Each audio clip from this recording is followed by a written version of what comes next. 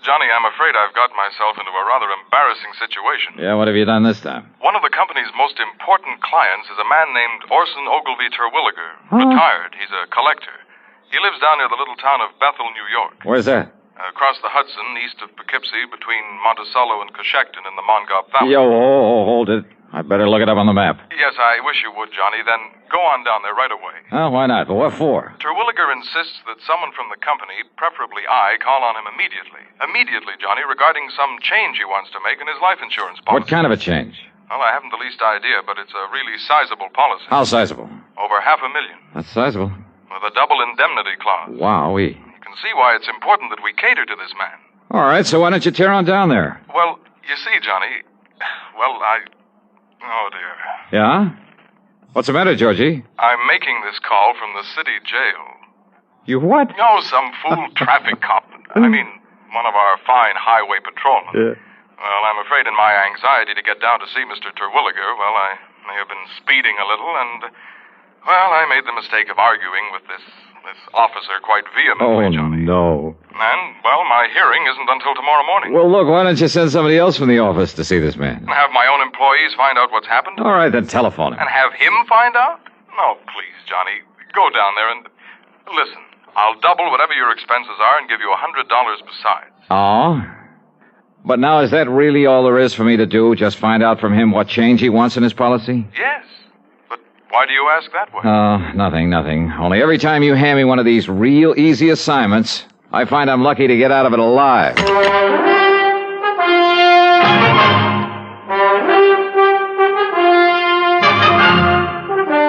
CBS Radio brings you Bob Bailey in the exciting adventures of the man with the action-packed expense account, America's fabulous freelance insurance investigator. Yours truly, Johnny Dollar.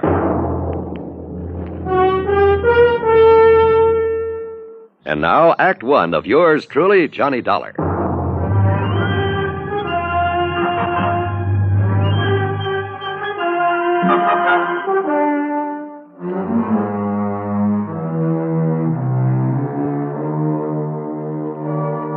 Expense account submitted by Special Investigator Johnny Dollar to Floyd's of England, North American Office, Hartford, Connecticut. Following is an account of expenses incurred during my investigation of the collector's matter.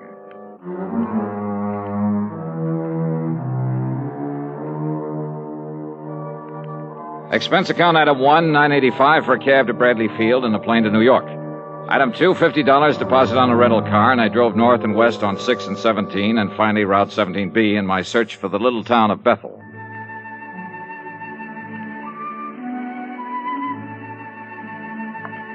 The foot of the Catskills country is mighty beautiful this time of year.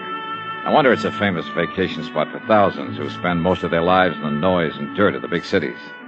Lots of mountains, trees, fresh air, and flowers. The so-called town of Bethel was little more than a crossroads with a couple of general stores and gas stations and Emma's Hotel. At Emma's, I asked directions to the Terwilliger place. Oh, you mean the big place over the lake? Well, I don't know, is it?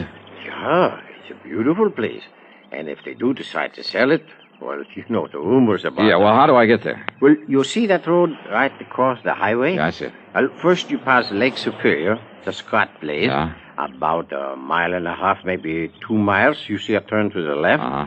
It takes you up the side of the little mountain to the big house. Okay, thanks. Such a narrow, twisting road, though, so be careful when you drive. Oh, sure, and I'm not such a beautiful view it gives of Mr. Terwilliger's private lake. Oh, that's fine. I'll give it a good look. And maybe he'll show you his wonderful collection of guns and weapons that he has. Yeah, beautiful guns. Yes, I'll ask him about them, and thanks and again. when you come back, if you feel like a nice cool beer on this hot weather. Yes, I'll stop by again. Thanks.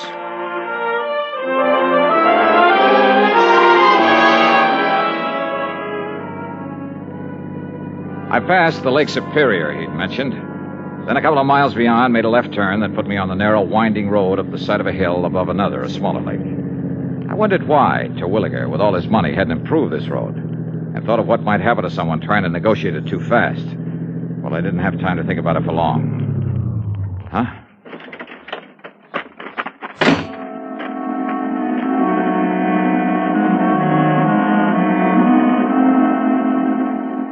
The other car must have been coming down the hill. but apparently had taken the narrow little turn much too quickly, then skidded and rolled over to land against a huge boulder that stuck out on the side of the hill just below the road. After a struggle with it, I managed to get one of the doors open to see if the man inside was still alive. He wasn't, though his body was still warm. I reached into his pocket, pulled out a billfold, looked at the driver's license in it. Yeah. Arson O. Terwilliger. In the history of America, the inventor has had a place of importance equal to that of statesmen and other national leaders. Indeed, our inventors, many of them mechanics, craftsmen, or even thoughtful tinkerers, have strongly influenced our destiny. They have contributed greatly to our amazing development from a barren outpost of civilization to the foremost industrial nation in the world. Incidentally, when we think of great inventions, it's natural to think of involved mechanisms like the McCormick Reaper, the sewing machine, or the phonograph. However, some inventions are so simple, one wonders why they weren't thought of centuries before. An invention in this category is, of all things, the universal, all-important safety pin. This was the invention of Walter Hunt, who lived in New York in the first half of the past century. Between 1832 and 1859, he created and patented more original and worthwhile inventions than any man in the country. A revolver, a repeating rifle, and a bullet with a metal cartridge containing its own explosive charge. But of all his simple inventions, the safety pin is the most useful. It was patented in 1849, and he gave the patent to a draftsman in discharge of a very small debt. Perhaps it is safe to say that Walter Hunt's little invention has been known and used from infancy to old age by more people than any other mechanical contrivance in the world. In recognizing the need for a safety pin, Walter Hunt had the viewpoint of so many American inventors. Somehow there must be a way. Let's find it. Now, Act Two of yours truly, Johnny Dollar, and the Collector's Matter.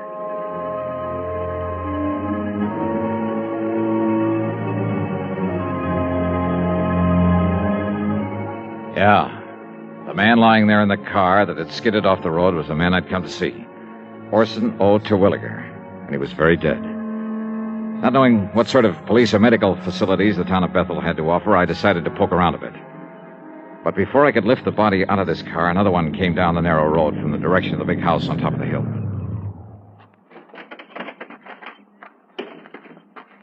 Well, stranger, did you have some trouble with your... Oh, no, that's Orson's car. This gal was a doll, maybe 5'2", with blonde hair and, for a moment, sparkling blue eyes. And a figure inside her tight blue capris and yellow silk shirt that would have made any man turn his head. She stood there a moment, staring at the body, a look of utter disbelief on her lovely face. Then I caught her as she started to slump to the ground, hands covering her face, her whole body shuddering with her sobs. I'm sorry. I'm terribly sorry. Why did a thing like this have to happen? Just when Arson and I were... Easy now. Easy. Just take it easy. Well, if it makes you feel better, go ahead and... No. What good is it to cry over him? It won't bring him back to life. No, I'm afraid nothing will now. Why does it have to happen to people like... I'm terribly sorry. I didn't mean to throw myself into your arms. That's perfectly all right. The shock of suddenly... I'm Blanche Terwilliger, his wife. Who are you? My name is Johnny Dollar. Johnny Dollar? The insurance investigator? Yes, that's right, Mrs. Terwilliger. Your husband had asked that someone for the office. Sounds like a terrible thing to say, Johnny. Yeah? But I'm glad it was you who found him there. Oh? After all the awful things that people... Only they aren't true at all. They never were. Well, I suppose we'd better call Dr. Parker and the police and... Shall we go up to the house, Johnny? Yeah. Sure.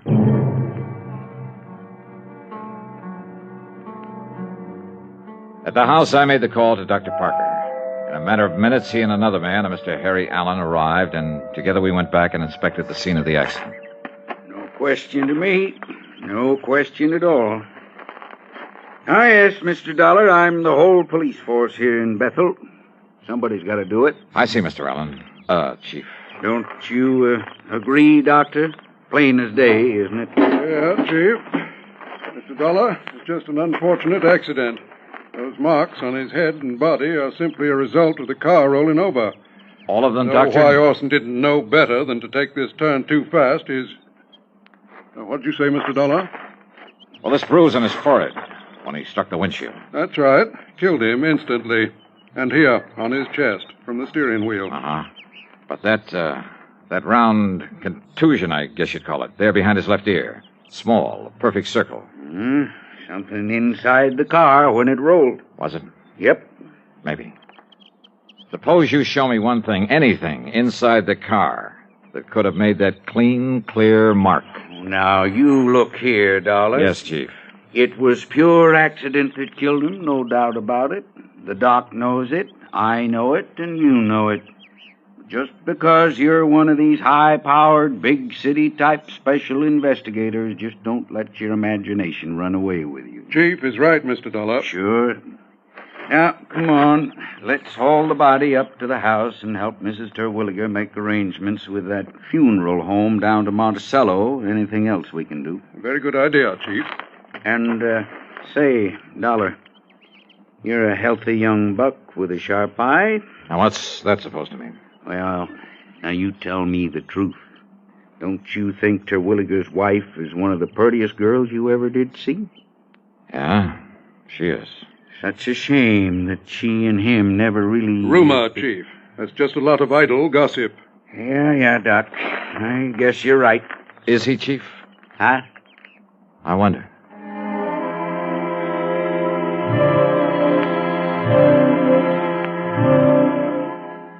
Up at the big home on the hill, Mrs. Terwilliger, only I called her Blanche now, at her insistence, she called to make arrangements for her husband's funeral. Considering her obvious shock over the whole affair, she was doing very well. She'd also called one of the local garages to remove the wreck of the car. It would be so horrible to have to see it there day after day. That car, the thing that killed him. Yes, I know what you mean. You're very understanding, Johnny, and I like you for it. Yeah, well, Yeah, I guess there's nothing further that we can do now. I've made out the death certificate and, Blanche, my dear. Yes, Doctor. You sure you wouldn't like to come down the hill, stay with Mrs. Parker and me until this is all over? Oh, no, Doctor, but thank you very much. You've all been wonderful to me, and I appreciate it. That means you too, Chief Allen. Oh, now, it's a real pleasure, Miss Blanche.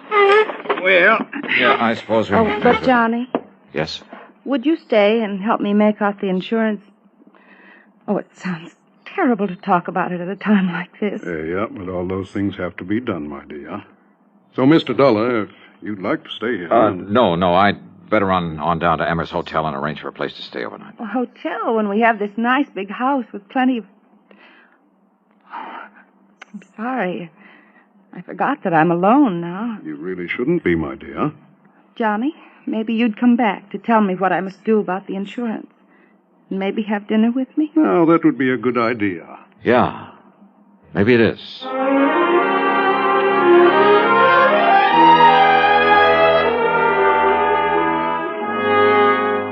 Expense account item 3, 90 cents for a phone call at Emmer's Hotel. Arson Terwilliger is dead. And, George, there's just one thing I want to know. Johnny, I simply can't... Yes, what is it? Who are the beneficiaries of Terwilliger's insurance? Why, there's only one. His wife, Blanche Terwilliger. Yes. I knew it. George, is that policy pretty much a standard form? Yes, it is. Double indemnity, as I think I told you. But he said he wanted some changes made. Well, to quote him exactly, he said he wanted to make a change in it. But frankly, I can't imagine what or why. 5 will get you 10. He wanted to change the beneficiary. Really? But the beautiful Blanche played it smart. She didn't give him a chance. Yes, I suppose that is a... What? Yeah. Now, Johnny, no, listen. If you mean what I think you do, what I mean is... Yeah, George. Give it some thought.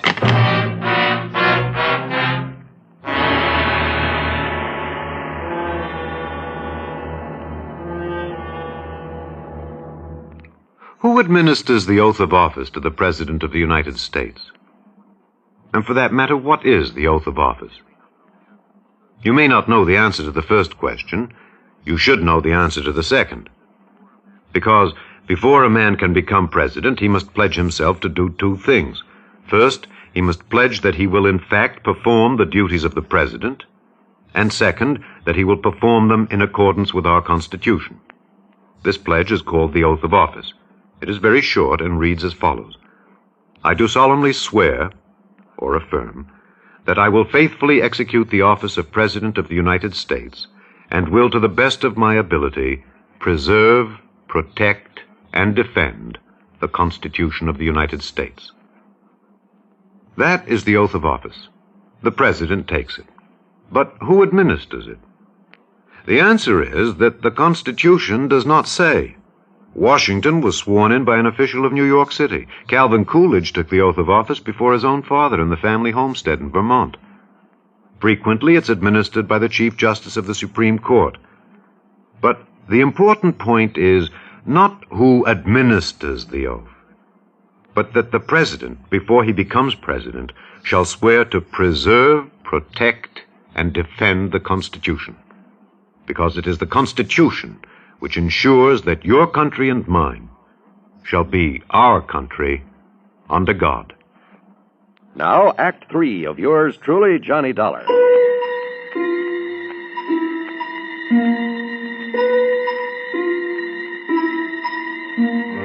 Dr. Parker and Chief Allen were convinced that Terwilliger's death was accidental. Well, I wasn't.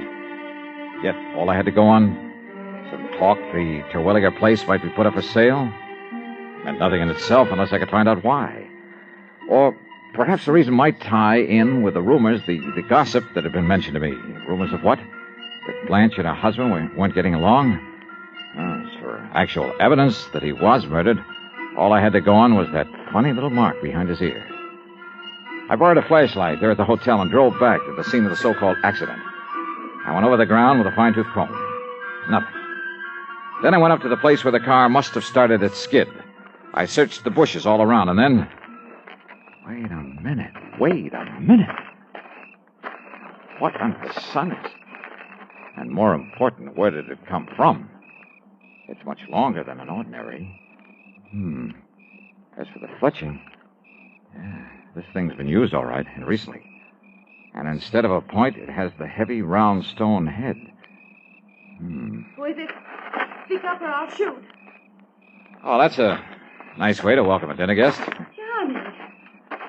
Johnny, you had me frightened. Oh, well, I'm sorry, Blanche. I saw your flashlight down here and couldn't imagine who it was. And since you hadn't come up to dinner as you promised... Oh, I was on my way. I hope I'm not too late. Hey, do you always wander around carrying a gun? Oh, I'm sorry. Here, you'd better take it. Yeah. I'm not used to these things, though heaven knows I've seen enough of them. Your husband's gun collection. But why'd you stop here, Johnny? What were you doing, and what in the world's that? Oh, just well, there must have been some Indians around here at one time or another. Oh, yes. I understand this was great Indian country. But now, Johnny. Yeah? My invitation to dinner still stands. Great. I'm starving.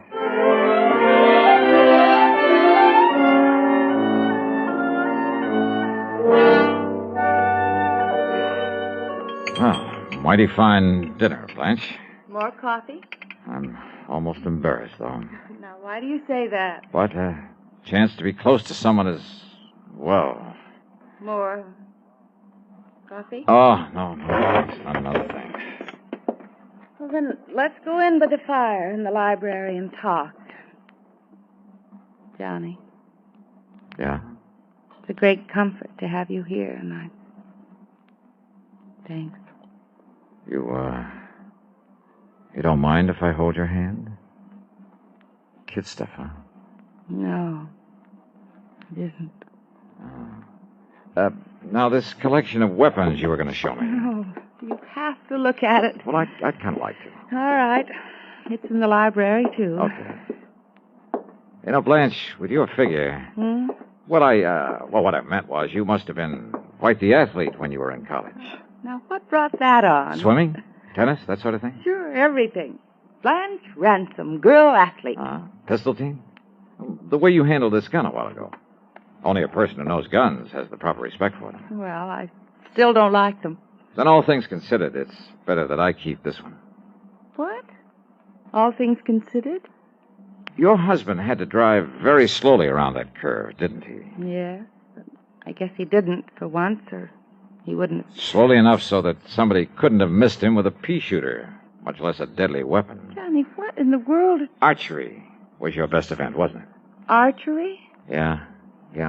I'm afraid that's why I took your hand. Johnny. Calluses like that come from only one thing, using a heavy bow, a hunting bow. This one here on the wall? Now, Johnny, listen, honestly. Honey, why did you do it? Why did you do it, Blanche? I don't know what With this bow, and with the arrow I found out there, Johnny. with its flat, round, heavy stone head, just before he reached that curve in the road. Well? All right, Johnny. But listen, if you knew how long If you knew what I had to... Listen, please. Murder. For a chance on a lousy $1,000,000. I guess I lost, didn't I? Oh, yeah. You lost.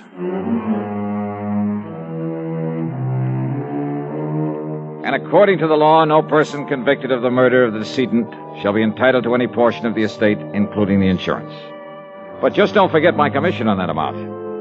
Expense account total, including room and board at Emmer's and the trip back to Hartford, $185.60. Doubled. Yours truly, Johnny Dollar.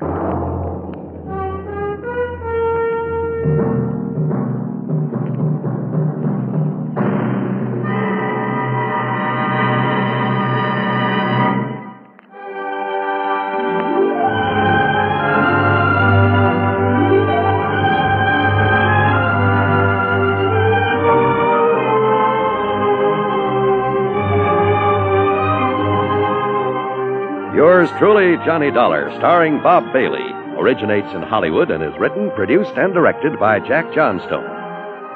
Heard in our cast were Virginia Gregg, G. Stanley Jones, Forrest Lewis, Vic Perrin, and Bart Robinson. Be sure to join us next week, same time and station, for another exciting story of yours truly, Johnny Dollar.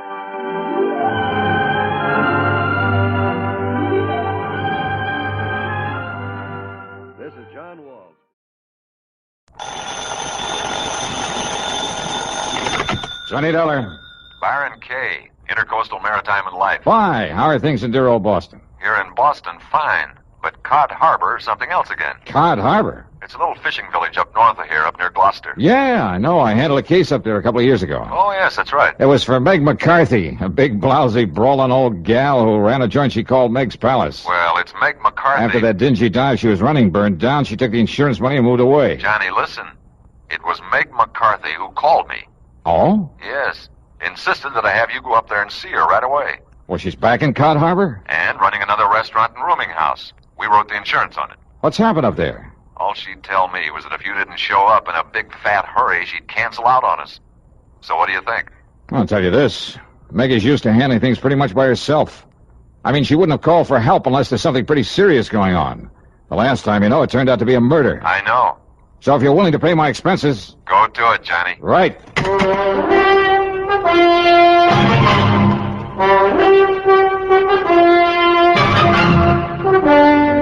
CBS Radio brings you Bob Bailey in the exciting adventures of the man with the action-packed expense account, America's fabulous freelance insurance investigator. Yours truly, Johnny Dollar.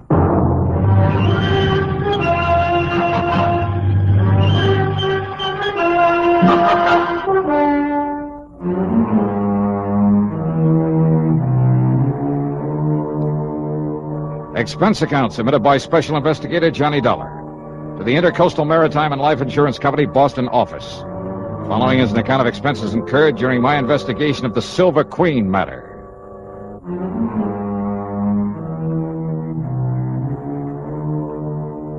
Cod Harbor is on the coast up near the famous old town of Gloucester, Mass. Transportation facilities are practically nil, so I decided to go up there in my own car.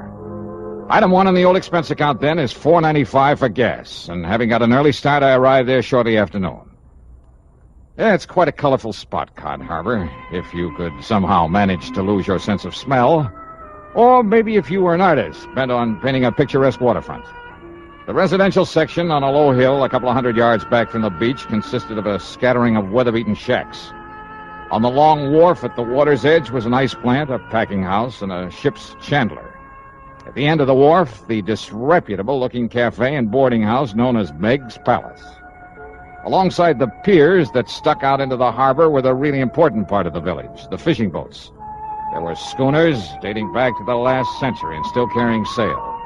There were power boats in all shapes and sizes, from 18-foot outboards to 80-foot diesel jobs. All of them used for only one thing, fishing the banks far out in the Atlantic with seines and trawls and trot lines. I walked on over to Meg's Palace, wondering how much the old gal had changed since I saw her last. You know something? Meg McCarthy hadn't changed one bit. And you just listen here now to me, you lop-eared bladders. Meg, put down that blasted skillet and leave me explain. Explain, huh?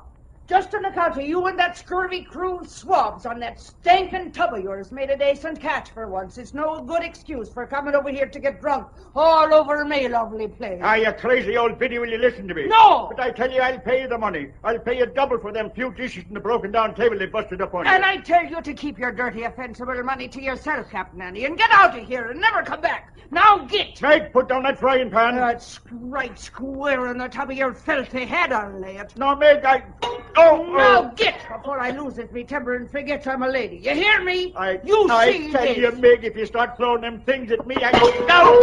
Back out here, and you stay out of here, or to head me, I'll kill how yous from stem to stem. All right. I'm leaving there as fast as I can. Leave me out of this here now, madhouse. Ha! Now maybe we'll have some peace and quiet around here. Hey.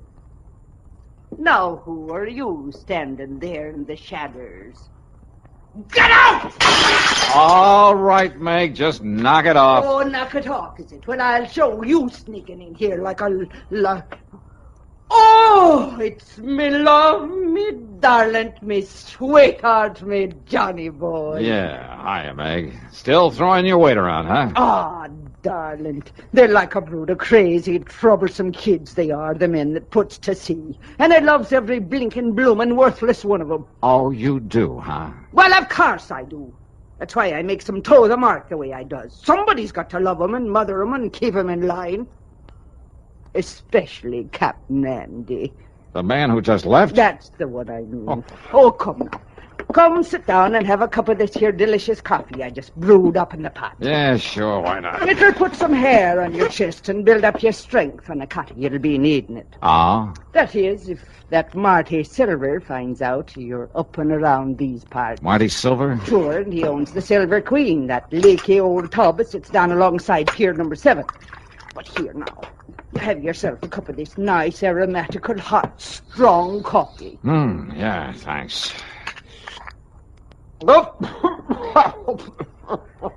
Holy, what are you trying to do, murder me? Hey?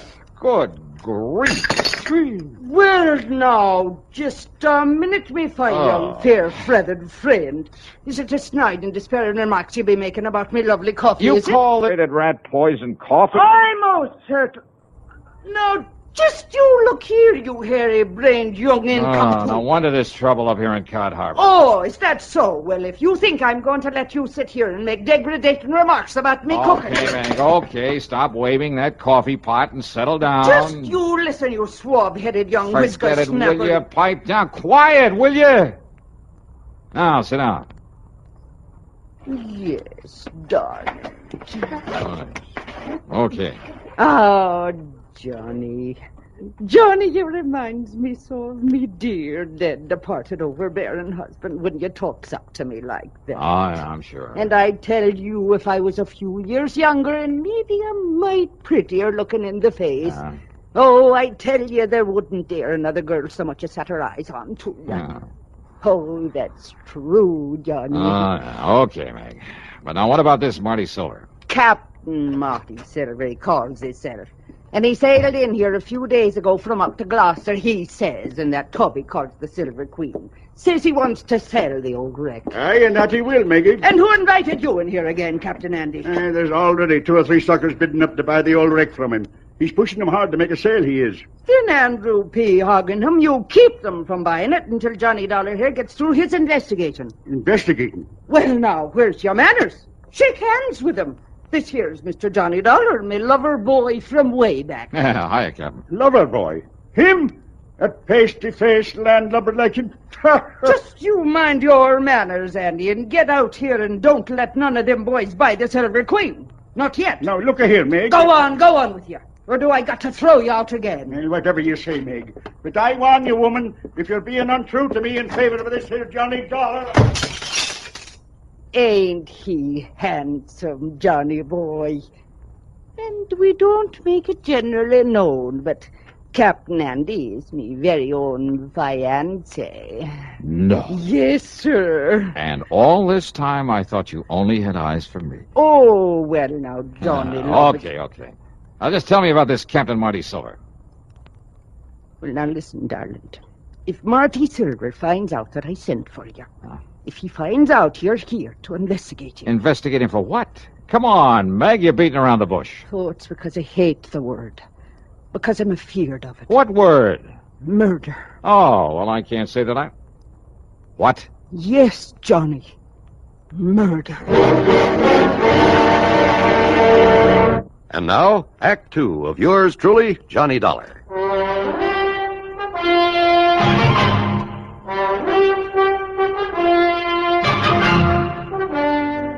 You're accusing this Captain Marty Silver of murder? I'm accusing him of preparing murder. That's why me and Captain Andy's been keeping the eye onto him. Well, just keep talking, man. Down from Gloucester it was. He said he'd come. But I telephoned me old friend Captain Lavery up there. And? Tom Lavery said he never heard of him. Oh, well, now look, And that's... Tom has been living up there since every time in memoriam. Never heard of any Captain Marty Silver. So I says to myself, says I, if Captain Marty ever was there, he was using another name and maybe on forged papers. When I thought I had a suspicious mind. So then last night, I takes a real good look at his boat. The way the name was painted onto it. No wonder it was all fresh paint. Yeah? The count of the name before he painted over it was the Arctic Queen.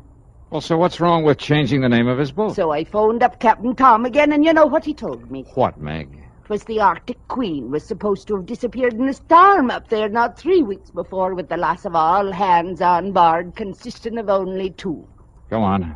Them 2 was the skipper and the deckhand by the name of Marty Flagg. So you figure that Marty Flagg and Marty Silver are one and the same? That I do. And that somehow, under cover of the storm, he did away with the skipper of the Arctic Queen. Then he changed the name to Silver Queen and brought her down here to sell her. Dearie, that's exactly what I figured. Well, you could be right. Now, look, if his papers are forged, and that includes the registration on his boat... Oh, many's the time it's been done, Johnny boy, and you knows it. That a phone booth I saw outside the front door? What it is, but what for? I'm going to check with the Coast Guard up in Gloucester. They'll know in a minute if they have a registration in the name of... Oh, but now, wait. Yes, dearie. Let's assume that he did kill the skipper of the Arctic Queen. Well, of course he did. Now, you and this Captain Andy think he's going to commit another murder. Yes. Here in Cod Harbor. Yes. Another skipper in order to get his hands on another, a better boat? Oh, lover. All right, then who? Me. What? You? Yes. But why? Because he knows I've been suspicious of him. That I've been keeping tabs on to him. And I think he's seen me when I was poking around his boat last night. Oh, no. Wait, Meg. That's not reason enough to think he might want to murder you. Oh, ain't it? All right, I'll keep an eye on him just to make sure. Oh, just to make sure, is it? Meantime, I'll check with the Coast Guard in Gloucester. Just to make sure he does want to murder me by letting him do it. Is that it now? Meg. Yes, well... Well, if I can prove his boat is the one supposed to have been lost at sea, and if his registry and papers are forged, okay, then the Coast Guard can come down here and take care of him. Meantime... What? But what about me? Meg, look, I think you're getting all worked up over nothing. Your own lovely life at the stake, and you pass it off. You pass it off like I was nothing the more than that. Well, And I thought you was me friend and me beneficiary, and that you cared a little about what might happen. Will you please... But no, You're like everything else of the male sex that wears the pants. Oh, no, if just a person don't have a pretty leg or a pretty face full of powder and rouge and her hair full of peroxide blonde... That's not true. Meg, Oh, will you shut up a minute? Now, if you just let me finish. Yes, Mr. Dollar. I'll shut up me ugly old mouth. I'll smother me grief in me poor old broken heart. Look, listen. So maybe Marty Silvers is suspicious of you. Maybe he is the crook, the killer you think he is. And maybe he will try to get at you. So look, I'll make sure nothing happens to you and until I can get this other stuff straightened out. Oh, Lord love you, darling. I know that you wouldn't let down poor old Meg. Yeah, so why don't you go back in the kitchen and fix me something to eat? Oh, Johnny love, it'll be the finest supper you ever put your teeth in. Good. Only after I've called the Coast Guard, I'll come back here, and I'll make the coffee to go with it. See you later. No, just a minute. Yeah, now what? If you're trying to make some more cracks about me coffee, Johnny Dollar... Meg, put down that platter. I'll put it down all right, you bug-eyed young get out of here. Get! Meg, you are a lousy shot. Oh, I am I? Yep. Oh, God love that boy.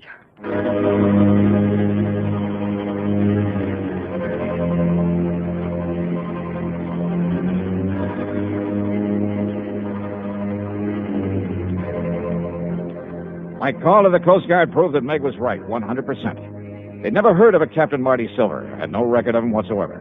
As for the boat, well, it was pretty obvious now that he must have killed the skipper of it in order to steal it, bring it down here to sell.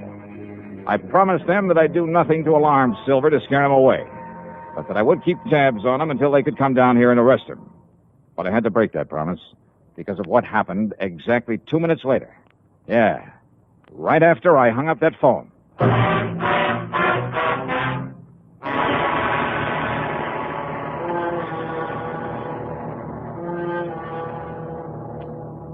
And now, Act 3 of yours truly, Johnny Dollar.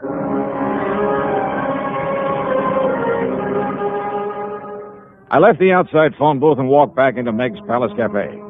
It was still cluttered with the pots and pans and crockery that she loved to throw at anyone who happened to disagree with her.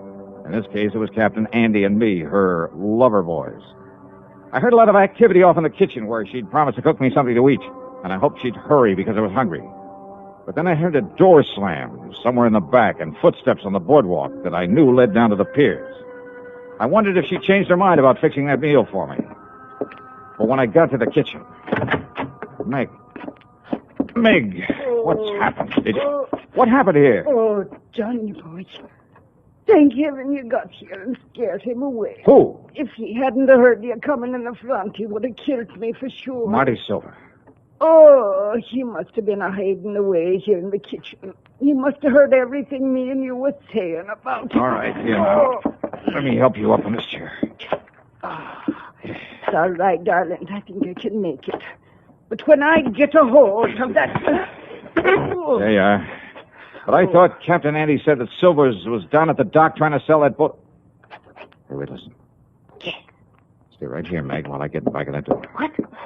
What is it, Doc? Oh. Out of my way, Dollar. Meg, I just seen Marty Silver coming up. Meg, who done this to you? Marty Silver, Captain. I'll kill him for this. Oh, Meg, me pet, are you all right? Yes, I'm all right. But where was you when Marty Silver come in here and attacked me? Like you told me to. I went back to the dock to keep an eye on him. He was right here in the kitchen. And when I went out to phone the Coast Guard... Oh, Maggie, darling, did he hurt you bad? I told you I'm all right. But if Johnny hadn't come back in here... Oh, I'll kill that dirty Hey, rotten... Captain, you said you saw him leaving here. That I did. Where'd he go? Down to the dock to the Silver Queen. Well, he may have ideas for taking off, getting away from here. Well, of course, you barnacle-brained pair of...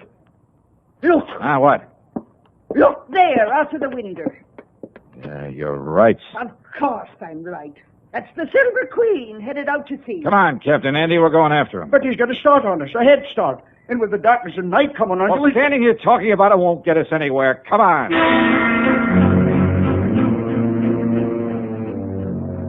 We cast off and made for the open sea, because far out ahead of us we could spot the running lights of the Silver Queen.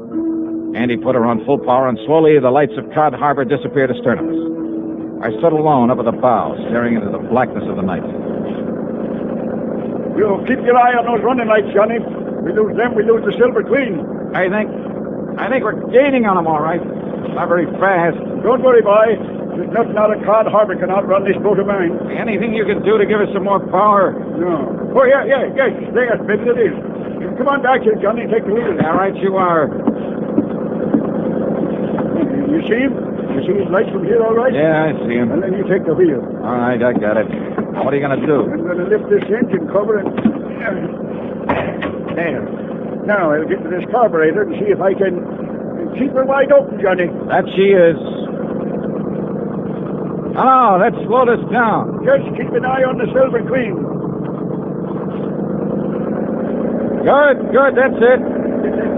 That's the best I can do with it. I'll take the wheel now. You'll get back up forward. Aye, sir.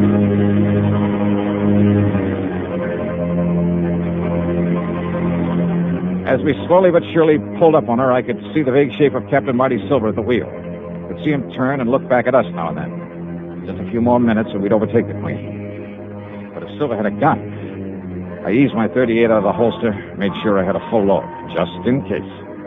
And then it suddenly occurred to me that if he could see us and our lights were far brighter than those of the Queen. I went on back to Captain Andy at the wheel. Keep going along now, Johnny boy. Hey, where's the switch to the cabin lights? Okay. If Silver is armed, then when we get up close to him, he'll be able to pick us off like ducks in a shooting gallery. You're right. The switch is right there inside this... No, look. Huh? Silver has turned them off. Turned off all these lights. We lose him. We'll never catch him now. Won't we? Hey, doesn't the spotlight work? Sure it does. Turn it on. I'll put out the other light. Good. Hey, where's the switch for this spotlight? Here. Running lights. Now the cabin lights. The switch, Captain. Now we're just as black as she The is. switch for the... Oh, here it is. Now swing that lighter on, Johnny, so you cover the whole horizon with it. Right. When you get it on him, What's that? He's coming about. He's going to run us down. I see. Shove the wheel hard to port. Give it a gas. I am. If he's got us in the turn, we're losing way. Come on, faster, Captain. As soon as we get back on the straight course, keep the searchlight on him, square in his face. Maybe you can find him. Maybe, if I'm lucky. On my other hand. No, we'll never make it, boy. We'll never make it. Now, hold it steady. But he'll ram us right across the Hold it steady. But, Johnny, don't you see?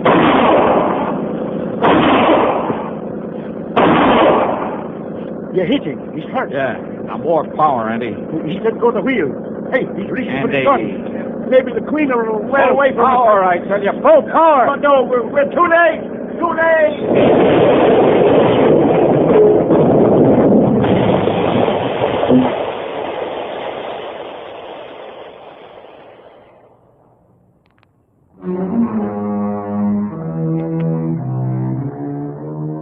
Well, I suppose I ought to make some crack about it being a long swim back to Cod Harbor. But I won't because it wasn't. The Silver Queen sank like a rock, and with the help of the spotlight, we finally managed to find and pick up the body of Marty Silver. Then, with both Andy and me bailing like mad, we slowly limped on back to port. And that's about it. Expense account total, including room and board at Meg's Palace and another tank full of gas, $58.35. Yours truly, Johnny Dollar.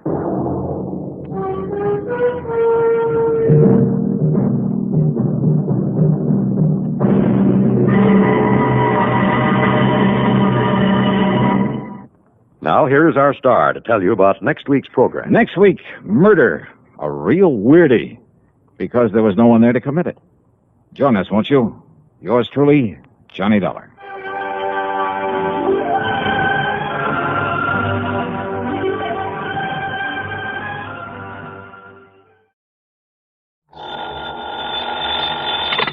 Johnny Dollar. Told him to drive carefully, and he usually does. But a few minutes ago, on WSPB, when I heard the radio news report... Huh? Well, it was about a man who was found dead in his car on the edge of a swamp. Oh? Well, maybe that The explains radio why... said he was found just off the Tamiami Trail, somewhere south of here. I don't know exactly where. Oh, and you think maybe that's what he went out to see about, huh? No, listen, unidentified, they said. The man, I mean. But the car, the description of the car, it was exactly like Earl's. Well, so what? Now, take it easy, Mike. First you call WSPB. I did. Only they didn't know any more than they said in the news report. Okay, then call them again. Ask them where they got that story. Whatever news service they got it from knows where it came from, what police department. Or maybe they got it from the police direct. All right, Johnny. I'll phone them again. Sure. And when you get the information, you can call the police direct. Yes. Yeah, I'll do it. I'm sorry I sounded so upset. Oh, well, just stop worrying. But go ahead and put through that call to the station anyway. Meantime... Yes? Meantime, I'll find out how soon I can get a plane down there.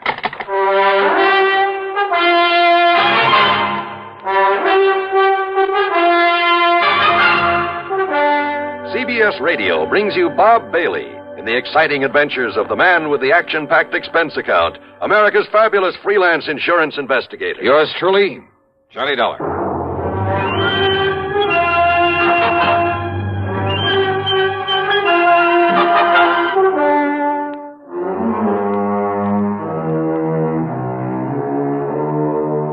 Expense account submitted by Special Investigator Johnny Dollar. Attention Earl Poorman at the Tri-State Life and Casualty Company, Sarasota, Florida. The following is an account of expenses incurred during my investigation of the false alarm matter.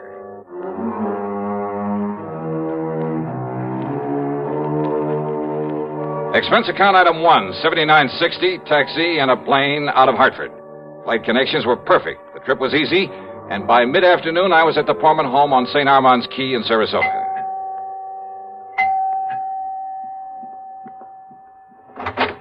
Johnny, oh, you sweet guy. Okay, now, Mike, you better tell me what you learned when you called back to that station. Oh, Johnny, I'm so sorry. I don't know what got into me, being so worried about him. You mean that Earl is okay? But the way he rushed out of here this morning without telling me where he was going or why, and when I heard that awful report on the radio... You did check back with WSPB? They called me. Oh? Yes, right after I'd finished talking to you. And, Johnny, they were wonderful. How do you mean? Well, they'd realized I was upset because of my having called them before, so they'd checked that news report all the way back to the police who'd found that man dead in his car from a heart attack. And? Well, it was the police in Bonita Springs. That's down below Fort Myers. Yeah? And yes, the car was like Earl's. But the dead man's name was Jensen or Benson or something, so all my worry was for nothing. Oh, well, I'm glad. You kind of had me worried, too, on the way down here. I love that guy, Johnny, like nobody else in the world. Well, I don't blame you a bit. And now you've come all the way down here for nothing. Well, maybe I'll talk him into taking me fishing. Where is he, then? What? Well, after all, if he left early this morning, you still haven't heard from him? No, Johnny, I haven't. And look, it's after 4 o'clock. Ah, easy, and gal. Johnny, this isn't like him. Not to at least call or something. Now, don't start worrying that pretty head of yours again over nothing. But if he'd told me where he was going or why, he was in such a hurry Mike, to get... And with all these crazy drivers on the road this time Mike, of year... behave yourself. But Johnny, Look, now, I kind of like that guy, too. And if you'd given me just one honest reason to be concerned about him... Oh. You see? That's probably Earl calling you right now.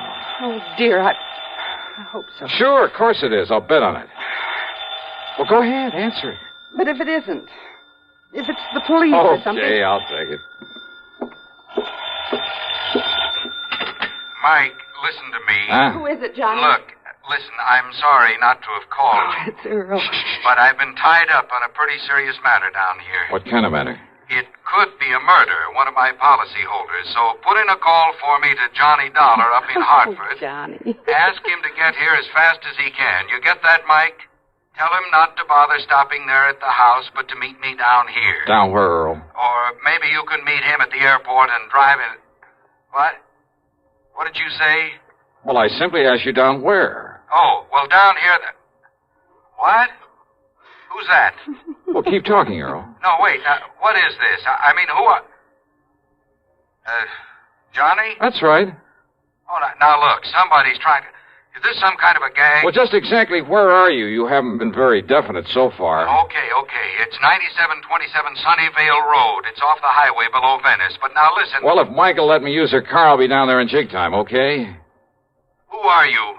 I told you. But it isn't possible. Just keep your shirt on. How could it be? Why don't you sit there and patiently try to figure it out, huh? You rascal. But, Johnny, if you really are Johnny, Look, say something more. Talk to me some more. Or else I'll down in Venice. What? Yeah, try figuring that out, too. Well, I know I can. Oh. Well, everything okay now, Mike? Am I relieved? Sure. But you rascal, have you ever put Earl into the Department of Utter Confusion? Well, I tried. I'm sure you succeeded. So if I may use your car... Of course you may. Then maybe I better hit the road before Earl has a chance to call back. Yes, you do that.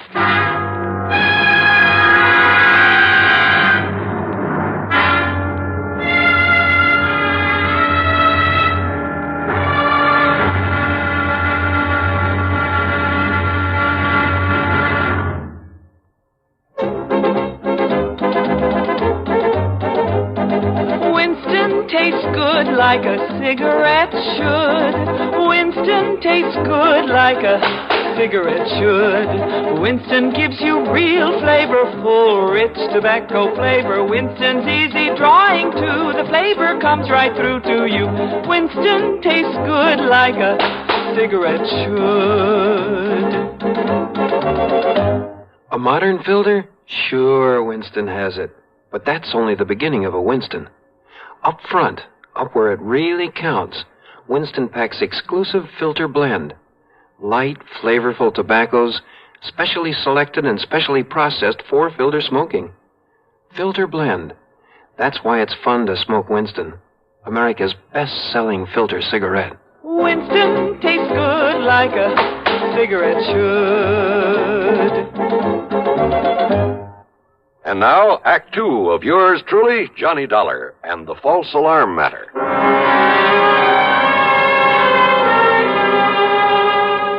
The address Earl had given me on Sunnyvale Road turned out to be a huge, expensive home of white brick and stucco, surrounded by well-kept lawns and gardens with a lot of statuary. Tall palm trees lined the driveway, and there was every conceivable kind of tropical tree. Yeah, quite an estate. 2 cars were parked out front, Earl's and another one that looked familiar with a doctor's tag on it. Earl met me at the front door. After learning how come I happened to be in Florida, he got straight to the point. But now come inside, Johnny. Yeah, sure. It was Dr. Crutcher who called me, dragged me over here. You remember him? Sure do. Lives just up the street from you and Mike. Yes. Well, Doc is here now, and he can probably tell you more about this than I can. Well, Earl, you said something about a possible murder. Crutcher has been the family doctor. Has taken care of Linda ever since she was a little girl. Linda? Which is to say, since long before she inherited the family chemical business, made it pay off, then married Frank and built this beautiful home. Frank who, Earl? As wrong a marriage as there could possibly have been. Frank was after Linda's money, that's all. And everybody in the world seemed to realize it but she. Yeah, but who's to argue when love comes along? Love? Don't kid yourself. It was out of pity for Frank that Linda married him, made him president of the plant. Typical of her, though. What do you mean? Harry Forrester, chief chemist and VP. Not because he knows anything about it, but because she felt sorry for him after she turned him down in favor of Frank.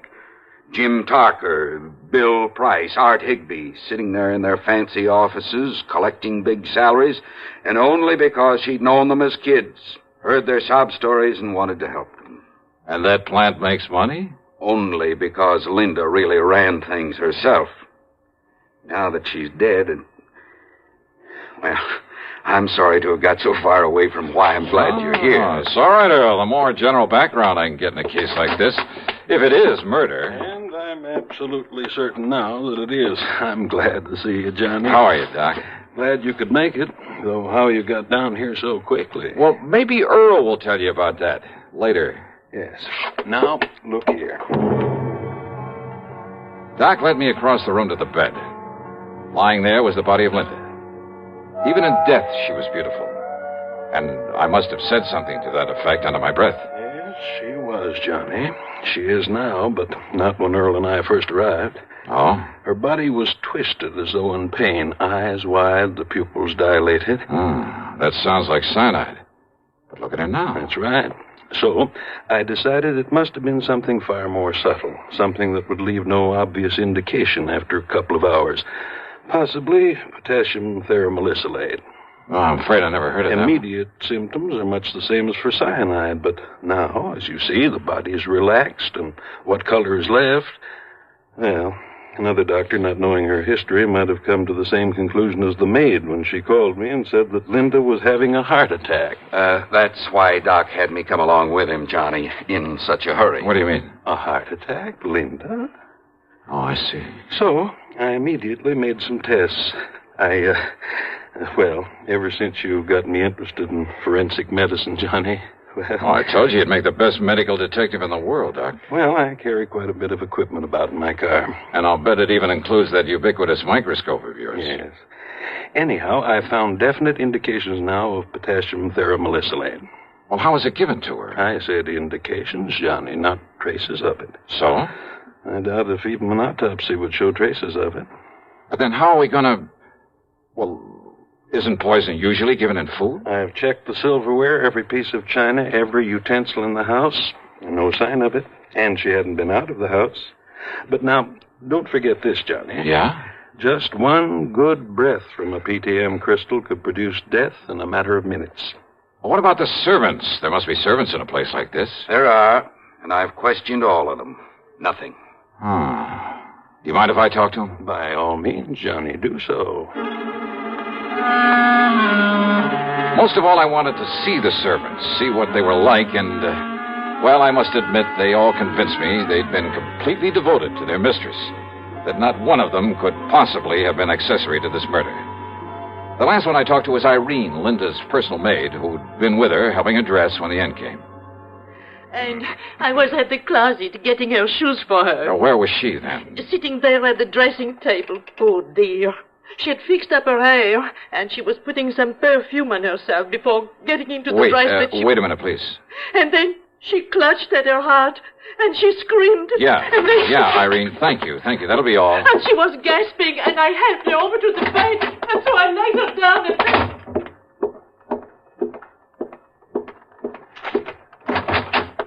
Hey, listen, Doc. Yes, Johnny? Now, let me see. Yeah, here. This perfume bottle with the stopper lying here beside it. Yeah, here you are, Doc. Yes. No, don't sniff it. Looks to me like it's empty. Sure it is. Now. But, Doc, can you run a test? Can you tell if it's ever had a crystal of that potassium thera stuff in it? Oh, yes, Johnny, immediately. Okay, now, Earl, you seem to have known quite a bit about Linda, whatever her name is. Well, I should. So maybe you can come up with some idea about who might be suspect in this thing. Of course I can, if you and Doc will give me half a chance to get a word in it. Who? But it's the proof you've got to get for it. Who, Earl? Look, I told you about her marriage, the reason for it, didn't I? Huh? And who else would have access to this rare drug that Doc is talking about? And who else will get hold of the chemical plant now that she's gone? Earl. Of course, Johnny. Her husband, Frank Hansen. He's the only suspect. Earl is right, Johnny. Then where is he? He left here early this morning, ostensibly to go to the plant. He hasn't been seen there. Hansen. That means only one thing. He skipped. But if you can find him, if you can prove he did this... Johnny, there was potassium theramolysilate in this bottle. Wait a minute. Hansen. What? She said a name like Jensen or Benson or something. Who? What are you talking about? Earl, I'm sorry, but I got a hunch this prime suspect of yours is also very dead.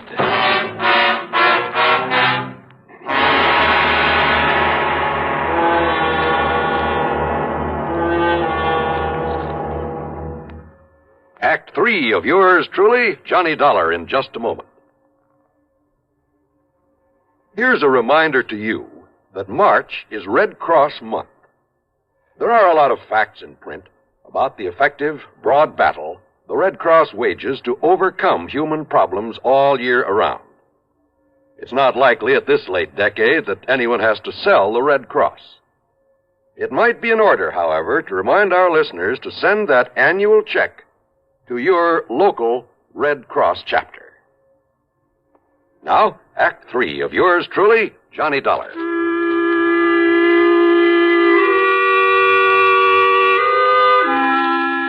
I made a phone call to Police Lieutenant Paul Briscoe at Bonita Springs. Yes, it was the body of Frank Hansen they'd found in that car off the Tamiami Trail. Apparently, he'd just been driving along on his way to the plant, smoking a cigarette, when his heart suddenly... Huh? That's right. The cigarette just fell to his lap and burned up to ashes. I told him to run a test on the other cigarettes they'd found with the body, a test for PTM. About an hour later, the lieutenant called me back. You were right, Mr. Dollar. It was no heart attack that killed him. It was that poison. Then I talked with Doc and Earl about the personal side of Linda's life, about her love affairs over the years. And yeah, sure enough, the one man who threatened all sorts of things if she married somebody else. But there was still the matter of getting proof for a confession. Yes? What is it, Johnny?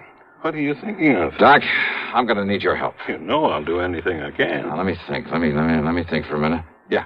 Hey, listen. Can you concoct something out of those chemicals you have there? Something that will, say, make a kind of stain after a few seconds if you put it on your hand? Well, I don't know, John. Yes, maybe there is. Yes, a combination of this colorless dye with a small amount of ferrous hide.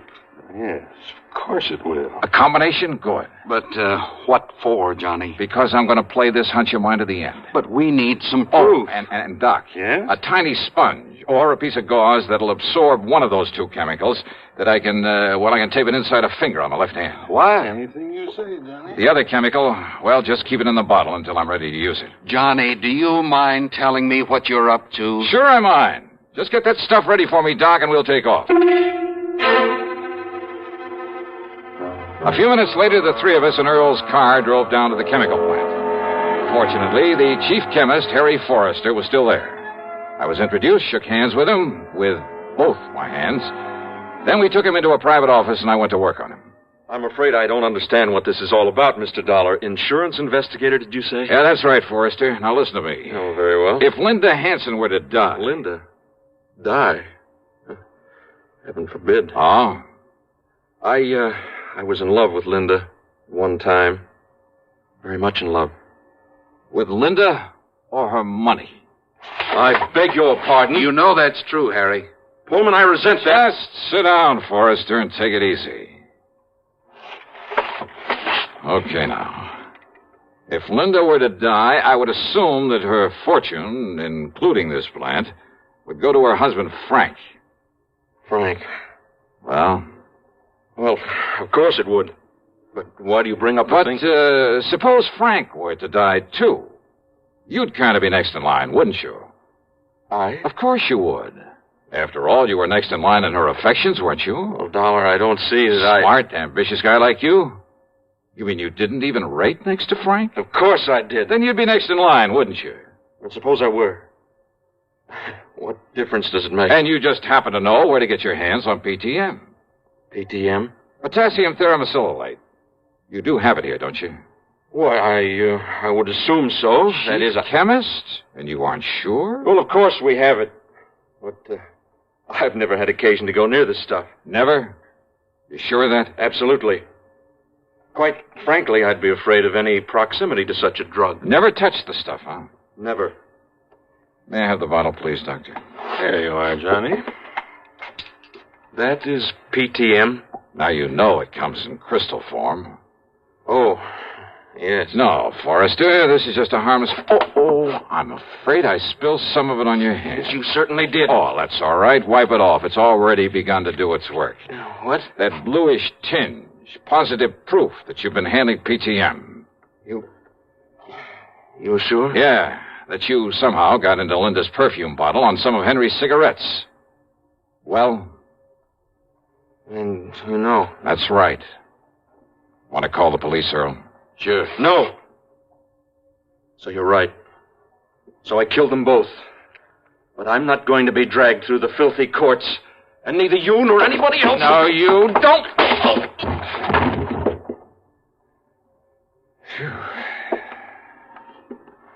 Here, look. This tiny capsule he was about to swallow. Yeah. What do you think, Doc? Well, of course I can't be sure without... Those crystals certainly look like it. PTM. PTM.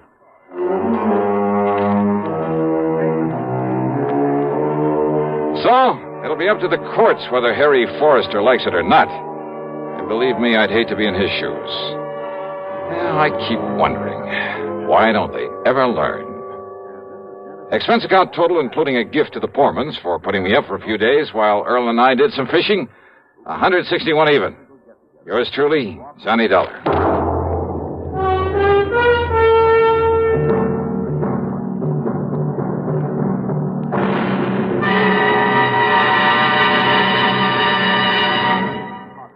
Our star will return in just a moment. Constipation can be a problem for anyone, even doctors.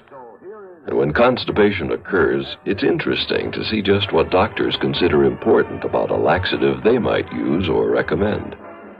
Well, a majority of the doctors we heard from had this to say. A laxative should be effective, gentle, close to natural acting. A medicine that can be used with complete confidence. Now, X-Lax has been popular with many doctors and millions of people over the years because chocolated X-Lax is effective. Overnight, it helps you toward your normal regularity. X-Lax is so gentle, so close to natural acting, there's no upset. That's why many doctors and millions of people use X-Lax with complete confidence. X-Lax, the laxative that helps you toward your normal regularity. Gently. Overnight. Now, here is our star to tell you about next week's program. Next week, a lesson in how to rob a bank. You think I'm kidding? Well, I'm not. You see, it's also a lesson in how to get caught doing it. Matter of fact, it involves a modern, clever, scientific device that not very many people know about. If more of them did, well, believe me, there'd be a lot less futile attempts at bank robbery. And it's this very device that helps me solve the case I investigate by providing a picture, a simple snapshot that didn't turn up, but that gave me all the evidence I needed. Join us, won't you? Yours truly, Johnny Dollar.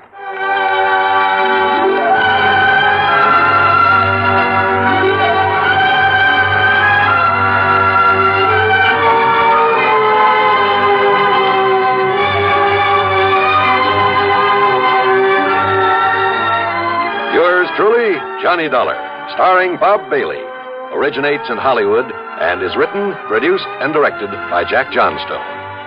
Heard in our cast were Shirley Mitchell, Virginia Gregg, Vic Perrin, Lou Merrill, Paula Winslow, Frank Nelson, and Dick Crenna.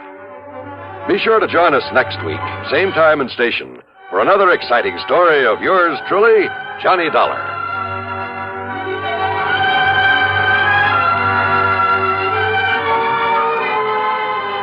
This is John Wall speaking. Stay tuned now for Suspense on the CBS Radio Network. Johnny Dollar. Johnny. Yes? Hello? George Reed, Floyd's of England. Oh, what's the matter, George? You sound a bit down in the mouth. I am. What's up?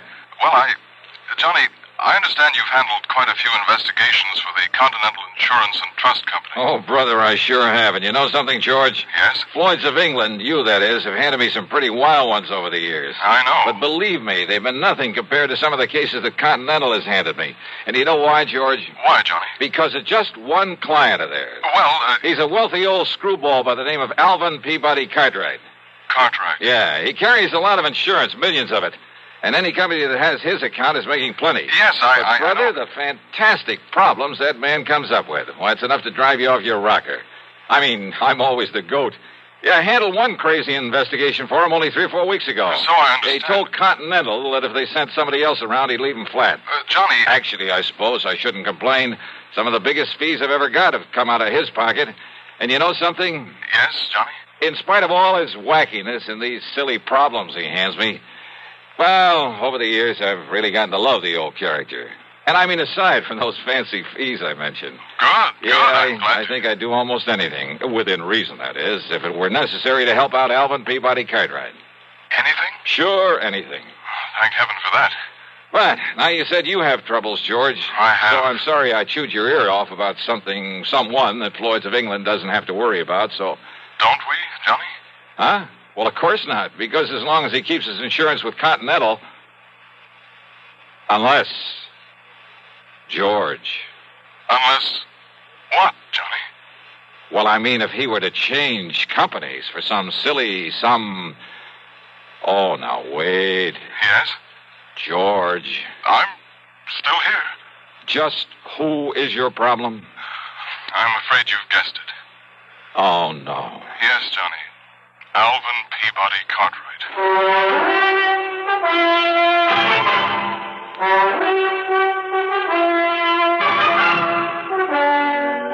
CBS Radio brings you Bob Bailey in the exciting adventures of the man with the action-packed expense account, America's fabulous freelance insurance investigator. Yours truly, Johnny Dollar.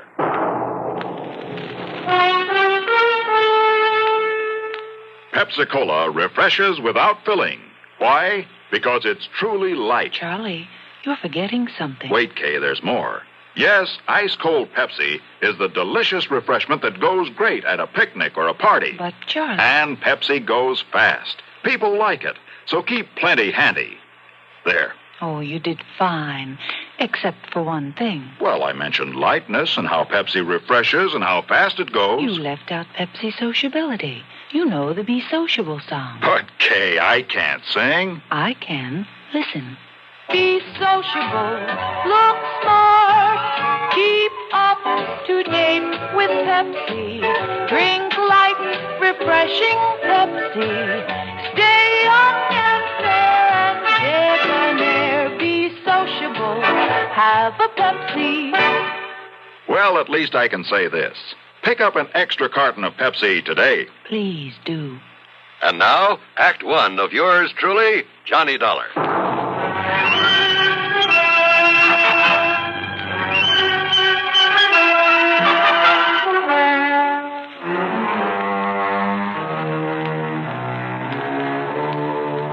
Expense account submitted by Special Investigator Johnny Dollar to Floyd's of England, North American Office, Hartford, Connecticut.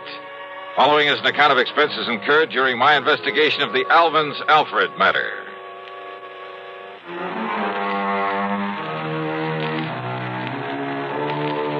The assignments George Reed usually handed to me were usually bad enough. But a combination of both George and Alvin Peabody Cartwright could be just a little too thick. Anyhow, expense account item one, $1 for a cab to his office.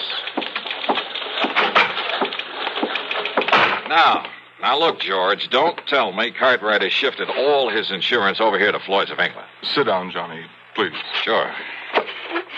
Well? Yes, he has. Then, baby... As a matter of fact, after months of effort and expense, I managed to sell him on our company myself. Oh, brother. But if you have any idea of the amount of his annual premiums, well, Johnny, it's a real feather in my cap. But don't you realize what you've got yourself in for? I'm afraid I'm beginning to. So, Johnny, if you can get him off my neck... Cartwright? Twice in 1 month? Don't bank on it. But tell me all anyhow. Well, it's really my own fault. So anxious to get his business. And if you know how much that man spends on premiums every year... Yeah, you said that. Now get to the point. And I suppose I should have been more thorough, but... Well, we figured that Continental had known what it was doing, and we simply made a direct transfer of all his policies to this company, including the one that concerns us now. Only it should never have been issued. What kind of a policy? Straight life. On Cartwright? No. With all the riders attached to it.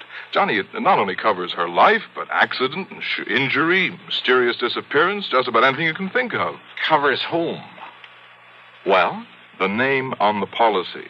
Alfred. Alfred? Alfred Cartwright. A relative? No. No. But if his last name No, is... Johnny, according to this policy, Alfred is a ward of Alvin Peabody Cartwright. That's funny. I never knew that Cartwright had a... Well, what's the difference? What's happened to this Alfred? According to Mr. Cartwright, it was an abduction. Oh, a kidnapping, huh? No, not exactly. Well, what do you mean? If he was abducted, that means he was... Wait a minute. Yes? A minute ago, you started talking about the insurance policy on her. That's right. And then you started talking about Alfred. Alfred is a she. Is a what? Hey, well, what do you mean about an abduction of her, it not being a kidnapping? Oh, I said not exactly. But Alfred was abducted. Yes. Oh, look, will you start making some sense about this? I wish I could. And if this sort of thing is typical of Cartwright... Come on, George. If Alfred was abducted but wasn't kidnapped, well, okay, what happened? Well, you see, Johnny, Alfred... A female. A female. Well? Alfred happens to be a dog. Okay, so what's the difference? If she's been abducted, she's... A dog? Yes. Oh, no.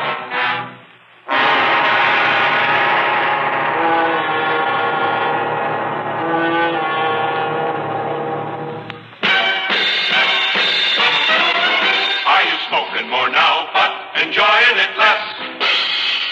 real cigarette, have a Camel. The best tobacco makes the very best smoke. Have a real cigarette, have a Camel. Are you looking for flavor and mildness? Have a real cigarette, have a Camel.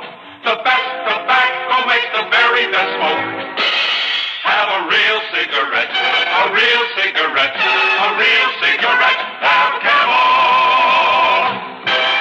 Again, for the 11th straight year, Camel outsold every other cigarette, filter, king size, and regular. The best tobacco makes the best smoke. So if you're smoking more now but enjoying it less, change to Camels. Get more real satisfaction every time. Start to really enjoy smoking again. Have a real cigarette, a real cigarette, a real cigarette, have a Camel. And now Act Two of yours truly, Johnny Dollar, and the Alvin's Alfred matter.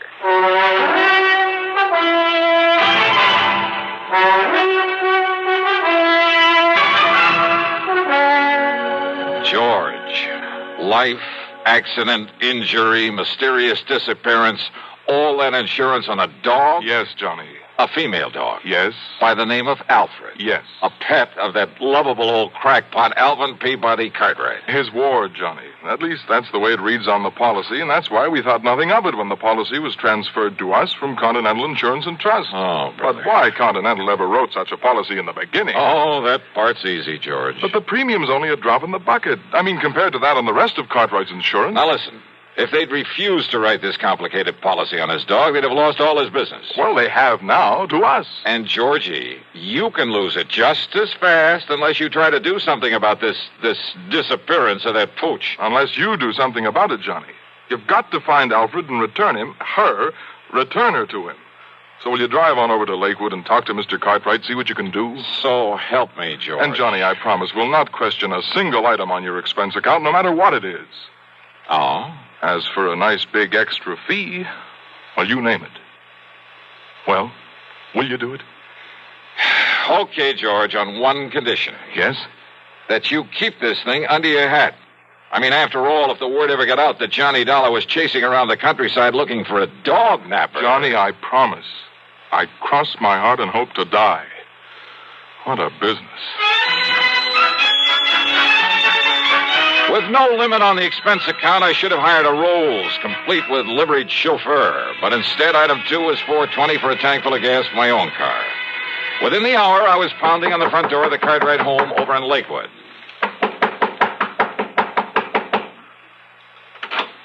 Hi, Mr. Cartwright.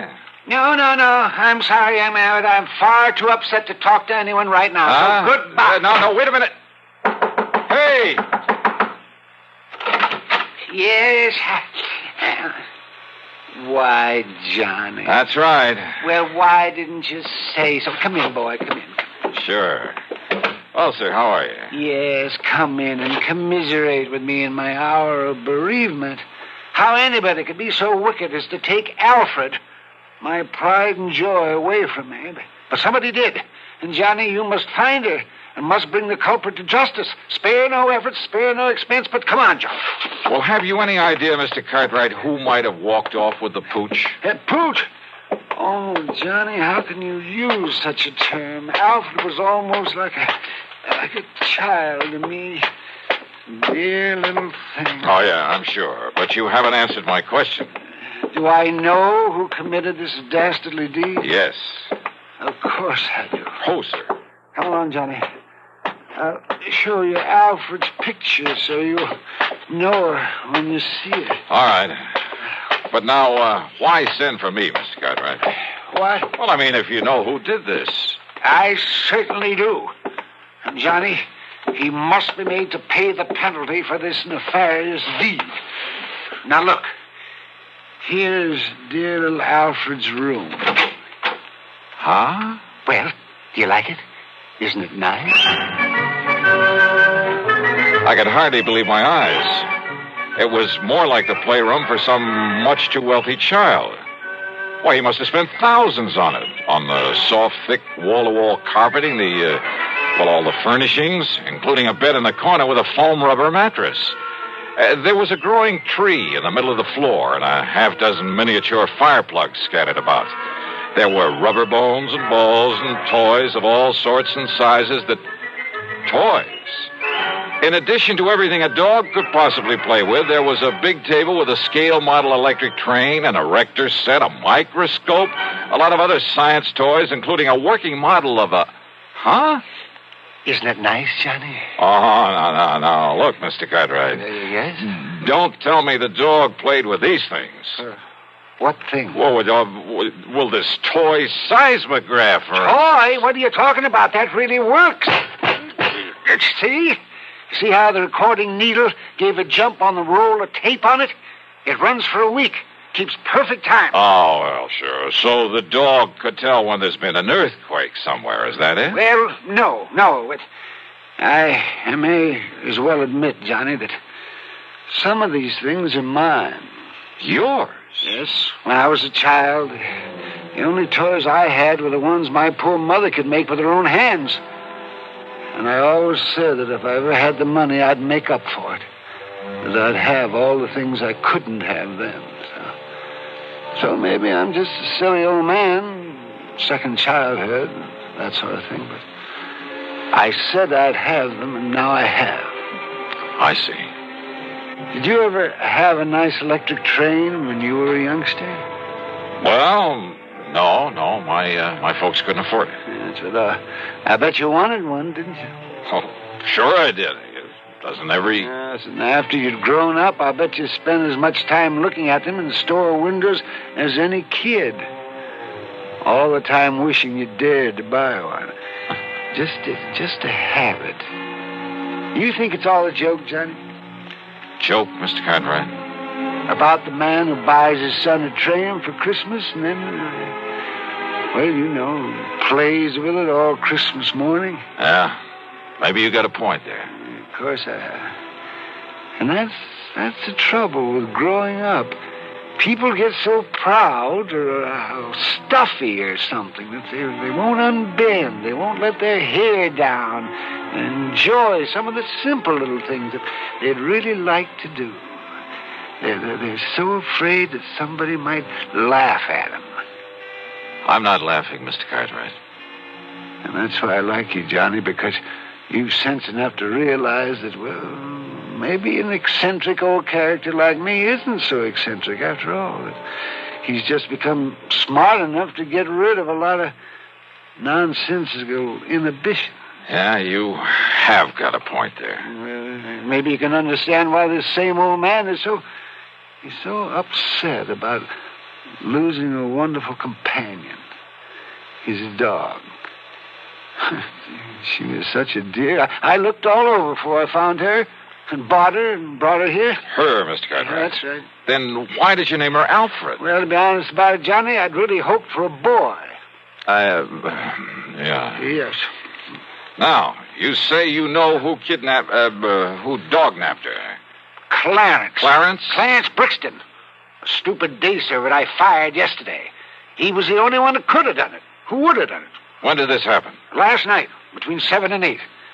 I'd gone over to visit the widow Parkins. Oh, a bit of romance in your life, Mr. Cartwright? Oh, Johnny, how can you say anything? Well, she is very nice. There was nobody here but little Alfred. I'd even locked her in. Oh, what about the house? Was it locked? Of course it was. But Clarence still had his key to it. And if you know this house, Johnny, and nobody could have broken in. Oh, I'm sure of that. Besides, there was no sign of anybody trying to. There was no footprints outside. There was no ladder marks. There was nothing. Even the stupid local police agree that Clarence must have done it. Then why haven't they nabbed him? Because they believe his alibi. From that character, that wife of his. They live the other side of town, and she swears he was at home when it happened. And you're sure that only he had a key to this house? That's right, outside of my own. So he must have done it. Only the dumb police won't do anything because of his so-called alibi. And we got to break that alibi. That's right. But how? How, Johnny? Well, I got a crazy idea. Huh? Well, I thought I was the only one who got crazy. Let me take a real close look at one of these toys in here. One of these toys? Yeah, that's right. It's a long chance, Mr. Cartwright. But let's see what happens.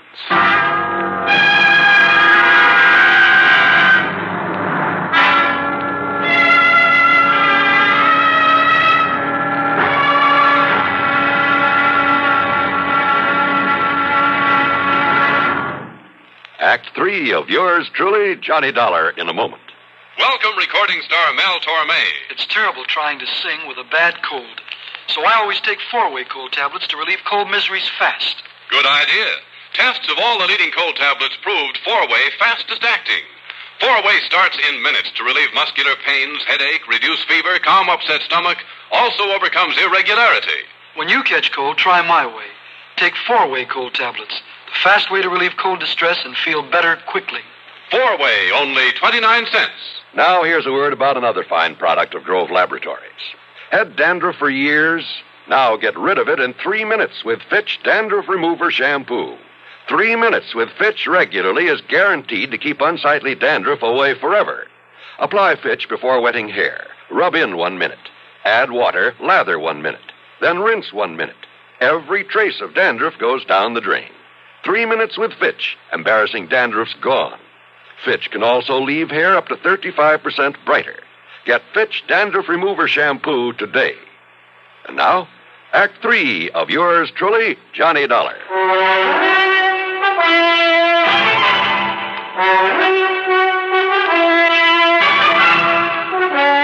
I got back into my car and drove to the address of Clarence Brixton. I hoped he was as stupid as Cartwright seemed to think.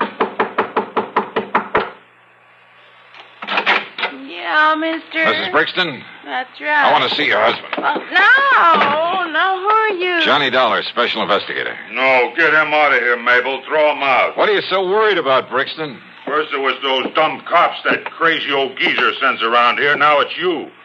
Well, me, I'm full up to hear all this yakking about me taking that mangy little hound of his and that snapping, yipping little female. That's what she done to my Clarence, them sharp teeth of hern. You show him your hand, Clarence. Yeah, forget it, Mabel, and shut up. You get these marks when you were hauling Alfred out of that playroom against her will? Huh?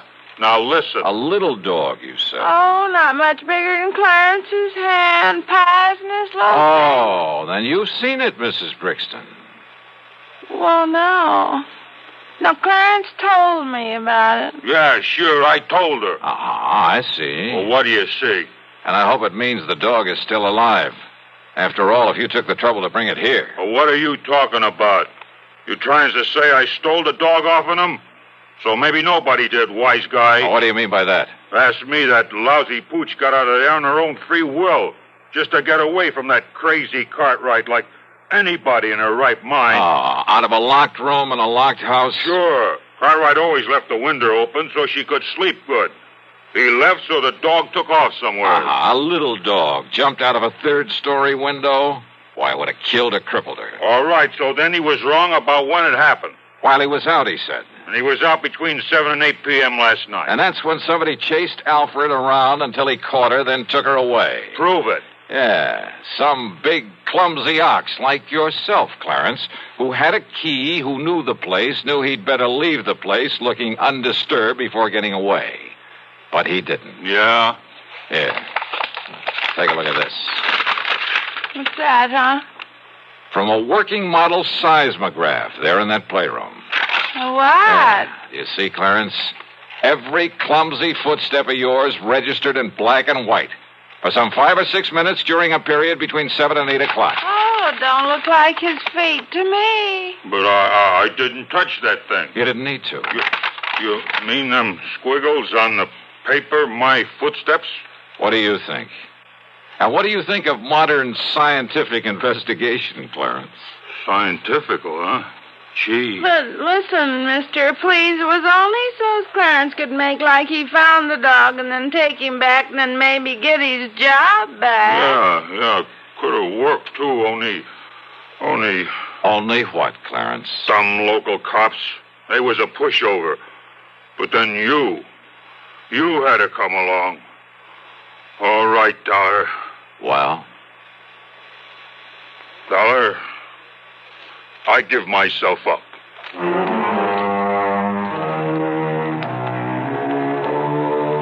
Oh, sure.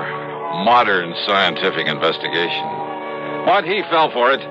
And Mabel brought the dog up from the cellar, and she was kind of a mangy little pooch. The dog, I mean. But she meant the difference between keeping or losing Cartwright's insurance account. Which reminds me, you can forget the expense account. Cartwright did well by me, as usual. And he'll probably break down and take Clarence back. Oh, well. Yours truly, Johnny Dollar.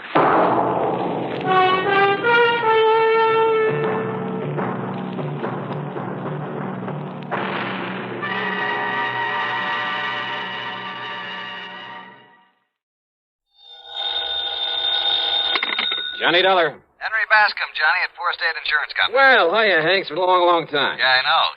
Johnny, are you free to come down here and look into something for us? Henry, as long as somebody pays my expense account, and of course a nice fat fee, I'll go anywhere. Johnny, for once, you're not going to be able to pad that freewheeling expense account of yours. Any bets? Why not? Because the investigation I want you to make is right here in New York City. Oh, well, there's always the fee to fall back on. How much?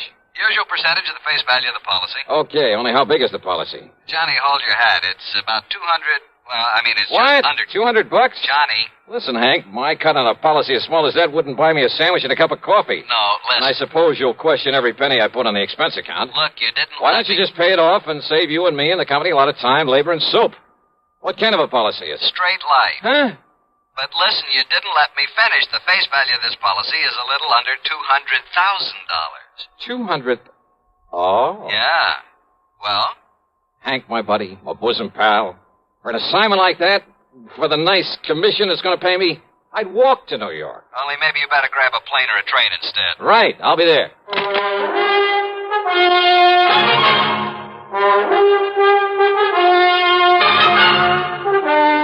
CBS Radio brings you Bob Bailey in the exciting adventures of the man with the action-packed expense account, America's fabulous freelance insurance investigator. Yours truly, Johnny Dollar.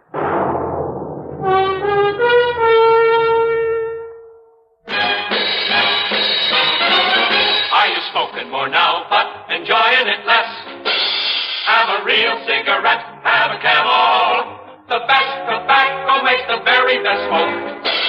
Have a real cigarette, have a Camel. Are you looking for flavor and mildness? Have a real cigarette, have a Camel. The best tobacco makes the very best smoke. Have a real cigarette, a real cigarette, a real cigarette, have a Camel. If you're smoking more today, but enjoying it less, try Camels. The Camel blend of costly Turkish and domestic tobaccos has never been equaled for rich flavor, easygoing mildness, real smoking satisfaction every time you light up. The best tobacco makes the best smoke. Have a real cigarette, a real cigarette, a real cigarette, have a Camel. And now, Act One of yours truly, Johnny Dollar.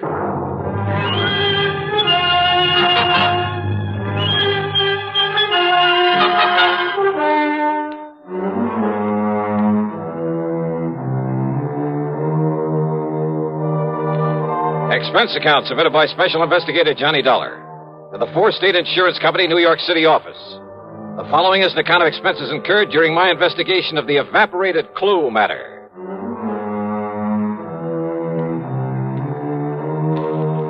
Expense account item 1, $5.25 for a taxi out to Bradley Field. Item 2, $13 even for a plane to New York and a limousine to Grand Central Station. Then I walked over to Henry's office at 500 Fifth Avenue at the corner of 42nd Street. Johnny, you really made time. Sit down. Yeah, thanks. That's because of the tempting offer you made to me over the phone. A policy worth $200,000. $189,000 to be exact. Straight line. Mm-hmm. On whom? Mr. Jonathan R. Kenworthy.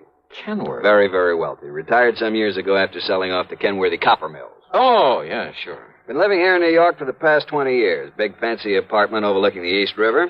714 East 52nd Street. Expensive neighborhood. Oh, I told you he was loaded. So what happened to him?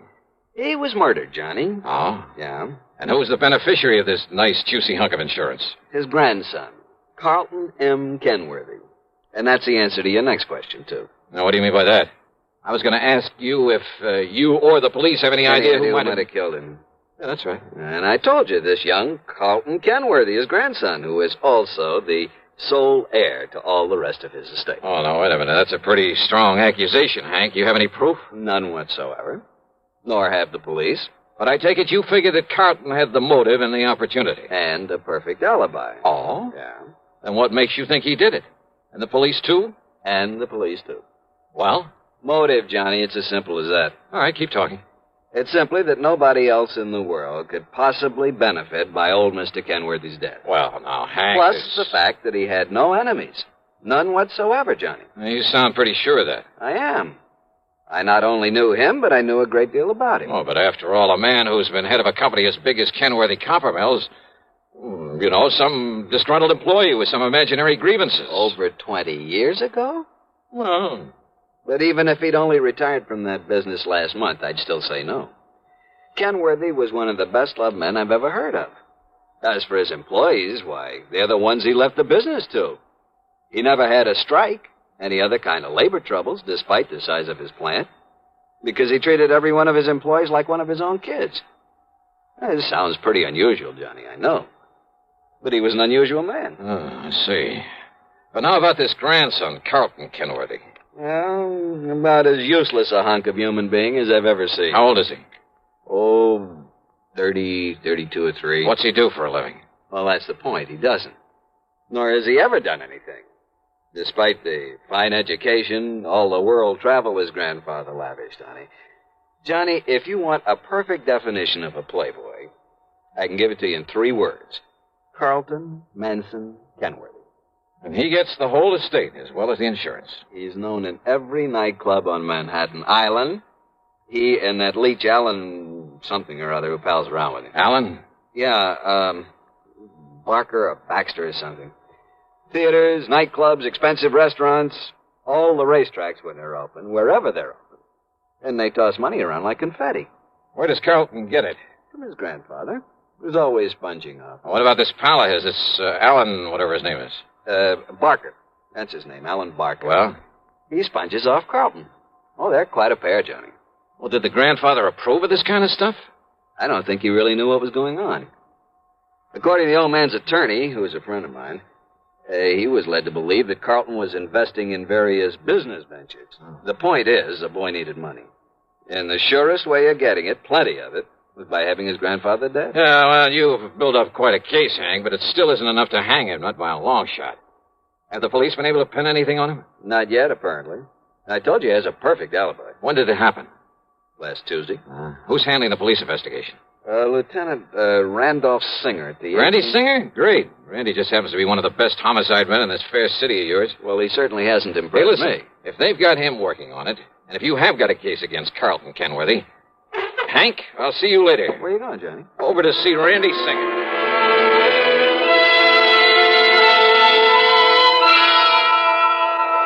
Sure, Johnny, I'm just as sure as your friend Hank at the insurance company. Why, Randy? Well, the way that boy played around. Cost him a fortune. Even more than his grandfather gave him. You're sure of that? What do you mean? Well, the way I get it, Grandpa gave him plenty. Yeah, but Carlton is up to his ears in debt. Every time the boys raid a plush gambling joint, there he is. He and that hanger-on of his, Alan Barker. Like peas in a pod, those two. Then he probably welcomed the raids. Sure. Probably kept him from having to pay off some of his losses. Yeah, he's still in up to his ears. And as long as he's the only one who could possibly benefit from Grandpappy's death, as long as we're sure that nobody else had any reason for killing him, and we are... How and when and where was he killed? Tuesday night in his apartment. He was struck on the back of the head with a heavy wrought iron poker from the fireplace. One good wallop, and he was done for. Hank says that Carlton has an alibi. Yeah, airtight. I checked it every way I can. From here, that is. And where's your case against him? But if you can break that alibi... But, Randy, if you've checked it out... I said from here. But if that company of yours will pay your expenses to Alaska... Alaska? That's right. Oh, look, with such flimsy evidence... Will you do it, Johnny? But now listen, Just Randy... to, let's say, to get me off the hook. But I'm still not convinced that... Johnny... Okay, Randy, sure.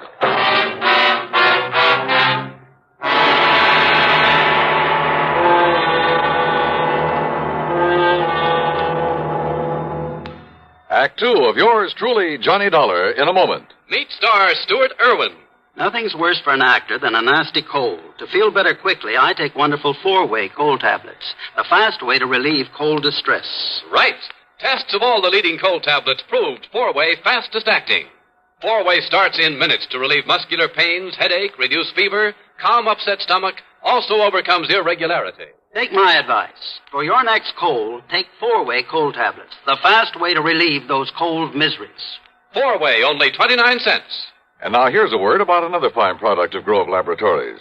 To get rid of embarrassing dandruff in 3 minutes, change to Fitch Dandruff Remover Shampoo.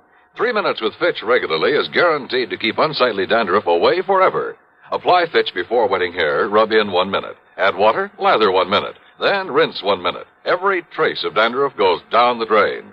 3 minutes with Fitch and embarrassing dandruff's gone. At the same time, Fitch can brighten hair up to 35%. Get Fitch Dandruff Remover Shampoo today. And now, Act 2 of yours truly, Johnny Dollar, and the Evaporated Clue Matter.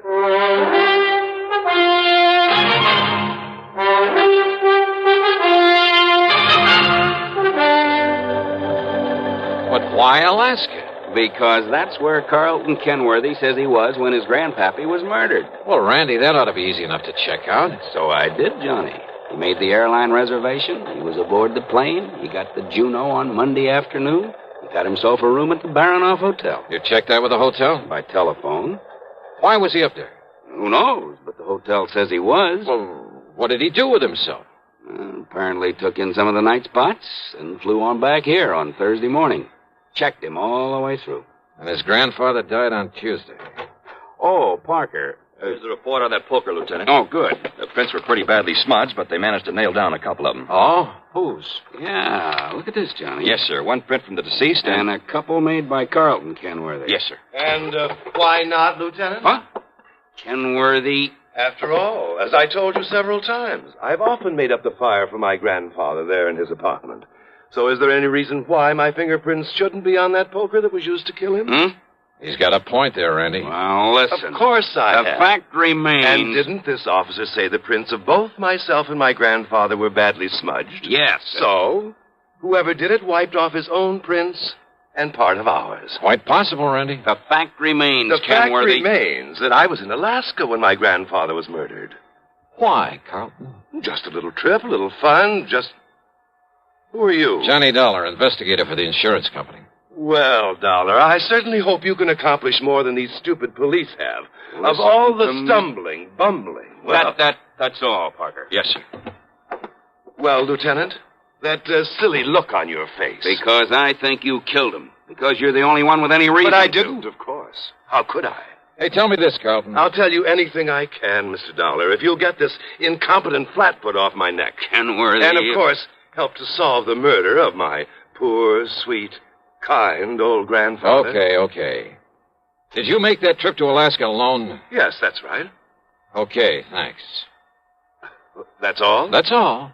For now. Very well. And will you keep me advised, Lieutenant, if by some stroke of luck you should happen to make some progress for a change? Get out, Kenworthy. Gladly.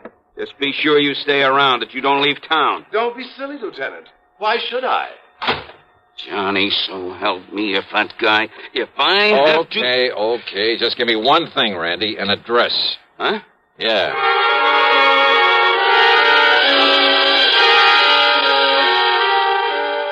I could see why Randy'd harbor no love for Carlton Kenworthy. His attitude there at headquarters got under my skin, too. Expense account item $3, $1 even for a cab to Alan Barker's apartment. And I saw immediately why Randy had said they were like two peas in a pod, despite the fact Carlton was a good deal huskier. They were so much alike, I wondered if there was some blood relationship. Hardly, Mr. Dollar. We're simply good friends, that's all. Our tastes are alike in liquor and women. We like to do the same things, and... Well, that's why we get along so well together, why we're known as the Inseparables. Alan, did you know that Carlton was going to Alaska? I certainly did. I drove him to his plane on Monday, and on Thursday I met his return flight and drove him back to his flat. Missed him like the very devil, incidentally. You keep a car here in the city? In the garage down in the basement. What did you do while he was away? Felt terribly at loose ends, but then I had my car washed and greased and took a long trip. Oh, when? I left Monday evening. Where'd you go? Oh, I drove several hundred miles. Took little side roads and byways that probably aren't even on the map. Think perhaps you could retrace your route? Good heavens, no. Oh, I did end up somewhere near Albany before starting back Wednesday morning. Uh-huh. Did you stay in Albany? My memory's a bit vague, Mr. Dollar, but I'm quite sure I didn't. Well, where did you stay over? Well, this may sound fantastic to you. Where? But I haven't the least idea. I took a couple of bottles with me. And they, coupled with the fact I was in completely unfamiliar country and that at night one little roadside motel looked as good as any other, well, I just don't know. You know, you make things sound pretty bad for yourself, Alan. I beg your pardon? Considering the way you've been sponging off Carlton Kenworthy, well, offhand, I'd say you had as much reason to want his grandfather out of the way as he did. I beg your And without pardon. a very good explanation of your whereabouts at the time of the murder. Now, look here, Dollar. But you know something? I don't think you have enough guts to have made those lily white hands of yours wield that poker. Horrid thought. And yet, on the other hand... Well, yes, Dollar? As an accessory. Accessory? That's right. I'll see you later, Alan. Now, look here. Just don't leave town.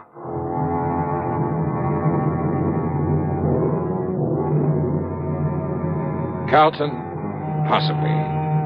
Alan? Well, I don't know. I don't pretend to be an expert judge of character. But I'd swear that Alan wasn't capable of killing a man. And yet, as Randy had said, unless we could somehow break Carlton's alibi. And then I got an idea. It would take time. It would be expensive. But with $189,000 of insurance involved, yeah, I decided to take a flyer. Stick my neck out all the way. We'll return to yours truly, Johnny Dollar, in exactly 1 minute. Constipation is something people don't talk about much, but it can be a problem for anyone, even doctors. And when constipation occurs, it's interesting to see just what doctors consider important about a laxative they might use or recommend. Well, a majority of the doctors we heard from had this to say. A laxative should be effective, gentle, as close to natural acting as possible, and a medicine that can be used with complete confidence. Now, X-Lax has been popular with many doctors and millions of people over the years because pleasant-tasting chocolated X-Lax is effective. Overnight, it helps you toward your normal regularity. X-Lax is gentle. Next morning, it gives you the closest thing to natural action. And that's why many doctors and millions of people use X-Lax with complete confidence. X-Lax, the laxative that helps you toward your normal regularity, gently, overnight. Is X-Lax in your medicine cabinet? And now, Act 3 of yours truly, Johnny Dollar. Expense account item 4, $489.54. That's a round-trip plane ticket to Juneau, Alaska, by way of Seattle, Washington. It wasn't until we got there that I suddenly realized I'd been pretty stupid. In spite of the fact that Alan looked very much like him, I should have taken along a picture of Carlton Kenworthy. And certainly I should have taken along a set of his fingerprints for comparison with any I might be able to pick up. Or even a sample of his handwriting. But I didn't, so I'd have to work things out the best I could. Item 5, $10 for miscellaneous taxi fares. Item 6, $10 for a room at the Baranoff Hotel. And yes, I got the same story Randy Singer had about Carlton's having been there, having spent plenty of time at the bar and the bubble room, at nightclubs all over the town. But then it was item 7, $8.50 for some drinks and dinner in the main dining room that finally did the trick. Yeah, that pointed out the one small, seemingly insignificant way in which I could either prove or disprove Kenworthy's alibi. Believe me, seldom has the solution of a murder case hung on such a slender thread. Anyhow, less than 36 hours after I'd left New York, I was back at Idlewild Airport. Item 8, 10 cents for a phone call to Randy Singer. Item 9, $7.50 for a fast taxi into 18th Precinct headquarters. Johnny, where you been anyway? Did you get in touch with Carlton? He's right here in my office. Good boy, Randy. Well, hello, Carlton. Ungodly hour to drag a man out of bed and over here. Yeah, have a bad night of it? Alan and I did do the town a bit. Have you found some lead, I believe you call it, on the killer of my grandfather? Yeah, maybe. Do you mind if I sit down? Maybe you'd better. Where were you when your grandfather was murdered? Why, I've told you, Juneau, Alaska. You know Alaska pretty well? I know nothing about it. This is my first trip and a very brief one. You stayed at the Baranoff Hotel? That's right. Check with them, and you'll find I was there on Monday, Tuesday, and Wednesday. Did you eat there at the hotel? My dinners, yes. But I fail to see what that Just answer my questions, would you, please? Why not? Okay, now. Monday night. Cocktails in the bubble room. That's right. But what difference could that possibly... And, what did you have for dinner? Now, that's a stupid question. Yeah? But if I can prove you weren't where you say you were when your grandfather was killed... If you can, Dollar, and I know that you can't, but if you could, I would gladly confess to this murder, regale you with gruesome details, tell you anything you like. Wise guy. I asked you what you had for dinner Monday night there at the Baronoff. Oh, I see. You think if I say I had something that wasn't on the menu that Just night... answer my question. Or perhaps you'll check to see if the dinner was put on my bill, so I'd have to sign for it, leave a sample of my handwriting. But I paid cash for everything. I asked about your dinner. Well? Dollar, of all the asinine, idiotic... Shrimp cocktail, a salad, a steak, and some coffee. Get that stuff anywhere. But now, Dollar... Mike? What? The coffee. Really, if this is detective work, if this nonsensical questioning... Well? No, Mr. Dollar. I had my coffee with cream and sugar. Oh, you ordered cream? I used the cream that was on the table. Look here, now, of all the silly, absurd, childish Cream was on the table? Of course it was. Real cream? Yes, and the sugar was real sugar. That's beside the point. But what you hope to gain by all this stupid... Oh, you mean you solved this heinous crime without knowing about the sugar, little boy? That's right. Because you'd already told me you were never there. What?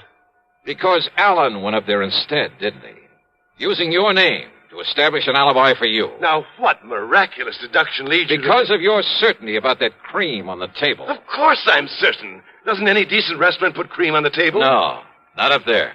What? What's that, Johnny? But he didn't tell me that. I don't know why, Randy. Maybe no big dairy farms yet. Maybe just plain habit. Maybe they like it better. Dollar, how did you find out But about on that? every table, even in the best places, you'll find no cream. But a little can of evaporated milk. Like to check on it? Well, I'll be doggone. It was Alan. Did Alan tell you that? Did Alan give me away because he thought he could get the money if I knew he was my friend only because of the money I could give him, but listen... He's as guilty as I am, Mr. Dollar. Is he? Of course he is, because he helped me kill my grandfather. Well, isn't he? I'll prove it. I'll prove I couldn't have killed him without his help. Do you hear me, Dollar? Do you hear me? You think that's going to help you in court?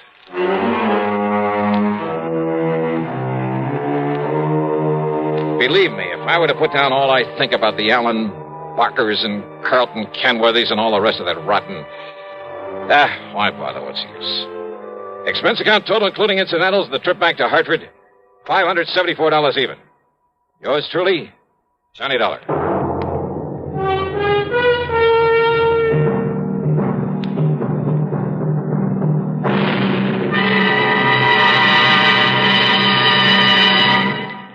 Now, here's our star with a word or two about next week's program. And a welcome to a couple of more stations that have joined us. WBRK in Pittsfield, Massachusetts, and WKNY over in Kingston, New York. We're glad to have you with us. And, man, how this network grows and grows. As for next week, well, I wonder just how you'd feel sitting on top of a nuclear explosive device, knowing the darn thing may go off any second and blow you to kingdom come. I know how I feel. And I'll tell you all about it on my program next Sunday, as usual, right here on the CBS radio station that brings you all the best in programming. The story's a real cliffhanger, and I'm sure you'll like it. Join us, won't you? Yours truly, Johnny Dollar.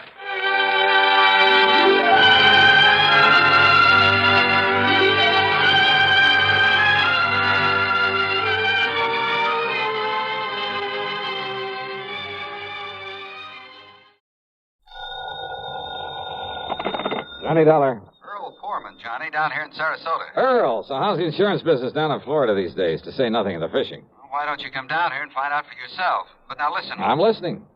You remember how my home is situated out here on St. Armand's Key? Well, sure, I ought to. I've been there often enough. It's near the end of a long bayou that comes in from Sarasota Bay. Yeah, and the bayou is lined with expensive homes, private docks, and it's full of mullets, sea trout, sheepshead, flounder. So what about it? Johnny, what would you think if I told you I'd sold a man $50,000 worth of straight life insurance? Well, I think you were just doing your normal... Huh? Did you call to talk fishing or business? Listen, will you? Okay. What would I think if you sold a man a $50,000 policy? And? And then, 3 days later, just this morning, as a matter of fact, found his body floating under my dock. Oh, okay, Earl. I think I'd better grab the first plane I can. That's what I think. And not to go fishing.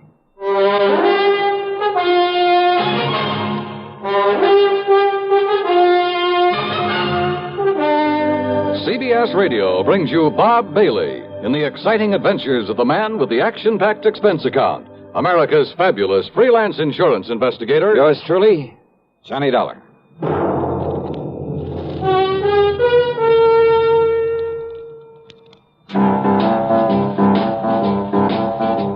Talk about best-selling records. Here's a familiar tune about America's best-selling filter cigarette, Winston.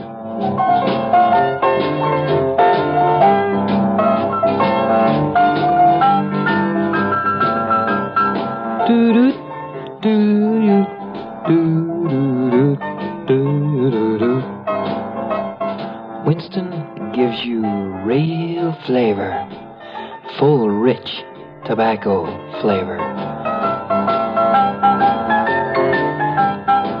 And you know, that's because only Winston has filter blend up front. Choice, flavorful tobaccos, specially selected and specially processed for filter smoking. No wonder Winston tastes good, like a cigarette should. Smoke Winston. And now, Act One of yours truly, Johnny Dollar.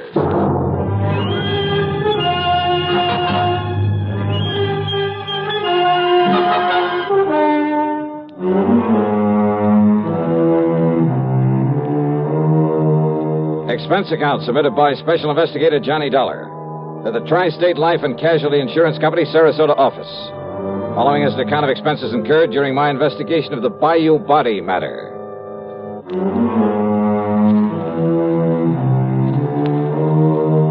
Expense account, item 1, 7350, plane fare and incidentals, Hartford to Tampa, Florida. There I'd figured on getting a ferry plane to Sarasota, but instead Earl Poorman met me at the international airport with his car. Oh, Johnny, I'm glad you got down here so quickly. You realize I only phoned you about 5 hours ago? Yeah, Earl, I just finished my breakfast. Matter of fact, I called you before I even contacted the police. Then you probably aren't sure whether it was natural death or suicide or what, huh? We'll find out what the police have found out when we get to Sarasota.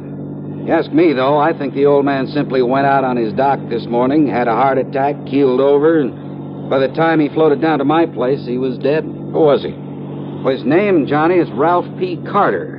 He lived in the fourth home up the bayou from mine. That new place that was just being built the last time I was down here? That's the one. He was a man of 64. Used to live in New York, where he had a business of some kind. But he had some heart trouble, so he quit and came down here to live and take it easy. Pretty well to do? Considering the house he put up, the way he and his wife lived, I'd say he was loaded. Matter of fact, I happen to know he was. Fancy car, private dock, Has nice a speedboat. wife, you say? Yes. Uh-huh.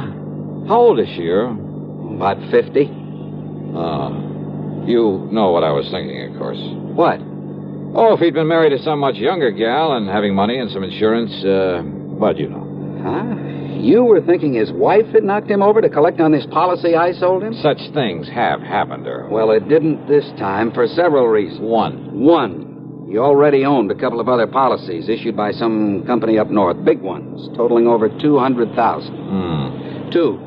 Both he and his wife have so much in blue chip stock, so much in the bank that, well, that $200,000 won't mean a thing to her. Funny, then, that he should buy $50,000 more from you. Third, Carter's wife never knew about this policy I sold him. Oh? No.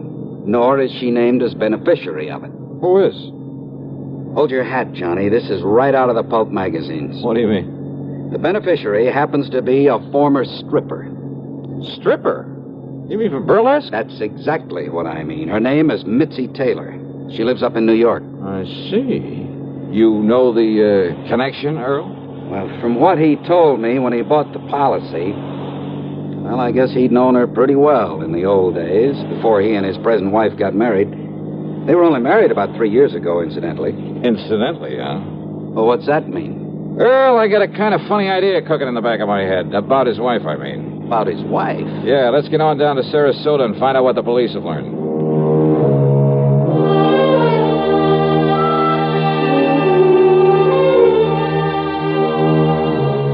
The police hadn't wasted any time. After recovering the body from the Bayou, they'd immediately turned it over to the coroner, Dr. Phillips. Sergeant Edwards, who was in charge of the case, made us cool our heels until the coroner could finish his preliminary examinations. But why an autopsy, Sergeant? You mean you suspect foul play, something like that? He was alone. He was unattended when he died, Mr. Pullman. That means an autopsy is mandatory. Oh. Hey, tell me this, Sergeant. Do you yourself have any reason to be suspicious of how Mr. Carter may have died?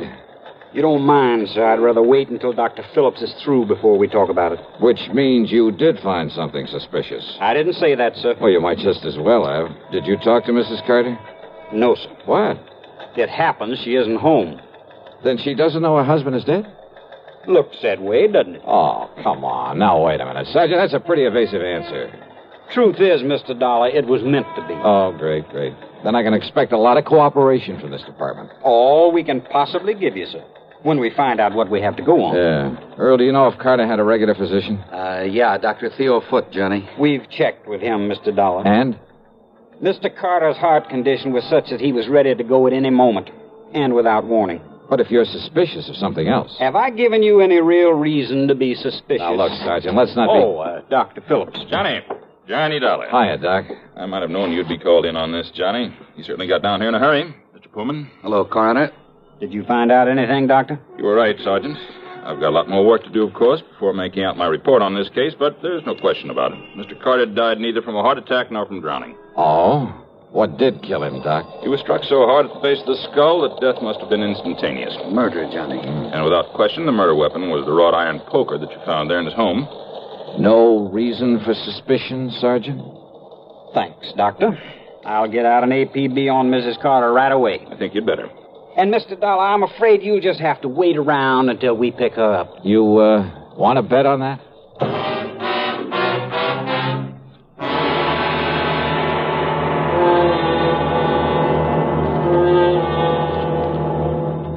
Act two of yours truly, Johnny Dollar, in a moment. Bonjour, I am Jacques Leroy, expert on the stereophonic phonograph. I will now clear up this whole subject. S'il vous plaît, listen to ordinary stereo. A girl crossing the street. Eh bien, now on Columbia Stereo 1. Ah, that was a pretty girl crossing the street. Quelle différence! The fantastic Columbia Stereo 1 phonograph gives you all the realism and excitement of a live performance. Oh, in a moment, mademoiselle. Oh la la. Oh, pardon. You see, only Columbia has exclusive stereo projection. Not just a few separated speakers, I know, but multiple speakers that send interlocking circles of sound through every inch of a room. See the Columbia phonograph man tout de suite. Columbia Stereo 1 portable start at $39.95. Consoles from $129.95. Attendez, ma chérie! Wait for me! And now, Act two of yours truly, Johnny Dollar and the Bayou Body Matter.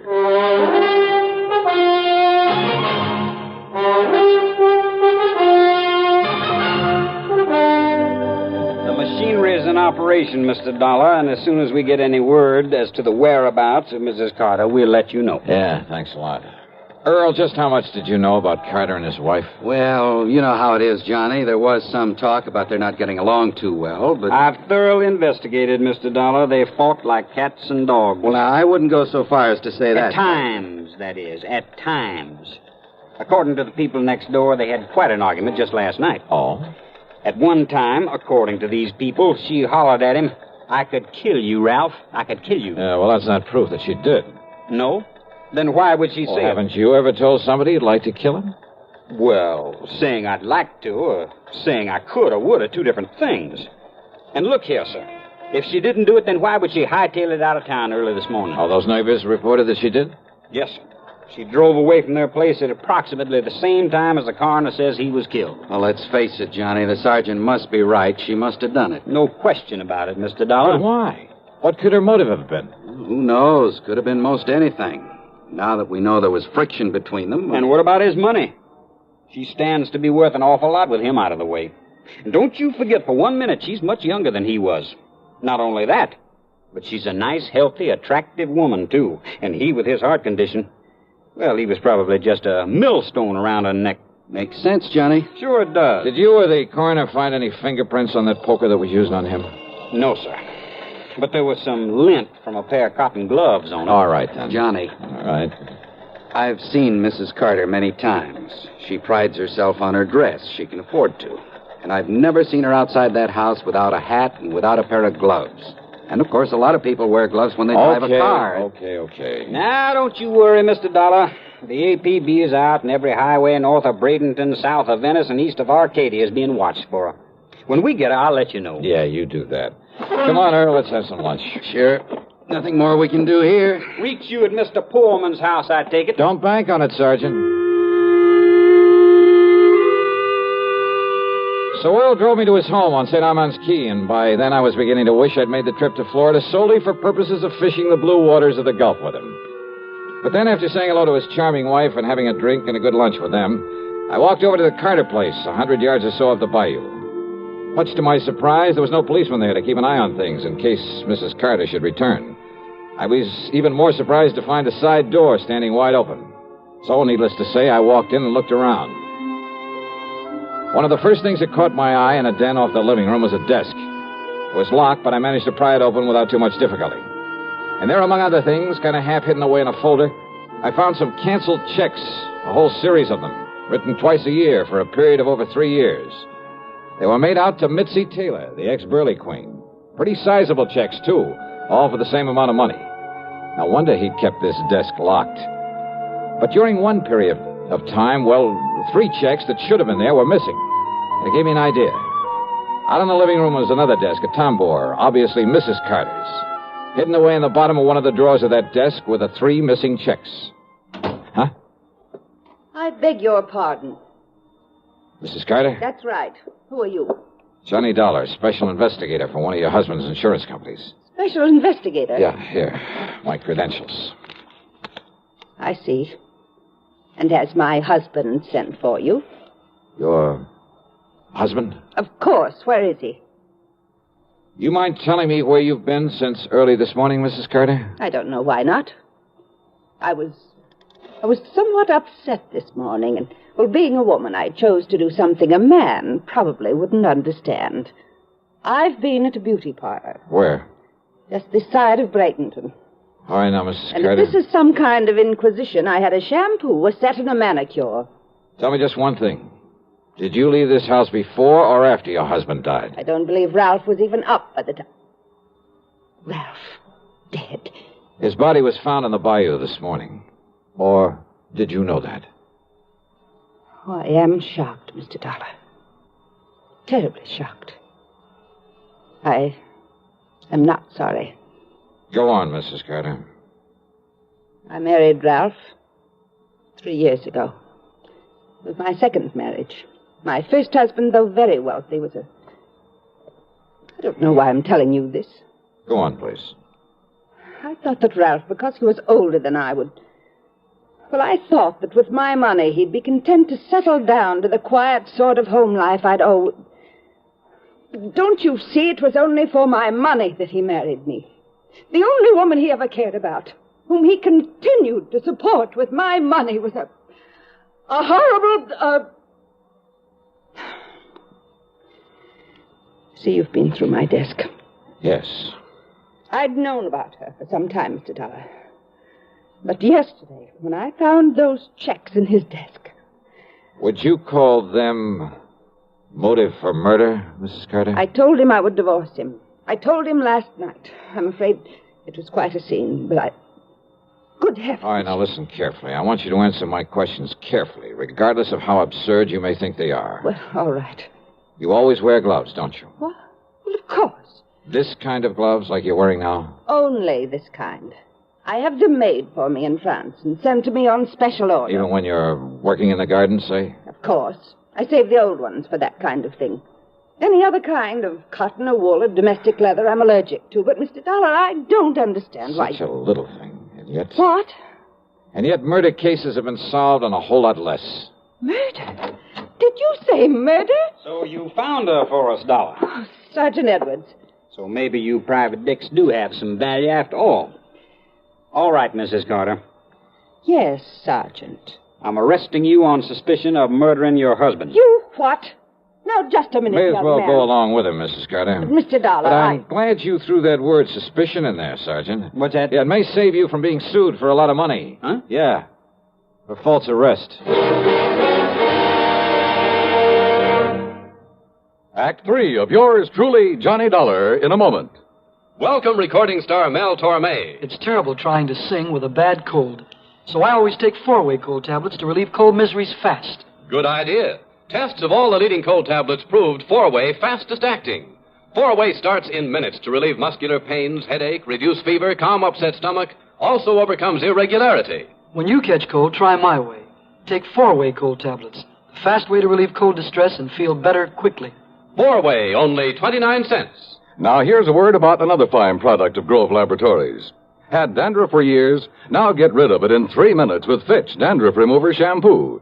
3 minutes with Fitch regularly is guaranteed to keep unsightly dandruff away forever.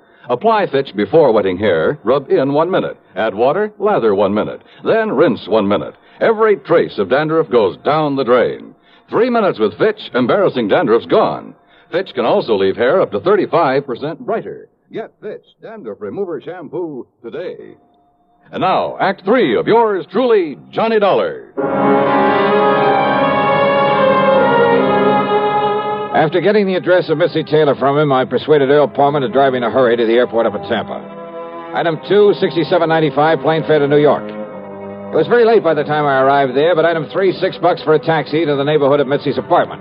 Item 4, 10 cents for a phone call. And then I crossed my fingers. This was hardly the scientific approach to the solution of a murder case. I wouldn't get to first base if I had to identify myself over the phone. But she gave me a break. Hello? Mitzi? Yeah, that's right. This is... Louis? Yeah, Louis. What's the matter with you? Why are you talking like that? Gotta keep my voice down. Listen, didn't I tell you not to call me from down there in Florida? Come right back here. Louis, are you back here in New York already? Took a plane. Did you take care of Ralph Carter? Don't worry, baby. It'll be in all the papers. Okay. And come on over here and I'll pay you off. Sure. But then you're to clear out. You're to get out of this town as far away from me as you can. Sure. Okay. Come on over. Yeah, a real break. Now it was up to me to take the fullest possible advantage of it. Item 5, another dime for another phone call, this time to Lieutenant Randy Singer at the 18th Precinct. No question about it, Johnny. Old man Carter must have known that sooner or later his wife would catch on to all the money he's been giving his dame. Right. And maybe he was getting tired of sending out those checks. Right. So to get off the hook and still provide for Mitzi, he named her as beneficiary to a $50,000 insurance policy. Sure, his wife would know about it after he died, but she wouldn't be able to do anything about it. But little Mitzi just couldn't wait, huh? Now, look, I don't anticipate any trouble with her, Randy, but if you're going to be around for a while, well, after I've wrapped it all up, I'll call you to come over and make the arrest, huh? Seems to me you have got it all wrapped up. Sit tight, Randy, and I'll call you.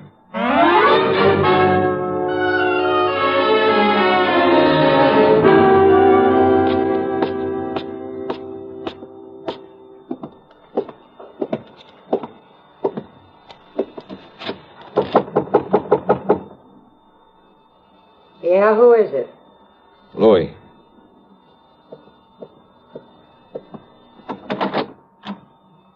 Louis, huh? Do you mind if I come in, Mitzi? Now, who are you? Johnny Dollar, special investigator. Yeah? For who? The company that issued that $50,000 policy you are not going to collect on. You know something, Johnny? That's where you're wrong. Oh, you think so? Did you see Ralph Carter's body floating around in that bayou down there in Florida? I'm afraid I didn't. Well, you should have, Johnny. Because then you'd know what you're going to look like floating down the dirty East River. Sorry, Mitzi, but, hey, wait a minute. How did you know Carter's body was thrown into the bayou? You took too long getting over here, Johnny, after that phony phone call. Come on in, Louis. Take care of him. What? One move for a gun and I blow your head off, mister. Go ahead, Mitzi. Take his gun away. Okay, I've got it. Now keep it on him while I take him apart so we can feed the fish out in that river. No, wait a minute. Huh? Wait till I close the door to the corridor so that... What? That's right, Mitzi. Don't bother. Cops! The cops! Drop it, Louis!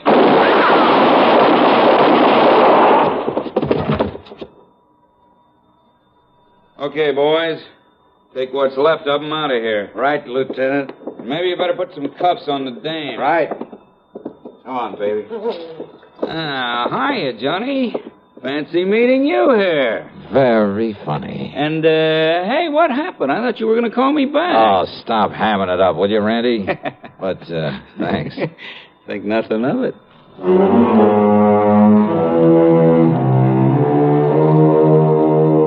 Louis managed to survive, and I understand that the way he shut off his mouth in the hospital, well, I understand he pretty much cinched the case against both himself and Mitzi. So, expense account total, including a big midnight supper for Randy and myself and a train back to Hartford, $168.65. Yours truly, Johnny Dollar.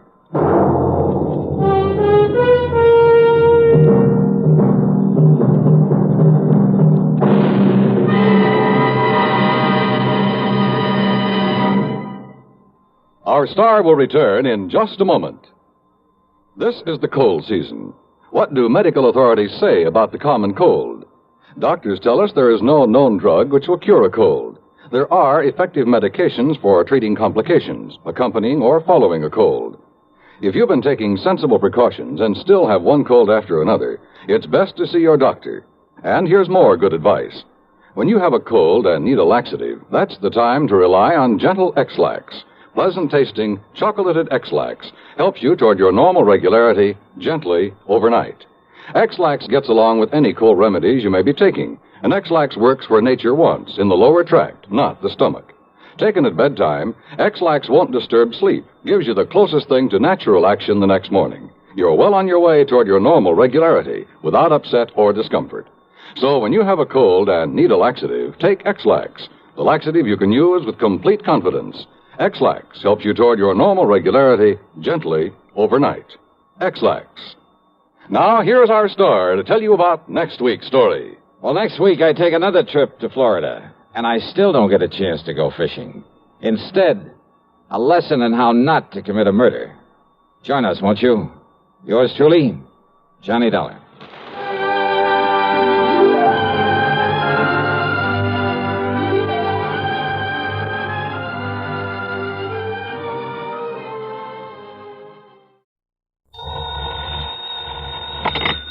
Johnny Dollar.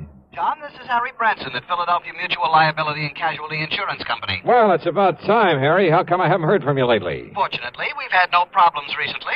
That is, nothing requiring investigation. Until now, huh? Oh, well, yes. So what's the trouble? Arson, mayhem, murder? John, it may be all of them. Unless you're able to put a stop to what's going on. Sounds interesting. Who's involved in all this? And don't tell me you've been selling insurance to some gangster. Well, as a matter of fact, he is. What? An ex-gangster. At least he was known to have been mixed up with gangsters for several years. Who? Bertie Larson. Larson, huh? Well, at least the name sounds appropriate. So tell me what he's... Wait a minute. Yes, John? Isn't Bertie Larson the punk they've had before that Special Investigating Committee? Yes. The Committee on Narcotics and Gambling, the one that has the hearings on television now and then? That's the one. Well, then, Harry, if you want my advice, you'll cancel his policy, pay him off with interest, and forget him. I'm afraid that's impossible. What's more, since those hearings began, we've increased the face value of some of his policies. You have what? Yes. But now, in view of the threats he's been receiving, threats on his life, his home, his family, well, John... Baby, you're in trouble. John, do you think you can help us? And get my head blown off by some gunsel? Harry, this kind of stuff I shouldn't touch with a 10-foot pole. But don't you see... In spite of the big fee your company will have to pay me, in addition to my expense John, account. just a minute. At least it'll guarantee me a decent funeral. A funeral? But if that's the way you want it, as long as you're willing to pay through the nose for my services. But, John, I didn't say... John, that is... listen to me, John. Okay, keep your shirt on, Harry. I'll run on down there and see you.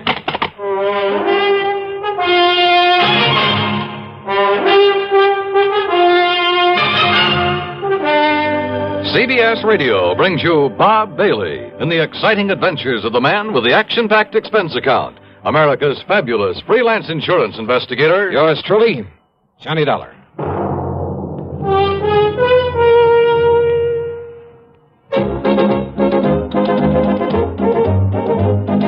Winston tastes good like a cigarette should. Winston tastes good like a cigarette should. Winston gives you real flavorful, rich tobacco flavor. Winston's easy drawing too. The flavor comes right through to you. Winston tastes good like a cigarette should. A modern filter? Sure, Winston has it. But that's only the beginning of a Winston. Up front, up where it really counts, Winston packs exclusive filter blend. Light, flavorful tobaccos, specially selected and specially processed for filter smoking. Filter blend. That's why it's fun to smoke Winston, America's best-selling filter cigarette. Winston tastes good like a cigarette should. And now, Act One of yours truly, Johnny Dollar.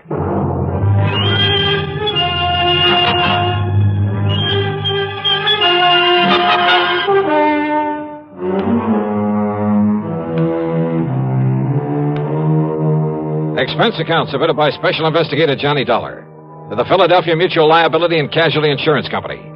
Following is an account of expenses incurred during my investigation of the Larson arson matter. Expense account item 11120 for a train to Philadelphia and a taxi to Philly Mutual's office over on Walnut Street. It was late in the afternoon, but Harry Branson, the perennial worry ward, was still there waiting for me, and he wasted no time in getting down to business.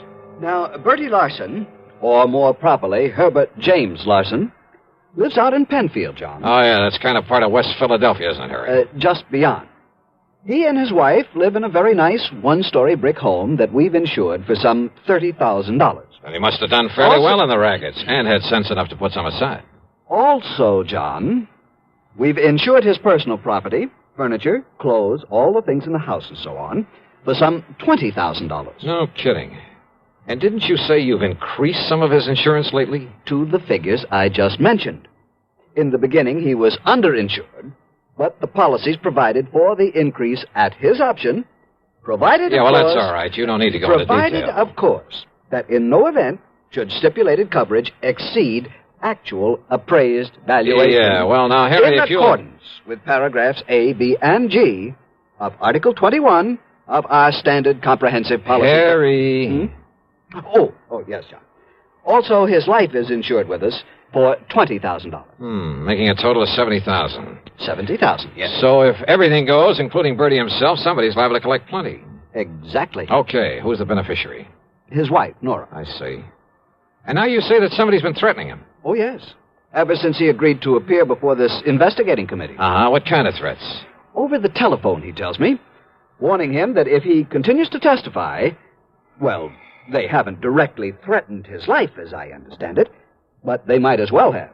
And then last week... Wait a sec, Harry. Haven't the police been in on this? Oh, yes, they have. And for a while, they kept some men stationed about his place. So, naturally, nothing happened. But last week, John, when he returned from one of the hearings, he phoned me and said that he'd found a can of gasoline standing on his front doorstep. Ah, just a hint, huh, of what might happen if he doesn't clam up.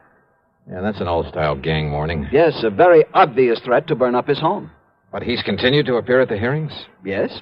And if he's killed off by these people, if his home is burned out from under him... By what people, Harry? Has he any idea who might be behind this monkey business? Well, of course. It must be someone who was involved with him in narcotics and illegal gambling at one time or another. But he doesn't know exactly who. Not specifically.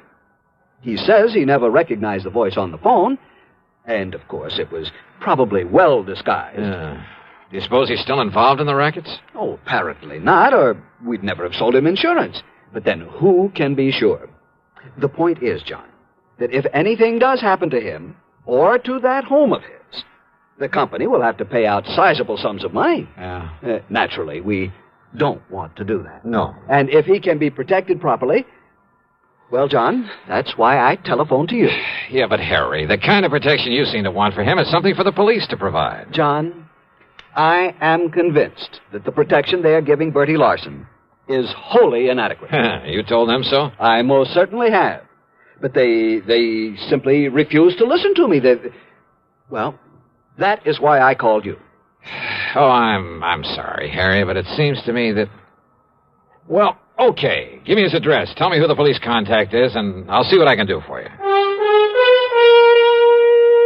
I dropped my bags at the Bellevue Stratford. Then, having missed my lunch, I spent item 2, $5.25 for a drink and some early dinner. Item 3, $50 deposit on a rental car, and I headed out through West Philadelphia to the address in Penfield. As Harry had said, it was a nice place, not large, but neat and modern, sitting at the end of a new street. Apparently, there was no one home. I looked around to see if there was a patrolman watching over the place. No one. Nothing. And the street itself was deserted. I was just about to swing around and head for police headquarters when I noticed a thin streak of light from one of the rear windows in spite of the drawn shades. Yeah, I suppose I'll learn one of these days not to be so curious. But I walked quietly up the driveway beside the house. And then I heard something. Just a little sound, as though someone had quietly opened or closed a door at the side of the garage in the rear. And I suddenly caught the smell of gas, of raw gasoline. It was coming from the garage. I carefully edged my way on back there, hoping I wouldn't trip over something in the darkness that would give me away. The smell of gasoline was stronger now, much stronger. My next step was into a puddle in front of the garage door. I remember bending over to sniff at it, and it was gasoline, all right. And I remember a flashlight stabbing through the darkness behind me. But as I rose and turned...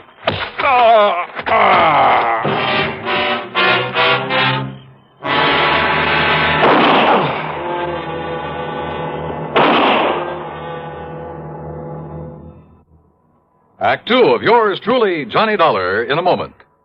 Question: where will you find the leading stars of the entertainment world? Answer, right here on CBS Radio. Gary Moore, Arthur Godfrey, Andy Griffith, Bob and Ray, Art Linkletter, Amos and Andy, and more. The gang's all here. You'll also find the New York Philharmonic and the Metropolitan Opera back on the air. Remember, the star's address, CBS Radio. And now, Act 2 of yours truly, Johnny Dollar, and the Larson Arson matter.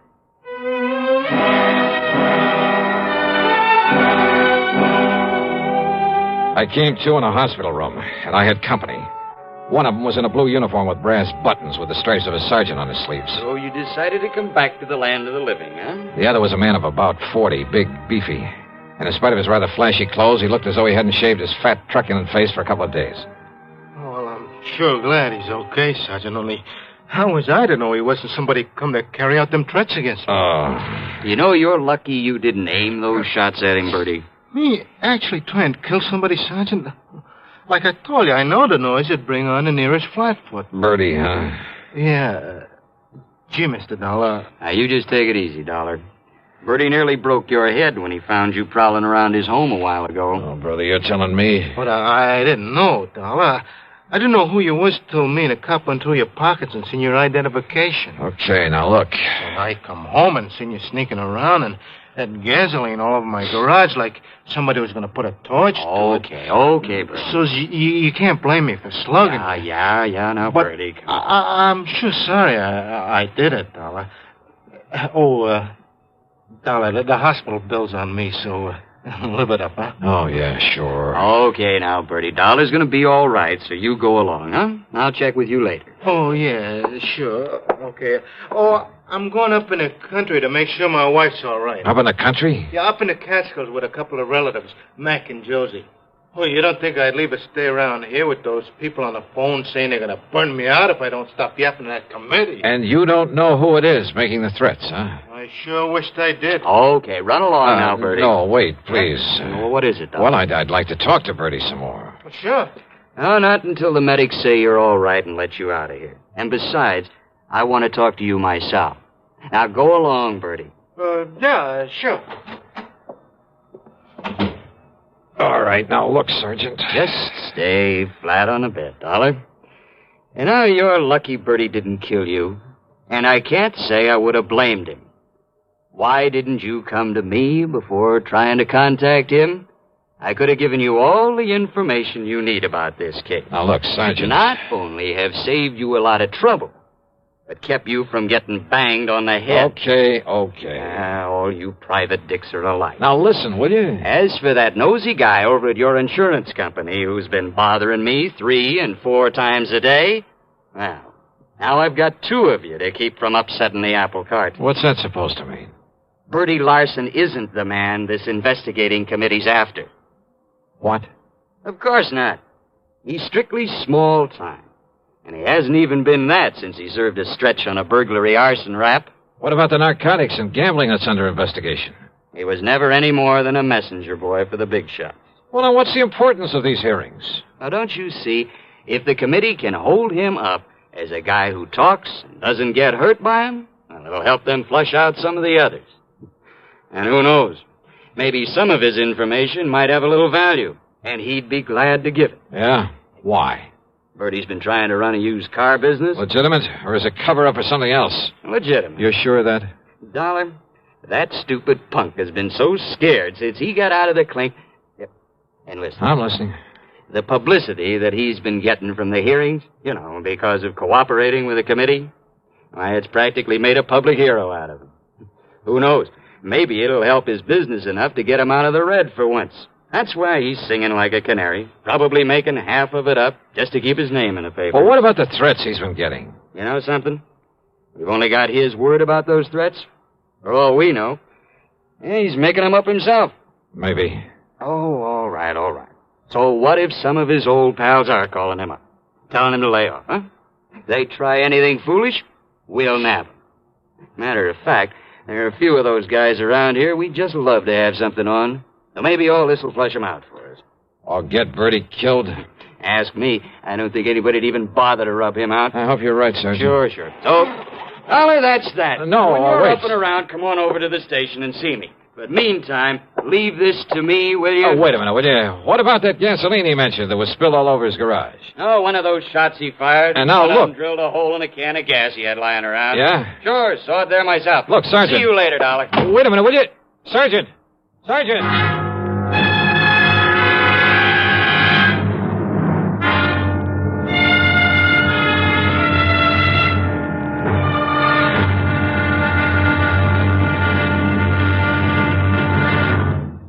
Act 3 of yours truly, Johnny Dollar, in a moment. Here's Hollywood star Mona Freeman. Who feels like acting with a miserable cold? I relieve cold distress the fast way with 4-way cold tablets. Yes, tests of all the leading cold tablets proved 4-way fastest acting. Amazing 4-way starts in minutes to relieve muscular pains and headache, reduce fever, calm upset stomach, also overcomes irregularity. When a cold strikes, do what I do. Take 4-way cold tablets. It's the fast way to relieve nasty cold distress and feel better quickly. 4-way, only 29 cents. Now, here's a word about another fine product of Grove Laboratories. Had dandruff for years? Now get rid of it in 3 minutes with Fitch Dandruff Remover Shampoo.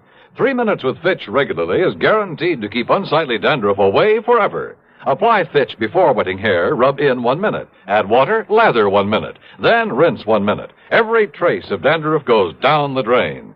3 minutes with Fitch, embarrassing dandruff's gone. Fitch can also leave hair up to 35% brighter. Get Fitch Dandruff Remover Shampoo today. And now, Act 3 of yours truly, Johnny Dollar.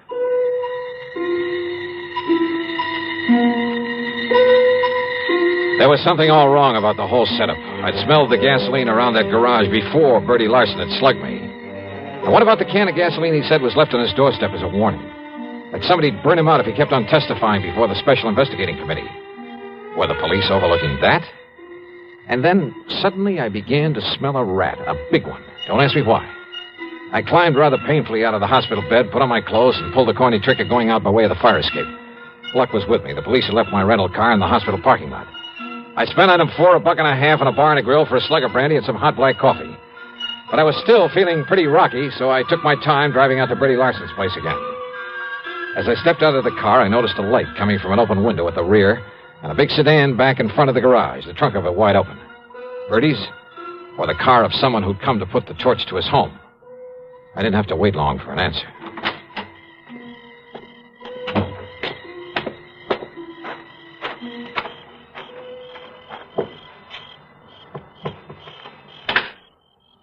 Bertie. Huh? Going up in the country, huh, to see your wife? Oh, Dollar. Yeah, that's right. Oh, say, listen, Dollar. It's lucky you come by here. Is it?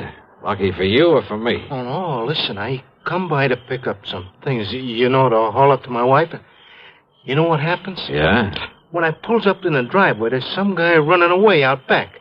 So I yells him to stop, but he keeps on going, and it's so dark I can't see where to throw a shot. And listen. I'm listening. Then I smell gasoline. It's coming from inside the house. So I unlock the door and go in, and you know what I find in there? Go on, Bertie. Come on inside, Dollar. I'll show you. Oh, it's lucky I come by here. That's all I gotta say. Hey, wait a minute. Were you figuring on moving out of here? Huh? What do you mean? Well, now, don't tell me this is all the furniture you keep in this place. Of course not. I sent a lot up to Josie and Mac from while my wife is staying with them. What if the place burned down? You wouldn't hesitate to collect insurance on all the furnishings, would you? You're trying to be funny, Dollar. Now, look. Look here in my den. You see? You see where somebody dumped gas all over the rug? Lay them celluloid strips and out over the windowsill so as you could put a match to it from the outside?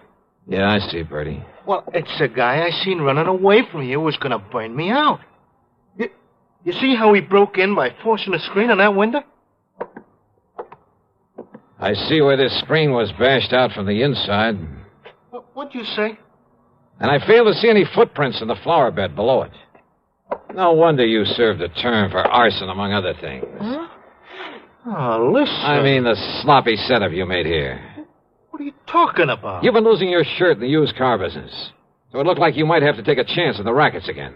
Are you out of your mind? But then this investigating committee came along. Talking freely before them gave you an excuse to claim you were getting threats. Oh, now, listen. You filled up the insurance on this place to the limit. Then gave out the tale about gasoline left on your doorstep as a warning. Oh, listen. All of it. So that when your house went up in flames, everybody would think it was set by the mythical person who was supposed to be making the threats. You're crazy. Meantime, of course, you've carefully emptied the place of anything valuable. In storage with these pals of yours, Josie and Mac, up in the Catskills, if any such people really exist. Now, listen. This home and the garage would probably be nothing but ashes right now if I hadn't come along earlier. Could have killed you then, Dollar, so Kill maybe me? I'd better... I think you were just a lousy shot. Yeah? But when all that noise brought the police and you found out who I am, why, sure, you could use me to help build up your case for whenever you decided to fire this place. You thought. But it didn't work, Bertie, because... Oh, no, you don't. Come on, put your hand up. Come on, over your head.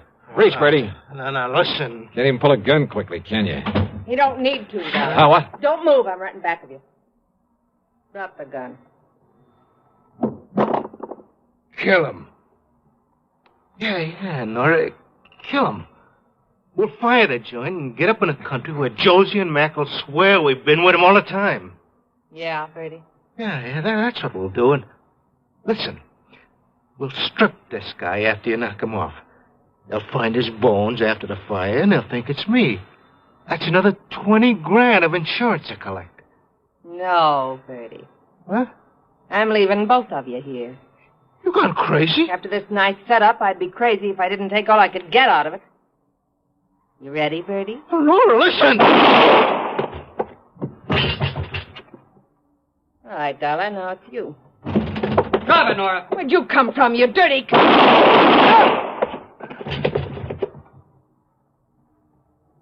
Thanks, Sergeant. Well, that's okay, Dollar.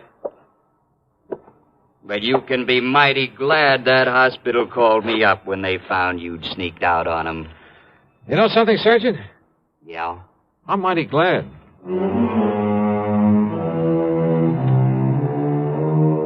Expense account total, including my hospital bill, my room at the Bellevue, and a couple of meals, plus, of course, the trip back to Hartford, $79.75. Remarks? Why bother?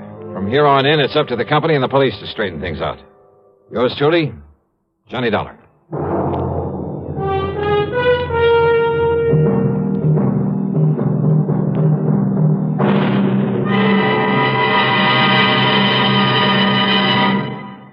Our star will return in just a moment. Constipation can be a problem for anyone, even doctors. And when constipation occurs, it's interesting to see just what doctors consider important about a laxative they might use or recommend. Well, a majority of the doctors we heard from had this to say. A laxative should be effective, gentle, as close to natural acting as possible, and a medicine that can be used with complete confidence. Now, X-Lax has been popular with many doctors and millions of people over the years because chocolated X-Lax is effective. Overnight, it helps you toward your normal regularity. X-Lax is gentle. Next morning, it gives you the closest thing to natural action. And that's why many doctors and millions of people use X-Lax with complete confidence. X-Lax, the laxative that helps you toward your normal regularity gently. overnight. Is X-Lax in your medicine cabinet? Now, here is our star to tell you about next week's story. Next week, Sarasota, Florida. A body floating in a bayou. And one too many suspects. Join us, won't you? Yours truly, Johnny Dollar.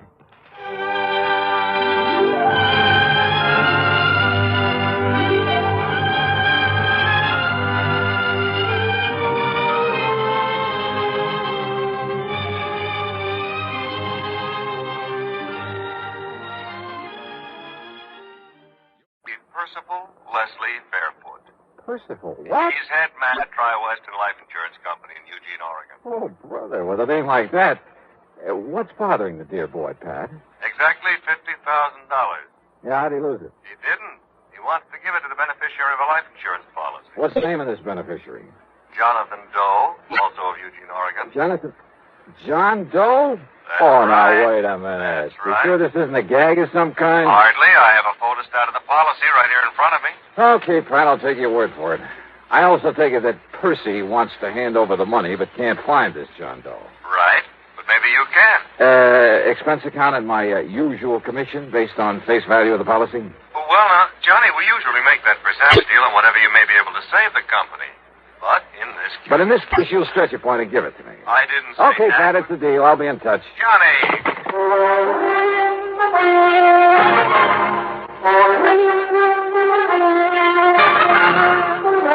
CBS Radio brings you Bob Bailey in the intriguing adventures of the man with the action-packed expense account, America's fabulous freelance insurance investigator. Yours truly, Johnny Dollar.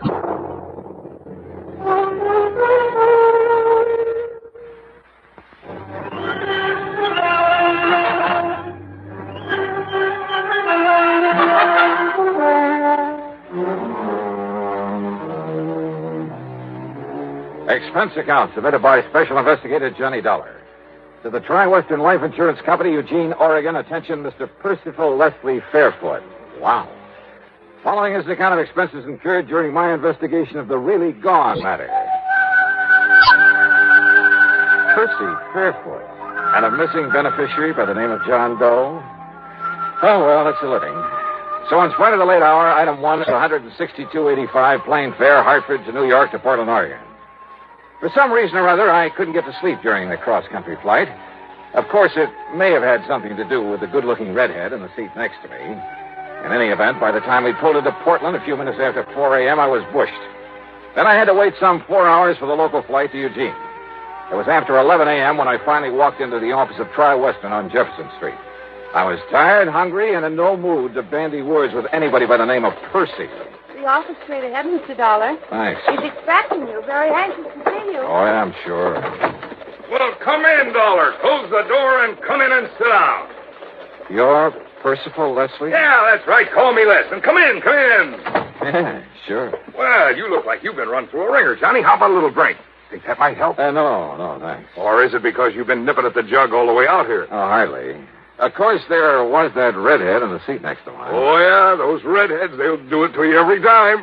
Good looking. Well, I told you I didn't get any sleep. Oh, baby, you're a man after my own heart. But now, listen. Did Pat McCracken tell you why I wanted to see you? Something about a missing beneficiary. Now, here's a story in a couple of nutshells or two. We got a lot of farms around here. Big ones, little ones, all kinds. A few years ago, Harvey Wakeman and his family came out here. That's Mrs. Wakeman and his 20-year-old son, Ben. It's Wakeman's policy that's involved? Just let me give it to you my own way. It'll save time. Yeah, shoot. Well, Wakeman used to be a professor at some agriculture college somewhere back east. When his doctor told him if he didn't stop teaching and retire, he'd die before his time, why, he came out here and bought this farm up this side of Coburg and went to work on it. He called that retiring? Oh, he did wonders with it. And when he died a few weeks ago... Wait a minute, Yeah? A wife and son? That's right. But he left the insurance to somebody by the name of... That's right, to a man named Jonathan Doe. Just who is this John Doe? Ask me, Johnny. He isn't. Well, what do you mean by that? Ask me, Jonathan Doe is dead. Now, he must have known old man Wakeman was leaving him this money, so why isn't he around to collect it? Yeah, I see. Tell me one thing, Les. What's that? How did Wakeman die? Sound asleep in his own bed in his own house. Nothing to be suspicious about, if that's what you meant. Okay. Now, let's get back to Jonathan Doe. Wakeman's best friend, Johnny. Had a farm just north of Wakeman's on a little side road. The way I understand it, Wakeman spent almost as much time this past year over at Jonathan's helping him out as he did on his own farm. His best friend. Yeah, that's why he left him the insurance money. After all, he left his widow and his boy his own farm worth 3 or 4 times that much. I see. But now my problem is I can't find Jonathan Doe. Well, he just disappeared? Just disappeared. When? About the same time Harvey Wakeman died, near as we can figure it. That was 3 months ago. What do the police think? Well, they decided the only thing we can do is wait. Maybe he'll show up again. But you ask me, Johnny. Yeah? That means wait for 7 years until he's legally presumed not to be alive, and then give the money to the secondary beneficiary. Legally presumed not to be alive? That's a funny way to put it. Well, that's the way Harvey Wakeman had me write it in his policy. But you know what it means, Johnny. Sure, the statute of limitations. When someone fails to show up for 7 years, the law presumes him to be deceased. But this company doesn't like that sort of stuff hanging over its head. So, Johnny, it's up to you. Either find this Jonathan Doe or, more likely, prove him dead. So how are you going to start? You know something? Yeah. Well, you've given me so much to go on. Right. That I haven't the least idea.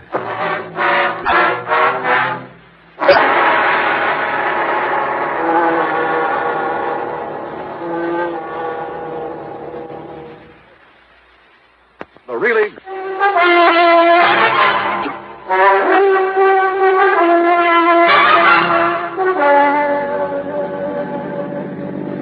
Expense account item 2, $50 deposit on a rental car after a big lunch at Les Fairfield's expense.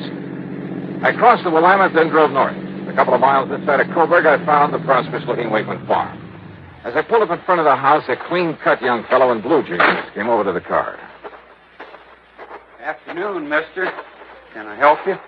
I'm Ben Wakeman. Yeah, hiya, Ben. My name's Johnny Dollar. Dollar? Insurance investigator.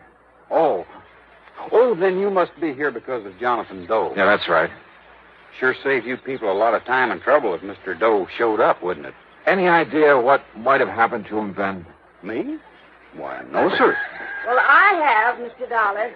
I could hear you through the window. I'm Mrs. Wakeman, and I have a couple of ideas about what happened to him. How do you do, Miss Wakeman? You know what I think? Well, now, Ma. I think Jonathan Doe was just so broken up over my husband's passing that he couldn't bear just staying around not being able to do anything about it. Ma, they were the closest friends that ever lived, Harvey and Jonathan Doe. Tell me, Mrs. Pa spent more time with him, helping him, loaning him his implements. Well, maybe I guess our Alice Chalmers tractor is still over there. Ben? I know it is, Ma. And as soon as Mr. Waverly says it's all okay, right, all right. Yes, Pa spent more time with him lately than he did here. And with the shock of Pa's going, well, I just think he went away. Ma, I don't mean to argue with you, Ben, the more you say no, the more I believe it's true. You just know the best way to keep me thinking something is to say it isn't so. You're just like your father was. You said you had 2 ideas, Mrs. Wakeman. Well, of course, Mr. Dollar. Any reason why this Jonathan Doe wasn't just, murdered? Ma, please. Any reason you know of why somebody might have murdered him? Well, no, but just the same, it's a possibility, isn't it? What sort of a man was Jonathan Doe? Well, according to Pa. No, I mean in your own opinion. Well, you see, I just never did get around to meet him. Goodness knows I told Pa to invite him over here to Sunday dinner often enough. Ben? Sir? Well, that is, I never met him either. I offered to go over there with Pa a couple of times and maybe help him out, but... You want the truth, neither Ben nor I ever really saw his farm close up until they told us he'd disappeared. It wasn't that Pa kept us away from him, it's just... Well, who around here did know Jonathan Doe? Well, actually, I guess even we wouldn't have known about him if it hadn't been for Pa. That's true, Mr. Dollar. It's just... Kind of funny that they knew so little about Mr. Wakeman's closest friend and beneficiary of his insurance. But the more I questioned them, the more sure I became that they really didn't. More important, tired as I was, Mrs. Wakeman's constant jabbering nearly drove me off my rocker. So after learning that the Eugene police had made what little investigation there was, I drove back to town, dropped in at headquarters. Well, you really should ought to talk to Sergeant Conroy, Mr. Dollar. He's the one really been out looking for that Jonathan Doe. John Doe, ain't that a laugh? Yeah. Well, is Conroy around here now? It's his afternoon off. I don't know where you'd find him. He'll be on duty 8 a.m. in the morning, though. Okay, thanks. I'll catch him there. Sure. I spent the rest of the afternoon contacting everybody I could think of who might have had some contact with Jonathan Doe. At the post office, I learned the delivery man had only seen him at a distance, driving Wakeman's tractor across the field. None of the merchants remembered his having ever come in. I drove out into the country again, talked with other farmers living nearby. None of them knew anything about him, nor had ever seen his face. I drove to his farm, went over the place with a fine-tooth comb. Result? Nothing. Except, perhaps, that it was obvious he'd never owned a car or any livestock, nor many of the usual agricultural inputs either. As a matter of fact, the Alice Chalmers Mrs. Wakeman mentioned was the only motorized piece of... Wait a minute. No car. I went back to Eugene again, checked with ticket offices, bus, plane, and railroad. Nothing. I began to wonder if this John Doe ever existed. But then at City Hall, in the Hall of Records, I had that idea knocked right out of my head. Well, here are the records, Mr. Dollar. All in order. Dollar, tell me this. Did you ever see and talk to this man? Well, no. Well, who in this office might have talked to him? Well, I would have, but you see... Hey, now, wait a minute. Where's the signature on these? Well, you see, they were all signed by Mr. Waverly. Waverly? Well, that's lawyer John Waverly had his power of attorney. Where'll I find him? Well, I understand he went up to Portland this afternoon. Oh, son of a gun. Somebody around this town must have known this Jonathan Doe, must have seen him somewhere, sometime. Well, of course, Mr. Dollar. All right, who? Well, now, that's something I just don't know.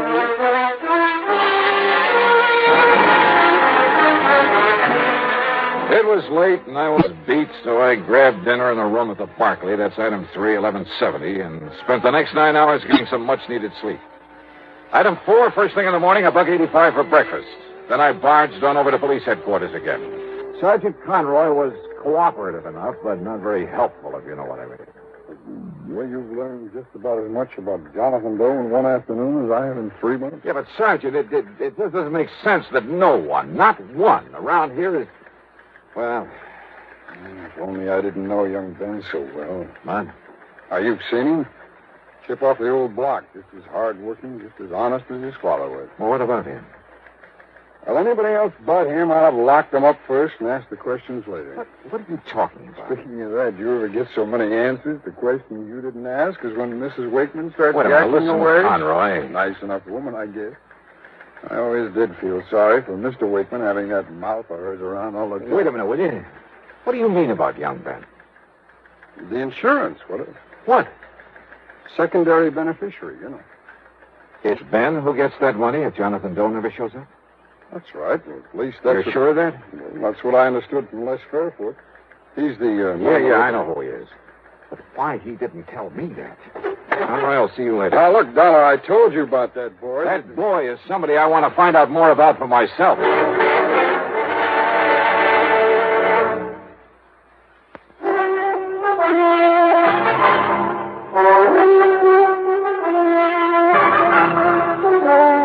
Expense account item 5, 10 cents for a telephone call to Les Fairfoot. Johnny, you're not trying to tell me Ben could have killed Jonathan Doe.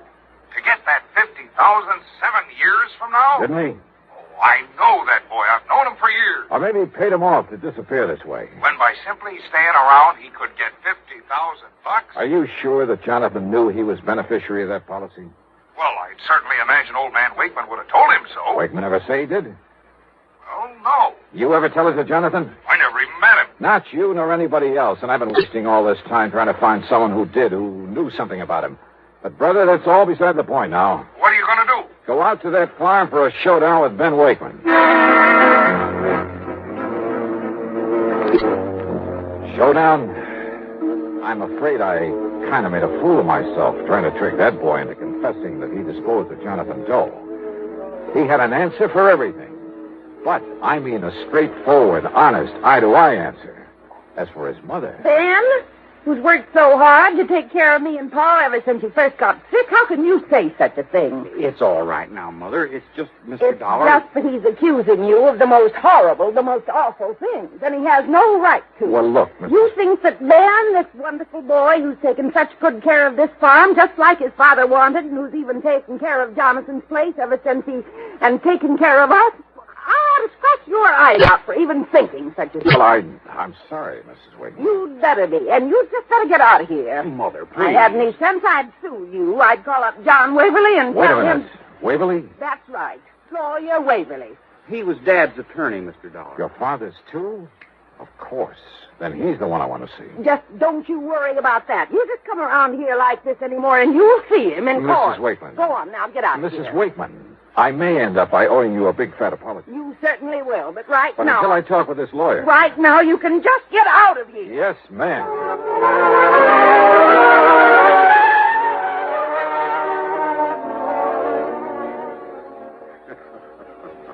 Well, I can't say that you were very wise, Mr. Dollar, trying to, shall we say, cross swords with Mrs. Wakeman. You see, she was one of the reasons Harvey Wakeman spent so much time on the farm of Jonathan Doe. Just to get some peace and quiet. Yeah? Now, Mr. Waverly, let's stop beating around the bush. Are you going to tell me something about this John Doe? No. No. You're the one person I found. You had his power of attorney. You're the one person who must have seen him, must have known him. No, Mr. Dollar. No, what? What are you talking about? Did you see Wakeman's insurance policy? I know about it, naturally. First beneficiary, Jonathan Doe. Right. The money to go to the second beneficiary. That's Ben Wakeman. Yes. At such time as Jonathan Doe legally is presumed not to be alive. Sure, when the statute of limitations runs out at the end of 7 years. But it's kind of a screwy way to put it. I hadn't put it that way. Huh? To have said until such time as Jonathan Doe legally is presumed deceased would have meant nothing. What? That's right. For the simple reason that he was never alive. Huh? Ben is a young man. His father loved him very dearly. The boy meant everything to him. Mr. Waverly. Wakeman knew he didn't have long to live. He arranged it so that his farm and the profits from it would pass to his widow and his son. Well, of course. But he wanted to do more for the boy after Ben had really reached maturity. And do it, incidentally, without seeming to slight his widow.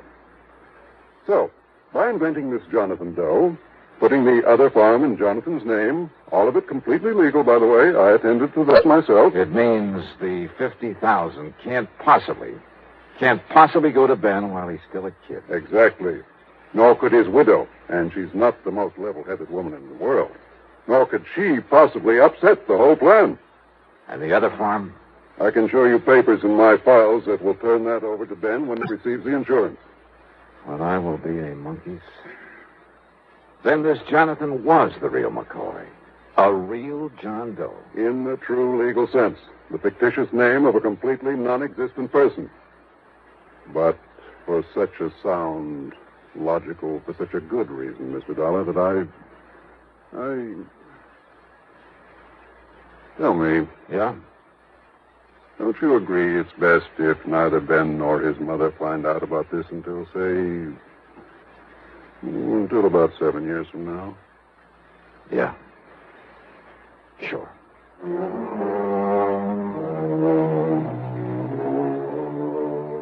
So, Les, you can just hold this $50,000 payment outside and outstanding for a while.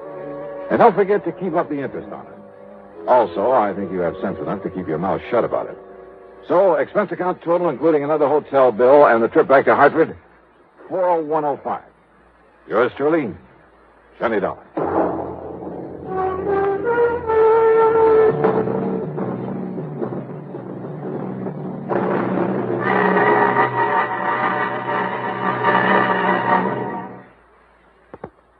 Now, here is our star to tell you about next week's story. Next week, a very clever device to cover a murder. And it almost worked. Join us, won't you? Yours truly, Johnny Dollar.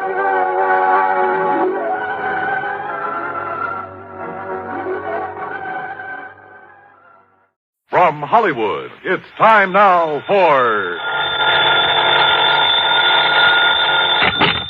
Johnny Dollar. Dollar, this is Fred Starkey. Starkey? Worldwide Mutual out here in Columbus, Ohio. Oh, sure, Fred. How are you? Look here, Dollar, if you're free for a couple of days, I'd like to have you come on out here. Oh, what's it all about? Mrs. George Hemingway Tilford. Ever hear of her? Tilford? No, I don't think so. Pretty wealthy. Especially since a fire a few months ago. It destroyed a big lumber yard that her husband left to her. And Dollar, she wants to see you right away. Did she tell you why?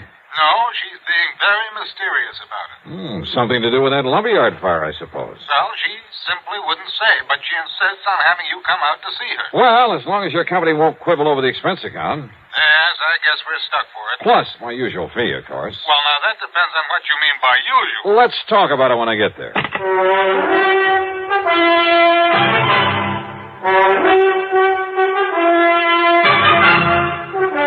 CBS Radio brings you Bob Bailey in the exciting adventures of the man with the action-packed expense account.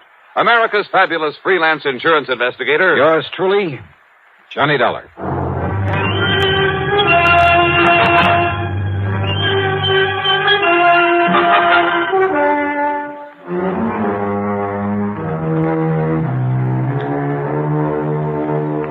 Expense account submitted by Special Investigator Johnny Dollar to the Worldwide Mutual Insurance Company, Columbus, Ohio office.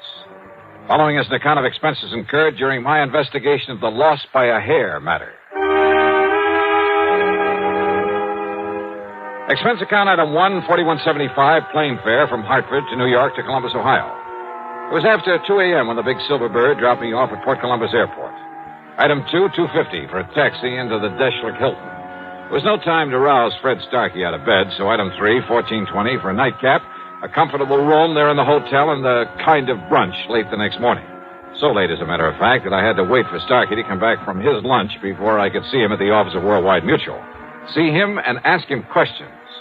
Sorry, Dollar, but you just won't say. Yeah, well, now look, Fred, I like to know something about a case I've come this far to handle. I'm not even sure there's a case here. Well, you told me that she owned a big lumber yard that had burned down some months ago. Exactly 9 weeks ago. All right, how much insurance? Dollar, it was a total loss. It cost the company $330,000. Wow, wait. Fortunately, it was underinsured. Underinsured? Well, these days, the ground alone out there is worth that much. Out where? It's near Minerva Park. Arson by any chance? No. No sign of it whatsoever. She, possibly need the money? Hardly. Her husband left her over $250,000 in securities when he died a couple of years ago. No. Nothing suspicious at all, huh? Except that suspicious mind of yours. Now, listen, Johnny, I didn't say her wanting to see you has anything to do with that fire. That was your idea. Maybe she just wants a look at you. A great admirer of yours, I understand. Oh, sure. Well, do you always expect to find arson, fraud, or murder, some sort of crime whenever somebody calls on you? No, not always. Well, that's the way it usually turns out. But don't you see, if this had something to do with her insurance, she would have said as much. But if it hasn't, why did she ask for me? Well, I told you. You told me what? Oh, I don't know. I don't know why she wants to see you, but I'm willing to bet that it has nothing to do with that fire. $500? $500. Fred, how do I get there?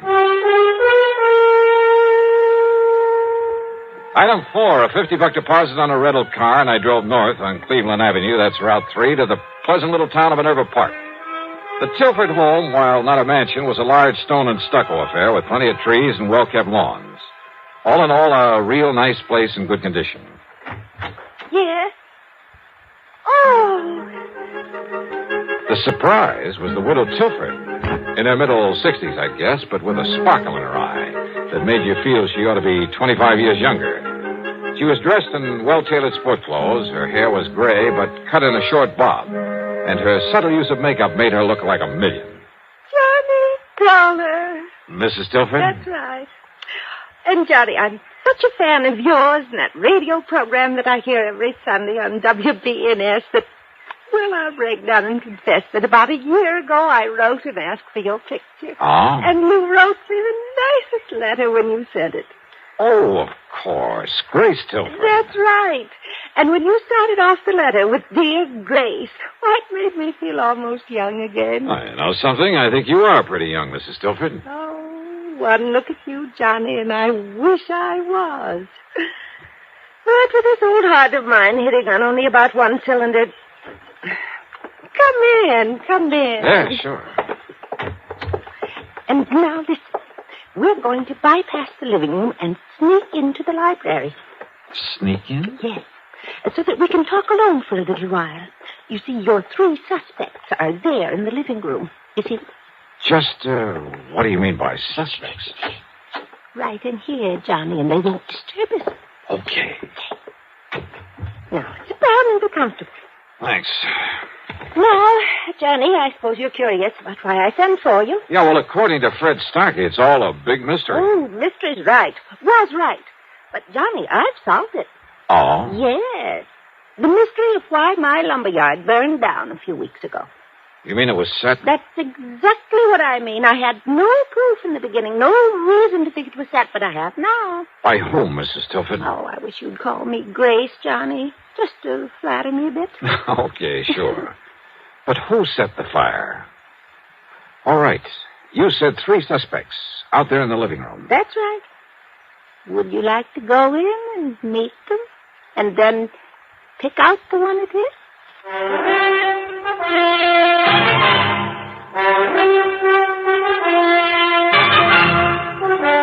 You say that one of those 3 people sitting out there in the living room set that lumberyard fire. Yes, Johnny, and I collected $330,000 on it after all. The police and firemen had found nothing to indicate arson. Oh, believe me, it's hard to spot in a fire like that. Then I got to thinking about those 3, about how each of them could profit by it. Possible that all 3 could have had a hand in it? Oh, if those 3 get together on anything, trust each other. Oh, never, never. Okay, then. Then a couple of days ago, I learned something. Proof that one of them did it. Which one?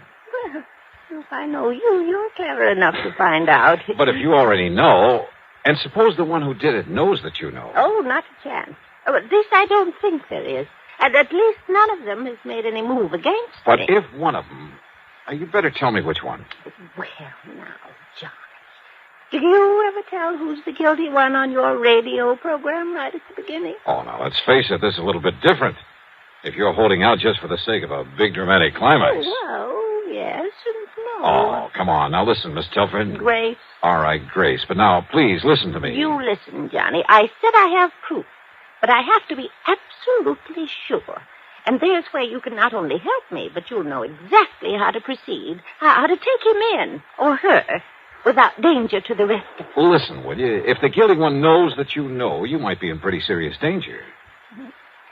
Even with you around? Yes, even with me around. Well, I'm simply not going to tell you until you've met them and drawn your own conclusions. Okay, then let's get in it. All right. The middle-aged man is Harry W. Shelder, my husband's business manager before he passed on. He's not only very clever, but his sole interest in life is in money. I see. He did very well for my husband, but I've always felt he was really looking out for himself. But why set off the lumberyard? Because replaced by homes and stores and supermarkets that could be worth millions, he said. Ah, and you refused to do that? Yes. The lumber company had been in our family for generations. Gave me all the money I could want, so I wouldn't change it. But if it just happened to burn to the ground? Exactly. All of my objections would be wiped out. Then if he's the Now, one... Wait, Johnny. Then there's Michael Tilford, Well, the younger man I noticed in there. our adopted son. After college, business college, he tried to make his way, but not very successfully. Actually, he's been living on our bounty the past few years. A ne'er-do-well, Grace? Oh, well, he's not very good at anything. His ideas for that property aren't so ambitious as Harry Shelder's, but he's wanted me to sell it out to one of the development companies. And why? Because my husband's will provided that in the event of my death, he'd get half the income from it. I see. So he was bitterly opposed to my keeping it as a lumberyard. Well, motive for one, motive for two. And who's the third? The girl I saw in there. Nancy Willard, my niece. Ever since her parents died, quite penniless, by the way, we've taken care of her. It's simply out of pity, Johnny, not love. And, although I may change it now, she's heir to the bulk of my estate. Well, offhand, I'd say that Michael is the least suspect of the 3. Let's go talk to them. But I'll leave you alone with them. I want to clean up before dinner and wash my hair. It's a mess. Looks great to me. What?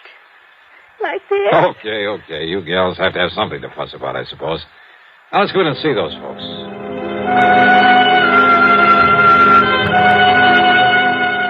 Under the circumstances, there was nothing I could do but play along with her little game, her dramatic little mystery matter.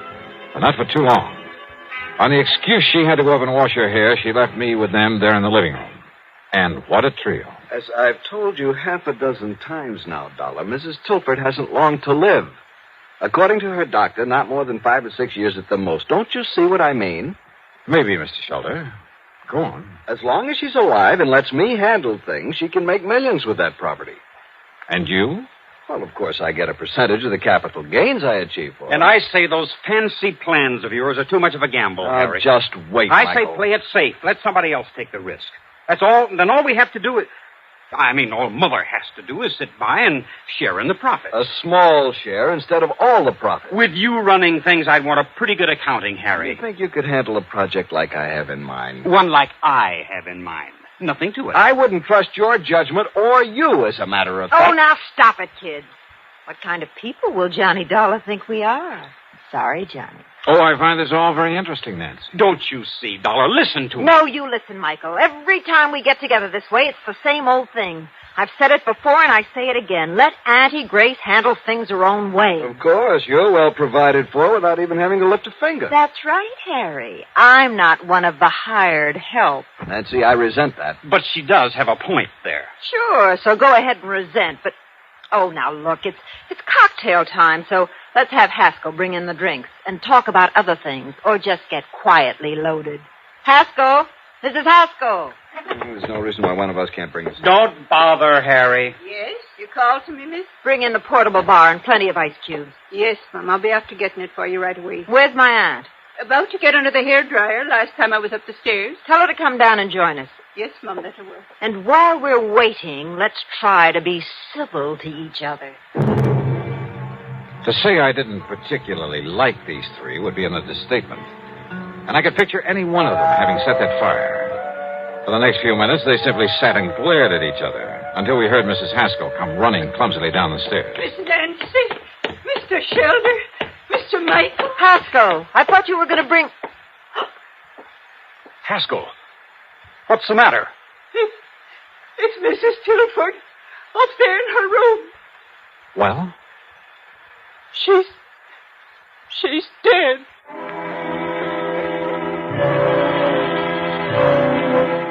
Mrs. Tilford, there in her bedroom, had died alone. Apparently, she'd been sitting under a hairdryer, then simply fallen to the floor, the big professional-looking machine falling beside her. Fortunately, the heating coils had apparently broken before they could set fire to anything.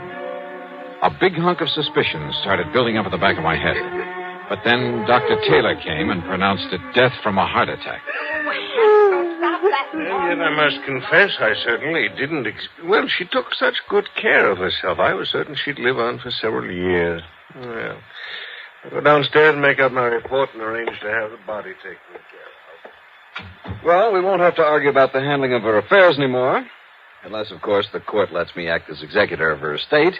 In which case, I warn you... Harry, how can you be so callous about it? Oh, the poor dear darling. Oh, shut up, Haskell. But Michael's right, Harry. Oh, sure. I suppose you two are heartbroken about her dying like this. Alone. She died all alone up here. Quit. While we were downstairs trying to pick her apart like a bunch of vultures, in spite of the way she treated all of us. What do you mean by that, Mike? We got so much better than we deserved, that's what I mean. All three of us. Harry, never bothering to see her, to come here and be nice to her. Just parked in his office in town, juggling figures to get as much out of her as he could. Michael, I resent... I don't care if you do. Heaven only knows how much you've cheated her since Father died. Only your foster father, remember? And Nancy, sitting around here, sponging off her, sweet-talking her, waiting for her to die. Look who's talking. With all the things she's done for you, Michael, you haven't even had the decency to come and visit her now and then. Yes, I know. When was the last time you were here? A month ago, 6 weeks ago, the last time that Harry was here. Is that true, Mike?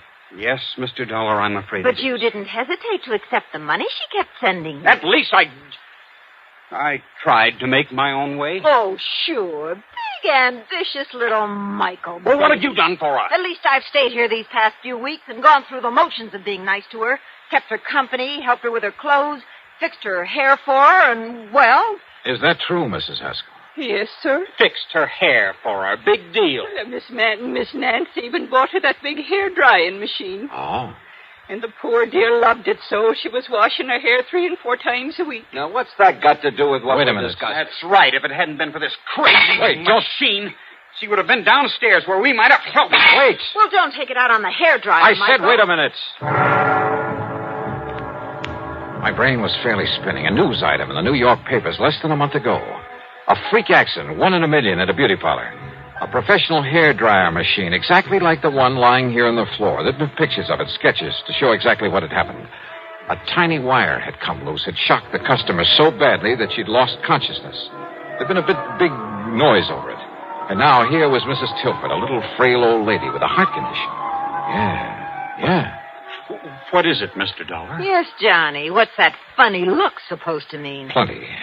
Mrs. Haskell, did you ever help Mrs. Tilford with this machine? Oh, jeez, I'd never even touched that contraption of the devil, sir. Dollar, this old biddy wouldn't even let Mrs. Tilford install an electric stove. But I failed to... Listen, when was this thing purchased? Well, about 3 weeks ago. I still have the bill for it in my office. Another of Nancy's little tricks, gave it to Mrs. Tilford as a gift, but charged it to her account. But I failed to see... 3 weeks ago. So when I find the wire on it, it was cut instead of simply broken off when it fell. Mr. Dollar? Yeah, and I'm glad you didn't kick this thing anymore, Mike. You see it here? When she clamped this thing on her head, this wire touched her wet scalp. Oh, now just... Good heavens. Then when she turned on the switch, well, that was it. Harry, you haven't been here for weeks. Well, I know, but I... Nor have you, Michael. And Mrs. Haskell was afraid to touch the thing. Well... Nancy. Yeah, Nancy. You were here, Nancy. And a few weeks ago, when you read in the papers how one of these machines might... No! Heaven Dollar! Oh, put it down, Nancy. No. I'll kill you. I'll kill all of you. Sure I did it, but nobody will ever know, because none of you will be alive. That's where you're wrong, Nancy! Michael! All right, Nancy. No! Let go of me! Sorry.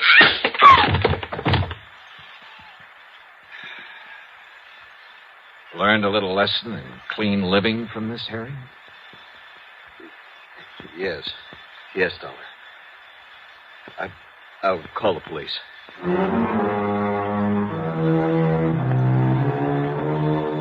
So Nancy's wild shot busted one of his ribs, but Michael recovered.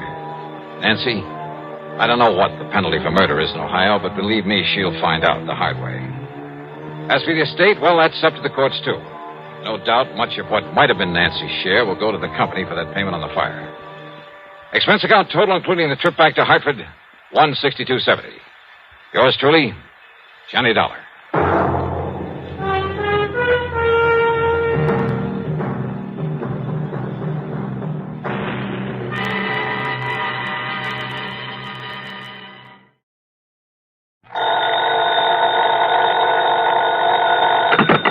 Johnny Dollar. This is Harry Branson at Philadelphia Mutual Liability and Casualty Company. Harry, it's been a long time. What's on your mind? John, I have a case for you involving several of our very important clients. Good. Then it ought to pay me a nice big fee. I'm not sure about that, John. Of course, we'll pay your regular expenses and your regular commission. But no extra fee? I don't know. You, huh?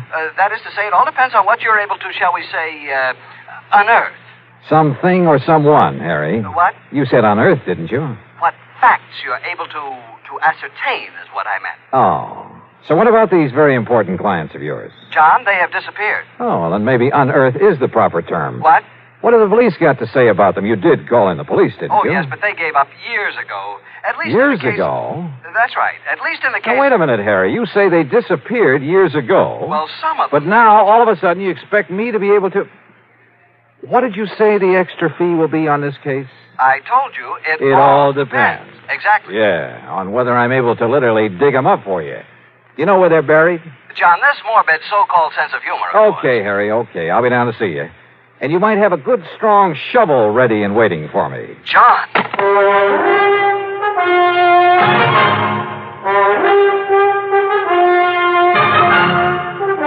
Bob Bailey in the exciting adventures of the man with the action-packed expense account. America's fabulous freelance insurance investigator. Yours truly, Johnny Dollar.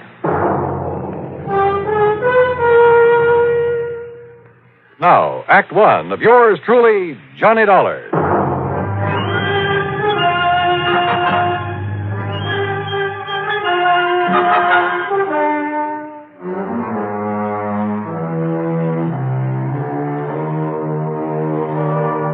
Expense account submitted by Special Investigator Johnny Dollar to the Philadelphia Mutual Liability and Casualty Company. Following is an account of expenses incurred during my investigation of the Casque of Death matter. Expense account item 1, 1340, train fare and incidentals, Hartford to Philadelphia. I went by train since Harry Branson didn't seem to be in a hurry, and I enjoyed a look at the countryside this time of year. It was a little after noon by the time I reached the office on Walnut Street and sat down to talk with Harry. But I thought I impressed the... Old sober-sides Branson hadn't changed a bit since the last time I'd seen him, and he still looked as though he was carrying the weight of the world on his shoulders. However, now that you have finally arrived, suppose I get right to the point and tell you what this is all about. Well, you said on the phone that some of your policyholders have disappeared. Yes, and you must understand this, John. Yeah? In accordance with Pennsylvania law, in a case of a mysterious disappearance, and I'm sure you're familiar with the mysterious disappearance clause, it's part of all our life insurance contracts. Well, if you mean did I ever read the fine print on one of your policies, the answer's no. You should sometime. The fact remains that when the insured disappears and fails to return or otherwise be accounted for by the end of 7 years, when the company has received no proof the insured is still alive, the company then presumes the insured to be deceased. Do I make myself clear? Keep talking, Harry. It simply means that at the end of 7 years, the full amount of the insurance is then paid to the beneficiary or beneficiaries, whichever the case may be. So, 7 years ago, a Mr. Wilbur Davis of Goshenville here in Pennsylvania mysteriously disappeared. Now his beneficiary is demanding payment of the insurance. Naturally. So why don't you pay it? We shall. But in checking through the files, I've suddenly discovered that his was only the first in a long series of mysterious disappearances. There have been a total of 8, all within a relatively small area, and of recently increasing frequency. When was the last one? The 4th of last month, Mr. Charles Moody. Charles Moody. Where? In the little town of Kirkwood, New Jersey. And the police have found no clue as to what might have happened to him? None whatsoever. One in Goshenville, Pennsylvania, one in Kirkwood, New Jersey. Where were the others? 2 in other small Jersey towns, 2 here in Pennsylvania, and 2 down in Delaware. Any relationship among the beneficiaries? None. That is, none that we know of. Why do you ask that? I just wondered if some one person was killing them off to collect the insurance. No, the beneficiaries are all widely separated individuals, so you can dismiss any possibility of murder. Harry, in a case of this kind, that's the one possibility I never dismiss.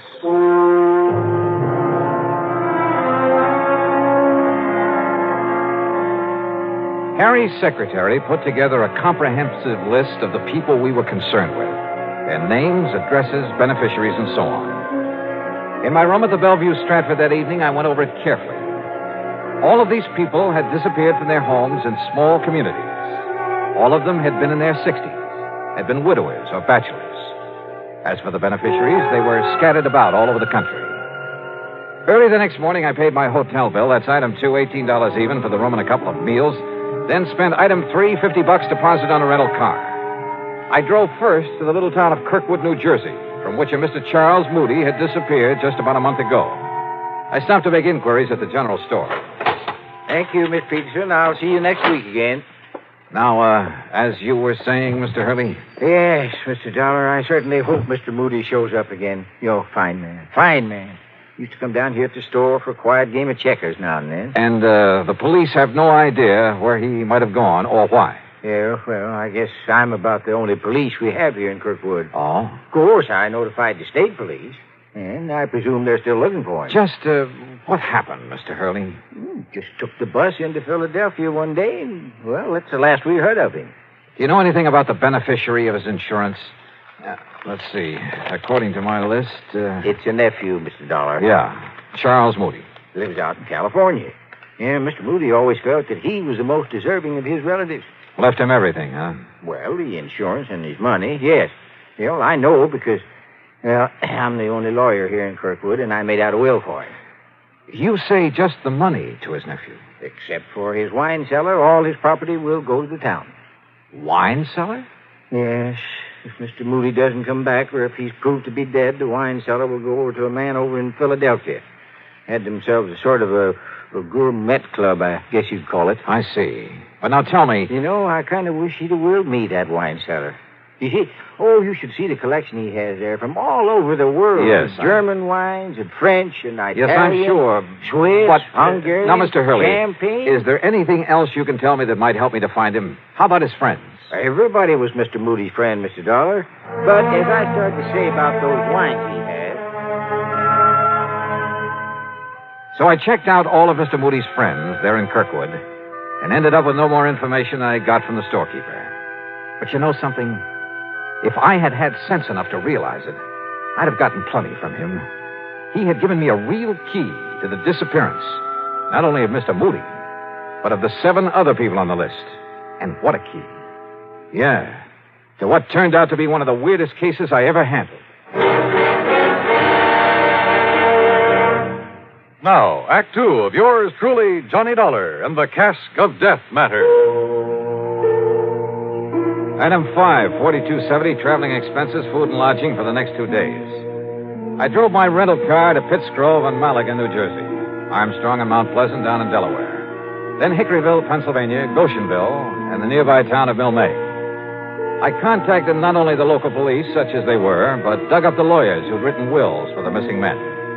And by doing so, I learned a strange, intriguing fact. You see, my last contact was there in the village of Mill May with the one lawyer in town. Yes, Mr. Dollar. If my client, Mr. Frederick Burton, fails to return by the end of 7 years, your company will have to pay the insurance.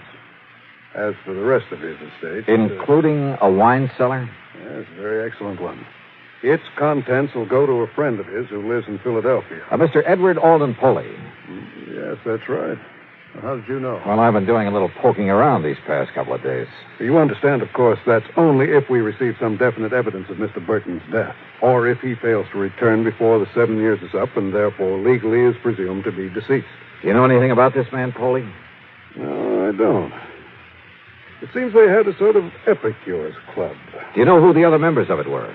Well, Mr. Burton told me who they are sometime before he disappeared. If you'll just give me a moment, perhaps I can recall their names. You want to check them against this list of mine?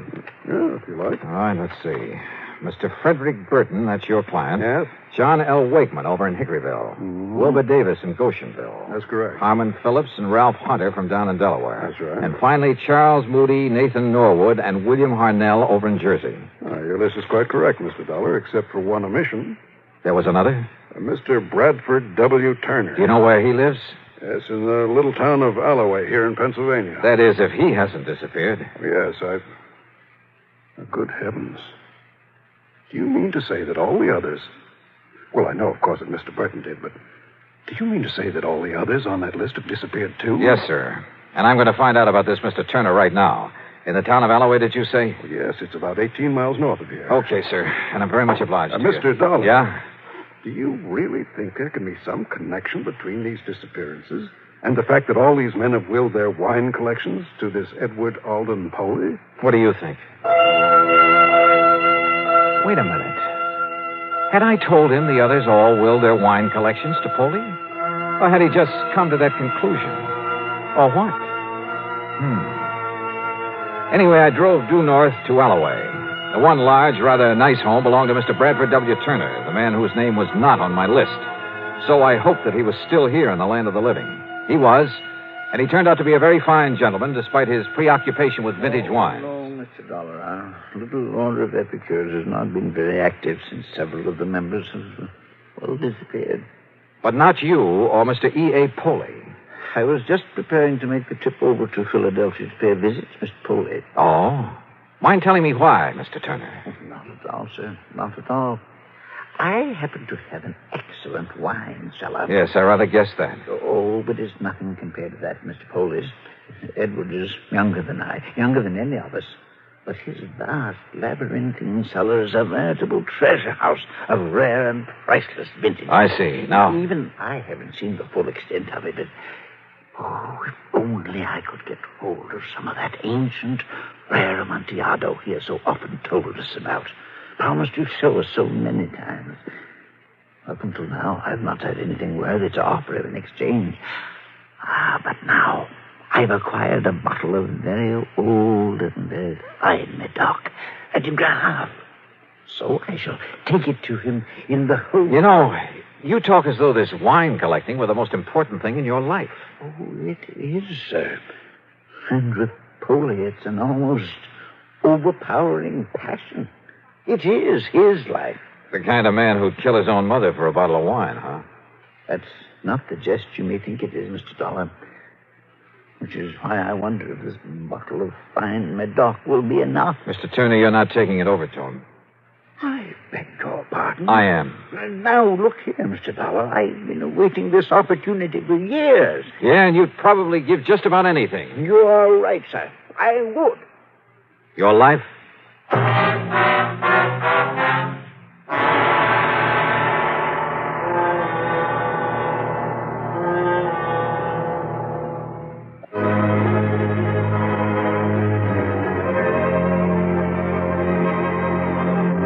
Yeah, every one of the old men who disappeared had been a nut on the subject of wine collecting, and had provided in his will that his cellar was to go to a Mr. Edward Alden Poley. You know something?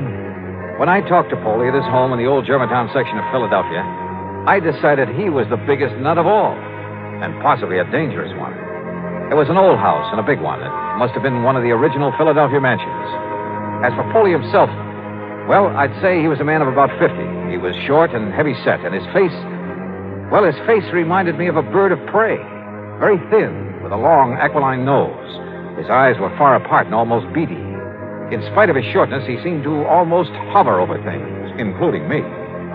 As he led me into the library, his eyes kept glancing at the package I carried, and there was a kind of inner glow in them. I could think of only one thing. Madness. Dollar, did you say? That's right. Johnny Dollar. I see. Oh? I mean, it's a very unusual name. I, can't help but admire this library, Mr. Poley. Only the best. I must have only the best, Mr. Dollar. Yes, it looks so. Nothing, no one must stand in the way of my having the rarest, the finest of everything. Sometimes it takes years, Mr. Dollar, but sooner or later I get what I want. I notice you have a lot of the works of Edgar Allan Poe. The greatest writer who ever lived. I am fortunate to bear the same initials. What? Oh, yeah. Look there. First copies of his works. And look there. The manuscript of one of them. Well, it has to do with a certain wine. Yeah, I see. Which brings us to what you have there. Well, it's a famous old Medoc, Mr. Poley, a de Gras. Its age, the vintage. Let me see it. What? Well, sure. Yes. Look at it. Well, I only brought it here for your opinion. Huh? Oh, but I must have this. I must have I'm afraid that's impossible. Oh. We shall see. Perhaps we'll make an exchange. I have in my vaults an old, a rare, a priceless Amontillado. Come, Mr. Dollar. The Casque of Amontillado, huh? What was that? Nothing, sir. Lead the way. He did. Yeah, he sure did. Through a hidden door behind a panel in the wall. Instead of using a flashlight, he took along a sort of torch, a flambeau, I think you call it, that gave off an evil, oily smell that stained the passageway with smoke. He led me down a long, winding staircase between the walls. Then finally we came to the vast wine vaults deep underground. This was really something out of Edgar Allan Poe. It was cool and damp, with great drops of water slipping down the old stone walls. On one of them was a motto. Nemo me impune lacessit. I'm afraid my Latin is a little rusty. No one dare seek to best me with impunity. Yeah. But now the Amontillado... A little further. Are you a mason? A mason? A little joke, Mr. Dollar. You see, I am. He pulled a small trowel out of the inner pocket of his coat, then laughed strangely. Sure. The Casque of Amontillado, just like in the story by Edgar Allan Poe. The dark, damp wine vaults, that motto on the wall, the trowel. And this madman was living the part. No wonder his friends had disappeared, because each of them had had some priceless wine that he wouldn't part with. That is, until... The next vault, Mr. Dollar. A large crypt with niches in the wall, some of them blocked in, others empty, waiting. There I'll introduce you to my friends who are gathered there. Your friends? Of the Order of Epicures. They, too, have brought me wines for my collection. Davis, Norwood, Harnell, Hunter, Phillips, Wakeman, Frederick Burton. Those names. Even my old friend Charles Moody. You killed them, didn't you? Killed them? You brought them down here. Let me see the bottle of DeGrasse. You promised to show them the Casque of Amontillado. Yes. Then buried them here in one of these crypts. Yes. But, Mr. Dollar, you must not keep our friends waiting. Yeah. There's the mortar and the bricks. And the Amontillado? In the niche behind you. The mortar box. A hole for mixing in that shovel. Yes, the shovel. And with it, you'll join my friends.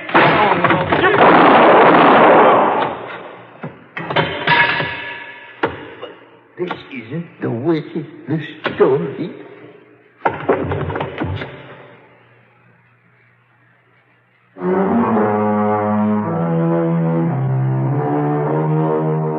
The 8 men who disappeared, yeah, they were all buried behind the bricks and mortar that walled up 8 of the niches in that deep underground vault. Funny, I completely forgot to look to see if there was a Casque of Amontillado in that cellar. Edward Alden Poley, when the courts get through with his case, I'm sure he'll be committed to an institution for the rest of his life. Yeah, I told you in the beginning, this was the weirdest case I ever tackled. Expense account total, including incidentals and the trip back to Hartford, $101.20. Yours truly, Johnny Dollar.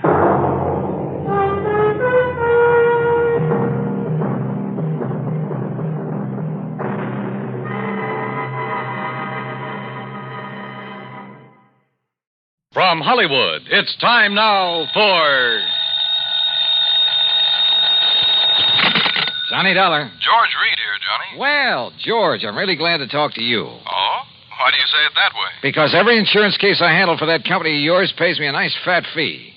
And right now I can use a little extra cash. Well, now, Johnny... So tell me all. What's Floyd's of England upset about this time? Well, I'm not sure. Uh-oh, here we go again. But, Johnny, I just received a transatlantic telephone call from Paris, France, from a man who wanted to contact you but didn't know where to call you. And he identified himself only as Le Chat Gris. Oh? Le Chat Gris? It's French, Johnny. No. And I believe it means the gray cat. Yeah. And George, the name fits him. You know him, then? His real name is de Marsac. He probably knows more about the dark alleys and back streets of Paris. Oh? Yeah, and about the people. In other words, the underworld. What did he call about? He mentioned the Blue Madonna. The what? It's a painting, Johnny, a small oil painting by a modern artist named Vincent Bardot. It's owned by a Mr. Kingsley Holland down in Philadelphia. Yeah?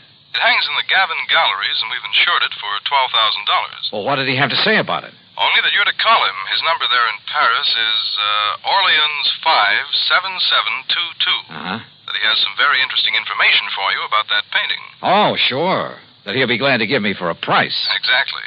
I can't for the life of me figure what his interest is in it. If there were anything amiss, I'm sure the gallery would have called me. George, if you knew that character as well as I do, you'd okay my expense account without even looking at it and be willing to pay me that big fee I was talking about. What do you mean? Want to make a bet? What kind of a bet? I'll give you odds of 10 to 1 that whatever's hanging in that gallery down there in Philadelphia is not the Blue Madonna. What? Now, look, Johnny, good heavens. George, I'll be talking to you.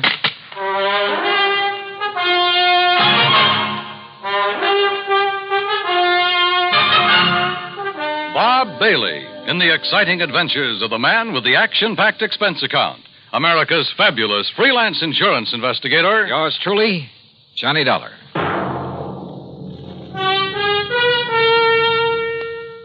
And now, Act One of yours truly, Johnny Dollar.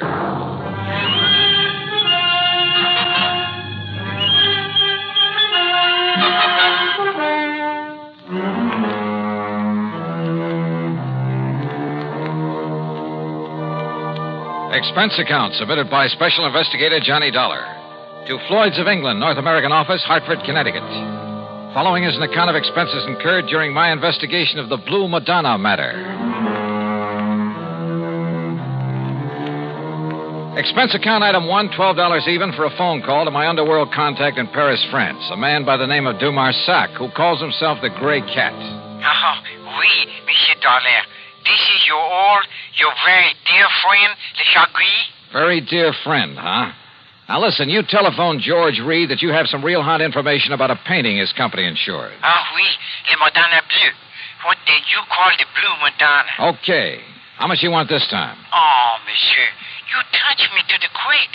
Well, one might think that I slave and suffer and risk my life on your behalf only for money. How much, Dumarsac? Say, $1,000. $1,000? Look, if your info's worth anything, I'll send you a check for $50. $50? No. 900? Okay, I'll make it 75. But, Monsieur, 750? How about an even 100? 500. 2. 4? 3, that's final. Oh, please. 200? Okay, 200. Oui. Eh? No. It's all settled, $200. Now, what about the Blue Madonna? Yes. It is now here in Paris. Yeah, where? In the shop of Monsieur Dubuisson on the Rue des Pas de la Moule. Dubuisson? Huh. You sure it isn't just a copy? That he'll try to foist it off on some wealthy sucker? Dubuisson is a crook, an evil crook. But he's an honest one. Oh, sure. Yes, and he knows the works of art. Also, he's very clever. To get his price, he will wait until the real Madonna is discovered missing. If it really is. That's what I'll check on now. And then you will send me the $500, my very dear friend. 200, remember? Oui, I cheated myself. But, Monsieur... Yeah? Suppose I could find out who smuggled the painting into him, eh? Fine. That would be worth a lot to you, no?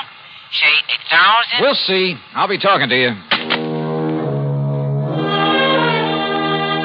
Item 2, 420. I phoned to my old pal, Foster Harmon, down in Sarasota, Florida. Told him I'd pay his fare if he'd grab the first plane out and meet me in Philadelphia at the Bellevue Stratford Hotel. I knew that if anybody could identify the genuine painting, he could. Item 3, $9.40 for my own transportation to the city of brotherly love. Item 4, $9.50, cocktails and dinner for the two of us there at the Bellevue. Yes, the Blue Madonna is one of Vincent Bardot's best-known works. I don't think there's another living artist who could so effectively use various shades of just one color. But what about it, Johnny? Well, first thing in the morning, I want you to come along with me and take a look at it. It's in the Gavin Galleries, isn't it, up on Walnut Street? Yeah, at least it's supposed to be. Suppose? Now, all I want you to do is take a good look at it, then reserve any comments until after we get out of the place. And? That's all. Well, but Johnny... Meantime, I want to check with the owner of that painting. The telephone directory gave me Kingsley Holland's address. Item 4, 620 for a cab to a small apartment house out in West Philadelphia. Holland turned out to be, well, I'd say he was about 30, short, lean, and nervous, with the surly expression of a man who feels the world hasn't done right by him. Yeah? You mean you're interested in buying the Blue Banana? Well, it all depends, Mr. Holland. Uh-huh. Look, Dollar, that's what you said your name is? Yes, that's right, Johnny Dollar. Sounds familiar. Well, anyway, listen. Yeah? That gallery's got a price of $18,000 on it. But if you want to buy it direct from me, and right now, I'll give it to you for $12,000. Save yourself a few $1,000, and it'll save me having to pay them their 20%. But if you've already commissioned the gallery to sell it for you... So I'll tell them I changed my mind, that I want to keep it. Then when they find out that I've sold it, well, let them try and catch up with me and collect. Because me, I'll be right back in little old gay Paris. Back in Paris? Sure, I'd be there still, only I ran out of money. $12,000, huh? That's exactly what it's insured for.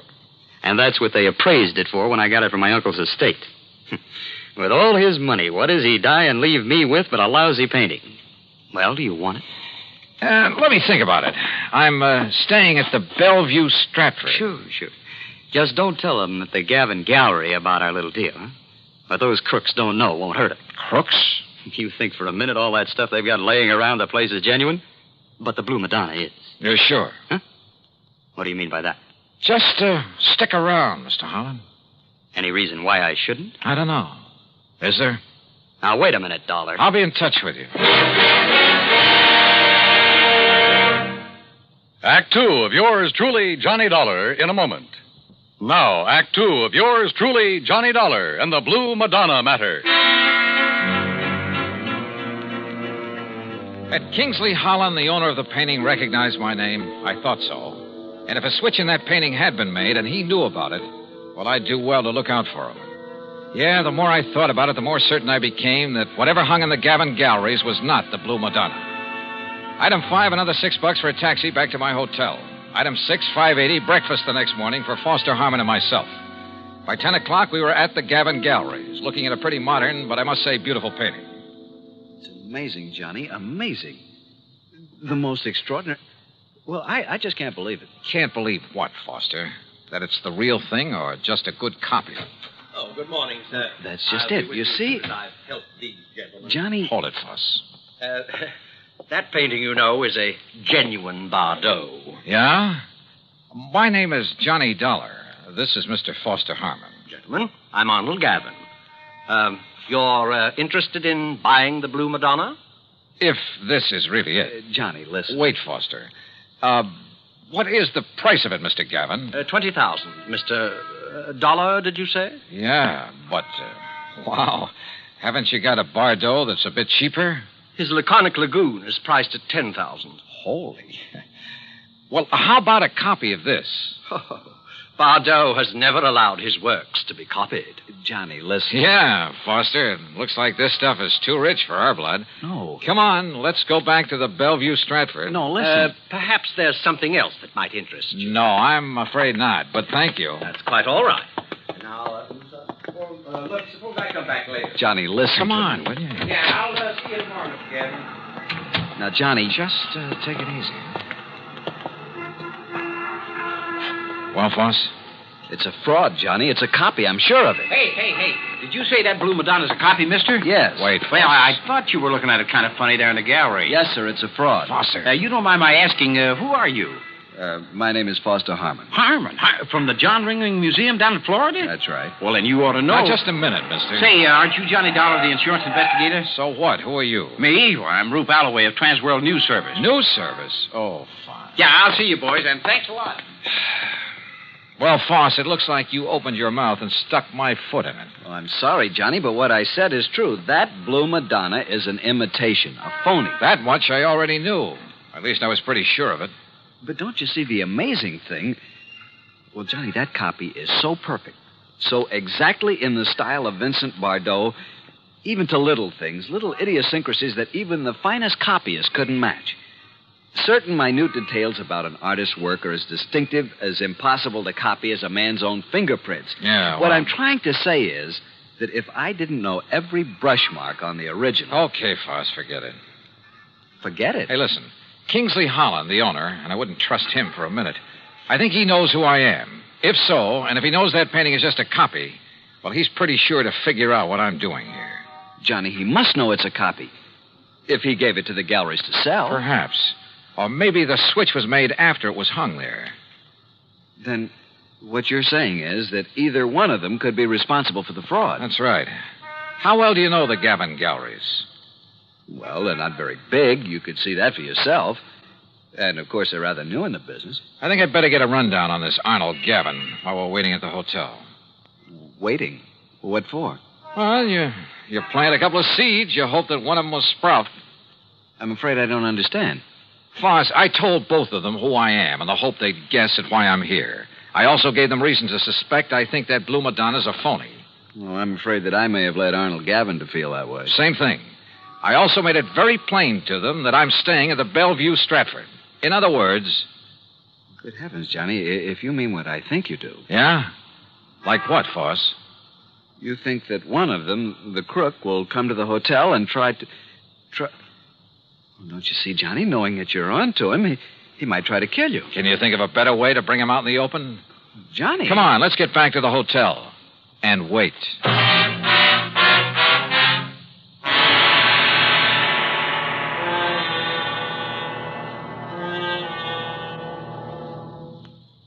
Act 3 of yours truly, Johnny Dollar, in a moment. And now, Act 3 of yours truly, Johnny Dollar. After all, there was no reason to drag Foster any further into this mess, although I knew he'd be game to see it through. So I paid him for all his expenses. That's item 7, 151 even, and sent him on back to Sarasota. Item 8, 10 cents for a phone call to Sergeant Jerry Hawkins at police headquarters. About mid-afternoon, he called me back. Boy, did you ever start a riot. Well, what'd you find out for me about Gavin and Holland? Well, Holland's just a lazy kid that's been trying to live off his relatives all his life. And Gavin? Okay, so far as we know. But listen, you seen the papers? No. The story about that phony painting is on every wire service in the country. All you can see in the headlines is that name Bardot. And I don't mean Bridget. Johnny, you and that Foster Harmon ought to collect a publicity fee. Are you holding Gavin or Holland? Well, what on? Sure, the boys have questioned both of them, but unless we can show some evidence that one of them pulled the switch. Johnny, you got any ideas? Yeah, Jerry. Suddenly, I think maybe I have. Well, then start talking so I can make a pitch. No, I don't think you will. What do you mean, if you know who did it? Well, I didn't say that. But, Jerry, I've got a hunch, a real potent one. And if it's right... Yeah? Well, read tomorrow's papers. Huh? Item 9, $1.50 for an evening paper and a tip for the bellboy who brought it up to me. Yeah, the sergeant was right. This was the most free advertising any artist has had in years. Prices on genuine Bardots were skyrocketing. As for the fake Blue Madonna, I put in a fast call for Paris. But before the operator could get it through... Yeah? Arnold Gavin, Mr. Dollar. Well, Mr. Gavin... Do you see what has happened? Have you seen the papers? I sure have. And the police have closed my shop, my galleries. Can you blame them? But don't you understand? I've had offers of up to $30,000 for the Madonna. I've received wires offering me nearly $20,000 for the other Bardot, the real one. No kidding. Well, I'll show you how much I'm kidding. I've cabled Bardot to paint some more for me. Paint anything. Don't you see? After all this publicity, we'll make $1 million. So it was you that rigged this whole thing, huh, Gavin? I, Mr. Holland? Why, of course not. Sure, to raise the price of some of your lousy painting. Why, how can you say that? You who gave me that copy. Expert, huh? You trying to tell me you didn't know that was a copy? No. It was only this morning when the authority from Sarasota, when I called in the people from the museum here in Philadelphia. Do you know what they said? What? And it better be good. They said the only one who could have made that copy... Wait a minute. The only artist in the world who could have possibly... Hold it. Hold everything. Holland, you said you got that painting from your uncle's estate. That's right. It was willed to me. Where did your uncle get it? Why, Well, listen. I'm listening.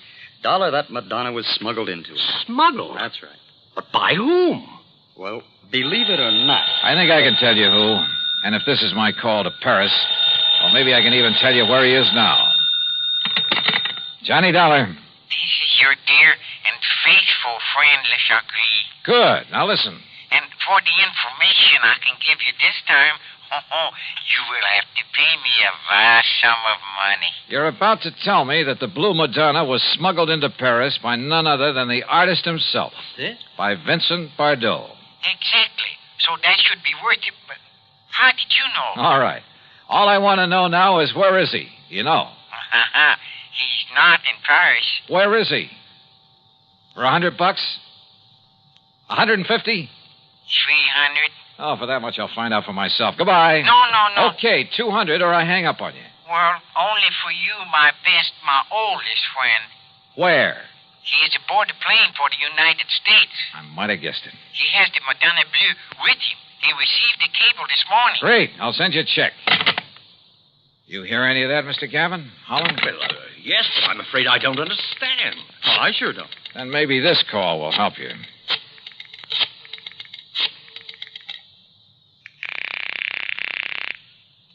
Headquarters? Sergeant Jerry Hawkins. Yes, sir?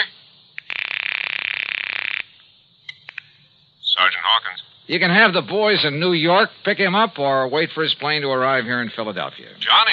If you're sure you really have any charges against him. What? Yeah, he's on his way in from Paris. The guy who painted the copy of the Blue Madonna. Or maybe this is really the original over here. Huh? Well, at any rate, he'll have the other copy with him. So do you want to tell the papers or shall I? Look, will you make sense? Oh, and his name is Bardot. Bardot? That's right, Vincent Bardot. Well?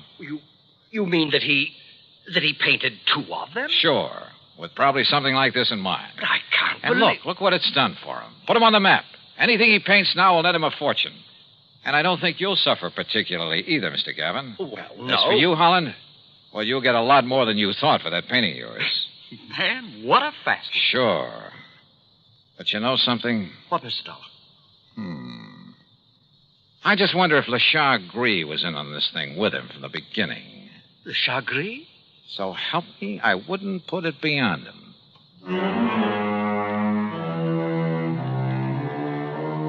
Sure he was in with Bardot. And probably collecting plenty from him. Anyhow, the insurance company isn't out anything.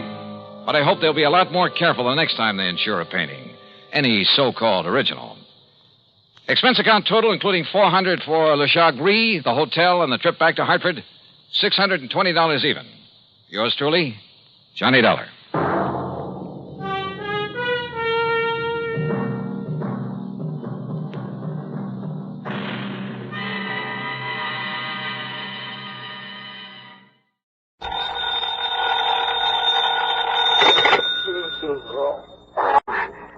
Johnny Dollar.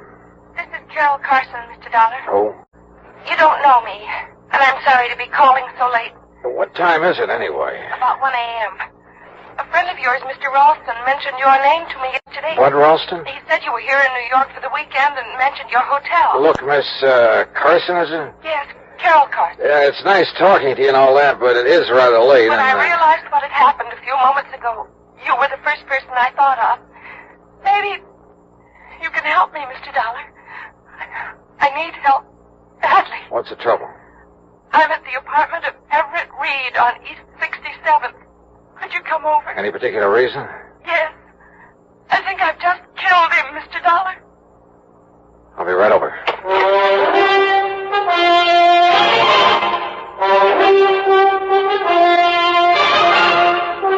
Bob Bailey in the exciting adventures of the man with the action-packed expense account.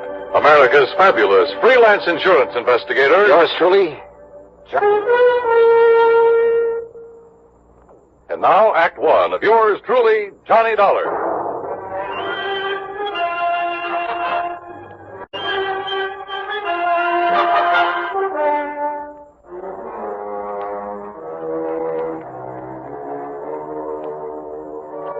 Expense account submitted by Special Investigator Johnny Dollar to the Universal Adjustment Bureau, Home Office, Hartford, Connecticut. Following is an account of expenses incurred during my investigation of the Deadly Doubt matter.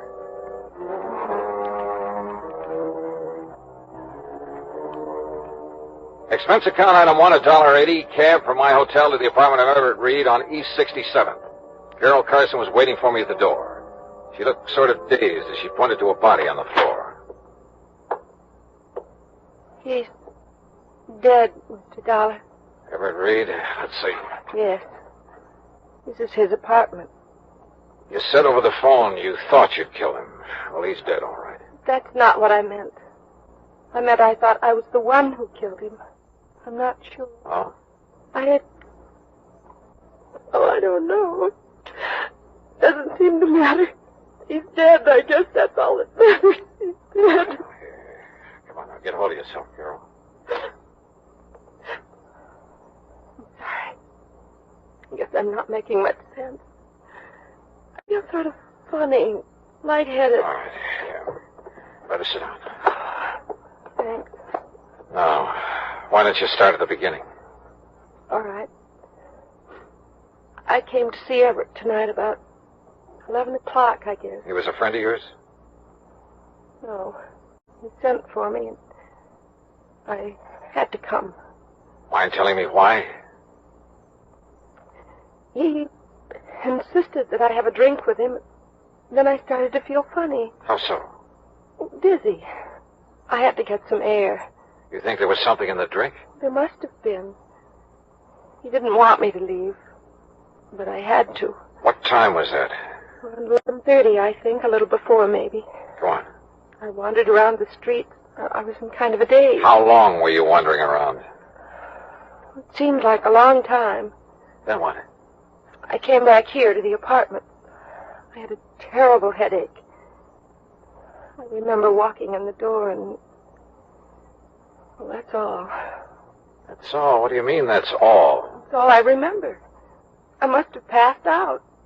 When I came to, I was lying on the floor, and that gun was near my hand. In front of me was...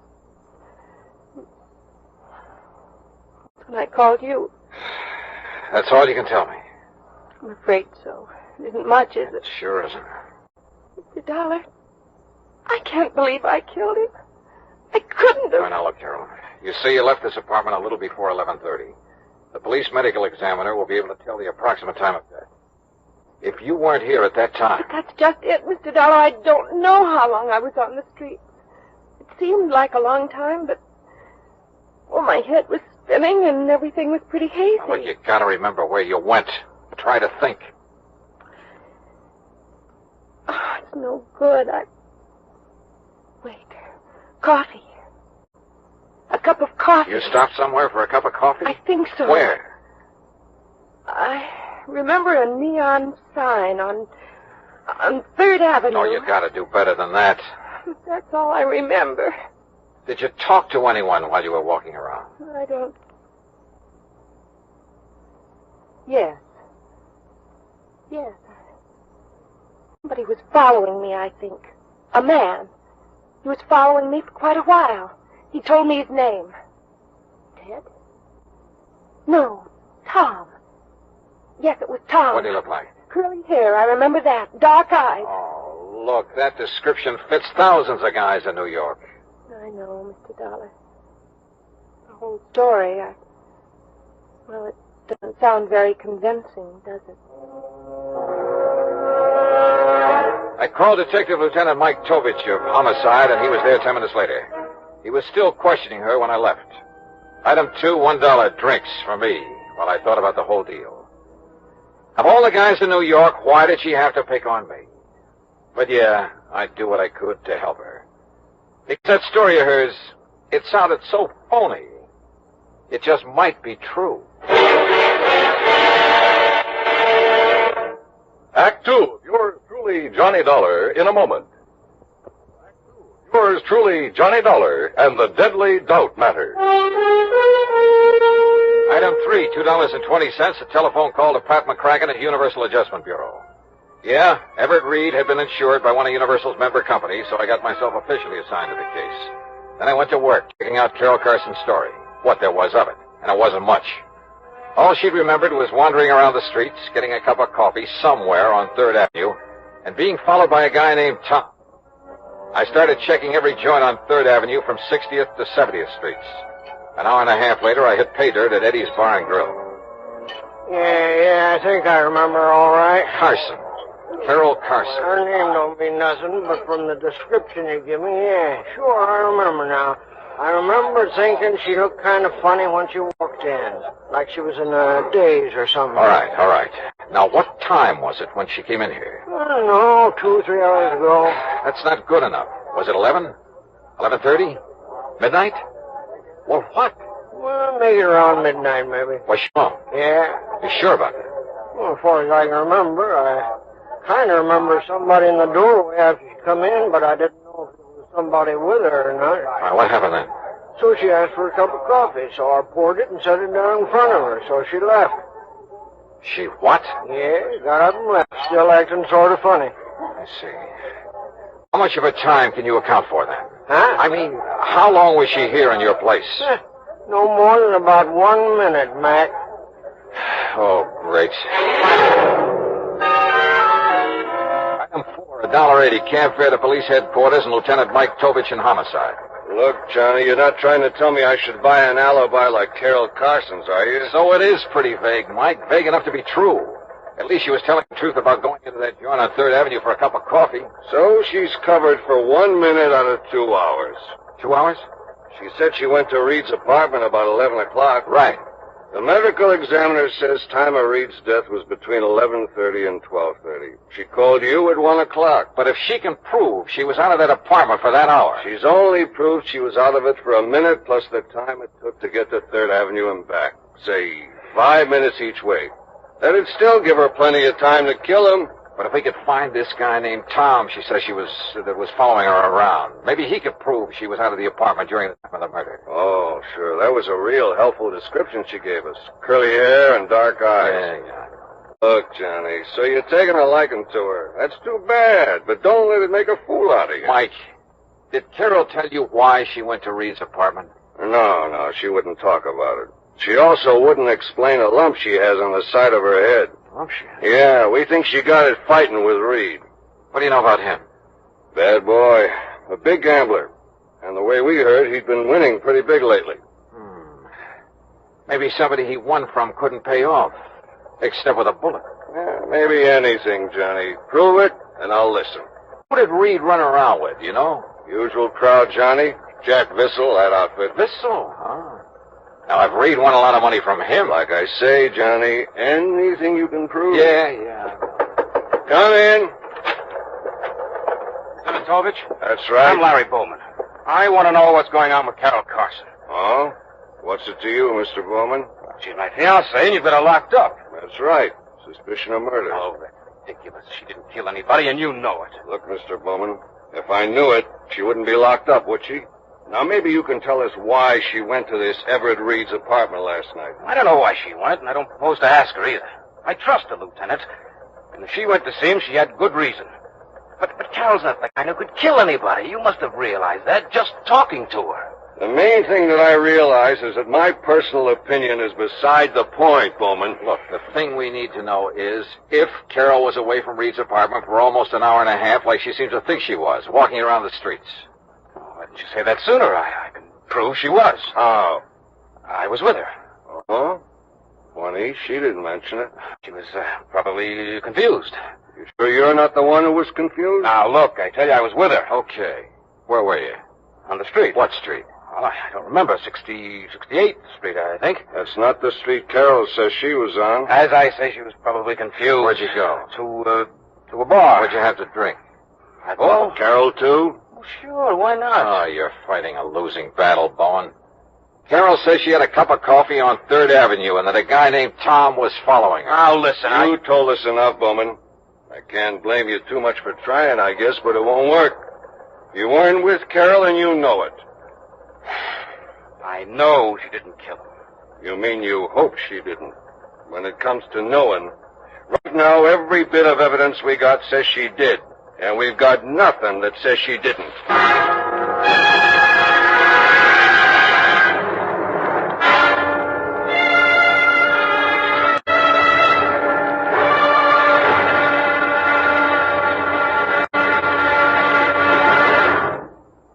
Act 3 of yours truly, Johnny Dollar, in a moment. Yours truly, Johnny Dollar, and the Deadly Doubt Matter.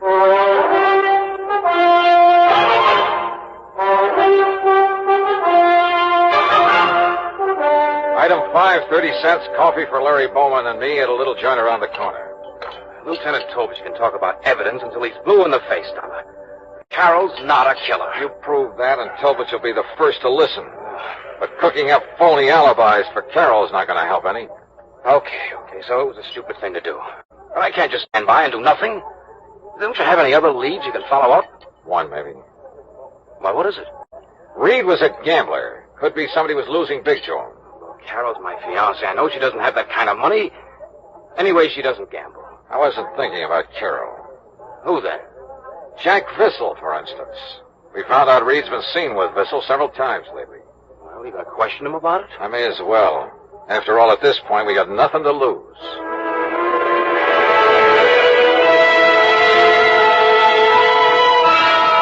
You're barking up a wrong tree, Dollar.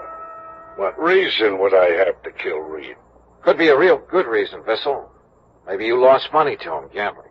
Some nights you win, some nights you lose. So maybe you lost more nights than you won. So maybe you owe Reed some money. Oh? That could be the motive. Look, Dollar, why don't you take your crazy theory someplace else? Yeah, I owed Reed money. I owed him all of 2 bits. Now, is that enough to bump him off? So, I started making the rounds along 3rd Avenue again. But I got nowhere. Nobody remembered seeing her, and nobody remembered the guy named Tom, the one she told me had been following her. 2 hours later, I gave up. I was beat. I went back to my room and flopped on the bed.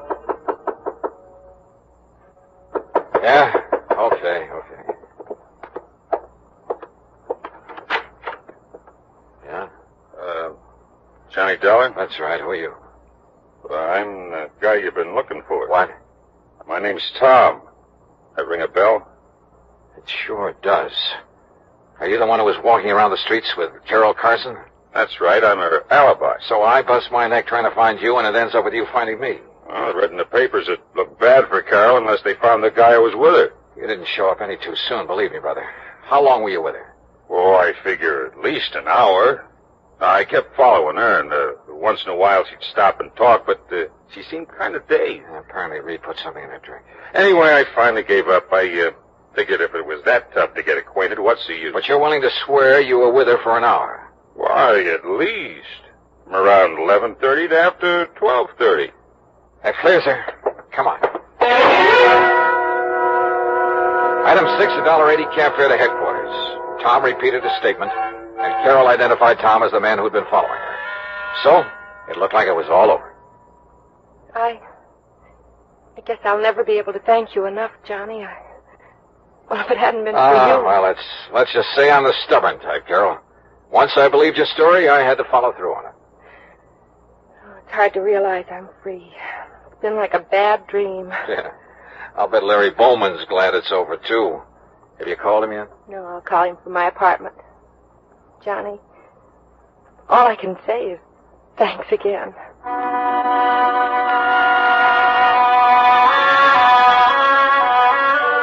Carol took a cab to her apartment. I started back into the building, and then, out of the corner of my eye, I spotted another cab pulling away from the curb, following Carol's. And it was Tom. I figured I'd better join that procession. I tagged along to Carol's apartment. Inside, I could hear voices. The door was unlocked. Carol was in the process of handing over some money to Tom.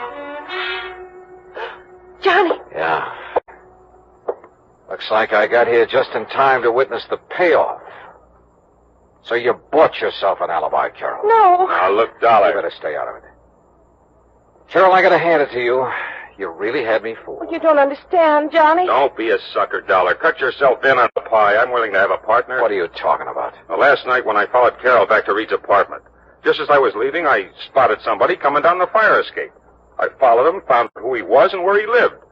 Then when the story came out in the papers, I realized I knew who the killer was. So I figured I could make some dough out of it. But not as long as Carol was in jail. Johnny, just now when he wanted money to keep him from telling the police, I didn't know what to do. I thought if I gave him what I had, it would keep him satisfied until I could figure... Larry! No! No! I spun around, but it was too late. Oh! I kicked at the open door. It struck Larry's arm, deflected his shot. Before he could shoot again, I nailed him. Oh.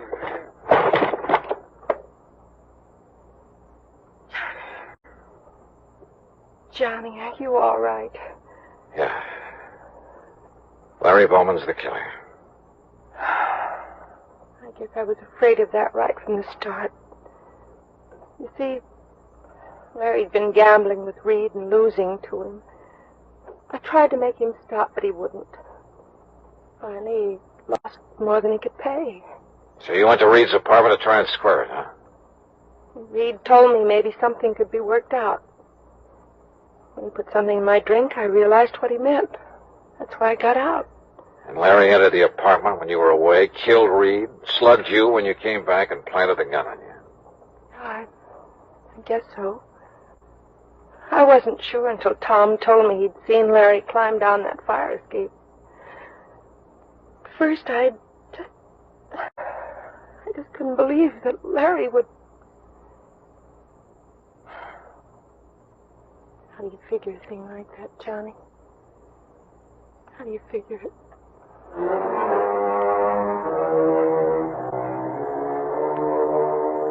I didn't try to answer that one, because I didn't have an answer. It just isn't any. Item 8, $13.40, incidentals and transportation back to Hartford. Expense account total, $41 even. Yeah, Larry Bowman's gambling was a big, fat mistake. First with Everett Reed, then in trying to frame Carol. I guess that's the trouble with gambling. You push your luck too far, and sooner or later you're bound to lose. Yours truly, Johnny Duff.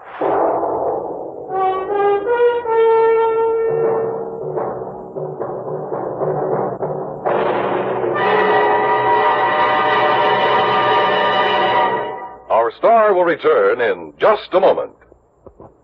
Now, here is our star to tell you about next week's story. Next week, a doting dowager who sets me out on the wildest case I ever handled.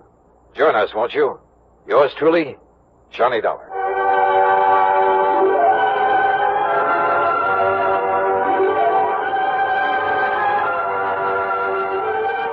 Yours truly, Johnny Dollar, salutes station KRMG in Tulsa, Oklahoma.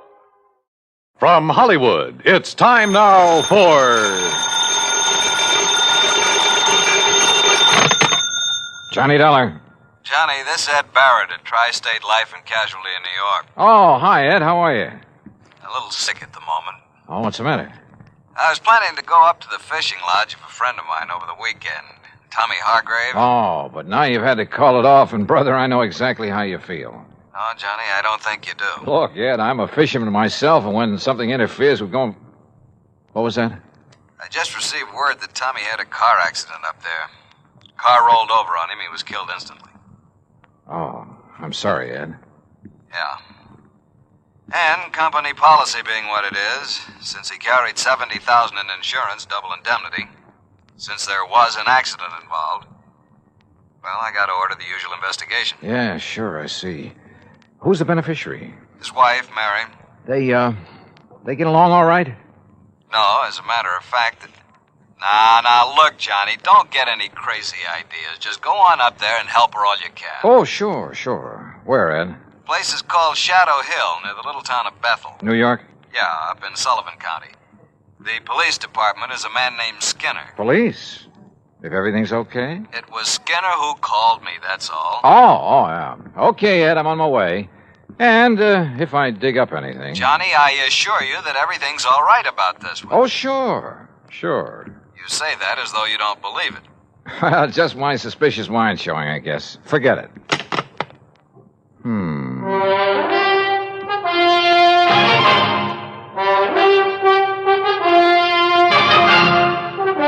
Bob Bailey in the exciting adventures of the man with the action-packed expense account. America's fabulous freelance insurance investigator. Yours truly, Johnny Dollar.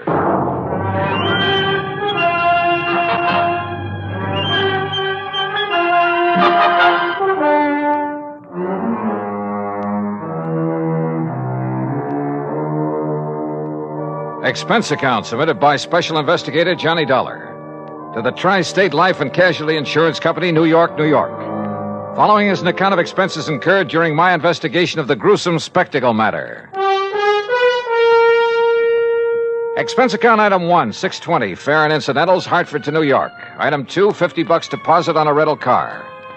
I swung north, crossed the George Washington Bridge, then picked up Highway 17 through Goshen with its famous racetrack, through the summer resort town of Monticello, then past White Lake, a good fishing spot, to the little town of Bethel. It really isn't much more than a crossroads, a couple of filling stations, a general store and post office, and Emmer's Hotel, where I park my bags. Shadow Hill, however, turned out to be a beautiful summer lodge sitting high above the edge of a nearby private lake. From the highway, I could see the narrow winding road that led from the lodge down to the lake shore. I could also see the spot where a car had apparently taken a corner too quickly, skidded, and rolled over to where it lay on its side. Then, shortly after pulling off the highway, I could see something else. Another car, just short of where the accident had occurred. It was half hidden in a clump of trees that bordered the road. And as I slowly pulled up to it, a man suddenly jumped out and leveled an old .30-30 rifle at me. Stop right there. Don't come any closer. Oh, well, now, just a minute, mister. Who are you? What are you doing around here? Stranger, huh? Yeah, I guess you'd call me a stranger, but look, Then maybe you're the stranger I'm looking for. Get out of that car with your hands up over your head. And don't try no funny business. Hey, what is this, a holdup? Do like I tell you to. And be quick about it. Okay, whatever you say. Come on. This door doesn't seem to want to... You trying to pull some trick? No, Open that door. Well, it's stuck, I guess. Well, here, I'll do it. Now then. Thanks. Yeah, now I'll take that gun. Oh, no, you won't. All right. Now. All right, up on your feet. Now, just a minute, son. Turn around. Go on, turn around. You just look here, son. You just take it easy, old man, and remember I have the gun now. I'll lock you up for this. That's what I'll do. You'll what? Yes, sir. interfering with the law this way. The law? You? That's right. See? Here's my badge. See? Oh, okay then. Look, Mr. Skinner. You look, you... Hey, how'd you know my name? You are Mr. Skinner, aren't you? Well, sure I am. Amos Skinner. Only it's Chief Skinner to you. Police Chief Skinner. And if you think you're going to get away with this, you... What's your idea? Oh, Chief, it looks like you're just the man I came to see. Huh? Only, maybe you'd better have your gun back. Here. Well, all right. All right, now, you just put your hands up and... Say, now, just a doggone minute. Who are you? Johnny Dollar? Johnny Dollar? That what you said? That's right. The Johnny Dollar? I'm an insurance investigator. Well, praise be to Betsy. Well, I might have known there was someone like you, the way you outsmarted me. Banging the car door gets me that way. Oh, I'm sorry about that, Chief. Well, Johnny, I'm real proud to meet you. And believe me, son, I'm just mighty glad you're here. Oh? Why do you say that? Just you look here, Johnny, over the edge of this road. Look. You see it down there? That car? Is that the car in which Mr. Thomas Hargrave was killed? Oh, you know about that? That's what I came here to investigate. Well, all right then. Now, you listen here to me, Johnny. Well? I'm the one that telephoned down to Mr. Hargrave's insurance company down to New York. So I understood. I did it as a favor to Mary. That's his wife. On account of she was so broke up and all. Never did like her, but she was pretty upset. Very considerate of you, Chief. And I told the insurance company just what I told everybody else. That Tommy Hargrave took this turn in the road too fast. Now, you see the turn right above here? Yeah, that's a sharp one. Well, he took this turn too fast and skidded off the side, and the car went over and pinned him underneath it, and that was that. Killed him. Well? Well, all right. Now, Johnny, I just come over here from old Doc Walton's. It was down to Doc that I took Tommy's body yesterday just after it happened.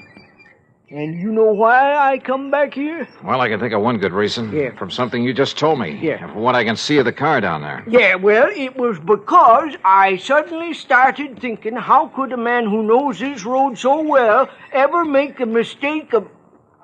Hey, what were you going to say? Well, Chief, that car was coming down the road.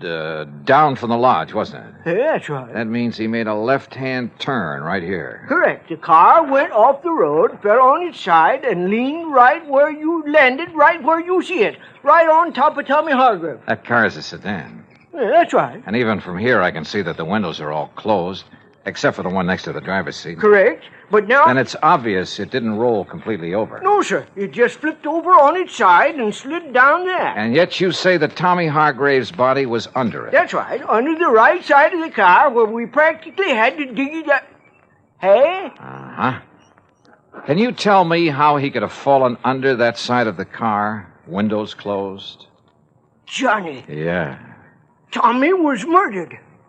That's what. And the car pushed over on him to make it look like an accident. And Johnny, you proved it. A couple of other things we've got to prove, Chief. Hey? Like what? Who murdered him? And why? Act two of yours truly, Johnny Dollar, in a moment. Our flag now numbers 50 stars, and behind each star there stands yet another flag, representing one of the 50 states. Rhode Island's state flag is white with an anchor, first used as a colony symbol in 1647.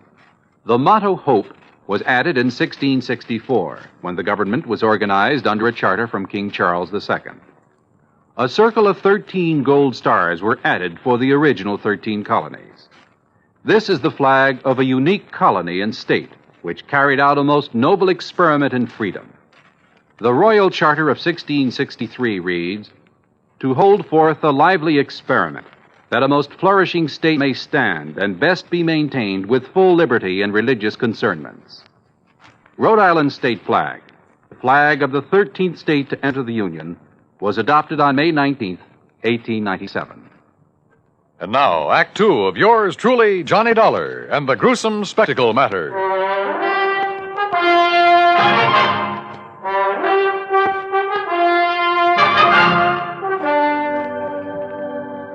Chief, tell me this. When and how did you learn of this so-called accident that killed Tommy Hargrave? Well, from Mary, his wife. Oh? It was like this, Johnny. I was sitting down at Bob and Ernie's and... Who are Bob and Ernie? Well, they run that mobile gas station down the highway you pass on the way. Oh, go on. Well, we were just sitting there talking about the Hamiltonian and all the money... What do you mean, the Hamiltonian? Well, you know, the big harness race they run down to Goshen every year. Oh, yeah. Why, it's world famous. Bigger than the Kentucky Derby. Yes, I know. Go on. Well, we was talking about how much money Barney Marson has made taking bets on those races, and we... Oh, Chief.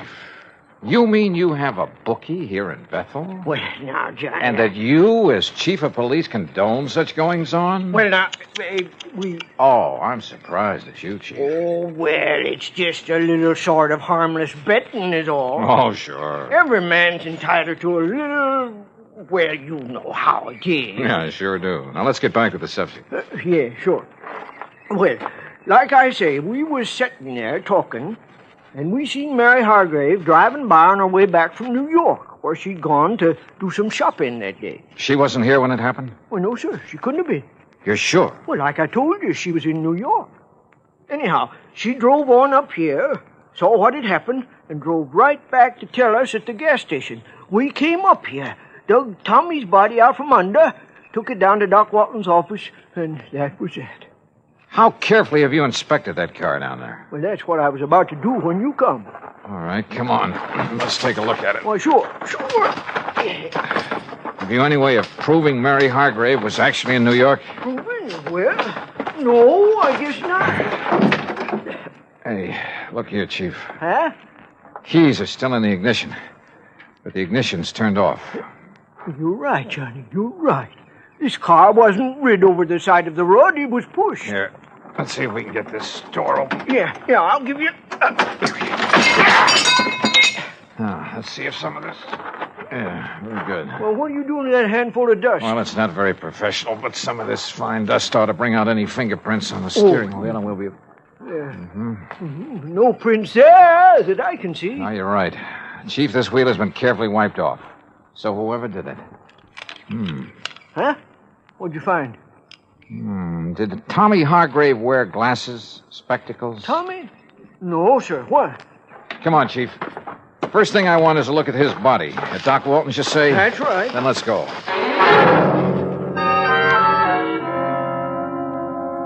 Well, as a matter of fact, it was I who suggested to Amos, to Chief Skinner, I should say, that he go back and have another look at that car, Mr. Dollar. Just why, Dr. Walton? Because a couple of things about this body made me wonder. Look here, the way the clothes are torn, as though he'd had some kind of a struggle. Scratches and contusions on his hands. But more important, here. Yeah? Here at the base of the skull, this mark. Up where that car is, there are no rocks, no stones, no anything that could make a mark like this. And there's another on the face below the eye. You know what that looks like to me, Doctor? Oh, what's that? The mark from the butt of a .38 automatic. And I've seen plenty of them. My Betsy, Johnny, you're right. Then that would indicate Hargrave was murdered. And the car pushed over on him to make it look like Yes, sir. And Johnny and me found a few other things around that car that would indicate the same thing. Doctor, I understand Tommy Hargrave did not wear glasses. No, not that I know of. Of course, Mary, his wife... She wears them? Yes, she does. Can't do without them. What kind? Well, just regular tortoiseshell, you know. Something like these, maybe? Well, no. Granted, one lens is smashed and part of the frame is broken, but is this the kind she wore? Yes, Mr. Dollar, I'd say so. Of course, a great many Johnny, surely you don't think his own wife... They didn't get along too well, did they? Well, no, but after all, when any couple's been married 10, 11 years... Also, she just happens to be the beneficiary of his sizable insurance policy. Good heavens, Mr. Dollar. Yeah, I think we'd better pay a little visit to Mrs. Mary Hargrave.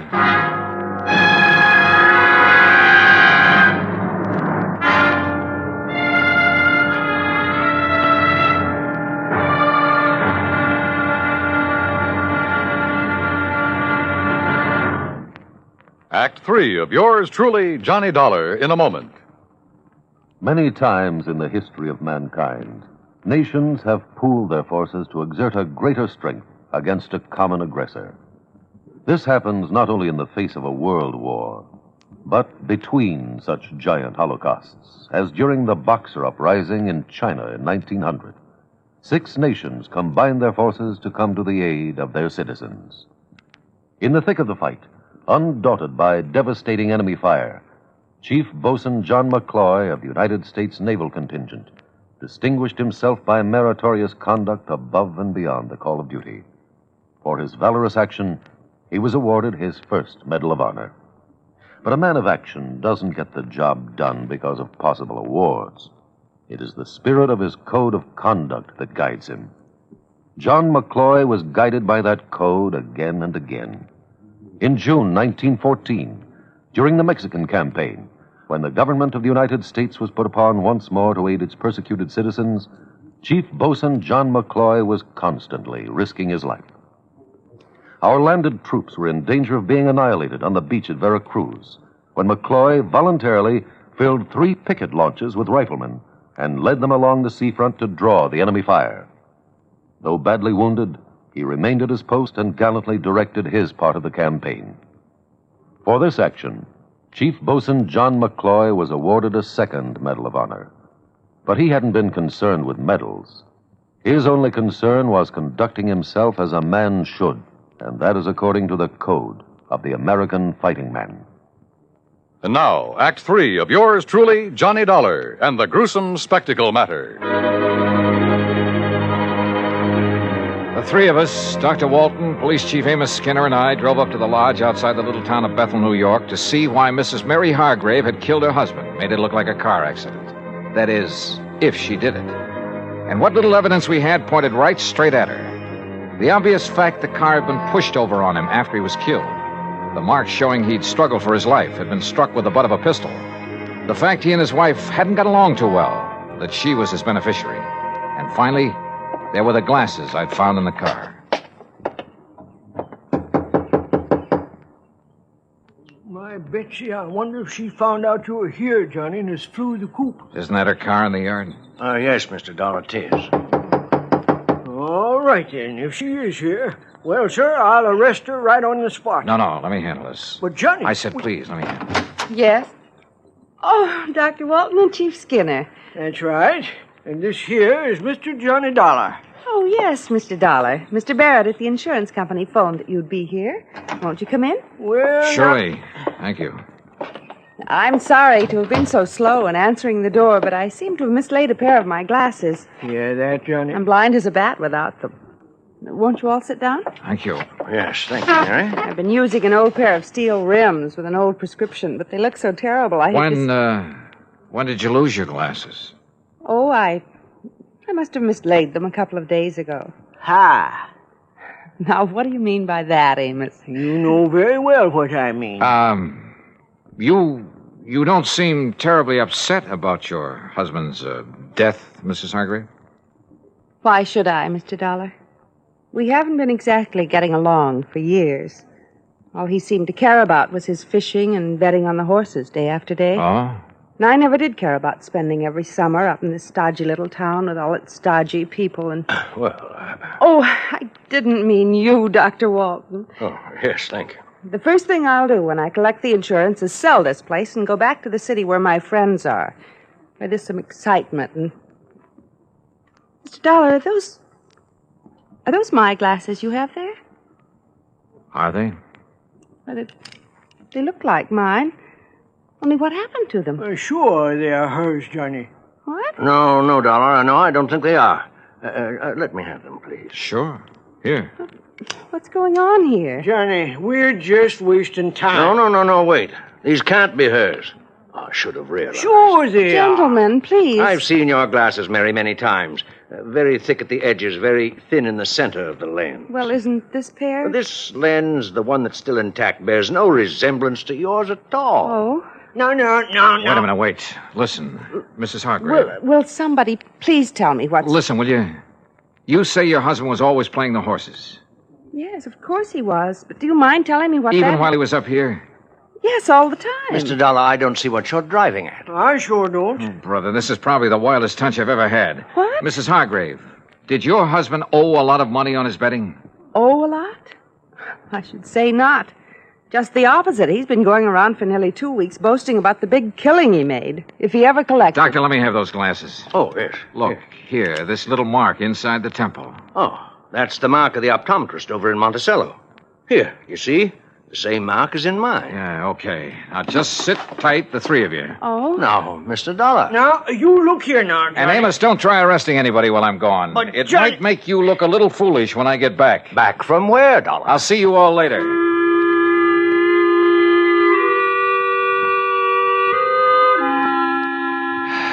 Well, that's really just about all there is to this case. Oh, except, of course, for the fact the optometrist in Monticello had no difficulty at all in matching the glasses I'd found with the prescription of... Yeah, you guessed it. They had belonged to the bookie Chief Skinner had told me about, Barney Marston. Of course, Barney wanted to put up a fight when we faced him with the facts. But then he couldn't seem to explain the various and sundry bruises he was carrying around. Until we reminded him of the fight he'd had with Tommy Hargrave. Yeah, he'd killed him and pushed the car over on top of him. The reason for it all? Simple. Tommy had won a cool $25,000 from him. Had threatened to put him out of business if he didn't pay, which he couldn't. So, Barney killed him and tried to fake the accident. And you know something? I have a sneaking suspicion Chief Amos Skinner isn't going to stand for any bookies operating in Bethel, New York from here on out. Oh, and Mary Hargrave found the glasses she'd mislaid. Expense account total, including mileage on the rental car and the trip back to Hartford, $148 even. Yours truly, Johnny Dollar.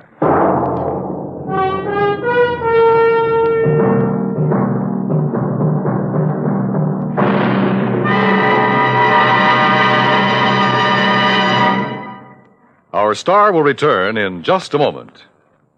Our flag now numbers 50 stars, and behind each star there stands yet another flag representing one of the 50 states. Kansas' state flag is dark blue, and in the center is the state seal, surmounted by a large sunflower, the official state flower. The seal reflects the history of Kansas, the train of ox wagons going west, for most of the great roads passed through Kansas. An Indian is depicted chasing a herd of buffalo, recalling the words of the official state song, "Oh, give me a home where the buffalo roam." For this truly was the home of the buffalo and Indian. The East is represented by a rising sun, and the promise of future prosperity is indicated by the steamboat on the river and the farmer plowing the field. Above a mountain range are 34 stars, for Kansas was the 34th state admitted to the Union. Over all is the state motto, Ad astra per aspera, to the stars through difficulties.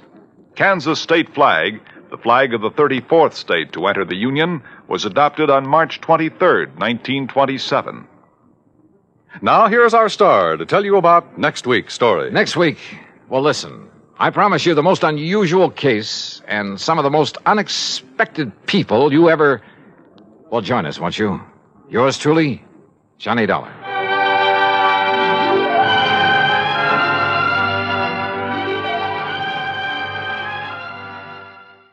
From Hollywood, it's time now for...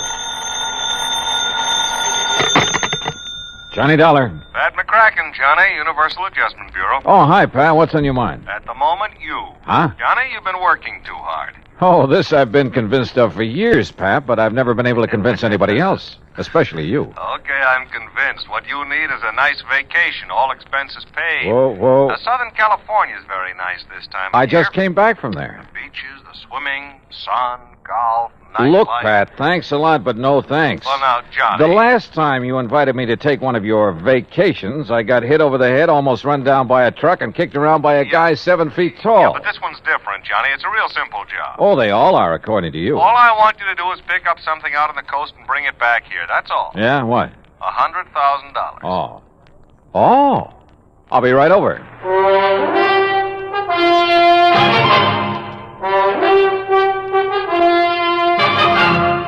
Bob Bailey in the exciting adventures of the man with the action-packed expense account, America's fabulous freelance insurance investigator. Yours truly, Johnny Dollar.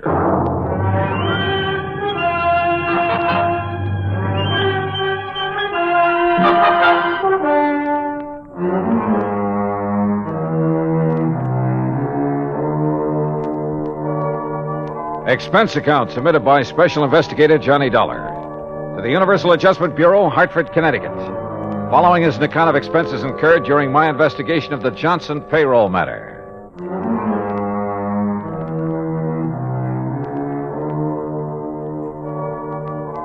Expense account item 1, $1.25 cab fare from my apartment to the office of Universal Adjustment Bureau and Pat McCracken.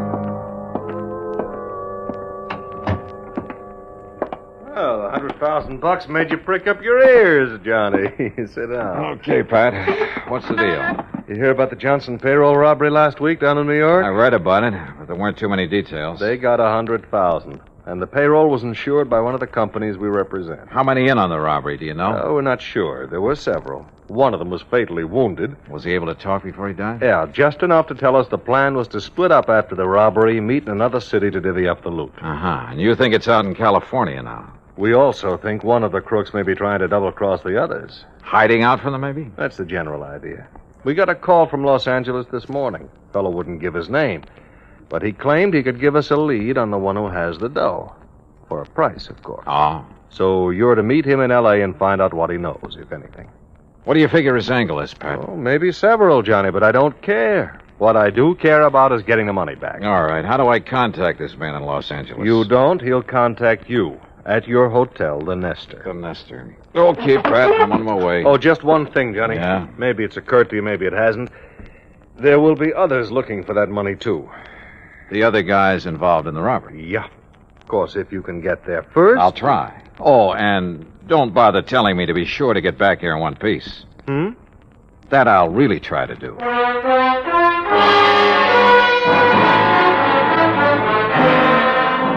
Expense account item 2, $187 even, air transportation and incidentals to Los Angeles. I've been told to stay at the Hotel Nestor, so I took a cab. That's item 3, $5.50 from the airport. It was just getting dark as my cab pulled up in front of the place. Before I could get out, somebody got in. Oh, I'm sorry. I didn't know this cab was occupied. Well, that's okay. Welcome aboard. Here, I'll get out. It's okay. I've got you. Sorry, I lost my balance. Must have got my heel. You may be sorry, but I'm not. I can't think of a better way to arrive in a strange city than with a beautiful girl in your arms. If you'll let go of me. Oh, yeah, well, if you insist. Thanks. I'm sorry. Oh, wait a minute. You can have this cab as soon as I get my stuff out. Oh, that's all right. I'm in a hurry. I'll get another one. Goodbye. Oh, wait a second. I mean, after all... Oh, well.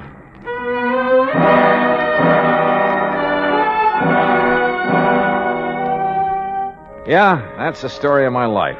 The best ones always seem to get away. I went into the hotel lobby to register, but found a message waiting for me from the informant who'd phoned to Pat. I was to drive to the little town of Corrado Beach down the coast and meet a man there first thing in the morning. There was a map showing me the way to a small pier where the meeting was to take place. Looked like Los Angeles had suddenly got too hot for him.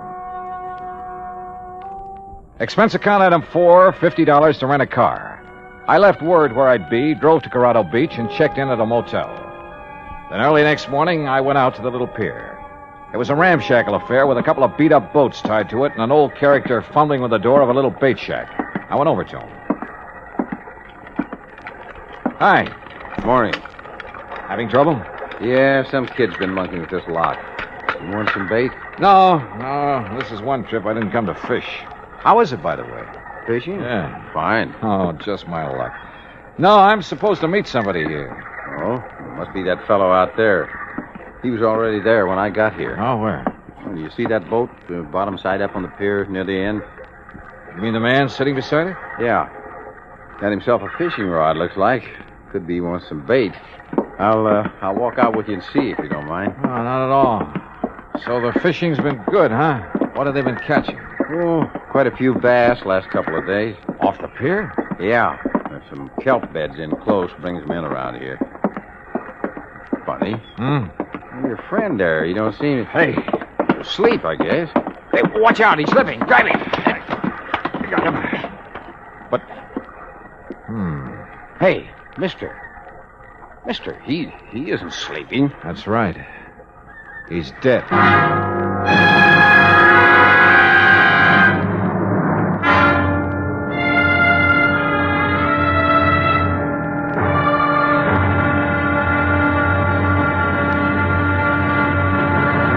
Act Two of yours truly, Johnny Dollar, in a moment. Our flag now numbers 50 stars, and behind each star there stands yet another flag representing one of the 50 states. Georgia's state flag displays the state seal on a strip of blue.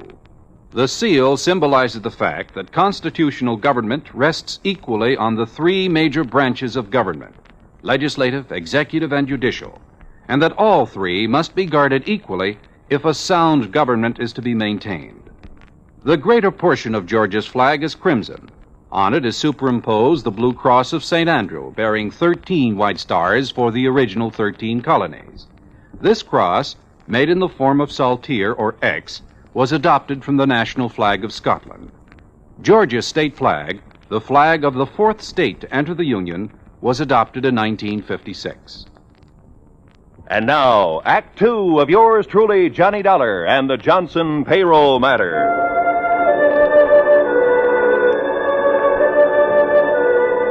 I'd flown 3,000 miles to meet a man, only to find him dead at the end of a rickety little pier at Corrado Beach, a knife between his ribs. I searched him while the old fellow at the bait shack went to call the police, but I didn't find a thing on him to help me. No identification even. Later, talking to the police, well, they didn't have any line on him either. My only lead on the payroll robbery was dead. I waited around the motel most of the day, hoping the police could turn up something on the dead man, but it was no soap. Item 5, $2 for drinks in the town's only bar while I tried to figure out my next move.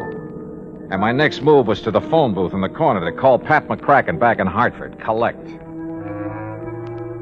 Oh, tough luck, Johnny. But are you sure the dead man is our informant? There was no identification on him, but he was right where he told me he'd be in the message he left for me in L.A. Probably not much doubt about it, then. Oh, incidentally, I sent some mug shots out to you. Some men who might have been involved in the Johnson payroll job. Send them airmail special. Yeah, I got him about an hour ago. We're not sure if any of them are the ones or not, and we don't have any line at all on the leader of the gang. Well, what's your next move, Johnny? Search me. Right now, I'm right in the middle of nowhere. I guess I... Hey, wait a minute. What's the matter? Maybe I'm not out of leads after all. What do you mean? Pat, I'll call you later. What pulled me off that phone in a hurry was a glimpse of somebody over near one end of the bar. I slid out of the booth and went over. Well, hi. What? Imagine meeting you here. I'm afraid I don't know what you're talking about. You're the girl who got into my cab in Los Angeles. I'm afraid you're confusing me with somebody else. I'm sorry. I have to go. No, just a minute. I'm beginning to think it wasn't just coincidence you got into my cab. Maybe we'd better have a little talk. Please, go of my arm. You've made a mistake, and there's nothing to talk about. Is he annoying you, lady? Now, look, bartender, I'm just trying to find... Yes, he is annoying me. Take your hands off her, buddy. Now, look, Joe. I mean it, and my name ain't Joe. I got you outweighed by about 40 pounds, buddy. You don't understand. Just let go of her, and we'll talk it over. Okay. Thank you. Now, just what is it I don't understand, buddy? Skip it, buddy. So she got away from me. I grabbed my top coat off a hook and stepped outside the bar. It was damp and foggy out there. I put on the coat and started looking around for her, but it was too late. She was just plain gone. Then, walking along with my hands in my coat pockets, I realized there was something in one. A key to a motel room, but not mine. Funny. Then I remembered I'd had the coat beside me in the taxi when the girl climbed in back in Los Angeles. Yeah, she could have slipped it in the coat pocket then. But why? Well, that's what I wanted to find out. I looked up the motel. It was about a mile down the highway from mine, room 7. Yeah, the key fit all right. Then as I opened the door, I realized I had company right behind me. Freeze, Dollar. Huh? Who are you? Never mind. Inside. Move. Okay. Get that blind down. Okay. Oh, wait a minute. Your face looks familiar. Yeah, those mug shots McCracken sent me. You must be Slattery. Bright boy. One of the guys they suspect of pulling the Johnson payroll job. Too bright for your own good, Dollar. You must be the one who killed the man out on the pier. The man who was going to tell me where the payroll door is. That's a nice stall, Dollar, but it won't work. What do you mean, Slattery? Blake killed him, and you know it. Yeah? Who is Blake? You want to play it coy, huh, Dollar? Okay, we'll do it your way. Blake's got the payroll door, and you're working with him. Just how do you figure that? Blake's girlfriend climbed in your taxi in Los Angeles. I figure she slipped you the key to this room. Hey, look, you got a few things all twisted. Shut up and stand still. This gun has a habit of going off sometimes. No kidding. So where's the dough? Take it or leave it, Slattery, I don't know. Well, it better be in this room. Yeah? And if it isn't? You guess. I don't think I need more than one. If it isn't here, I'm not leaving. That the idea? Oh, you leave, all right. It's just that you won't be walking out of here. Act 3 of yours truly, Johnny Dollar, in a moment. Over 150 years ago, the Swiss poet Henri Amiel wrote, "Heroism is the brilliant triumph of the soul over fear. Heroism is the dazzling and glorious concentration of courage." During the Korean campaign, Corporal Ronald Rosser was attached to the heavy mortar company of the 38th Infantry, 2nd Division, United States Army. Rosser, a veteran of World War II, rejoined the Army and shipped to Korea when he heard that his brother had fallen in the winter assault of the Chinese Communists. One day, Rosser's company moved into enemy territory. At the time, the corporal was a forward observer and carried a radio. Suddenly, in the midst of an enemy attack, Rosser handed his radio to a buddy, slipped the safety off his carbine, and filled his shirt with hand grenades. He charged at the enemy through fierce mortar and artillery fire, shooting from the hip. Straddling a bunker, he riddled its occupants. Still advancing, he accounted for 2 more of the enemy, shooting one through the head and clubbing another to death. Continuing his one-man charge, he jumped into a trench full of enemy soldiers, opened fire, and forced his way relentlessly down the length of the trench, killing right and left with grenades and carbine fire. Out of ammunition, he returned to his company, where he replenished his supply. Then he charged the enemy again and again. Finally, he returned to his own area, and taking the radio back from his friend, he moved out with his company. Corporal Ronald Rosser was awarded the Medal of Honor for his action. Action which had shown the enemy that his personal code of conduct wouldn't let them push around either his kid brother or his country. And now, Act 3 of yours truly, Johnny Dollar, and the Johnson Payroll Matter.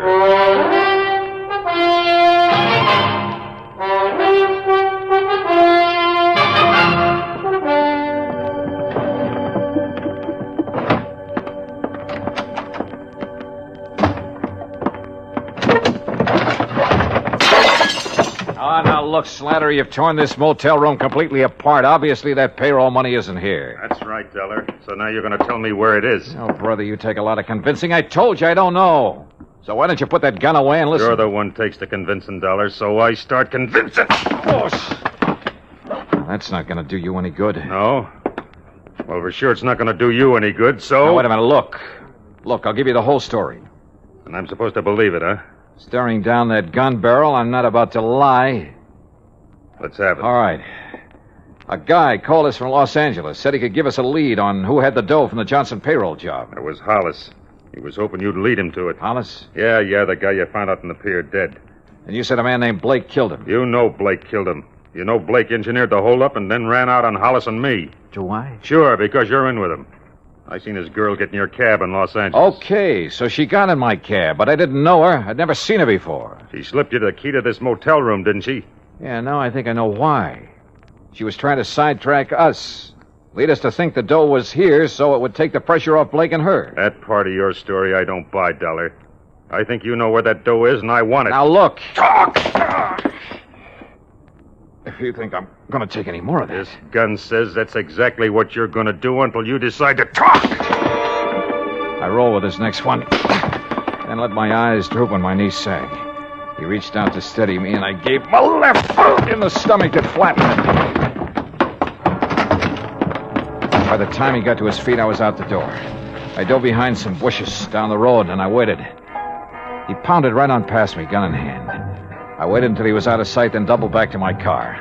Apparently, Slattery didn't know Blake's girl was around here somewhere. One thing was sure. I had to find her, but fast. There were only 3 motels in town. The one I was staying at, the one where Slattery had been playing patty cake on my jaw, and a third off the highway near the beach. I drove to that one and checked the register. It showed a Myrna Grant in number 8.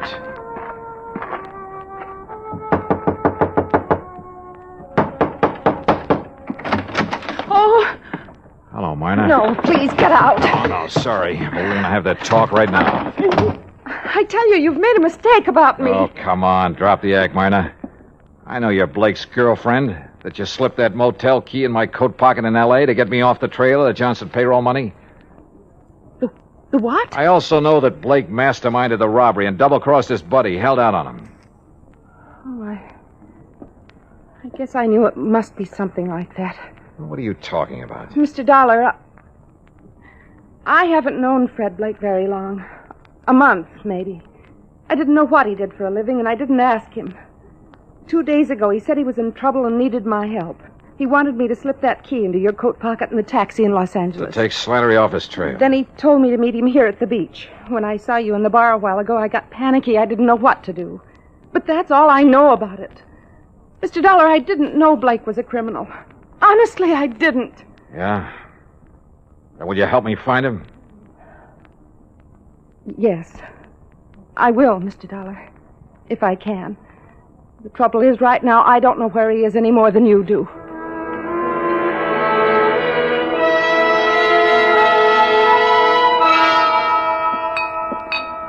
What'll it be, folks? Hey, wait a minute, buddy. Ain't you the one that was molesting this young lady an hour ago? Oh, Tarzan, buddy, my molesting days are over. Oh, it's all right, bartender. I'm sorry I caused you the trouble. No trouble, ma'am. Just glad it turned out all right.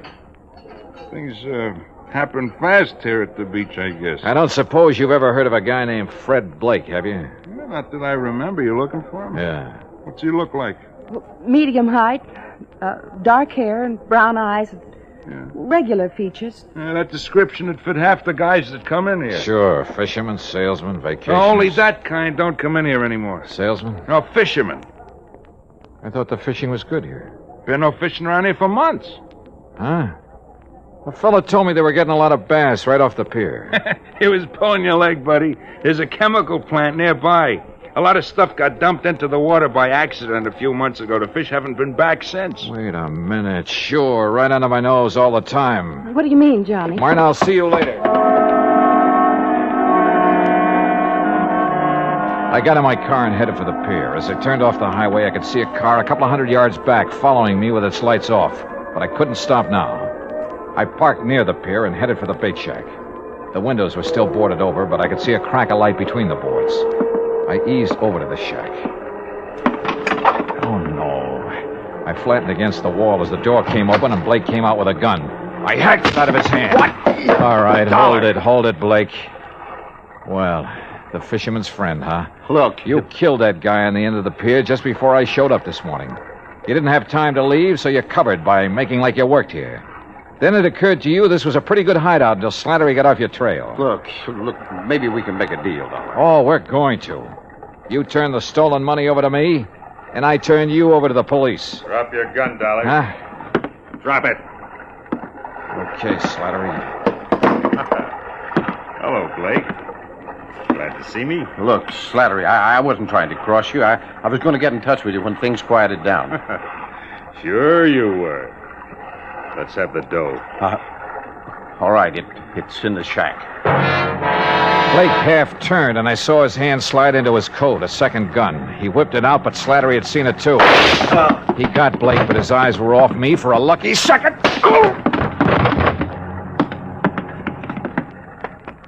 I checked Blake. He was still alive. Yeah, they'd both keep. For a long time.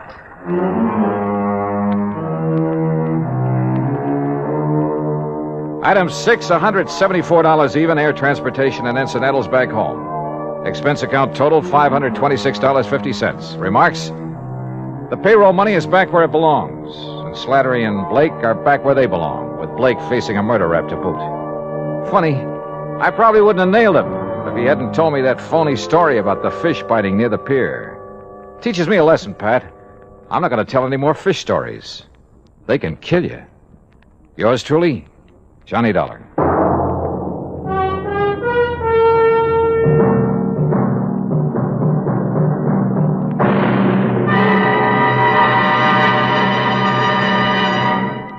Our star will return in just a moment. Our flag now numbers 50 stars, and behind each star there stands yet another flag representing one of the 50 states. Ohio's state flag is the only pennant-shaped flag, or burgee, as it is correctly called. The Buckeye banner is the creation of an engineer who created a blue triangle for the hills and valleys, red and white stripes for the roads and waterways of the state.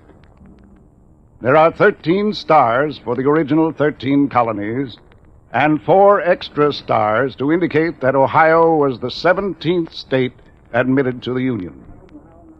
A white circle with a red center represents the initial letter of Ohio and suggests its nickname, the Buckeye State. Ohio's state flag, the flag of the 17th state to enter the Union, was adopted on May 9th, 1902. Now, here's our star to tell you about next week's story. Next week, a pair of common, ordinary glasses solve a case for us. The gruesome spectacle matter. Join us, won't you? Yours truly, Johnny Dollar.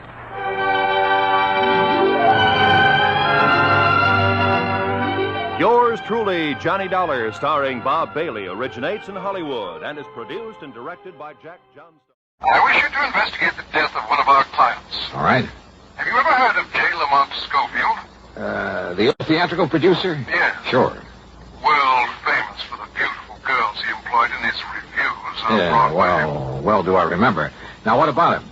Well, if you've seen the papers, you know that he died yesterday. No, I didn't know. As natural causes, the medical report stated. But you think otherwise. I do. Why, sir? Because of the beneficiary named in his $750,000 insurance policy. $750,000? Yes. So I think you'd better come over here and see me. Yeah, Mr. Westbury. I think I'd better.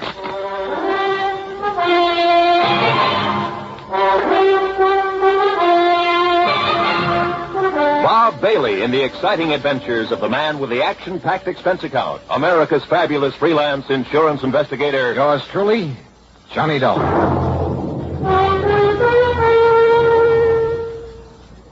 And now, Act One of yours truly, Johnny Dollar.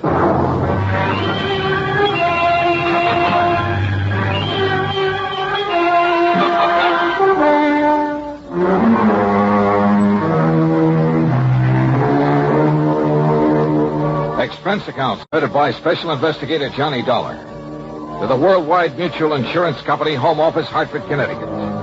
Following is an account of expenses incurred during my investigation of the Noxious Needle matter.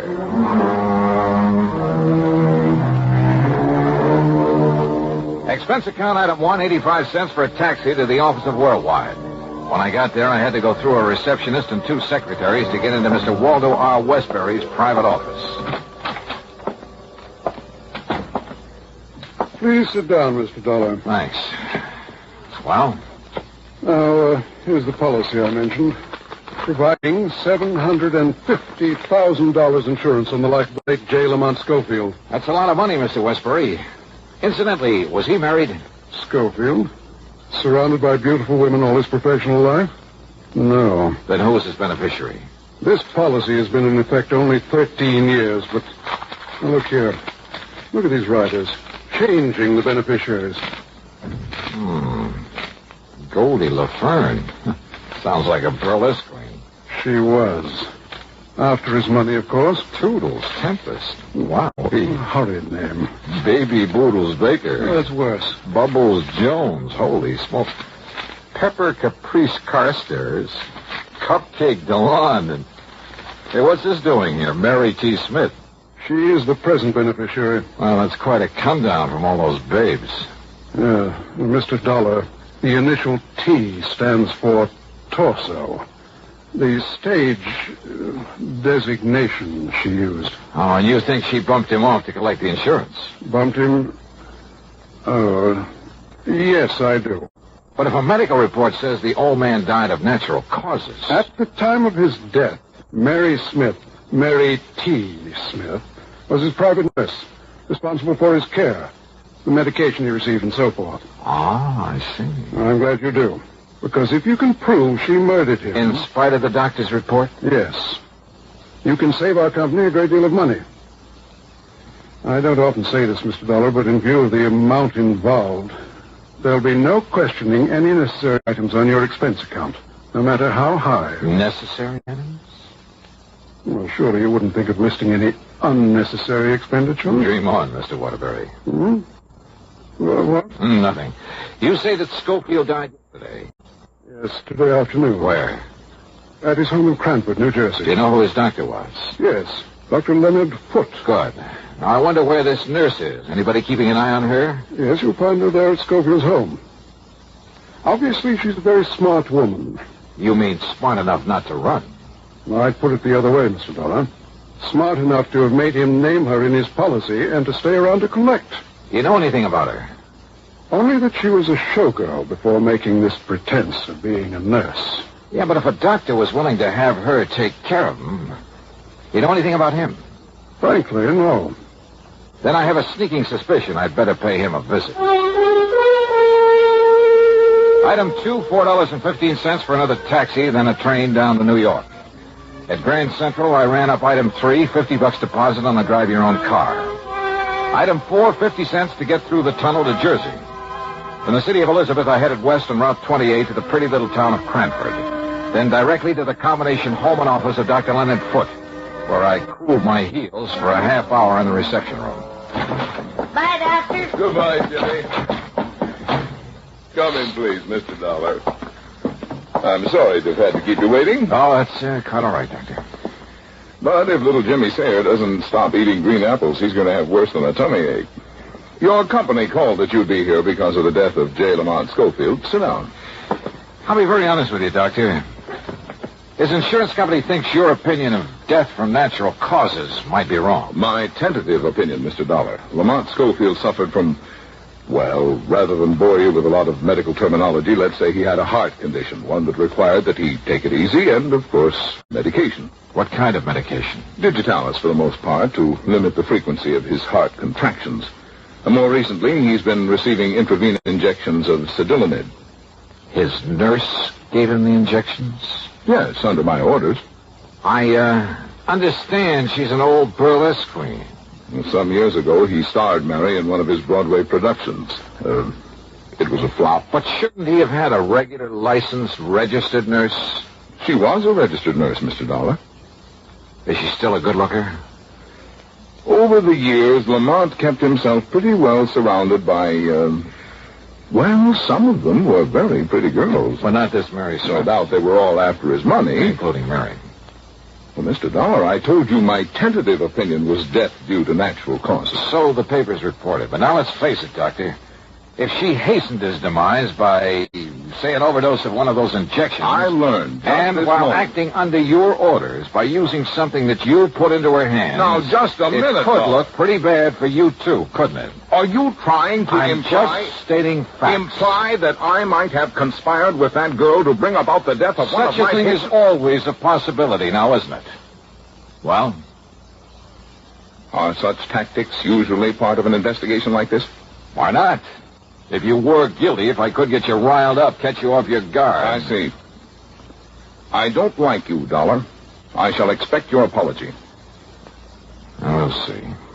As I started to say before you interrupted me, I learned just this morning from Monty's attorney that Mary Smith is the heir to Lamont's estate and the beneficiary to his insurance policy. You didn't know this before? I did not. Nonetheless. As a result, I have ordered his body held at the coroner's office. Oh? Yes, so that a complete autopsy can be made. Oh, I see. I'm sorry, Doctor. Would you like a towel, Mr. Dollar? Towel? To wipe the egg off your face?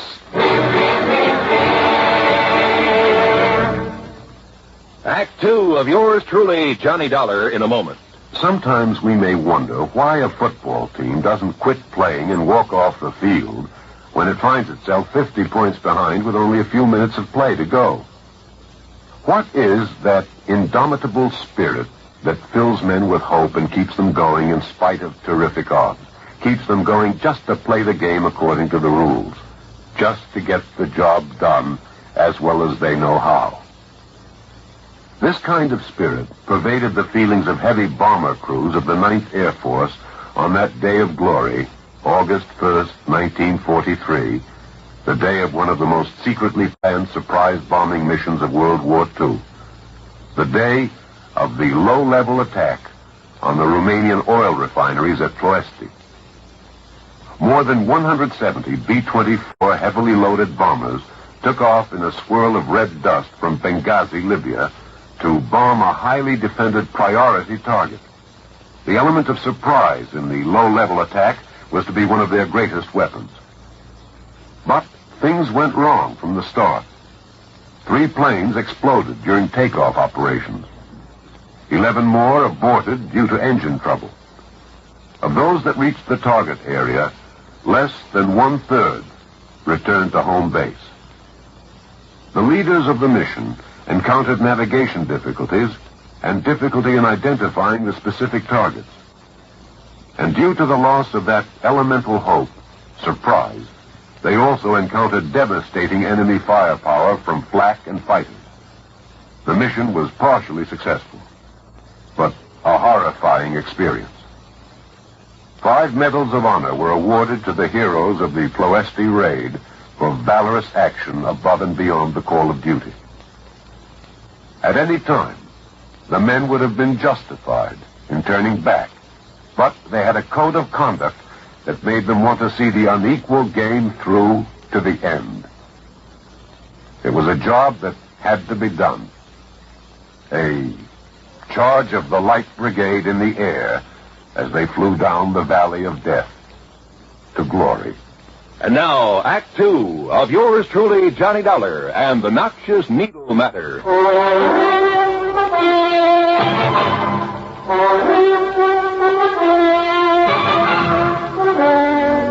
Yes, Mr. Dollar, as soon as I learned that this ex-showgirl was to be Lamont Schofield's sole heir, well, I realized the same possibility that I'm sure you must be considering. That she may have helped him over the hill.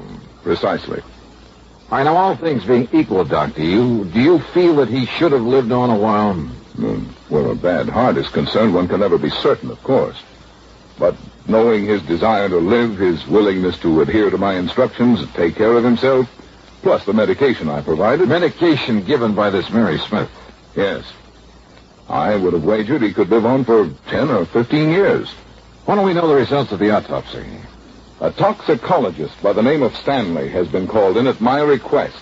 It may take several days. I see. Meantime, then, I'm going to see this Mary Smith. Incidentally, the police found no sign of any poison, of anything that might have been used to cause Lamont's death. You mean the police have been in on this? Yes, they've been very thorough. Then why the autopsy and a toxicologist? Because the least detectable means would have been an overdose of medication. I see. Now, Doctor... I've really told you all I can, Mr. Dollar. Why don't you go along and see Mary Smith? Yeah, well, I intend to, but now tell me... Call me if you need me after you've talked with her. Goodbye, Mr. Dollar. When that autopsy report comes through... I'll let you know. Goodbye, Mr. Dollar. And that was all I could get out of him. The home of the late J. Lamont Schofield turned out to be a small place on 3rd Street, nestled in among some fine old oak trees that gave it a quiet sort of isolation. A far cry from the bright lights of Broadway. Apparently, he had taken his doctor's advice. I wondered about the ex-Burley Queen turned nurse who'd managed to save enough of her looks and figure to charm him into leaving her his all. Matter of fact, I've often wondered how a lot of those old war horses... Yes? Oh, how do you do? That is, I'm looking for a Miss Mary Smith. I'm Mary Smith.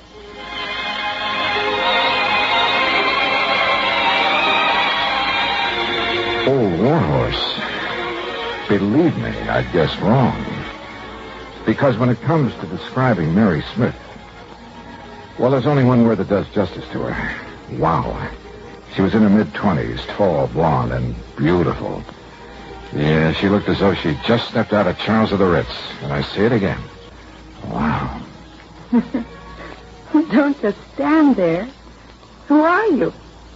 Oh, Johnny Dollar. I'm an insurance investigator. Oh, gee, I've heard of you, Johnny. You know something? You're even better looking than I thought you'd be. Won't you come in? Yeah, thanks. But why did they send you here? There's no question about my getting Monty's insurance, is there? Well, it's just that the company always demands a routine investigation where such a large sum is involved. No kidding. Sit down, huh? Yeah, thanks. Can I pour you a drink? No, thank you. Oh, come on. Have one with me. Been so glum around here since Monty died, and nobody here except a lot of crepe hangers. A little one? Okay. Okay. Gal can't just sit around and look grief-stricken. Have you been grief-stricken, Mary? You want the truth? No. What good was it doing Monty living that way, not able to tear around like he used to, putting on shows and having a big time? Here, Johnny, here's to life, love, and the pursuit of happiness. Skull. Oh, that's better. I really needed that. You got a lot of money, Johnny. I? Well, no, not much. No, I never had any either, but I will now. Plenty. Then you know you're Lamont Schofield's heir. You bet your life I do. I had to work for it long enough, feeding him and nursing him, taking care of him, and fending off a lot of old biddies from the old days who were trying to get their claws on him. But you managed to get your claws on him. Well, wouldn't you have done the same thing? See? Now it's paid off. Took him a long time to die, though, didn't it? Johnny, I've been on 24-hour duty here for 2 years, for 2 solid years, and I make no bones about it. There were times when I thought he was going to live forever. There were times when I wished I could help him out of this world. So finally you did? Johnny. Here, let me freshen your drink. Mary, I think you killed Lamont Schofield. Well, I'd like to see you prove. I don't think I'll have to. Oh? Why not? Isn't that why you came here? I came to make sure you don't try to slip out when the autopsy report comes in. Oh. Does that scare you? No, of course not. Let's face it, Mary. When somebody shows an attitude like yours, it means you're completely innocent. Sure. Or guilty as the devil. But at least it makes it very confusing for you. And for the police, doesn't it? So you're having a ball. Of course I am. Listen, Johnny, I don't blame you a bit for thinking I killed Monty. I wanted him dead. I wanted his money. I did what I had to do to get it, and I'm going to get it. Yeah, did what you had to do. So if the autopsy shows he was given poison... Don't worry, it won't. Or that he was given an overdose of digitalis, or whatever it is he was getting. No, that would be stupid, with nobody here but me. Nobody but you? Hadn't been a soul in this house except me for over a week. Since the last time Dr. Foote came to see us. You're sure of that? Well, of course I am. Then if somebody did kill him, it would have to be you, yes. Nobody else. Yes, sure. Remember that, Mary. Would you like me to put it down on paper for you and sign it? Yeah. Would you? Sure. I'll do anything, Johnny. If it'll confuse you. All right. Then start writing. Why not? Now, let's see. I, Mary T. Smith. Is that all right for a start? Oh, excuse me. No. Keep writing. I'll take it. All right. I, Mary T. Smith. Oh, yes, Doctor. Yes. Oh, I see. Not even the possibility of too much of... I see. And you're sure? Of course he's sure. Okay, Doctor. You disappointed, Johnny? Because they found no poison? No overdose of sedalinid? I guess you know the answer, don't you? Of course I do. The autopsy showed nothing. You can't build a case out of thin air. So here. Here's your little paper, all signed and sealed. Well, Johnny, I don't want it, and you said you did. You're far too smug, Mary. I have a right to be. You're barking up the wrong tree. You cannot build a case on nothing but thin air. Yeah, I know. So what do I do, Johnny? Just sit here and wait until your company pays me the money? Build a case. Until the estate is settled, or can I collect it? Yeah, Mary. You stay right here. And thanks for saying that. Huh? Johnny, what do you mean?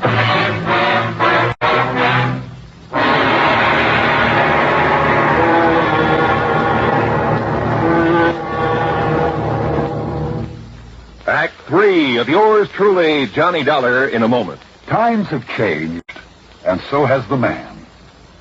In the year 1775, a patriotic, enterprising American by the name of David Bushnell invented a strange craft.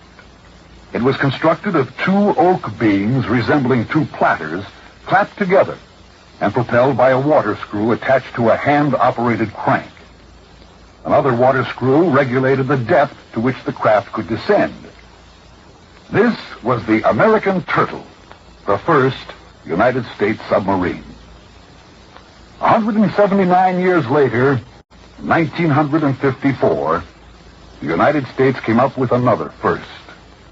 This time, however, it was a 3,000-ton, $55 million vessel powered by an atomic reactor. It was the Nautilus, the world's first atom-powered submarine. And where the American Turtle was a one-man operation dependent on courage and brawn, the Nautilus is a complicated network of advanced electronics, the operation of which is dependent upon a team of highly trained, skilled Navy men who know their jobs and do them well. Yes, times have changed, and so has the man. And now, Act 3 of yours truly, Johnny Dollar, and the Noxious Needle Matter. Expense account item 4370 for a phone call to my own doctor back in Hartford. A man very much interested in criminal medicine. I asked him about a couple of ideas I suddenly had for committing the so-called perfect crime. I got some enlightening answers. Then hung up and drove into the coroner's office. I told you over the phone, Dollar, we found nothing to indicate Yes, excuse me, Dr. Foote. You're the toxicologist who did the autopsy, Dr. Stanley? Yes, Mr. Dollar. And as Dr. Foote told Listen, could Lamont Schofield possibly have died of an embolus in the brain, maybe?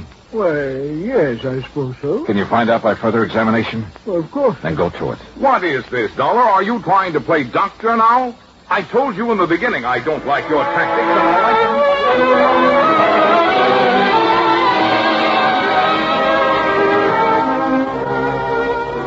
You were right, Mr. Dollar. An embolus in the brain.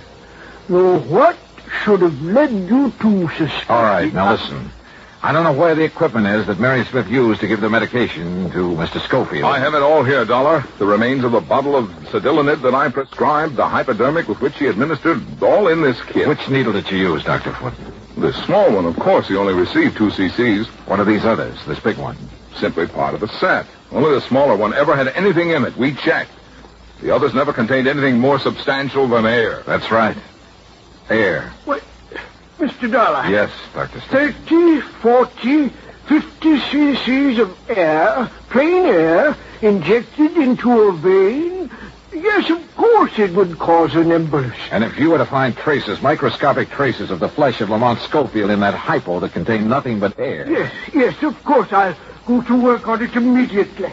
If he does find traces of dermal tissue on that needle, I can't believe it. A case built on nothing but thin air. Yeah. And the ironic part of it is, the tip-off came from Mary T. Smith.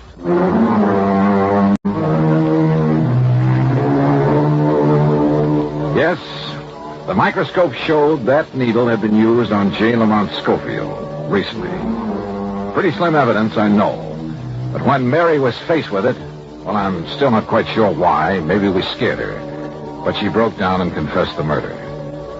If she'd been wrong, sometimes you can build a case on nothing but thin air. Expense account total, $61.20. Yours truly, Johnny Dollar.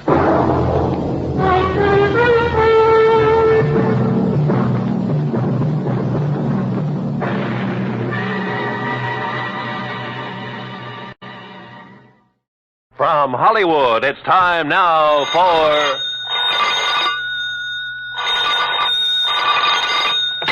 Johnny Dollar. Here's your number in Kingman, Mr. Dollar. Oh, thank you, operator. One moment.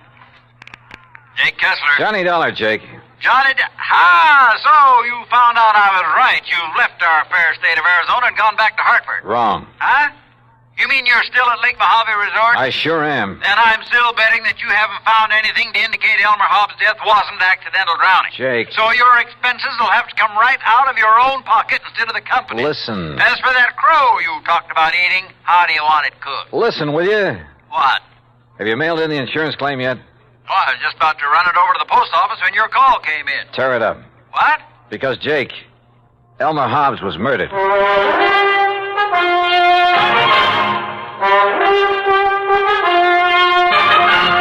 Bob Bailey in the exciting adventures of the man with the action-packed expense account, America's fabulous freelance insurance investigator. Yours truly, Johnny Dollar.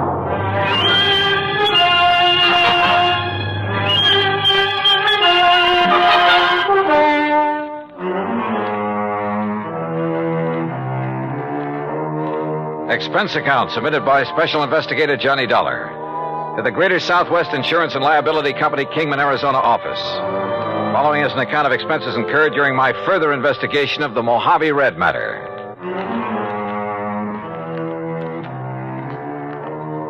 Expense account item 1, 20 cents for the phone call to Jake Kessler in Kingman. I made that call in the office there at Lake Mojave Resort. And needless to say, Jake didn't quite believe me at first. Murdered? Elmer Hobbs was murdered? Jake, I'd bet my last buck on it. Yeah, but, Johnny, the police spent 2 or 3 days over there investigating. The coroner, too, and they all reported no evidence of foul play. That's simply because they didn't know where to look. What do you mean? You know Red Barrett, the old fishing guide over here? Well, I've heard of him. Well, Red found the boat that Hobbs used that day. It was lying on the bottom of one of the coves up in the big basin. Sure, because of the storm that drowned Elmer Hobbs. Because somebody sank it. That boat had a couple of air tanks on it that would keep it afloat even if it was swamped. Oh? But, Jake, those tanks were cut open by whoever killed Hobbs. Good Lord. Yeah. But who did it, Johnny? That's what I'm going to find out. I'll call you later. I hung up on Jake Kessler, then walked on back to the dock where I found Red Barrett and Buster Favor waiting for me. Did you get your call to Kingman through all right, Johnny? Yeah, Red. Jake Kessler's holding up the claim on Elmer Hobbs' insurance. Good. That's good. Did you, tell Buster what we found up the lake? Yes, sir. Yeah, Johnny, he did. It's like I said in the beginning. I just didn't see how a man like Mr. Hobbs could ever get himself capsized up in the big basin, no matter how bad a wind came up. Buster was the only one that agreed with me, Johnny. Well, quite frankly, I don't see why everybody wasn't suspicious when Hobbs' boat wasn't found after the storm. Right, Johnny. But now that you and Red found it, sunk in the bottom of that cove and with the flotation tanks cut open, yeah, it sure looks like murder. Oh, that's what I thought from the first, Buster. That's why I telephoned all the way to Hartford to get Johnny out here. But who could have wanted to kill him? Any ideas, Buster? No, sir, Johnny, I certainly haven't. You sure there was nobody here at the resort who might have wanted him out of the way? Johnny, the other folks who were here at the time it happened, why, they didn't even know Mr. Hobbs. You're sure of that? Absolutely. See, he wasn't much of a mixer. He stayed by himself all the time. That's right, Johnny. Elmer used to go out fishing first thing in the morning, and he'd be the last to come in at night. He'd go to his room, cook his supper, and then go to bed. All right, listen. He was killed just before or during the big storm you had. That's right. Who else was out on the lake at that time? Nobody. Nobody from here, that is. All our people, all our boats were back here at the landing. They'd got the storm warning. So don't you see, Johnny, it must have been somebody from up the lake. What do you mean? From one of the other landings. What other landings? Cottonwood, Emery's, any one of them. Yes, sir. Somebody sank his boat and tried to sink his body with it. But we found his body washed up on the Nevada shore. You found it, Red.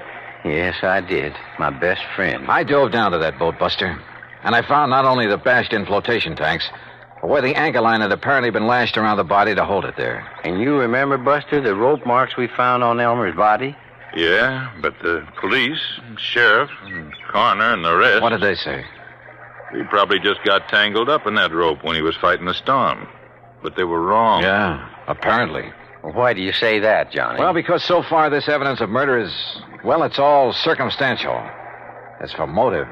Motive? Well, I hadn't thought of that. Red...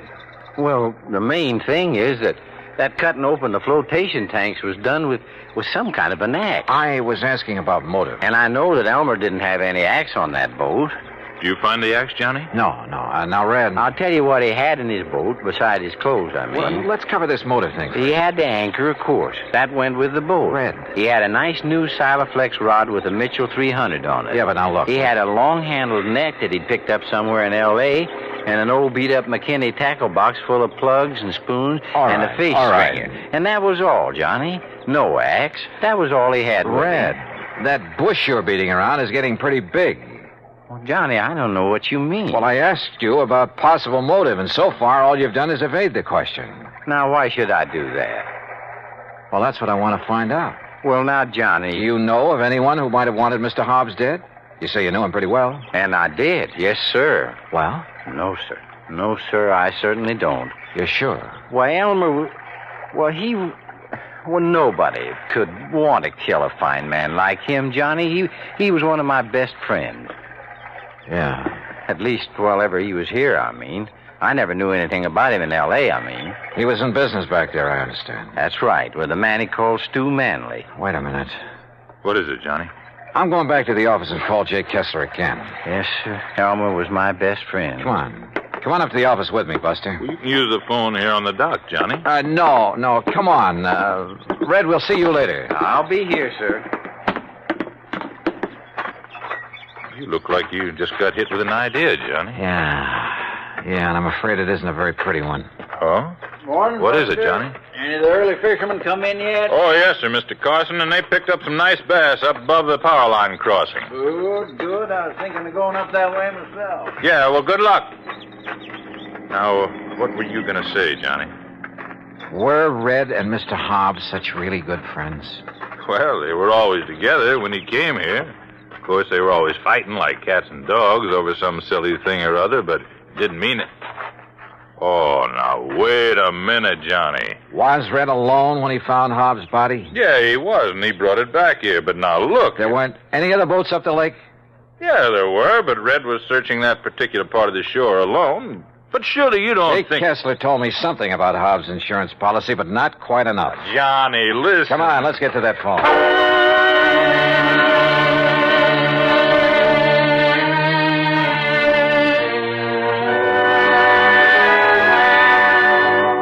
Well, then, Johnny, don't you think you ought to call in the police? No. If you're right, that is. No, let me handle this alone for the moment. Now listen, Jake. Yeah? Didn't you tell me that the insurance claim was filed by one of Hobbs' beneficiaries, plural? That's right, by his business partner in L.A. Who were the others?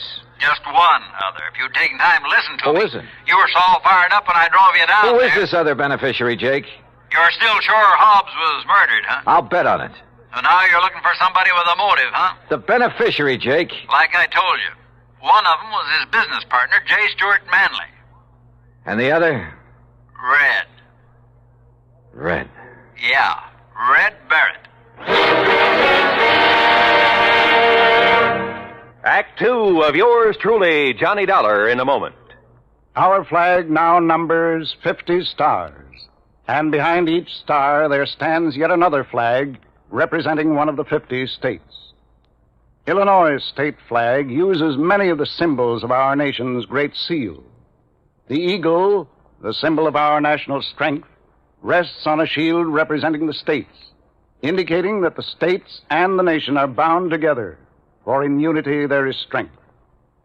The arrows in the eagle's talon indicate military preparedness, and in his beak is a scroll which reads, State Sovereignty, National Union, a reminder of the greatness of the state of Illinois and its pride in being a member of the United States of America. Illinois' state flag, the flag of the 21st state to enter the Union, was adopted on July 6, 1915. And now, Act 2 of yours truly, Johnny Dollar, and the Mojave Red sequel.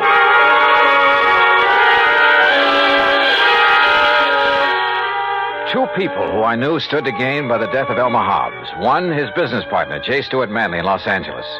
The other, Red Barrett, fishing guide at Lake Mojave Resort, who said he'd found his body, who professed to have been his best friend. I wondered, I said as much to Buster Favors, who sat there in the office of the resort.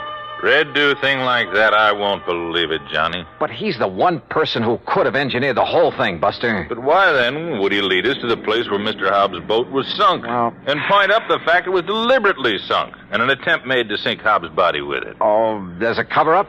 To make him look clean? Oh, no, Johnny. Well, the boat would have been found in that cove sooner or later anyway. I tell you, you're wrong if you suspect Red. Look, if Hobbs' business partner is a beneficiary, too, why don't you look him up? I fully intend to, unless Red did do it. No. And I can prove it. No, Johnny. Let's go back to the dock so I can talk to him again and see... Buster, Oh, hello, Johnny. I suppose you've heard, Ham? Yes, Red told me. You're quite sure it was murder? Yeah. I'm sorry. Listen, Buster. Yeah. Look, Ham, as manager of this resort, you know Red pretty well. I sometimes wonder. That's what I came up here to ask you about, Buster. Huh? Did you send him skiting out of here? What? We just left him down at the dock. You mean you didn't see him tearing out of here in the pickup truck a few minutes ago? What? Ham. Red? Where'd he go? I don't know, but he certainly left in a hurry. Johnny. Yeah. No, I still can't believe it. What are you boys talking about? Nothing. Ham, is there a car around here I can use? Oh, sure. Take mine. There are the keys. Thanks. Now, look. Incidentally, Buster, I was poking around where Red kept his fishing tackle trying to find that rig he borrowed from me last week. What did you find, Ham? Well, I thought Buster might know where the old coot got hold of that new spinning outfit. Silaflex rod. What? Yeah, and a brand spanking new... Mitchell Reel. Oh, yes. Oh, no. All right, Ham, Buster, you just sit tight. If Red comes back here before I do... Comes back? Yeah, say nothing to him about what we've learned. Just keep him here and tell him I'll return to talk with him later. Nothing else. But, Johnny... No, do as I say. Look, boys, what's going on I'll here? see you later. Well, now, Johnny... Red was one of Elmer Hobbs' beneficiaries. He was the one who'd found the body. He had the fishing tackle that had belonged to Hobbs. And when it was discovered by Ham Pratt, he'd left in a hurry. All pretty incriminating. Which is not why I took off in Ham's car. West on 77, south on 95, and west again on 66. Item 4, $1 even for a sandwich and a Coke and Barstow. Item 5, $4.80 for a tank full of gas at the sign of the Flying Red Horse. Then westward again. And always with an eye out for Red in the old pickup truck. Finally, as the sun was disappearing over the edge of the Pacific, I pulled into Los Angeles.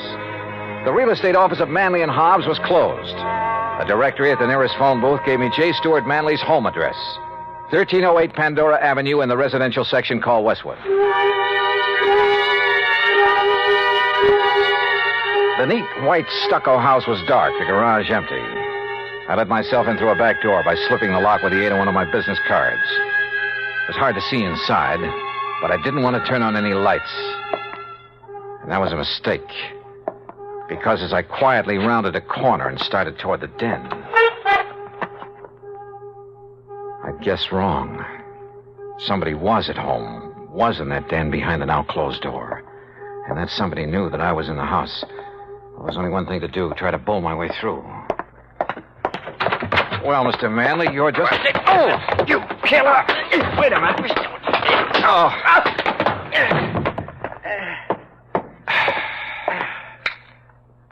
Red. Johnny Dollar. Well, it kind of looks like I made a mistake, doesn't it? Yeah, Red. The biggest mistake of your life.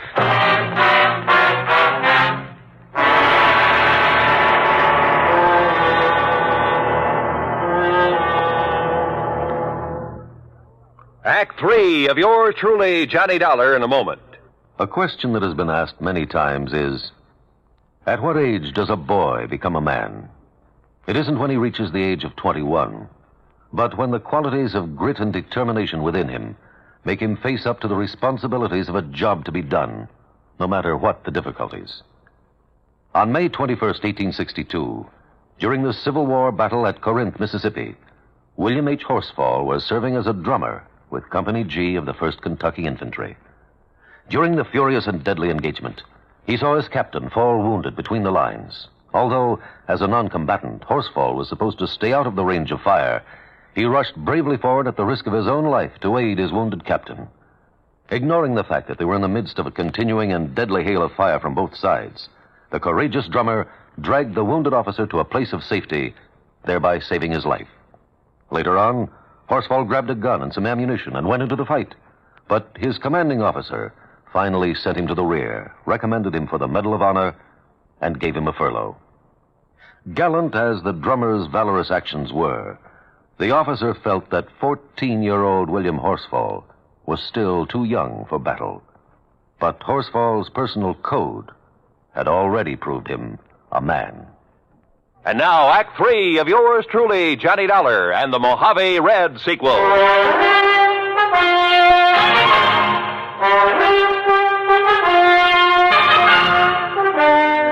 You know what common sense tells me, Red? What, Johnny? That you and J. Stuart Manley were in cahoots in the murder of Elmer Hobbs. Oh, no, sir. You can't believe that. You told us that Hobbs had a Silaflex rod, a Mitchell reel in his boat. Yes, sir, he did. Just like the rig. We found him, Red, among your things back at the lake. Oh, you found mine, Johnny, that Elmer gave me to match his. Look. Now, look what I found here in Manley's closet. This was Elmer's rod and reel, Johnny. What? All strung up with a wobble right spoon on it, just the way he fished with it. And he could cast so accurate. You're sure this was his? Well, here's his initials right on the butt, and scratched on the reel, too. E.H. Yes, if you'd have looked, you would have found my initials on the rod there at the lake. But look here. Look what I found in the corner of this closet, all wrapped up, like to hide it. The axe. And I'm no detective, Johnny, but just look at these marks, like it was used to hack at some kind of thin metal. The flotation tanks on that boat. Maybe you are a detective, Red, and a good one. But why did you come tearing in here to L.A.? In the hopes, Johnny, I'd find these things. I thought from the first that Manley might be the one. Elmer never did really trust him. He told me that many a time. But you didn't accuse him when I talked to you at the lake. I wanted some proof. Manley'd not only get a hunk of Hobbs' insurance, but a share of the business. That's right, sir. I pulled a little trick on him, too. What do you mean? Well, I stopped along the way and I phoned him to make sure that he wouldn't be here for a while. Well, what did you tell him? I disguised my voice, Johnny, real good. That voice of yours? I told him that this was a friend, I said. That I thought he ought to know that you were working on the case. Oh. That if he'd left any evidence at Lake Mojave, he'd better get there and steer you away from it. Red. And that's the way I got him away from here so I could find this stuff. But if he's gone to Lake Mojave... Oh, I knew you could take care of him. And if I did find these things like I did, I was going to phone you there to be ready for him. Well, then why did you attack me when I came in here? Sorry, Johnny, but I thought maybe he'd got wise and come back and maybe recognized my voice after all. Exactly what happened, Red. Mr. Manley? Sir? That's right, J. Stuart Manley. And this is my wife, Mr. Dollar. Red. Shoot them. Kill them, Stuart. They're burglars, don't you see? And we caught them robbing the house. Quiet, Mary. I suppose that means we were right. That you did kill your partner, Elmer Hobbs. That stupid old man, fishing all the time instead of tending to the office, taking all the money. Mary. But now we'll have some money for a change. Own the business. Mary, shut up. I see you found old Elmer's things. No, sir. This fishing rod is his, not yours. Oh, put it down. Pretty foolish of you to bring that stuff here, Manley, especially the axe. I'm sure any good police lab will find traces of aluminum from the boat on it. Kill him, Stuart. They're robbers. Their fingerprints will be all over. Yeah, Mary's right. Your prowler's ransacking my house. And I can see the bulge of your pistol, Dollar. So any court in the land will uphold my right to kill you in self-defense. And Dollar, you go first. Listen, you think you can shoot as straight as I can cast a fishing plug? Huh? Like this? Oh, no.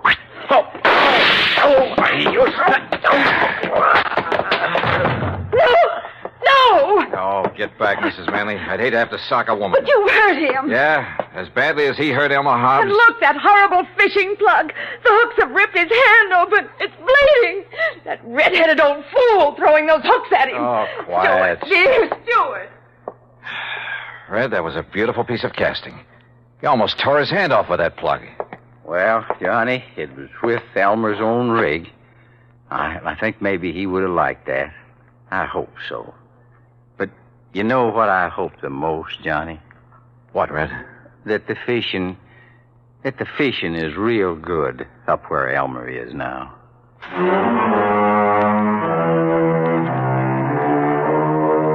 Manley and his wife Yeah, Red had figured right.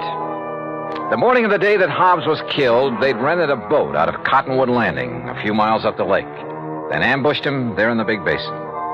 Bob Cole at Cottonwood had noticed the new rod and reel when they'd come back off the lake, just before the big storm. Had noticed the axe, too, when he'd wondered about it. Now he knows.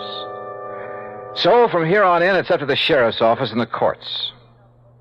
Expense account total, including return of Ham's car, a few days of fishing, and the trip back to Hartford, $307 even. Yours truly, Johnny Dollar.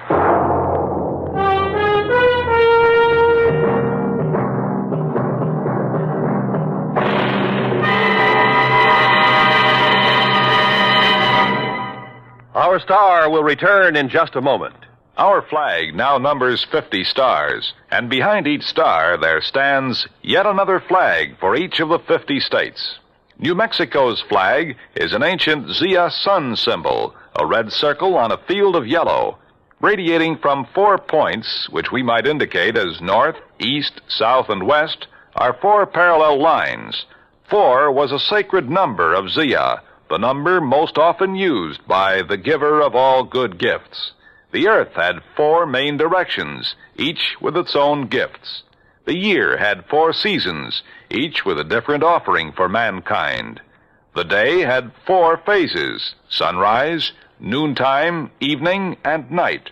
Life had its 4 divisions: childhood, youth, manhood, and old age. Everything in life and nature was bound together in a circle, the circle of life and love, without beginning and without end. And in this great brotherhood of all things, man had 4 obligations.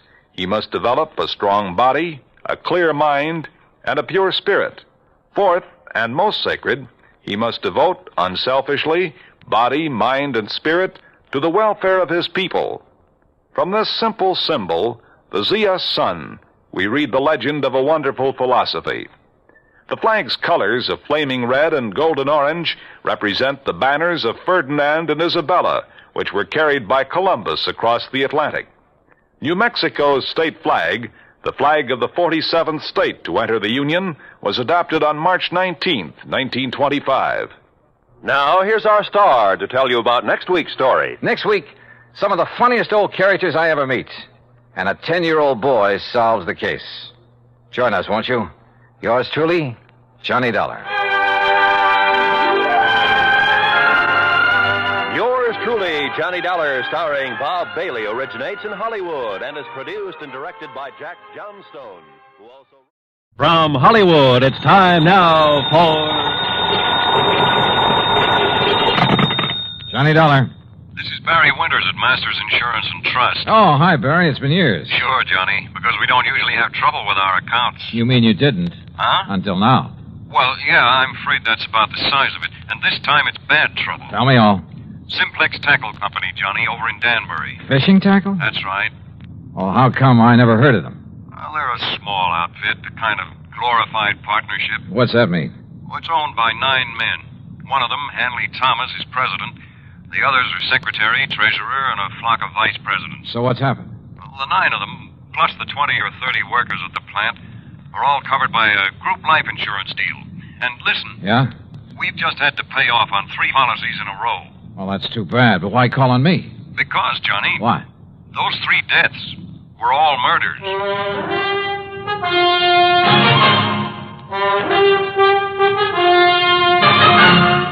Bob Bailey in the exciting adventures of the man with the action-packed expense account, America's fabulous freelance insurance investigator. Yours truly, Johnny Dollar.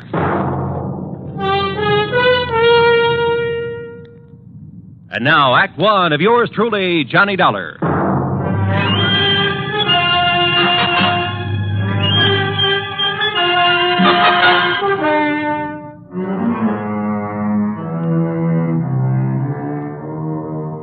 Expense account submitted by Special Investigator Johnny Dollar to the Masters Insurance and Trust Company, Home Office, Hartford, Connecticut. Following is an account of expenses incurred during my investigation of the ugly pattern matter.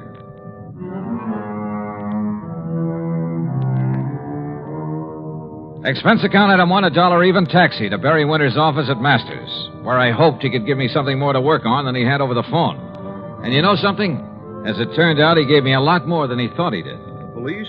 Sure, they've been working on these murders, Johnny. But they haven't come up with anything, except a theory that one man is behind them all. Why, Barry? Because the victims have all been members of the Simplex Tackle Company. Well, but I don't... Because they've all occurred within a month. Because each of them occurred on a Wednesday. Pattern, huh? That's right. And also, Johnny, because there's been no apparent reason for any of them. Have the police found anything? Nothing. Same kind of weapon used in each case? No. The first was a VP named Adams, run over by a car. Sure it wasn't accidental? The police say no. The second, John Bowers, was strangled, and Frank Dalvers was shot in his own home. No pattern there. I mean, in the way they occurred. Apparently not. But Hanley Thomas and the police don't agree. Thomas is president of Simplex, you said. And a real financial wizard. Used to be a promoter. Not much ethics, but a sharp businessman. As a friend or partner, I imagine he's a fine man. Here. I'll give you a complete list of the officers of the company, their rank and their salary. Well, I don't know exactly what good that'll do. Here you are. And this is a list of the employees. Have those employees all been checked out? Sergeant Dennis over there at Homicide made quite a point of it. So did Mr. Thomas. Well, look, why don't I run over there and talk with him? And to the Danbury police. Yeah, I think you'd better. And, Johnny, the sooner the better. Why do you say that? The pattern. There are still 6 officers left in that company. That is, 6 who are still alive. Item 2, another $1 for a cab back to my apartment. There I picked up my own car, and from here on in, the charge will be for mileage. Except for item 3, 4 1/4 for a tank of mobile gas. It was almost noon by the time I'd covered the 60-odd miles to the Simplex factory on the far edge of Danbury. To my surprise, it was quite a plant, new and modern in every way. A receptionist took my card, and a few minutes later, I was ushered into the office of Hanley Thomas, president.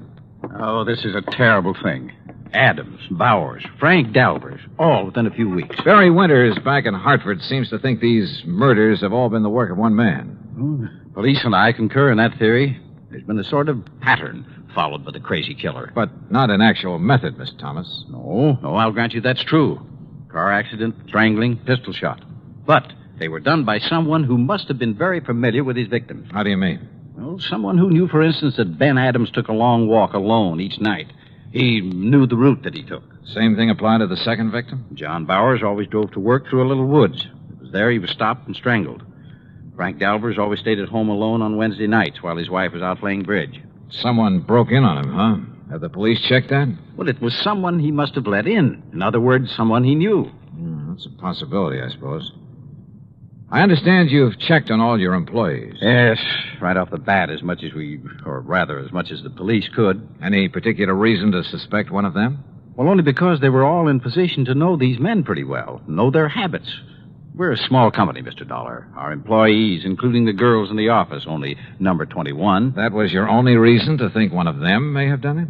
Oh, of course, we've had our share of labor troubles, a few dissidents in the ranks, so to speak.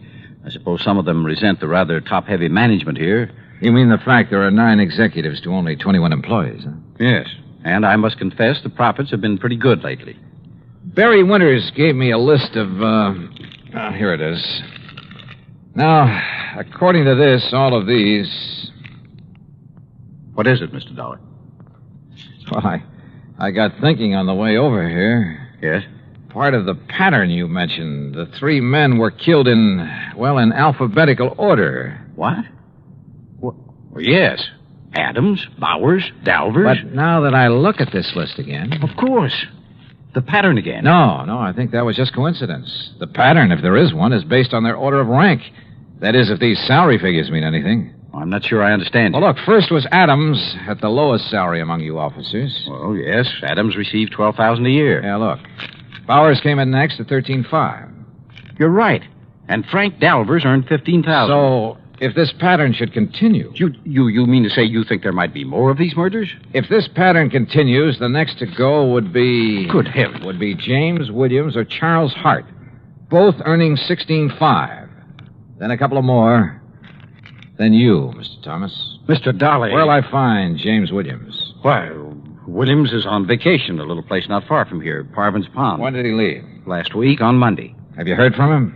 No, I haven't, but... Of course, if the alphabetical pattern is the right theory... Oh, excuse me. Yes? Sergeant Dennis, Mr. Thomas. Oh, it's the sergeant at homicide, Mr. Dollar. So I hear. I'll hold the phone so you can Mr. get what he Thomas. says. Yes, Sergeant. I'm afraid I have some bad news for you. Oh? Another one of your partners. Williams. Mr. John Williams. Yes? Discovered his body over at Parvin's Pond this morning. He's been murdered. Good Lord.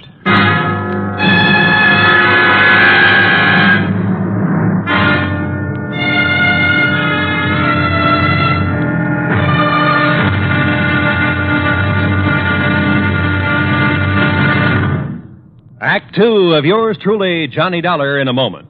And now, Act two of yours truly, Johnny Dollar, and the ugly pattern matter.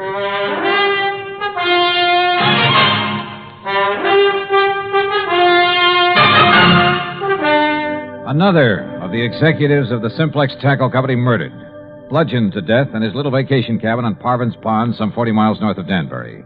And again, it was according to pattern. How those carefree kids can fish and water ski out there when there's been a murder right under their noses. Yeah, Sergeant, I know what you mean. This the cabin Mr. Williams was using? Yes, sir. He came up here on his vacation Monday morning last week alone. There we are. Who knew he was coming to this particular spot, Sergeant? Why, everybody down at the plant, I guess. Now, the way the doc and I figured it out, Mr. Williams had just come in from fishing. Now, you see there, he just tossed his rod and stringer on the bed. Everything's just the way it was, huh? Yeah, except for his body. That's in Danbury at the coroner's. You said he was bludgeoned to death. Yeah, with that oar from his rowboat. You see it laying there on the floor? Yeah, I see. Who found his body? Little old lady from the cabin next door. She'd stopped by this morning to bring him some cookies. Knocked on the door swung open, and there he was. And the doc says the body was lying there ever since. Have you checked that oar for prints? The killer must have used gloves. What about footprints?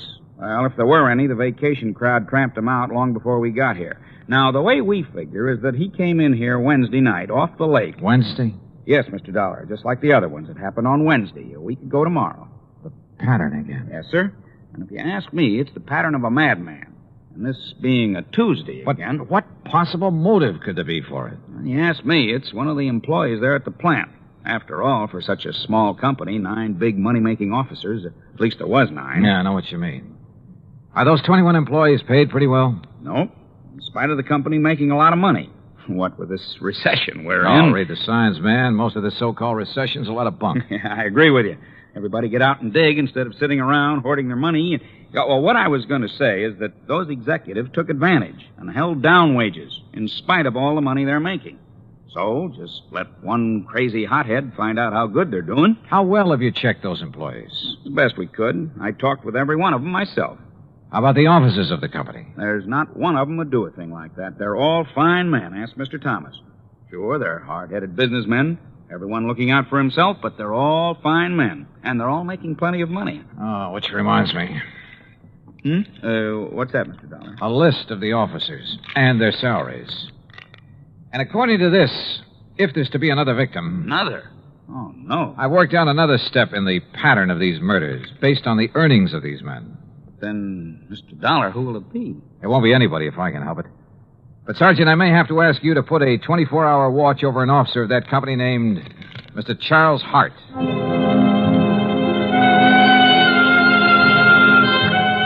I didn't bother explaining my own idea of the pattern to Sergeant Dennis. After all, my theory could be wrong.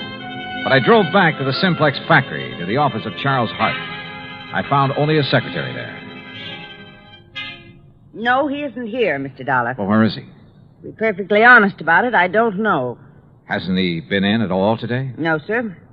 Hasn't been in since about last Wednesday. Look, Miss, whatever your name is, have you called his home, his wife? He's a bachelor, Mr. Dollar, and lives in a little apartment in Danbury. Have you tried to call him? Well, no, sir. You see, there was Does Mr. Thomas know about his not being here? There's nothing unusual about Charlie's leaving without telling us, Mr. Dollar. Oh, Mr. Thomas. He often goes off on sales trips like this. He was last seen the day Mr. Williams was killed. Well, surely you don't think Charlie Hart had anything to do with Jim Williams being... Oh, no. Did you find out anything over at Parvin's Pond? No, not much, I'm afraid. Could this Charlie Hart have had any reason for wanting Williams out of the organization? And Adams and Bowers and Dalvers? Of course not. Yes. Yes, he could. What? Miss Gregg. What do you mean by that? Mr. Hart was the one who built up this company. The one who developed the products, put all his money in it. Now, just a minute. He's the one who sold all the product that made all the money. He and Mr. Adams were the ones who started the business. Is that true, Mr. Thomas? Yes, of course. And when Mr. Thomas and his relatives came along... Miss Gregg. What she says is true, Mr. Dollar. Charlie Hart and Ben Adams did start this business. They took on a couple of partners, Al Bowers and Frank Dalvers. They were the ones who decided on the expansion program, who came to us for the financing. With the others gone, it should have been Mr. Hart's company. Wait, Miss Gregg. Our financing made this present operation possible. But to imply that Charlie could have been driven by jealousy or any other motive to commit these crimes, that's absurd. How could you suggest such a thing, Miss Gregg? I didn't say he did it. I only tried We know what you said, and you've said enough. Tell me one thing, Mr. Thomas. Yes? What happens to his share of the business when one of the partners dies? Or in this case, when he's murdered? Well, the other partners absorb his share. Then, if Charlie Hart eliminated one of you, it would add to his holdings. That's true. Okay, I'll see you later. But, Mr. Dollar, if you believe for one moment that Charlie Hart... Why, I've known him for years. Yeah? Well, I think I want to know him a little better.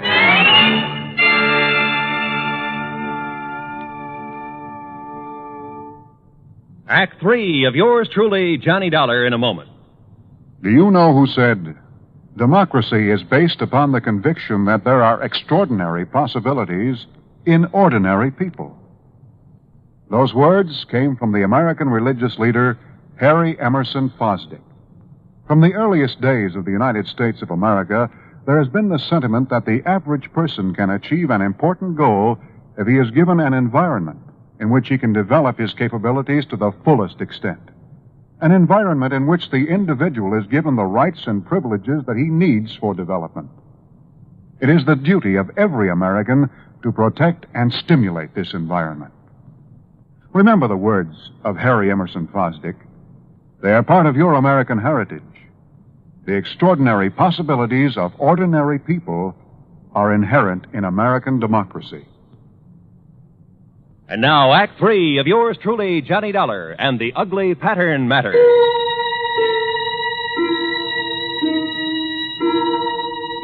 It was pretty plain that Charlie Hart, supposedly next on the list of victims, had plenty of motive for eliminating some of his partners in the Simplex Tackle Company. I guess the same applied to any other member of the company. But he, having started the business, knew all about the others, their plans, their habits. And he'd been last seen just prior to the murder of James Williams. I got his address, hopped into my car, and drove back to Danbury. But ringing his bell and pounding on his door got me nothing.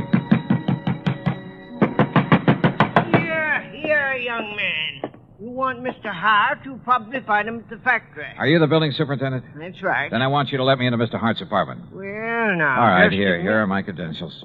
I'm an insurance investigator. Investigator? Yeah, here, see? Johnny Dollar, special... And if that isn't enough, here's a 5 spot for your trouble. 10. Well... But now don't you let on that Okay, Dad, thanks.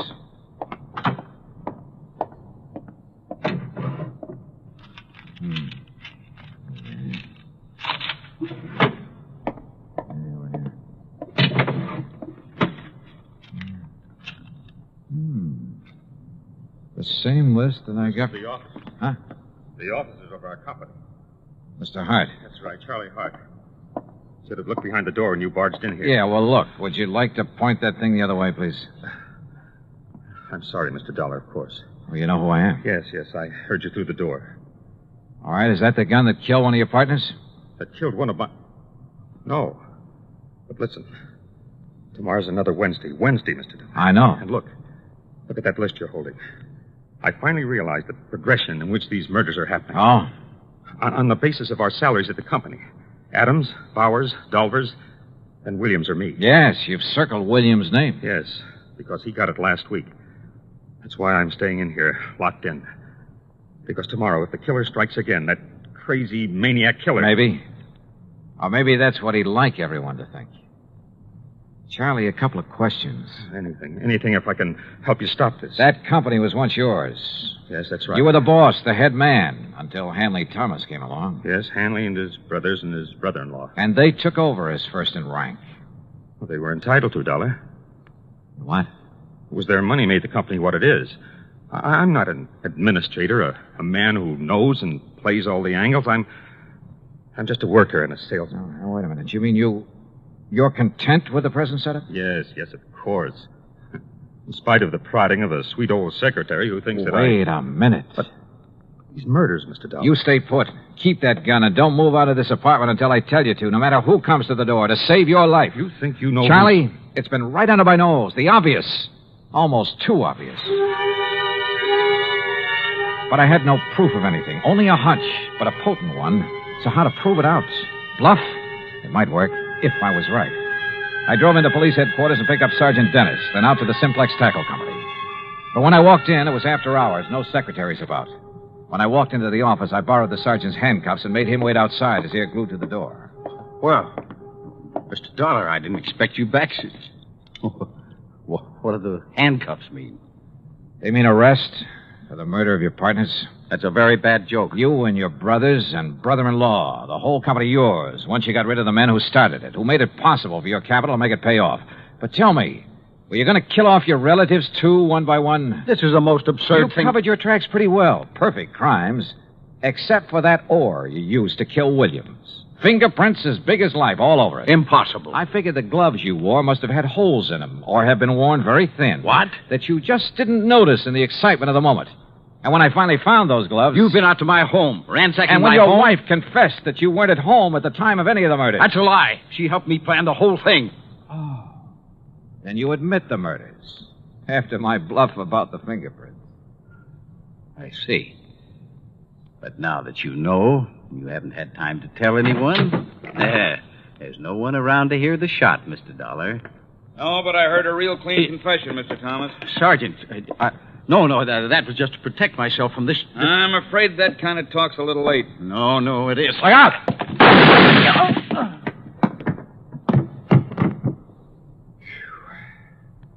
Sergeant, I haven't seen that fast a draw except on TV. That's where I learned it.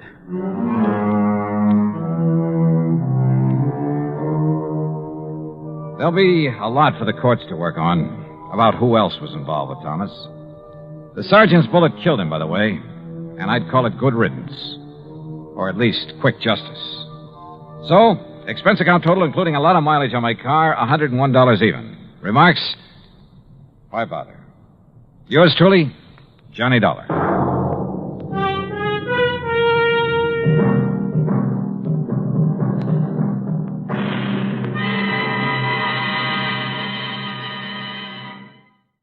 From Hollywood, it's time now for... Johnny Dollar. Ralph Single, Johnny. At Mono Guarantee Insurance Company. Oh, hi, Rip. How's Hollywood's most eligible bachelor? Listen, do you know who Hildegard Ransom is? Are you kidding? That gal's coming out party hit the society column of every newspaper in the country. Yeah, I know. So, how'd you like to have a date with her? Hey, wait a minute. Weren't you dating the luscious Hildy Ransom a while back? Yeah, I was, but I threw her over. Oh, Rip, you just don't appreciate the finer things of life. Oh, no? Well, if you had to put up with some of her wild ideas or crazy antics... So what? What difference does it make? All that beauty, all that money? Look, I ask you. You want a date with her? At company expense. Well, why not?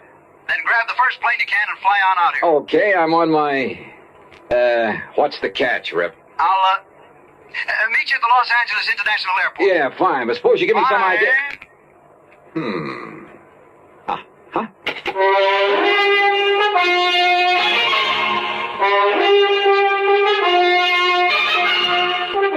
Bob Bailey in the exciting adventures of the man with the action-packed expense account, America's fabulous freelance insurance investigator. Yours truly, Johnny Dollar.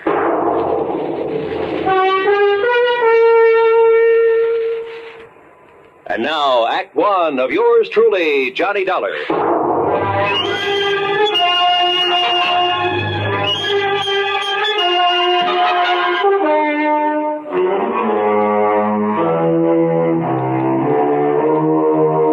Expense account submitted by Special Investigator Johnny Dollar to the Mono Guarantee Insurance Company, Los Angeles office.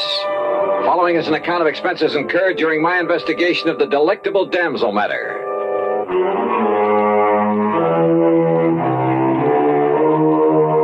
Expense account item 1, $107 even, Hartford to New York, and a DC-7 mainliner to Los Angeles. Single is a good name for Rip. He has a knack for meeting wealthy, important people, particularly women. Yeah, they practically swoon under his spell, and he sells them insurance. I'm not sure I approve his love 'em and leave 'em tactics, but it's no wonder he knew Hildy Ransom, heiress to a couple of $1 million. Hi, Johnny. But he hadn't told me why he wanted me to meet her, and I was sure it wasn't just for a date. Daydreaming, Johnny? Huh? Hey, your baggage is right here on the rack. Come on. I'll help you put in the car and we'll take off. Oh, hi, Rip. Sure, where's the car? Over here in the parking lot. Hey, what were you dreaming about there at the luggage pickup? Oh, Hildegard Ransom, who else? And I take it your little romance with her, the one that hit the headlines a while back, is all over, huh? Oh, sure. But I got her insurance business. All of it. And, Johnny, if I had to, I could live off the premiums of that one account alone. Then it must be pretty big. Because if I remember the way you live, fancy clothes, fancy apartment. Well, you can't take it with you, boy. Besides, it's all good for my business. Here we are. Hey, you like this little old truck? The little old truck was a brand new Eldorado Biarritz. Special paint job, gold fittings instead of chrome. Every accessory you can think of, including a bar in the back seat. Yeah, Playboy, party boy, Rip Single hadn't changed a bit. And if you make contacts, make them right where the money is, and if it's a pretty girl that has the money and you can charm her into your arms, baby, you made a sale. Okay. Now tell me, Rip. Johnny, did you ever hear of the Cape Star? What's that? Well, it's an emerald. As big as a robin's egg in a 14-carat mounting loaded with diamonds and rubies. A brooch. Value? Nearly 300,000 clams. This Hildegard Ransom owns it? Uh-huh. Or did. How'd she lose it? Well, all I know is that she called me and she said it was missing and that she wants me to go out and have a look. Out where? Well, I don't want that wacky dame to get her hands on me again. Now, you heard of some of her crazy escapades. Like the time she flooded half of the Bel Air estates. The what? Well, she didn't like the looks of a fire plug on her 5 acres up there, so she had the gardener plant some dynamite under it. Oh, brother. Well, I gotta do something for laughs, she said. The old story of the idle rich with too much time on her hands, huh? Yeah, that's right. Well, that kind of stuff can lead to trouble sometimes. Where is she, Rip? Bel Air, did you say? Well, when she's home, which isn't often. Right now, I think it... What the Sam Hill? Oh, sure. All the comforts of home. Here now. Hello? Hurry, Jess 1121. That's right, operator. One moment, please. I have a call for you. Oh, thanks. Oh, brother, when I get rich enough to put a mobile phone in my car. It doesn't cost much. As a matter of fact... Rip Single, are you coming out here to see me or aren't you? Oh, well, now, Hildy... It's the 5th time I've called. And, Rip, if you don't do something about my loss of the Cape Star... You call the police. Well, sure, of course. I might have known you would. So they'll tell the papers. More publicity for you in that lousy insurance business. But, Hildy, I always notify the police... Well, you know what that means. It means reporters, photographers, cops, half the town falling all over themselves when I get in. Look, Hildy... So if you or somebody else, and I don't mean the cops, if you don't get out here... Darling, You know what, I'll cancel every policy I have with you. My own, the houses, the cars, this old tub, everything. Here, will you take this, Johnny? Yeah, sure. Hello? Hello, didn't you hear what I said? Look, miss, What? Who's that? Johnny Dollar. Johnny. So we got you. Well, now we'll have some action. Because you'll come out here right away, won't you? Well, that depends. But I don't know what to do. Cape Star Emerald gone, and Rip's so busy he can't leave his office. Johnny, you have to come, please. Well, look... Oh, I knew you would, honey, and I'll be waiting for you. Rip can tell you how to get here. Bye. Yeah. Don't be fooled, Johnny. She really is that charming. When she wants to be. Okay, Rip, take me to her. Not quite. Huh? That old tub she mentioned is her 165-foot diesel yacht. What? And near as I can guess is about 70 miles offshore. Well, do you expect me to walk? Oh, she also has a cruiser. A 58-footer parked down at Balboa. You can go in that. Then you'd better swing around, brother. We're driving north. Oh, there's a private airport up here off Sepulveda Boulevard where I keep my plane. Your own plane? Sure. Holy smoke.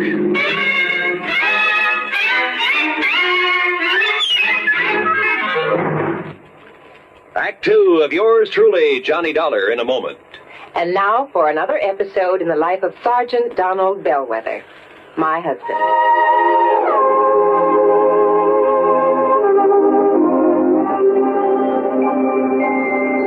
Reba?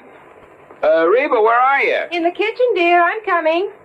Donald, what are you doing home so early? Are you sick? No, I'm not sick. I came home early to get some work done, but you're going to have to help me. Help you with what? Well, you got me into this. You're going to have to help me get out. Donald, you're not making sense. What did I get you into? Well, it all started this morning. I walked into the lieutenant's office and I started bragging about how well my wife delivered her speech on safety at the PTA meeting. Aw, that was sweet of you. Yeah, sweet, but the lieutenant was quite impressed. In fact, he was so impressed he assigned me to give a talk on safety tomorrow at the enlisted men's meeting. Well, good for you, Sergeant. You can do it. Well, gee, I don't know, Reba. What'll I say? Well, just say that, well, wait a minute.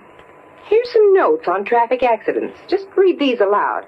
Oh, come on. Come on, just try them for size. Well, okay.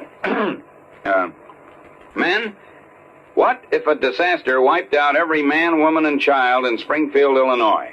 We'd be shocked, wouldn't we? So would the entire world. Yet, a total of 95,000 accidental deaths occurred 2 years ago in the United States. That's about 10,000 more than the population of Springfield, the capital of Illinois. Attaboy, you're doing fine. Now, go on. And don't think the men in uniform are exempt from accidents. In one branch of the service alone, 600 were killed and 5,000 injured in a 12-month period. On many, many days during the Korean conflict, more servicemen lost their lives on the highway than on the battlefield. Wait a minute, Reba. These aren't notes. This is a full speech, all typed and ready. That's right, dear. I wrote it for you this morning. You? Well, how did you know? Well, your lieutenant and his wife were at the PTA meeting, dear. Put up job. I see it all now. I only hope I can do this fine speech justice. Oh, you will, darling. Well, I'll try. Oh, that's my Donald. That's my doll.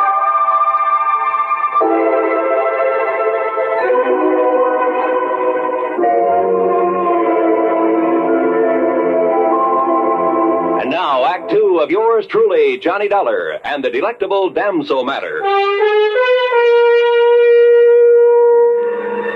During the ride from Los Angeles to Balboa in Rip Single's private plane, he admitted to me that he hadn't made all his money in the insurance business. Seems a rich uncle had conveniently died some years before. Lucky stiff. Rip, I mean. Look, all I know, Johnny, is that Hildy took the Cape Star Emerald along with her on this yachting trip, and now it's gone. Yeah, how much of a trip? Oh, Lord knows where she's been. She said she might end up in China, the Philippines, most anywhere. You see, she has the money, she has the time, and she's done everything under the sun that normal people do, so now she keeps looking for the unusual. Anything for a thrill. Yeah, well, when did she discover the stone was missing? She radioed to me today. From out on the high seas? Yeah. She said she was certain she had it the day before because she'd worn it. And then when she went to look for it, it was gone.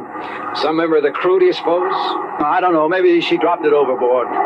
You mean purposely? To collect the insurance? Who knows? Oh, but if she has so much money... Well, who knows? Maybe she hasn't lost it at all. She just wants company. Oh, look, there's Newport and Balboa down below. I'll circle Hildy's little summer house before we land.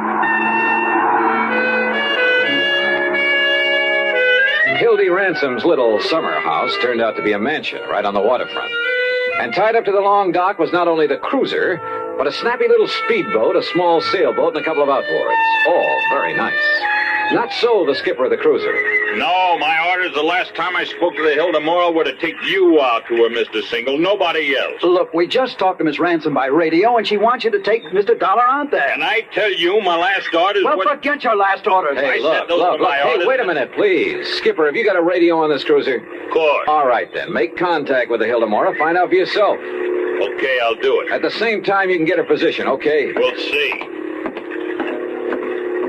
Well, give dear Hildy my love, or whatever else you can think of. Anything that'll keep her from switching her insurance to somebody else. You are a louse, aren't you? You don't like me, do you? No. Were you ever really serious with her, Rip? Yeah, sure, but I'm just not the marrying kind. So, Johnny, the field is clear for you. Huh? And if you want to latch on to a few $1 million, she's really mighty sweet, attractive gal. Well, let me know how you make out, Johnny. Oh, and please, find that emerald. I beg your pardon, sir. Yeah? We're ready to sail whenever the gentleman's ready. Okay, Skipper, let's go.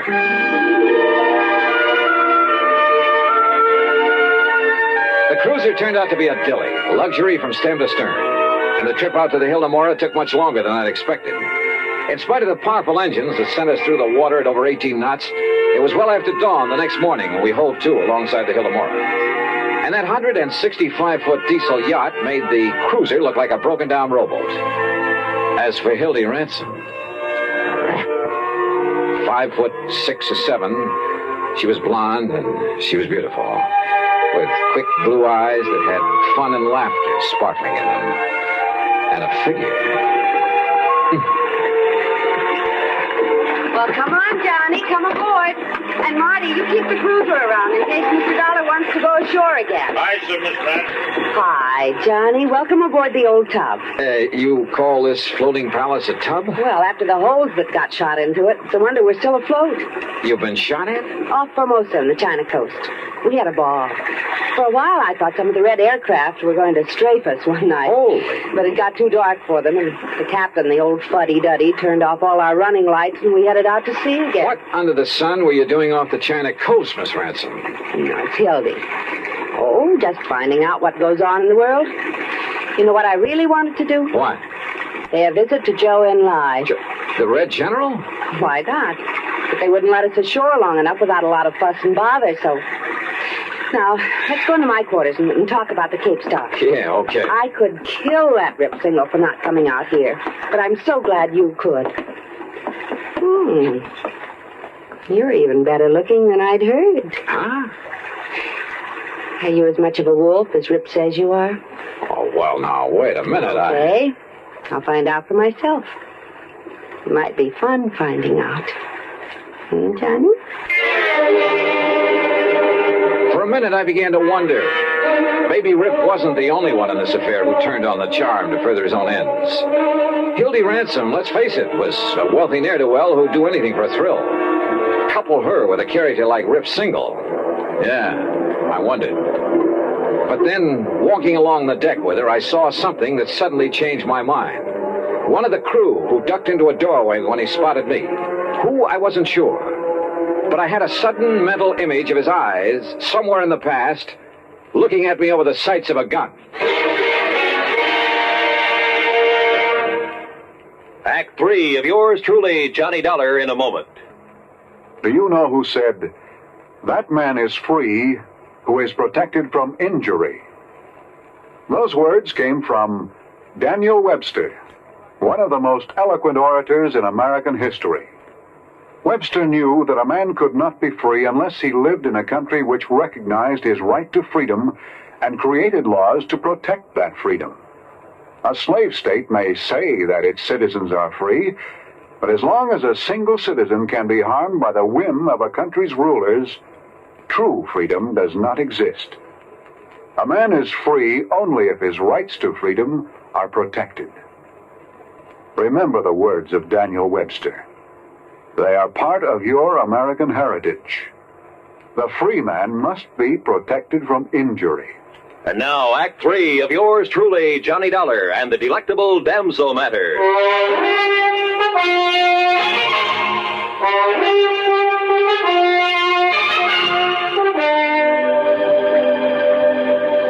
I suppose I could have waited till we got in to report the loss of the emerald, but sit down, Johnny, and I'll have some drinks brought in. Okay, thanks.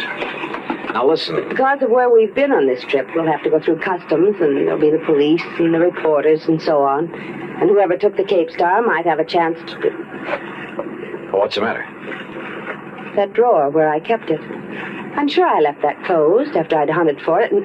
Excuse me. Johnny. Yeah? Look. Look, it's here. The Cape Star, it's back. You're sure? Yes, of course. Here, look at it. And you're sure it wasn't there before? Of course I am. I turned this cabin upside down. Hildy, this isn't some kind of a gag, is it? What? I mean, you're having me come all the way out here to find something that wasn't lost after all? Johnny! Oh, Johnny, how can you say such a thing? Of course not. Now that you are here, and the star is safe and sound, I think we'll have fun together, Hildy. I've got so tired of the other guests I have on board. That stuffy old Professor Randolph and his boring wife, and Charlie Burton, and that girl he's always fawning over. The Cape Star was actually missing? I swear it, Johnny. All right, then. I still have a job to do. I want to meet these guests of yours. Also, I want to talk to the crew. Of course, Johnny. But later, I'll have some drinks brought in, and we can plan ourselves a ball between now and when we put into port. Oh, yes? Miss Ransom. Yes, Captain. One of the men. One of the crew. Name's McCarty. Yes? It looked like appendicitis, ma'am, and I took the liberty of sending him ashore in the cruiser. It'll get there long before we can. Of course, Captain. You've done exactly right. Wait a minute. I'm not so sure of that. Why, Johnny? McCarty, huh? Short, dark, with a scar on his chin? Yes, sir. They've already left. What? Yes, sir. 10 to 1 that McCarty is the man I want. Johnny. Hildy, we gotta stop. A radio call to the cruiser brought no response, and I had a sneaking suspicion the skipper of it had a gun in his back, a gun held by the supposedly sick McCarty. And the yacht, despite her size and power, could never catch up with that cruiser in 1,000 years. If you're right, Mr. Dollar, we'll radio to the Coast Guard to intercept it. But I couldn't be sure that I was right. And then I noticed the speedboat slung between davits on the yacht's afterdeck. Of course, Johnny. And I'll go after them with you. Oh, no, you won't. Just for kicks, huh? Please. No.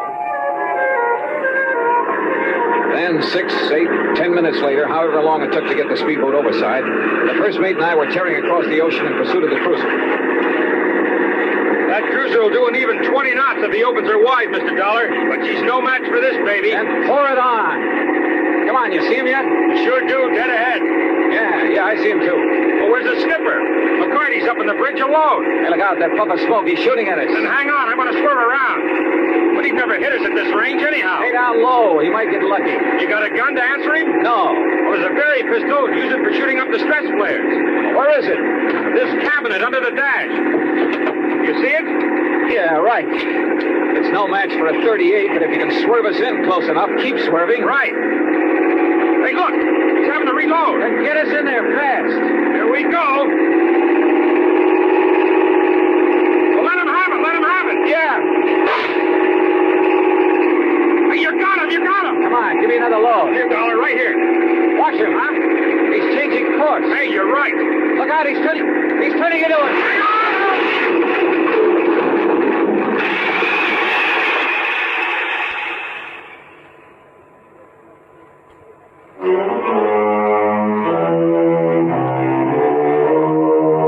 I kind of pieced things together after the yacht, the Hildemora, picked us up. By sheer luck, my shot with a flare gun had struck McCarty full on. He was badly burned. And after the smash-up, the mate had pulled me out of the drink. By then, the yacht caught up with us. And do you know what he was doing, Johnny? That man who called himself McCarty? Hi, Hildy. Smuggling. Narcotics that he picked up in China. Yeah. He knew he'd never get through customs when we came to port, so he stole the Cape Star. Just long enough to make sure the cruiser would come out to us. He knew I'd sent for somebody. Oh, yeah, I get it. Then he played sick to go back on the cruiser. That way he'd avoid customs and the police. Yes, honey. Where is he now? Below, locked up. And after the way you hit him with that flare. Well, now he is sick. Darn it. Darn it. We didn't have to get him into a doctor. Gee, Johnny, you and I could cruise around and... Well, it will be 2 or 3 days before we get to port.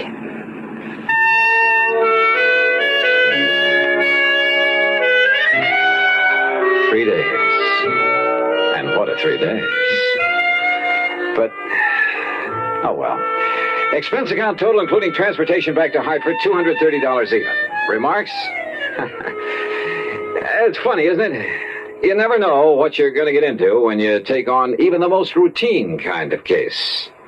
Yours truly, Johnny Dollar.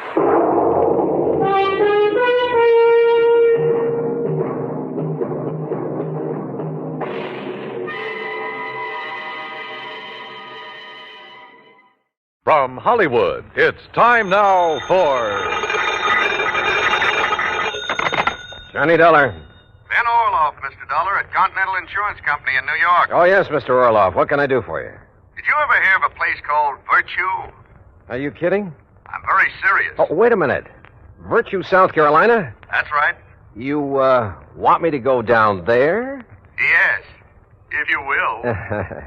Do you have a bulletproof vest and a couple of extra handguns I can take along? Well, my one suggestion would be that you do not take along any firearms. After all, ex-gangsters... Yeah, I see what you mean. All right, what do you want me to do? Our representative has his office in Georgetown. He can give you the whole story. His name is Joseph Pigatello. Got it, Joseph Smokey Pigatello?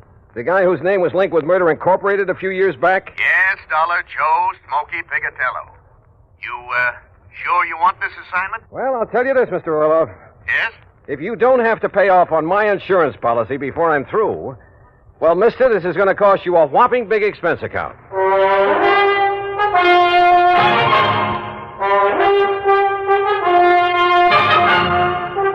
Bob Bailey in the exciting adventures of the man with the action-packed expense account. America's fabulous freelance insurance investigator. Yours truly, Johnny Dollar.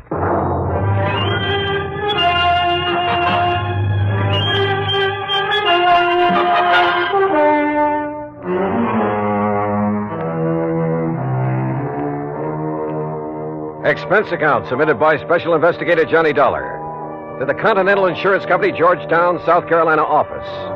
Following is an account of expenses incurred during my investigation of the Village of Virtue matter.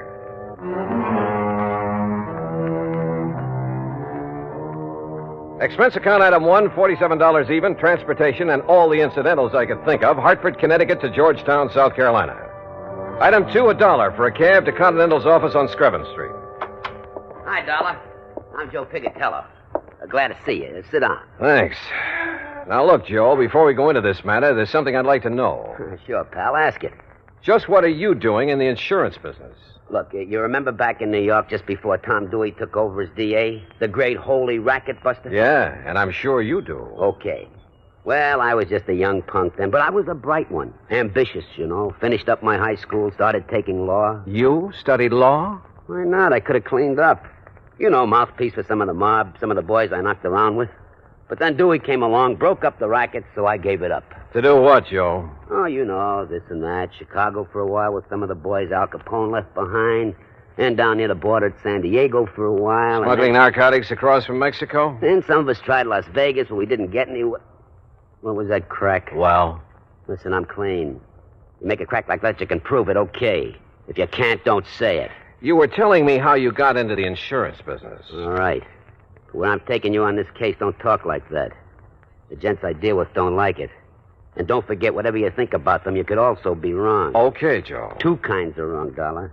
Just plain wrong and dead wrong. You see what I mean? All right, as I was saying, how I got in this insurance racket. As you were saying. Well, some of the boys from New York and Chicago and around did pretty good. Instead of blowing all their dough on booze and dames and big times, they were smart. They leased an old plantation up in the valley north of here on the PD River. The old Caraway plantation.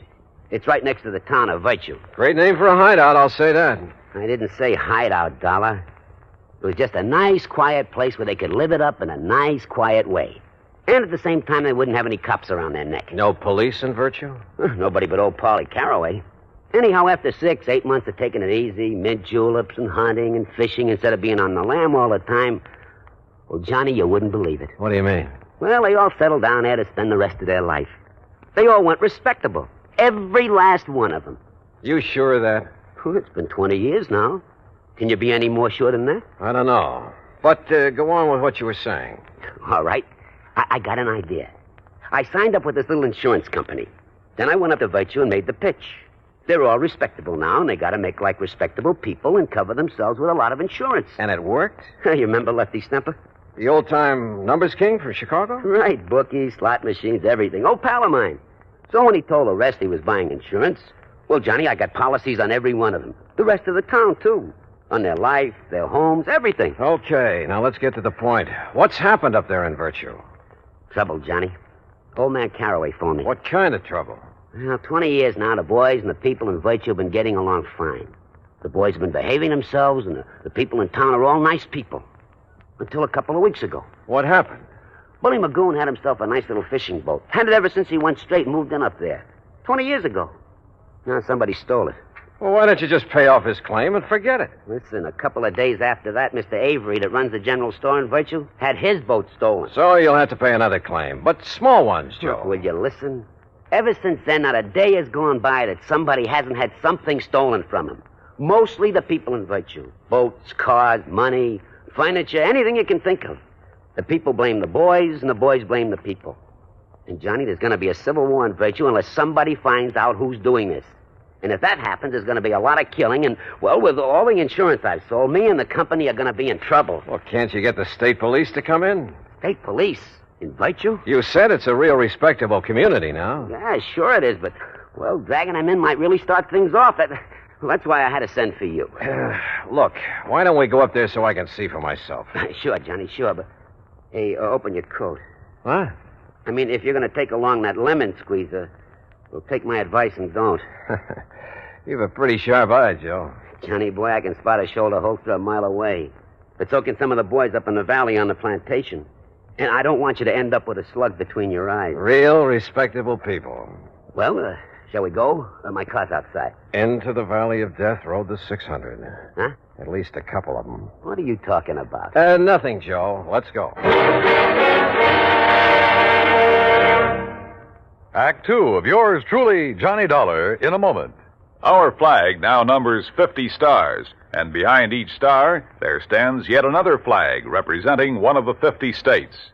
Florida's state flag bears the Red Cross of St. Andrew in sympathy with the flag of the Confederacy on a field of white.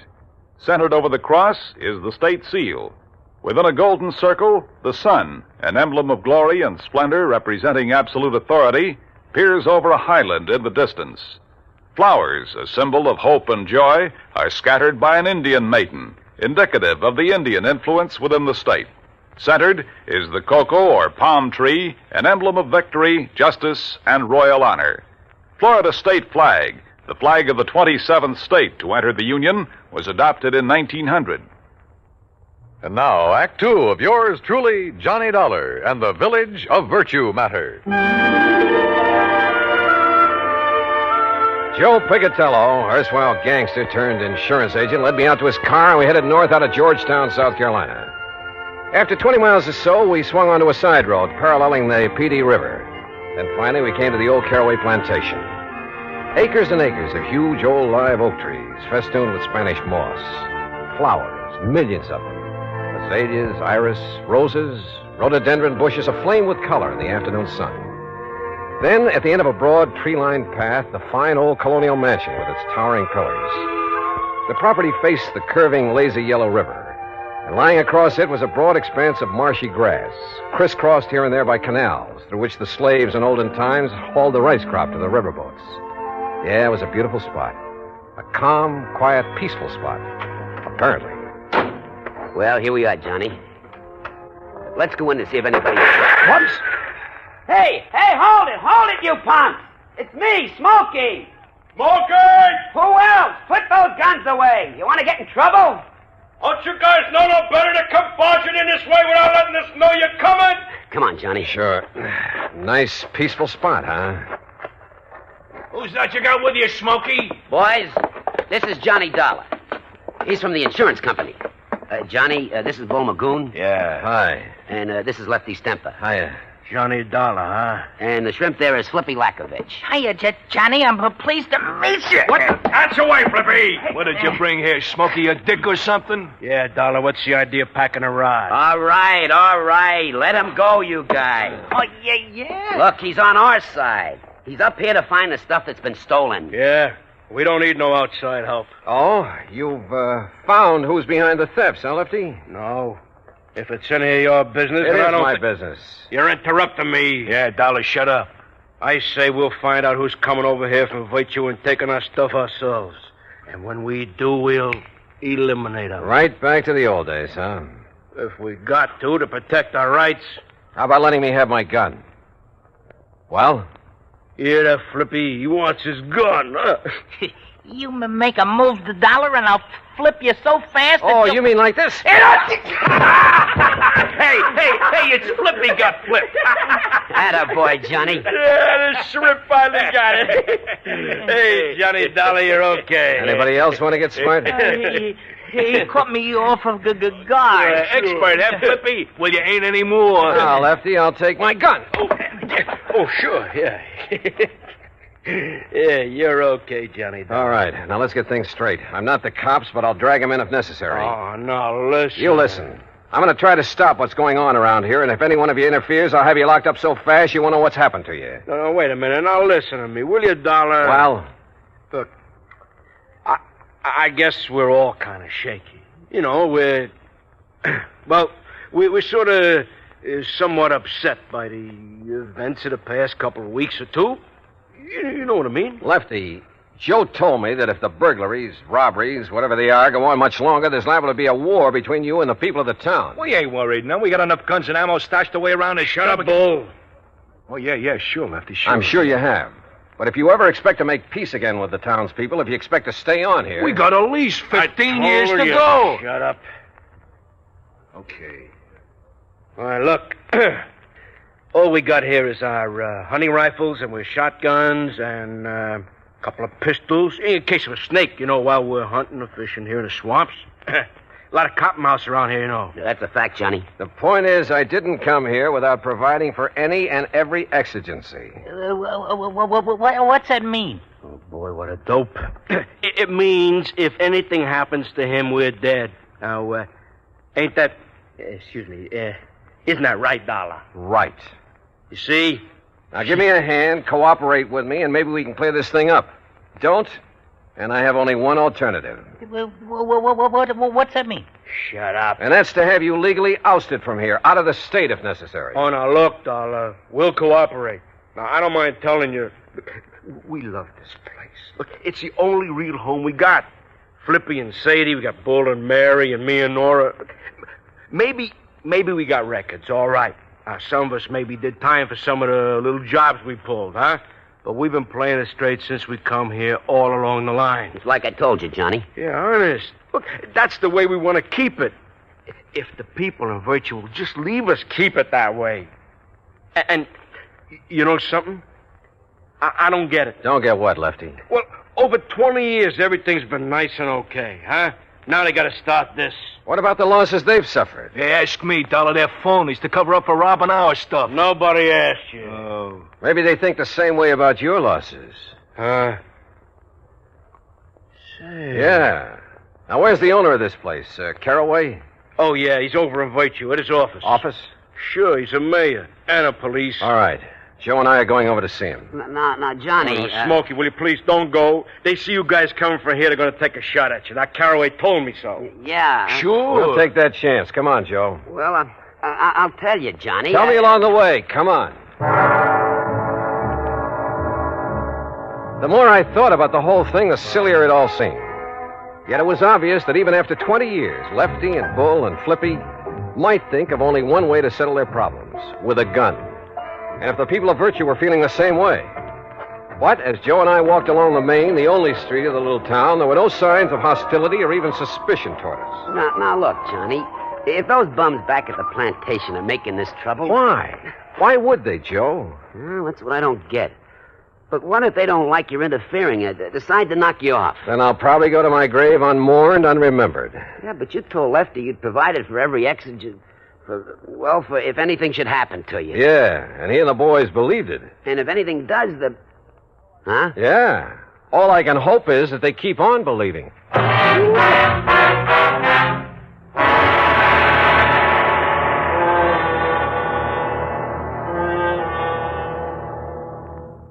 Act 3 of yours truly, Johnny Dollar, in a moment. Sometimes a quotation is a helpful thing because it points out some wisdom that helps us to lead better lives. Here's one that struck me as being very wise and true. Dr. Samuel Johnson, that wise and witty man immortalized by Boswell, said, quote, "It matters not how a man dies, but how he lives," unquote. A man's life may be long or short, but the way he lives it is the important thing. It's important, no matter what he does, that he have integrity, loyalty, and honor, and a sound code of conduct. Enlisting at the age of 17 with his parents' permission, Corporal Charles L. Gilliland found himself, soon after his 18th birthday, in a narrow defile in the middle of the treacherous rocky terrain of Tongmangni, Korea. At 2:30 a.m. that moonlit morning of April 25th, 1951, Corporal Gilliland's Army Unit, Company I, 7th Infantry Regimental Combat Team of the 3rd Division, became the focal point of a murderous assault from Chinese Communist forces. The fighting became brutal and bloody. The brunt of the attack was directed up the defile guarded by Gilliland with his automatic rifle. The slashing barrage of small arms, automatic weapons, mortar, and artillery fire was dropping the men all around him. Gilliland faced the full force of the assault and, advancing against tremendous odds, poured a steady fire into the attacking forces and eventually halted them. For valiant and heroic conduct, Corporal Charles Gilliland was awarded the Medal of Honor. Although in age, he still may have been considered a boy, he had lived and died like a man. And now, Act 3 of yours truly, Johnny Dollar and the Village of Virtue Matter.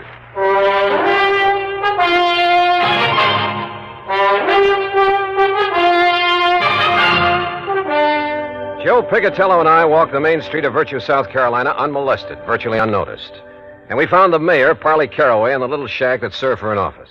I'm also the police chief, Mr. Dollar. Don't you forget that, sir. And you found no clue as to who has been committing the robberies? No, sir. None whatsoever. But who else would do it? They're all three of them ex-gangsters. Sure. Ex-gangsters. Why, Mr. Caraway? Why would these men suddenly want to make trouble with their friends, your townspeople? I don't know. I honestly don't know. Unless, of course, they think they can take over the way they used to take over gangs in the old days. After 20 years of a happy relationship? Mr. Caraway, they never made a bit of trouble in all that time. I know it. But the fact remains that unless this trouble stops, after all, Virtue was here long before they came, unless it stops, I say, I shall have to break their lease and make them leave the plantation. Oh, they pay you pretty well for it, huh? Enough to keep it in good repair. Hey, that's a beautiful ring you're wearing. Huh? Oh, yes. 2.5 carat diamonds, sir. Yeah. And is that your nice new car out front? Yeah, it certainly is. Ain't it pretty? About $8,000 pretty. Hey, didn't you have a new one last year, too, Mr. Caraway? Of course. I try to have one every year. But now, gentlemen... Tell me one thing, Mr. Caraway. Yes, sir? If you really think the robberies around here are going to cause so much trouble... Oh, I do. That's why I contacted Mr. Pigatello. Well, why haven't you called in the state police? Because I am the mayor of Virtue. I'm the police department, and I can take care of these things myself. And now that you gentlemen have witnessed the bad blood between these gangsters and the people of the town, well, sir, I'm going to throw them off that plantation. In spite of all the money they've been paying you? Yes, sir, and I'm sure you gentlemen will back me up in... all the money, did you say? Enough to keep you well-dressed, well-fed, and fancy cars. And now, look here, sir. Do you realize how much that property will bring? Well, no, that depends. How much have you been offered? I'll tell you how much. $124,000. Ah. How did you know? You just told me. Well, now, listen. You also told me why you've been robbing the people of Virtue and those men at the plantation to stir up bad feeling, give you an excuse to get them out. What? Johnny, you're right. Now, just... Caraway, if I do call in the state police, it'll be to have you locked up. No. And if Joe here has any sense, he'll tell the insurance company to bring charges of fraud against you. You said it. Oh, but the money. Think of all the money I could make selling the old place. Now, where's the stuff that's been stolen? It hasn't been harmed. It's stored away, carefully stored away. I was going to give it back when those men left, and I could sell the place. Give them their stuff, too? Oh, I'd make up for it in cash, every cent of it in cash, yes. I'd say it was for breaking the lease. Truly, Mr. Dollar. Now, you listen, you old money-grubbing crook. You're in trouble. You'll call in the state police? You bet I will. Unless...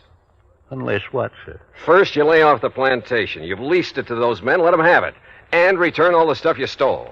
Oh, but if they find out... Well, you figured how to get it away from them. Now figure out how to get it back. Discover it, anything you like. Well... The point is that if you don't get it back, I'll tell them where it is. And you know what that'll mean. Oh, yes, sir, Mr. Dollar. I'll get it back. Also respect that lease. I believe it has 15 more years to run. Yes, sir, it has. I will... Okay. Do all this, and Joe and I will forget the whole thing. But if you don't, And Joe will be checking on you. You said it. Oh, but I will, Mr. Dollar. I promise you I'll get right on it. Come on, Joe. Let's go back to the plantation and have a drink with some respectable citizens.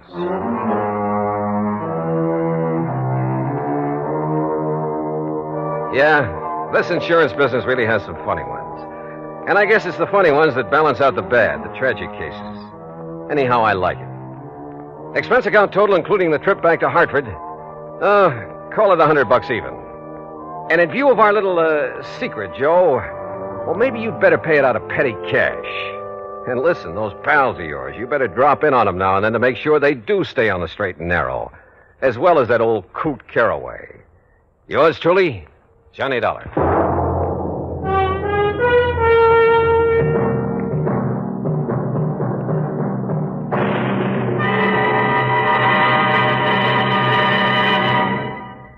Our star will return in just a moment. Our flag now numbers 50 stars, and behind each star there stands yet another flag representing one of the 50 states. Michigan's state flag was born on February 22nd, 1837.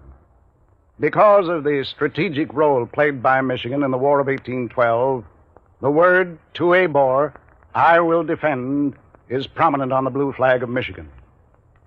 Beneath it, a rising sun casts its rays over a lake, and a man standing on a peninsula with his right hand raised, symbolizing peace, while in his left hand he holds a gun, indicating that although they love peace, the people of Michigan are ready to defend their state and nation. Another motto, the state's official one, is at the base of the flag: Si queris peninsulam emonam circumspice. If you seek a pleasant peninsula, look about you. Thus does Michigan's flag carry its own invitation to visit one of America's scenic areas. Michigan's state flag, the flag of the 26th state to enter the Union, was adopted on August 1st, 1911. Now, here's our star to tell you about next week's story. Next week, a strange series of fires. And believe me, the reason for them is a strange one, too. Join us, won't you? Yours truly, Johnny Dollar.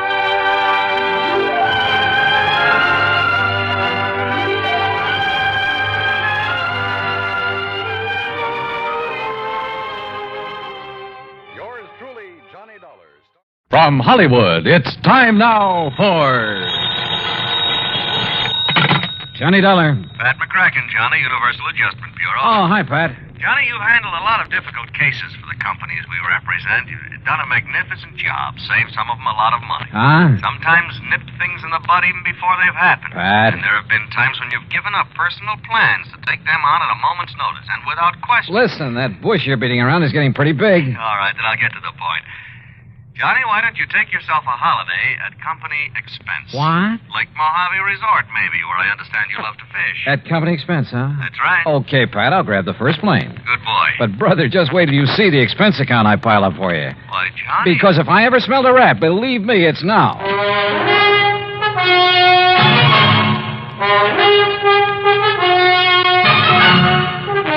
Bob Bailey in the exciting adventures of the man with the action-packed expense account, America's fabulous freelance insurance investigator. Yours truly, Johnny Dollar. And now, Act One of yours truly, Johnny Dollar.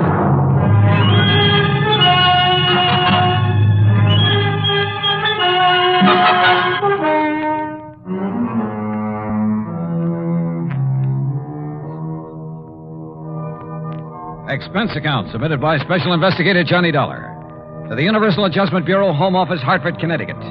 Following is an account of expenses incurred during my investigation of the Wayward Trout matter.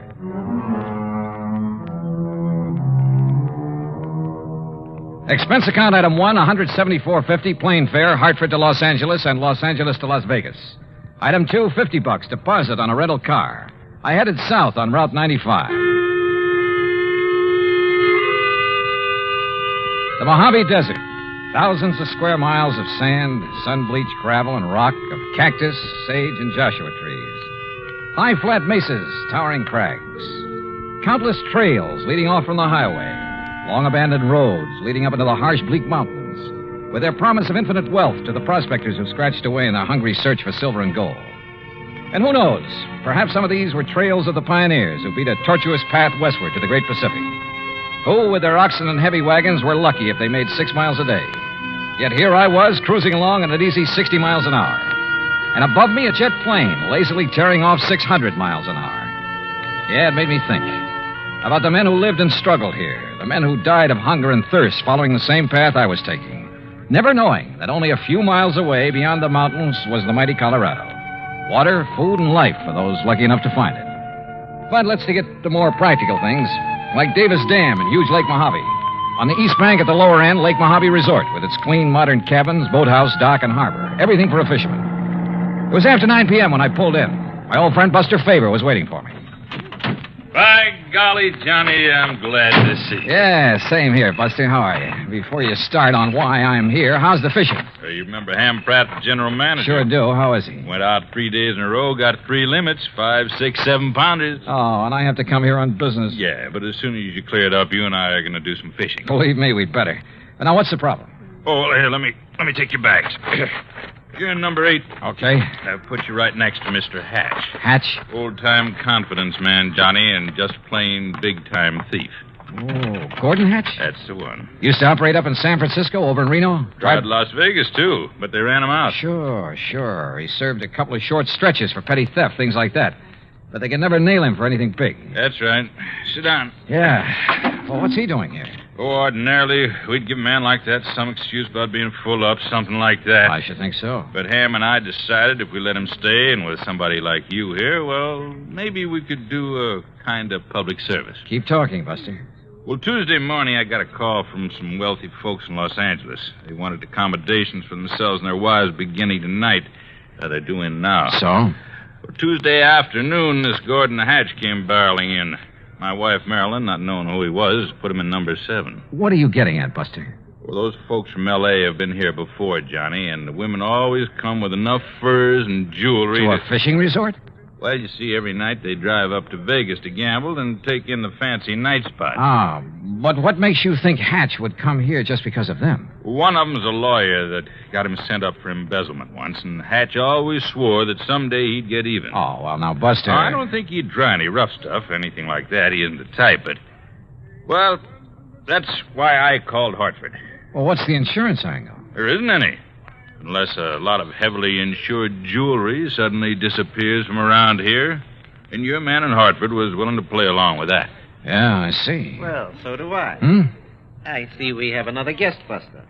How do you do? My name is Gordon Hatch. Mr. Hatch, this is Johnny Dollar. He's come for a few days fishing, the same as you. Excellent. We must go out together, Mr. Dollar. I found a couple of wonderful spots. Yeah, I understand you had pretty good luck, sir. Oh, didn't Ham Pratt tell you about the big one I got over near Sculpture Rock? Nearly 10 pounds.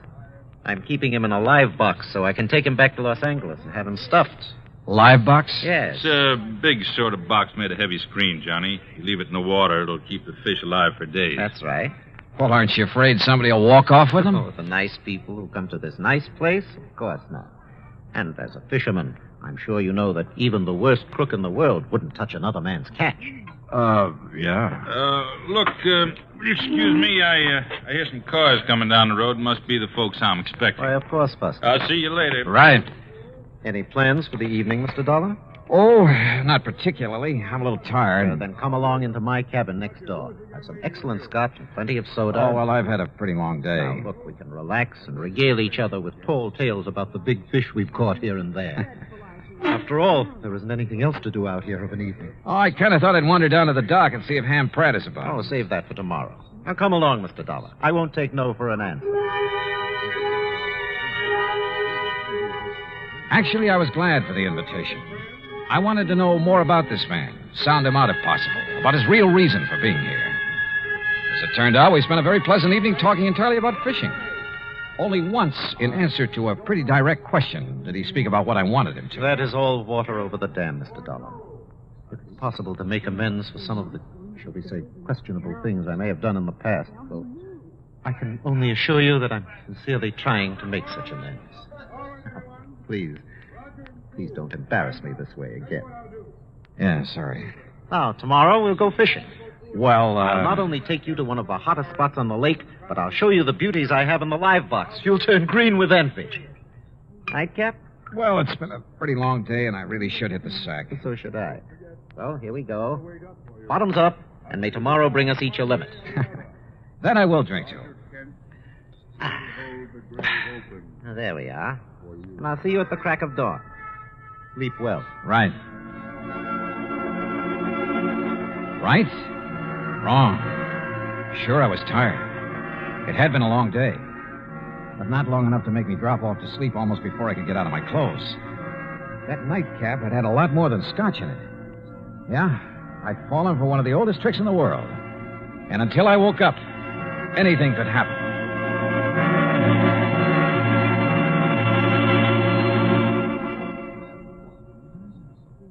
Act two of yours truly, Johnny Dollar, in a moment. And now for another episode in the life of Sergeant Donald Bellwether, my husband.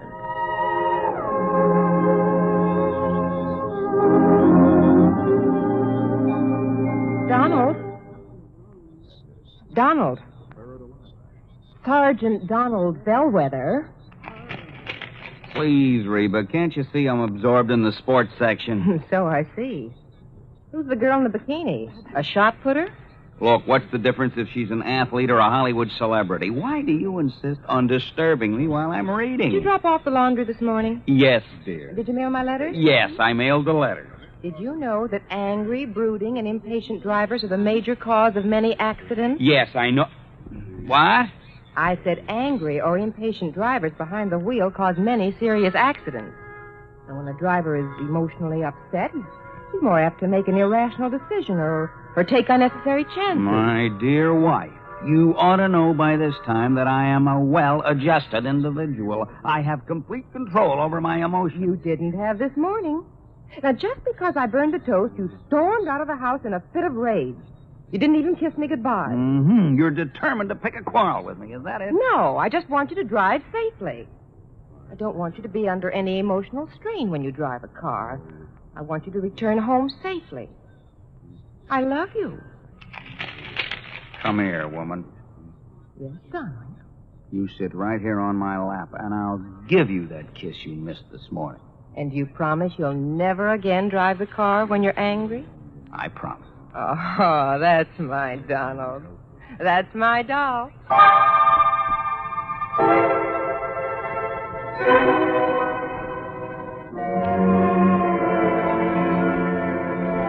And now, Act two of yours truly, Johnny Dollar, and the Wayward Trout matter.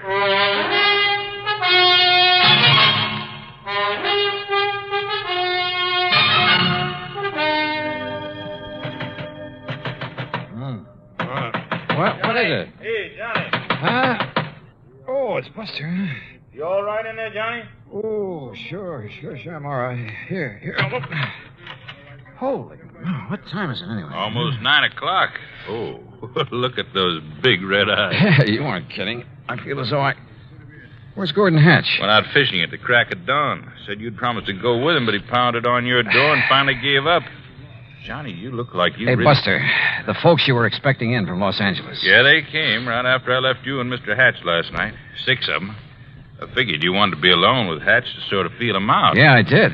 But is everything all right? Yes, so far as I know. And the point is, did you learn anything from Mr. Hatch last night? Only that he claims to have turned over a new leaf, is now the soul of integrity. Yeah? Well, I wonder. You say he's out fishing, huh? That's right. Know where he went? Well, one of his favorite holes, the one I told him about, is in the big basin about 10 miles up the lake. What about the folks from L.A.? They're still asleep in their cabins. Look, Johnny, like I told you, Hatch isn't the kind of trying any rough stuff, even against Mr. Fellows, the lawyer who sent him up one time. And he's here with that party? He's the one that organized it, made the reservations. Now, listen, Johnny, I may be all wrong about Hatch. In spite of his threat to get even with Fellows? Well, I mean, maybe he's gone straight. He certainly acts like a nice enough guy. Yeah. Well, the only thing I can do is keep an eye on him. If he makes a play, I'll nab him. If he doesn't, well, my trip out here will have been wasted. Wasted? I thought you and I were going to do some fishing. Oh, well, now that's different. Ooh. Hey, I better get some breakfast in me. Yeah, sure. I'll tell Mary over at the cafe to have it ready for you. Yeah, okay, Buster. Sunny side up and with plenty of strong, dark black coffee.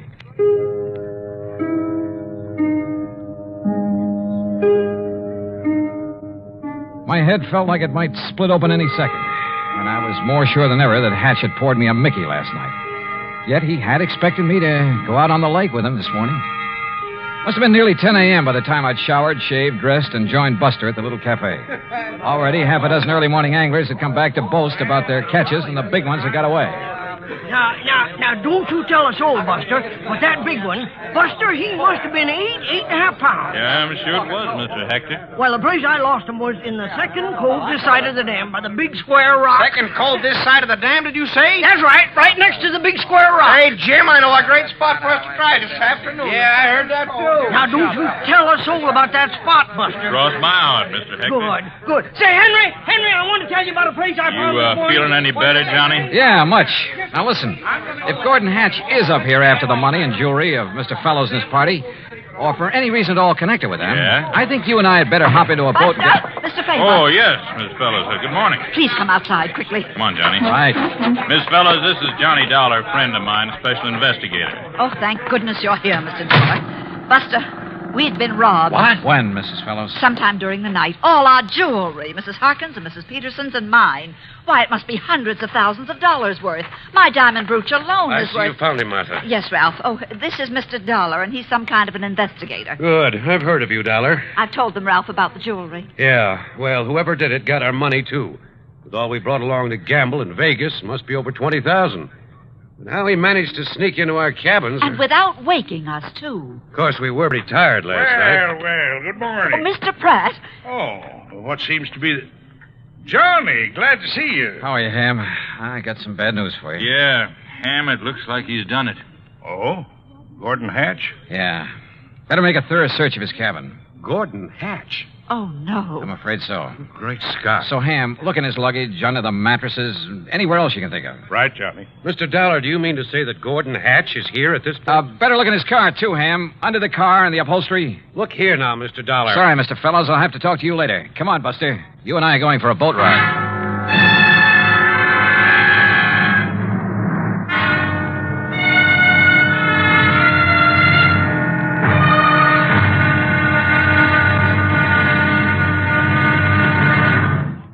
Act 3 of yours truly, Johnny Dollar, in a moment.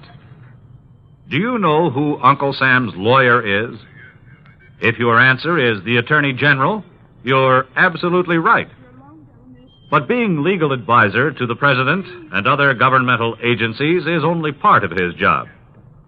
His main task is running the Department of Justice, which makes sure that the laws passed by Congress are carried out, and that lawyers are available when the government must be represented in court. Let me give you an example. Suppose there is some question concerning the amount or kind of tax you should pay, or suppose you and the government don't agree as to which of you owns certain land. That's when the Department of Justice steps in to represent the government side of the case. If anyone is brought to trial for counterfeiting, smuggling, gold hoarding, or passport forging, the Department of Justice prosecutes the case. It also handles all matters dealing with legal immigration. And all of this activity is the responsibility of an important member of the President's Cabinet, the Attorney General. Just as it is the duty of the United States government to protect each and every one of you, it is the duty of the Attorney General to protect the government of the United States. And now, Act 3 of yours truly, Johnny Dollar, and the Wayward Trout matter.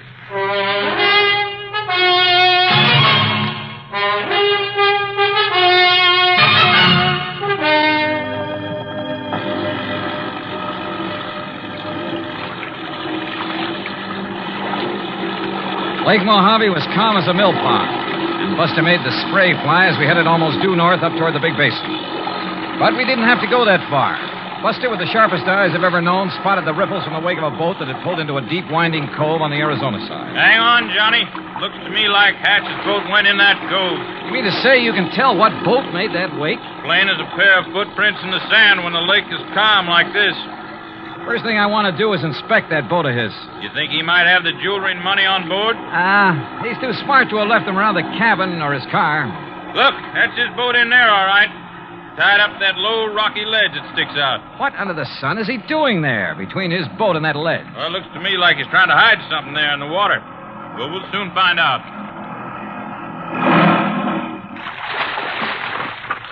Well, Buster, Mr. Dollar, it looks like you've caught me in the act. Yeah. Yeah, it kind of looks that way, doesn't it, Hatch? What were you so busy shoving down in the water between your boat and that ledge when we pulled out? I figured no one would find it here, Mr. Dollar. Yeah, I'll bet. But I decided to move the live box into this hidden cove when I first came out this morning. The live box? Well, after all, it was you who warned me someone might try to steal some of these beautiful fish I've caught and I'm keeping alive in it. But as long as you found me out, well, here, take a look at it. Nothing here on his boat, Johnny. Here, look at them. Ever see such a nice mess of bass in your life? Yeah, they're beauties. And that trout on the bottom. I got him way up the lake yesterday morning. Must be 10 pounds. That's the one you plan to have stuffed? That's the one. Well, you better have it done pretty soon. He looks dead to me. Yes, he was this way when I came out this morning. So, when I'm through fishing today, I'll head back to L.A. with him to a taxidermist. Hatch, there's something I want to talk to you about. I know, Dollar. But it's your own fault. Huh? I pounded on your door till I thought I'd wake the dead. Oh, no, that isn't what However, since you're here now, well, why not keep our fishing date now? Mr. Hatch, will you Darn it, though, I don't have an extra rod in my boat. Well, come on, Johnny. I'll give you one out of my boat, rod and reel. Oh, yeah, sure, okay. Dollar, I'll take you to fishing spots even Buster doesn't know about. Not a sign of the jewels and stuff on his boat, Johnny. He even went through his tackle box. Well, maybe he's hidden the stuff somewhere along the shore. If he's the one who took it. He looks and talks as innocent as a baby. So the only thing I can do is keep an eye on him, try to feel him out. Come on, boys. Time's a wasting. Oh, here, Johnny, you try this rod on for size. Ah, well, that looks good to me. And here, take along a couple of these fast strike minnow hooks. If anything, they'll get you big bass. They sure will. Yeah, or maybe a trout like the one that Mr. What's the matter, Johnny? Come on, Buster. What? What's the matter? Well, it's about time. What were you two gabbing about over there? Say, Hatch, I want another look in the live box at that big trout. I don't blame you a bit.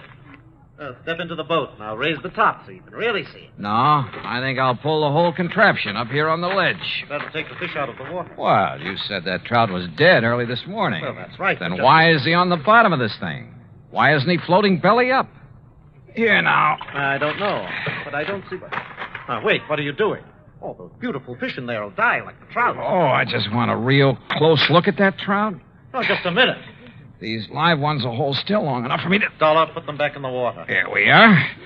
Ooh, 10 pounds? Look here now. Why, this fish weighs 20 pounds if he weighs an ounce. Dollar? And no wonder the way you've got him stuffed full of...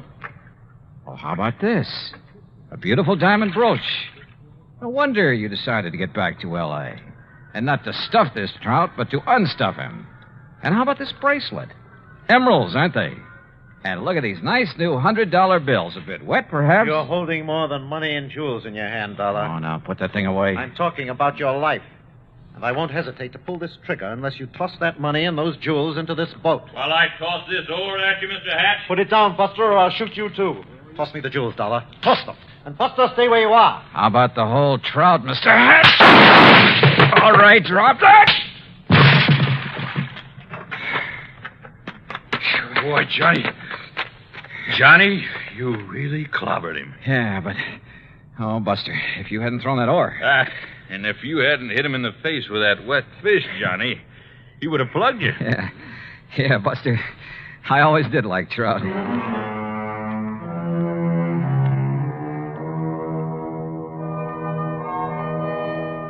Expense account total, including boat and bait for 5 days of really great fishing, cabin rental and meals, and trip back to Hartford, $815 even.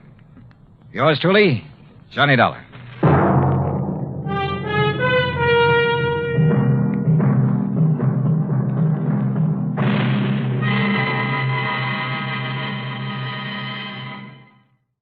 From Hollywood, it's time now for... Johnny Dollar. Fred Norwood, Northeastern Indemnity Association. Oh, hello, Fred. I haven't heard from you since that case down in Managua, Nicaragua. Got another nice long trip lined up for me? I'm afraid not this time. But if you can leave right away, I wish you'd run down to Baltimore for us. Baltimore? That depends. Depends on what? How free I can be with my expense account in the seafood department. Chicoteague oysters, soft-shell crabs, terrapin soup. Johnny, if you can get us off the hook on this one, I'll okay your expense account blind. Big one, huh? Over 100,000. Murder? Arson? $111,421 missing from a safe. Wow, and you're liable for it if it isn't recovered, huh? For the full amount. But who'd keep that much cash in a safe? Outside of a bank, that is. The Trillingham Tobacco Company. But why? Better get the details from August Trillingham, if you'll take this on. On a freewheeling expense account? Freddie, I'm your boy.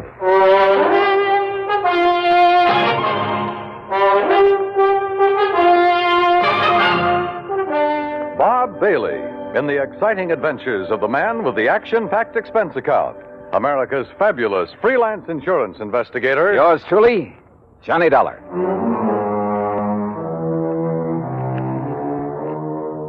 Expense account submitted by Special Investigator Johnny Dollar to the Northeastern Indemnity Association, Hartford, Connecticut. Following is an account of expenses incurred during my investigation of the Wayward money matter. Expense account item 1, 2630, plane fare and incidentals, Hartford to New York to Baltimore, and a cab to the Sheraton Belvedere. After all, I could afford the best. Item 2, a 10-cent phone call to Mr. August Trillingham. He'd be glad to see me. Somewhere that name rang a bell. Item 3, $1.20 for a cab to the Trillingham Tobacco Company on Conway near Charles Street. It was a huge old brick building with what I guess you'd call a vaulted roof. Offices at one end of it, and the rest looked like a kind of warehouse. I'm glad you could get here so quickly, Mr. Dollar. The loss only occurred last night, you know. Well, I left Hartford the minute the insurance company called me. So, somebody blew your safe and walked off with a lot of... Opened the safe, Mr. Dollar, and took over $104,000. You always keep that much cash on hand? Yes, because of the nature of our business. What do you mean? Well, the tobacco was grown by the farmers hereabouts, barn cured for a month or 2 or 3, and then brought here. Uh-huh. We graded according to quality and color and tie it into hands. Hands? Bunches of 20 or 30 leaves, depending on size. Oh, I see. And then we pack it in hogsheads and ship it to the auction warehouses. We're kind of a middleman between the small farmer and the auction. I said small farmer, Mr. Dollar. Well? People for whom tobacco is only an incidental crop. There are a lot of them. And since we buy from them outright, they want cash. Not checks or payment due the first of the month. Oh, no, cash. Oh, I see. And you're always gambling on what you'll be able to get at the auctions. That's right. How's business, Mr. Trillingham? Not as good as I'd like, of course, but I'm sure it'll pick up later in the year. Why do you ask? Oh, just wondered. In a matter like this, I want to know all I can. Yes, but you said that as though you meant to imply that perhaps... I meant to imply nothing. Look, you said that safe wasn't cracked. I said it was opened. And I'm sure I know by whom. You what?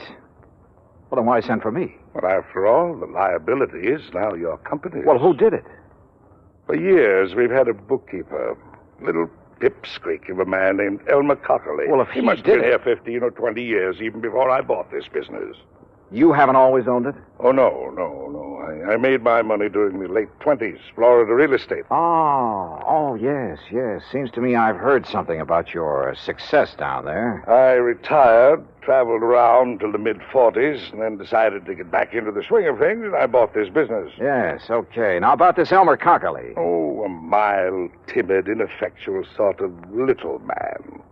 And I suppose after 20 or 30 years of this dull, routine job, after seeing and handling so much money all the time... Yeah, I see what you mean. Well, anyhow, at tax time, I decided to have the accounting firm of Hanley, James, Chadwick, Kermer, and Wormsbecker go over our books, just as a matter of course. And? It was then that Elmer Cockerly suddenly discovered that some of the records were missing. I see. Things balanced out at the end of the year, mind you, but those 3 or 4 months were missing. And it was during that period that Elmer had painted his home, bought a new car. Didn't you investigate immediately? Of course. Seems to me it was then that you should have sent for me. Well, since our business is strictly cash, both in and outgoing, there was nothing we could pin on him. What's more, he was as concerned as I was, apparently. And after all, since things finally balanced out, but I wonder. Yeah, I should think you would. And now, since he's the only other person who could open the safe... What does he say about this robbery? He didn't come in this morning. I called his wife. She hasn't seen him since he left for work yesterday morning. You know where he lives? Yes. Do you have a description of his car, license, and so on? Yes, I have. Okay, Mr. Trillingham. I'll notify the police from here. Then I'm going out to his house to see what I can learn there. May I use your phone? Of course. Yeah, it wouldn't be the first time a timid soul had finally felt his oats, had run off with company money. And usually that type was hard to find. The methodical mind always planned things well, including a getaway. Item 4, 80 cents, taxi to a car rental agency. Item 5, $50 deposit, and I drove to Elmer Cockerly's home, a few blocks off Wilkins Avenue, west of town. I wondered why the old fellow had done it. Sometimes the why can be the best clue as to where to hunt for a man. And you know something? A good part of the why became very clear when the door of Elmer's house was opened.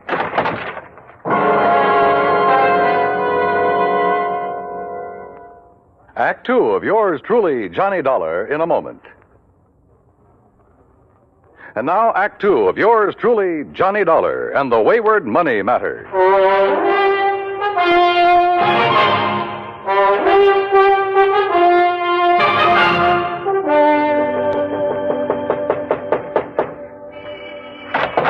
Yes, what do you want? Mrs. Cockerly? I'm Mrs. Cockerly. Who are you? Johnny Dollar, insurance investigator. Insurance investigator? I haven't even filed a claim on Elmer yet. Oh, you think your husband is dead, Mrs. Cockerly? Of course he is. You think for a minute he'd walk out on me? That's why you think he's dead? Ain't that enough? You've talked with Mr. Trillingham this morning. Of course I have. He wanted to know where Elmer was. I wanted to know where Elmer was. Neither of us knowed, so that was that. So when they find his body, I'll collect his insurance, and that'll be that. And I won't have that helpless little worm around underfoot no more. No more having to baby and nurse him and tie his tie and feed him. Mrs. Cockerly. No, sir. The only reason that little shrimp would dare not to come home is if somebody done him in. And when you find him, you can come around and pay me his insurance, and that's that. Now, if that's all you've Just come a minute. to talk... Just a minute. Did Mr. Trillingham tell you that over $100,000 was taken from the safe at the office? No. Elmer didn't do it. I know he didn't. Do you? Working his fingers to the bone year after year, handling all that money, and him and me just scraping along. Why, if it wasn't for beneficial finance helping us along now and then, I don't know what we'd have done. Yeah, well, I look. told him more than once if he wasn't such a spineless little mouse, he'd help himself to some of that money. They'd never miss it, being a cash business like it is, and Lord knows he deserves some of it. Well, what'd he say to that? Scared him, made him angry, so I'd keep rubbing it in. Great marriage you two had. Sometimes he'd scream and yell like a baby. He'd dare to scream at you? I'd let him. I got so sick of him, it did me good to see him blow his top. Believe me, I told him more than once, if I was in his place, I wouldn't hesitate. Well, go ahead, he says. Go ahead. And he give me, go ahead, he says. He gave you what, Mrs. Cockerly? The combination to the safe? Yes. Yes, he did. So what of it? So maybe I went down there and robbed it last night. Well, how did you know it was last night? I didn't tell you that. All right. All right, maybe I did. I'd like to see you put it on me. Maybe I will. You think I can't use that kind of money? You think I don't deserve it after struggling all these years, caring for him for nothing because he didn't have the gumption to get what he should have? You know something, Mrs. Cockerly? I doubt if you ever gave him a chance to show any gumption. Huh? Do you know Elmer? Did you ever see him? No. Then look. Look at his picture here on the hall table. All right. A baby, that's all he is. All or right. was. You've made with a lot of big, noisy talk. Now, just Probably most of it's a lie. I don't believe you'd live 10 minutes with a man if you really felt that way about him. Look, mister. But there must be some reason for it. Some reason for trying to make me suspect you. I told you. Maybe you did do it. Did you? But I'd like to see you prove it. Well, I don't think you did. I'd like to see you prove that. I think all you're trying to do is cover up for him, protect him. And I'll say this, you're taking a mighty offbeat way to do it. Now listen. Where is he? You really think little Elmer could have... No.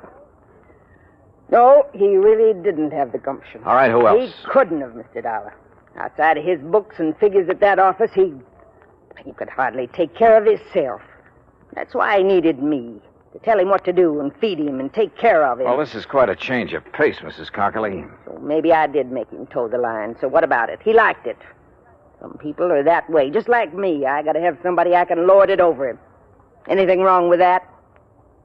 Well... I don't believe a thing you said. Oh, you don't. Now, where is he? Where is Elmer? I don't know. And if he didn't rob that safe, who did? He couldn't. How should I know? Why don't you ask that August Trillingham, his fancy boss that's kept him and me starving all these years? Did you think of him? Everybody's a suspect at a time like this. Dear August. Including his you. friend, the boss. Used to go catfishing together up the creek. Great privilege for poor little Elmer to go fishing with the boss who made all the money. That's where I thought he was last night when he didn't come home to supper.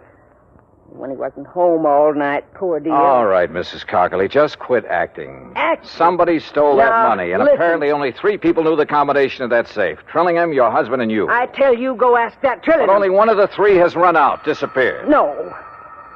No, I'll never believe that Elmer did it.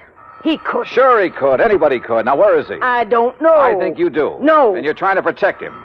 Or are you waiting to hear from him so you can join him and the money? That isn't true. Then why isn't he here, if half of what you told me is true? Because Oh, go answer the phone. Hello. Yes, I'm her. Who? Oh, just a minute. Sergeant Macklin, he says. Oh, the man I talked to at police headquarters. Here. Thanks. Johnny Dollar. This is Macklin, Mr. Dollar. Yeah, Mac. Looks like it's all sewed up. Yeah, who? Elmer Cockerly. Driver's license, identification You found the card. money? Well, what's left of it. They got the money, did they? You know what Cockerly looks like? I've seen his picture. Well, then maybe you better come out here. Where? Hance's Bridge. Hance's Bridge. It's where Yeah, Elmer used to go catfishing all the time. It's about 9 miles up the creek north of town. Okay, I'll see you there. Yeah, I want you to see if you can identify Cockerly's body. Oh. I see. Act 3 of yours truly, Johnny Dollar, in a moment. And now, Act 3 of yours truly, Johnny Dollar, and the Wayward Money Matter.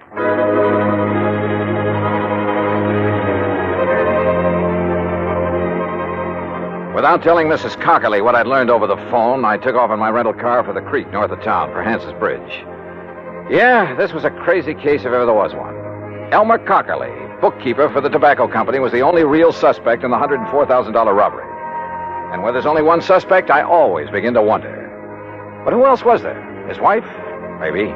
She'd done everything she could to confuse me. The owner of the company, Trillingham? Yeah, I thought of him too. Until I got the word from the police that they'd found Elmer Cockerly, or what was left of him. They'd found the money, too, or what was left of it. What's left of it is right, Dollar. I'm afraid most of that 100,000 went floating down the creek when Cockerly and his car rolled over into it. Well, we'll see how much of the dough is still inside when we get the car up on the bank. How do you figure it happened, Sergeant? Well, the old boy was making his getaway is all. Going too fast when he hit the turn onto the bridge and plop-o into the creek. Wouldn't there be skid marks, Mac? Well, he wouldn't have to be going very fast. Now, look. Car's up on the bank now. Come on. Yeah.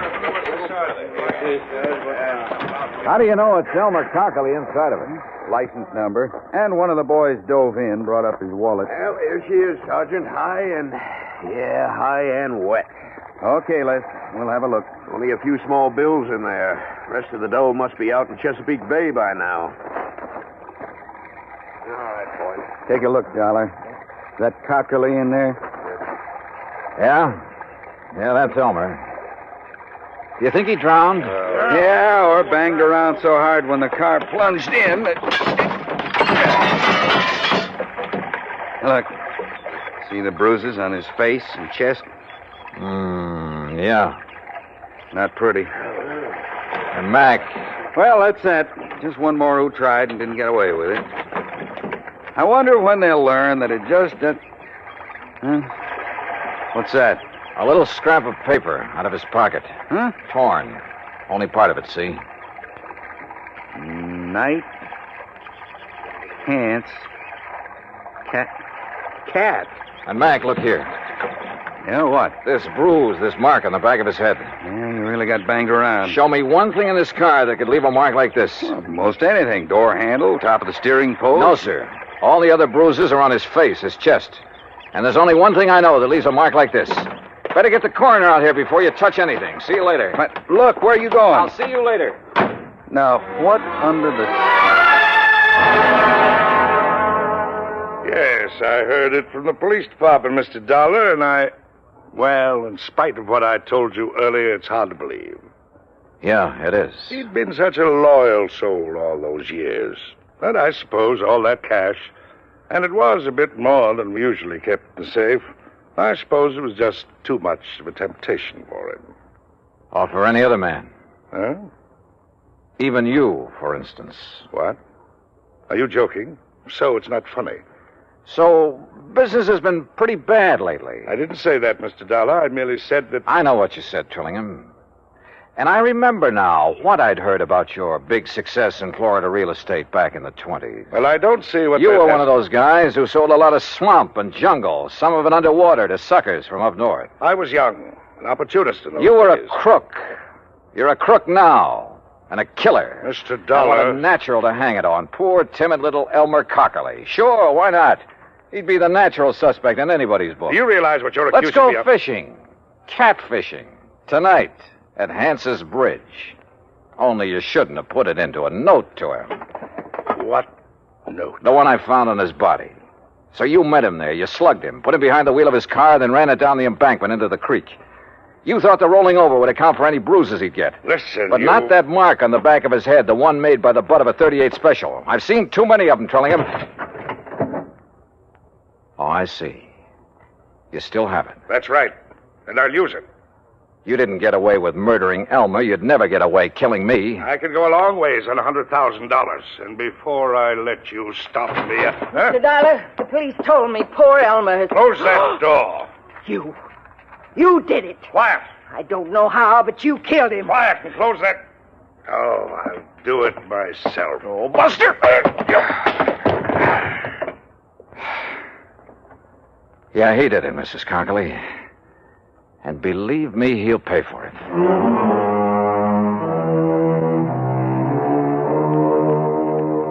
Well, so ends another dirty chapter in the history of crime.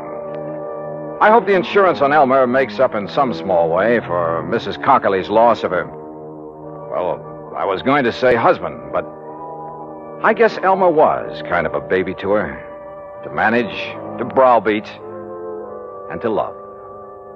Expense account total, including transportation back to Hartford, $104.70. Yours truly, Johnny Dollar.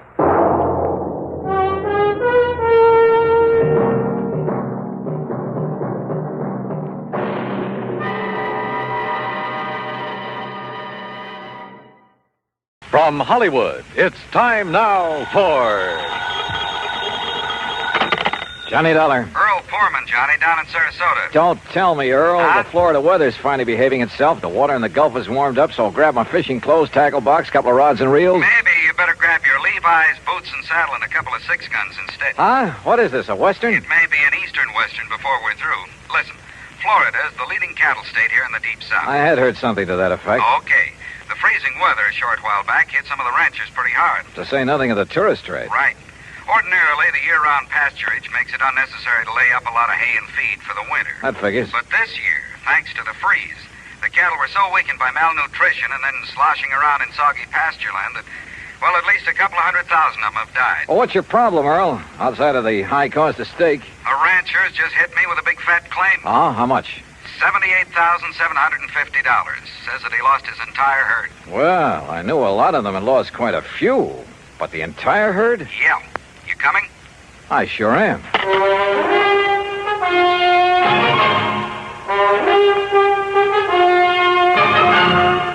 Bob Bailey in the exciting adventures of the man with the action-packed expense account. America's fabulous freelance insurance investigator. Yours truly, Johnny Dollar.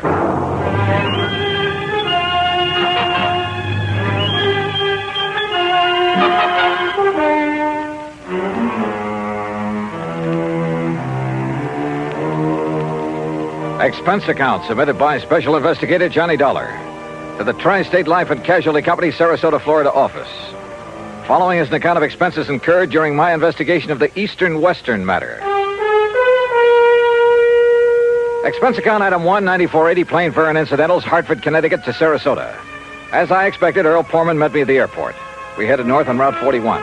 13 miles later at Bradenton, we turned east on 64 after grabbing a late lunch.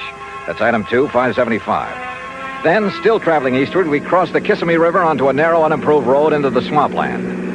And it struck me that what should have been lush green vegetation in this low, damp country was brown and lifeless. That's what the cold weather did, Johnny. All that grass, that good pasture froze and rotted away. No wonder the cattle haven't been eating well. But didn't I read somewhere they were fed the ruined orange crops? Yes, but that still didn't save a lot of the herds. Losses have been pretty heavy, huh? Yeah, but as I told you over the phone, Trimble is the only one I know of who lost all his steers. Is that the one who's made the insurance claim? Yeah, Bart Trimble. His fence starts at the next turn in the road. Have you had many claims, Earl? Oh, a few, a month or so ago. Small ones. Not many of these people insure their herds. There. That's where Trimble's place starts. You see it? I saw it all right. Hundreds of acres of wet, brown, dead-looking pasture land. I also saw the steers, hundreds of them, their carcasses lying there rotting in the sun. Or what was left of them. The buzzards had done well. 525 head, Johnny. But surely some of them must have survived. Not according to the claim I received. That's why I called you immediately. Earl, you said the other claims were filed a month or so ago. I hoped you'd catch that. Why did Trimble wait so long?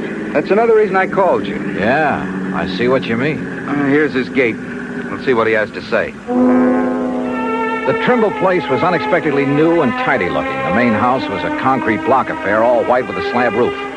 Behind it was a barn and a corral.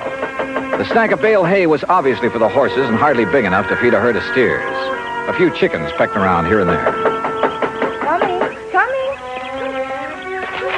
The woman who opened the door was about 40, tall and nice looking, well made up, almost out of place on a cattle ranch. Yes. Oh, Mr. Foreman, how are you? And her voice was soft, gentle, pleasant. How do, Mrs. Trimble? It's nice to see you, Mr. Foreman. Won't you come in? I hear you say Foreman, Betty? Yes, Bart, and he has a friend with him. Well, I won't kid you, Mr. Foreman. I'm glad to see you. Howdy. I hope you brought me a nice big insurance check. This is Johnny Dollar, Mr. and Mrs. Trimble. He's with our company. Well, how do you do, Mr. Dollar? Won't you please come in? Thank you. Dollar. I think I've heard of you. Oh? Sit down, won't you? Supper will be ready in a little while, and of course you're going to stay, aren't you? Johnny Dollar. Well, now, that depends. Now, of course you'll stay. I really should get back to Sarasota tonight. My wife... Yeah, wait a minute. How I know you're the insurance investigator. That's right. And what's he doing here, Pullman? What's there to investigate? Are you maybe trying to say I killed off the herd myself to collect the insurance money? I said nothing of the sort. Then what's to investigate? I told you. I don't like this, and I'm telling you right to your face. Now, Bart, you shouldn't talk like that. Well, it's the truth. Just what do you think you're going to do around here, Dollar? Bart, please. Well, that depends, Mr. Trimble. Does he have to say it's okay, Pullman, before you can pay my claim? Yes, he does. Well, believe me, if I'd known this was the kind of outfit I was dealing with, paying premiums to... Okay. All right, poke around as much as you want. Stay around as long as you like. We'll bed you down. We'll feed you. We'll show you what kind of people we are. Just don't get in my way. I've got a lot of work to do.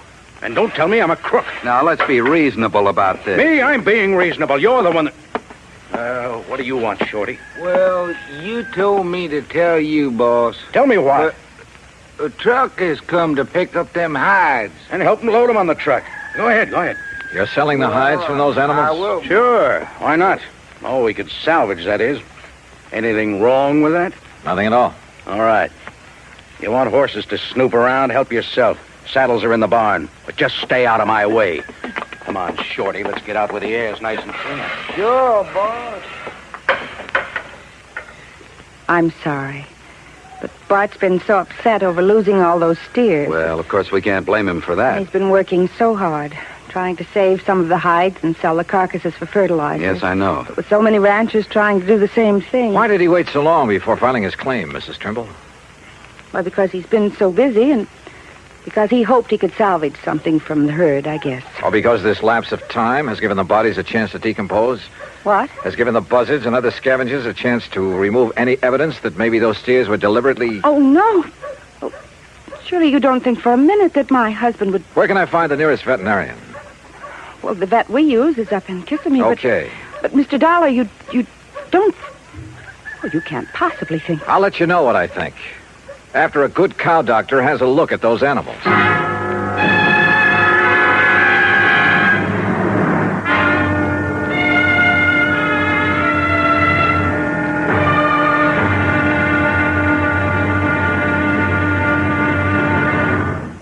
Act Two of yours truly, Johnny Dollar, in a moment.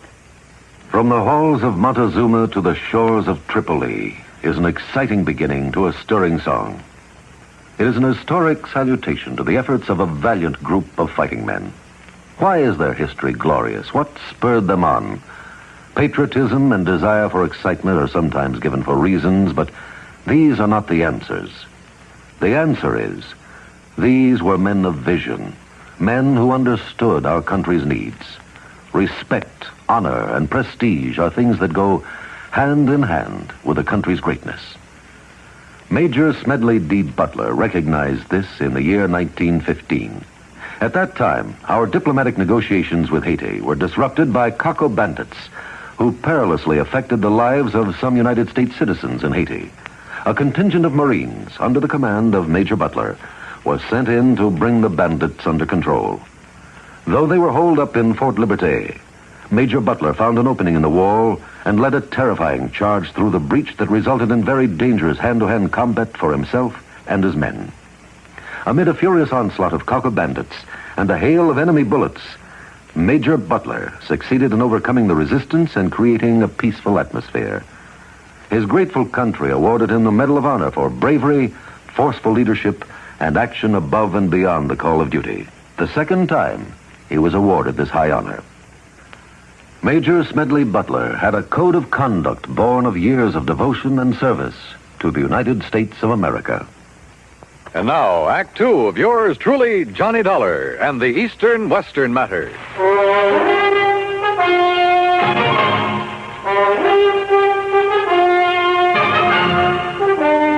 At dinner that night, Bert Trimble had changed his tune, was very apologetic. Almost too much so, and too nice. I didn't mean it, Mr. Dollar, what I said before. At least, not the way I said it. But this whole thing has hit me pretty hard. Losing over 500 steers and a handful of calves. I told you, Bart, when they all went so quickly that night, you should have been suspicious. What night, Mrs. Trimble? Well, it was the last big freeze. Yes, I got back here late. I'd been up to Lake Wales trying to beg some feed. No luck. Then it blew up cold. By the time I got back here, got the hands rounded up. How many, Mr. Trimble? Well, there were 5 of us, including Shorty Skinner. I've seen that Shorty somewhere before. Oh? Well, anyhow, when we got to them, the cattle were all bunched up at the north fence. We thought we'd drive the strong ones back here, where they'd have some shelter. We could give them the hay we keep for the horses. But they wouldn't move. Most of them couldn't move. And it was dark, and the freezing wind was cutting across the swamp. So all we could do was come back here and pray. Next morning, they were dead. All of them. I've put everything I had into this ranch. Every penny I saved from my factory work up north, Betty's money from nursing, even cashed in my own life insurance policy. And now they're gone. So if I got a little nasty, well, I guess a man can take only so much. It's been awfully hard for Bart these past 3 years. And then just when things were going good. Your hands bunk out in that building beside the barn, huh? Only Shorty skinned out all the steers we could. The other boys left. I still owe Shorty some wages. I'm going to ask a pretty blunt question, and I want an honest answer. Huh? Had you ever thought of giving up, going somewhere else? Sure, lots of times. For Betty's sake, too. Even thought of going out to California. I see. She has relatives out there, all doing fine. They've kept after us to go out there and crop farm with them. Maybe I should have. But we stayed, didn't we, dear? Yes, I wouldn't give up. Even Betty reconciled herself to sticking it out. If only we'd known that this was going to happen. Yeah.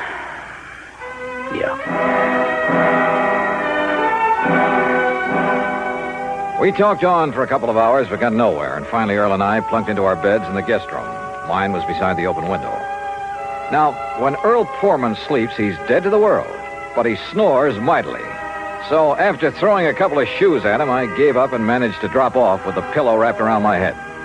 That was a mistake, an almost deadly mistake. Johnny, wake up. Johnny, you hear me? Johnny! What? Wake up! Oh, my head. Stand up. I'll help you. Breathe deeply. Can't you smell it? What are you talking? Deep breath. Come on. What are the... Chloroform? Yeah, on your pillow. Holy hell. I threw it out the window, your pillow. It was saturated with chloroform. Give me a hand, Earl. I'm dizzy. Oh, somebody came in that window. The pillow was over your head. You see him? No, but Johnny... Oh, let me sit down again. Yep. Here, by the window. Now breathe deeply. Oh, yeah. I rolled out of bed in my sleep, that narrow bed, or I'd never have wakened. I heard the door slam, then I smelled it. But who? Johnny, I knew I'd seen that Shorty Skinner somewhere. Yeah? It was on a road gang over near Sarasota, a prison gang. You sure? I was driving my brand new Cad. As I passed him and the rest of that glowering bunch, he let fly with a handful of mud. Now, if you ask me, he's the one who came in here and tried to chloroform. But why? That's what I'm going to find out right now. No, wait. I'll be feeling okay in a minute. Let me handle it.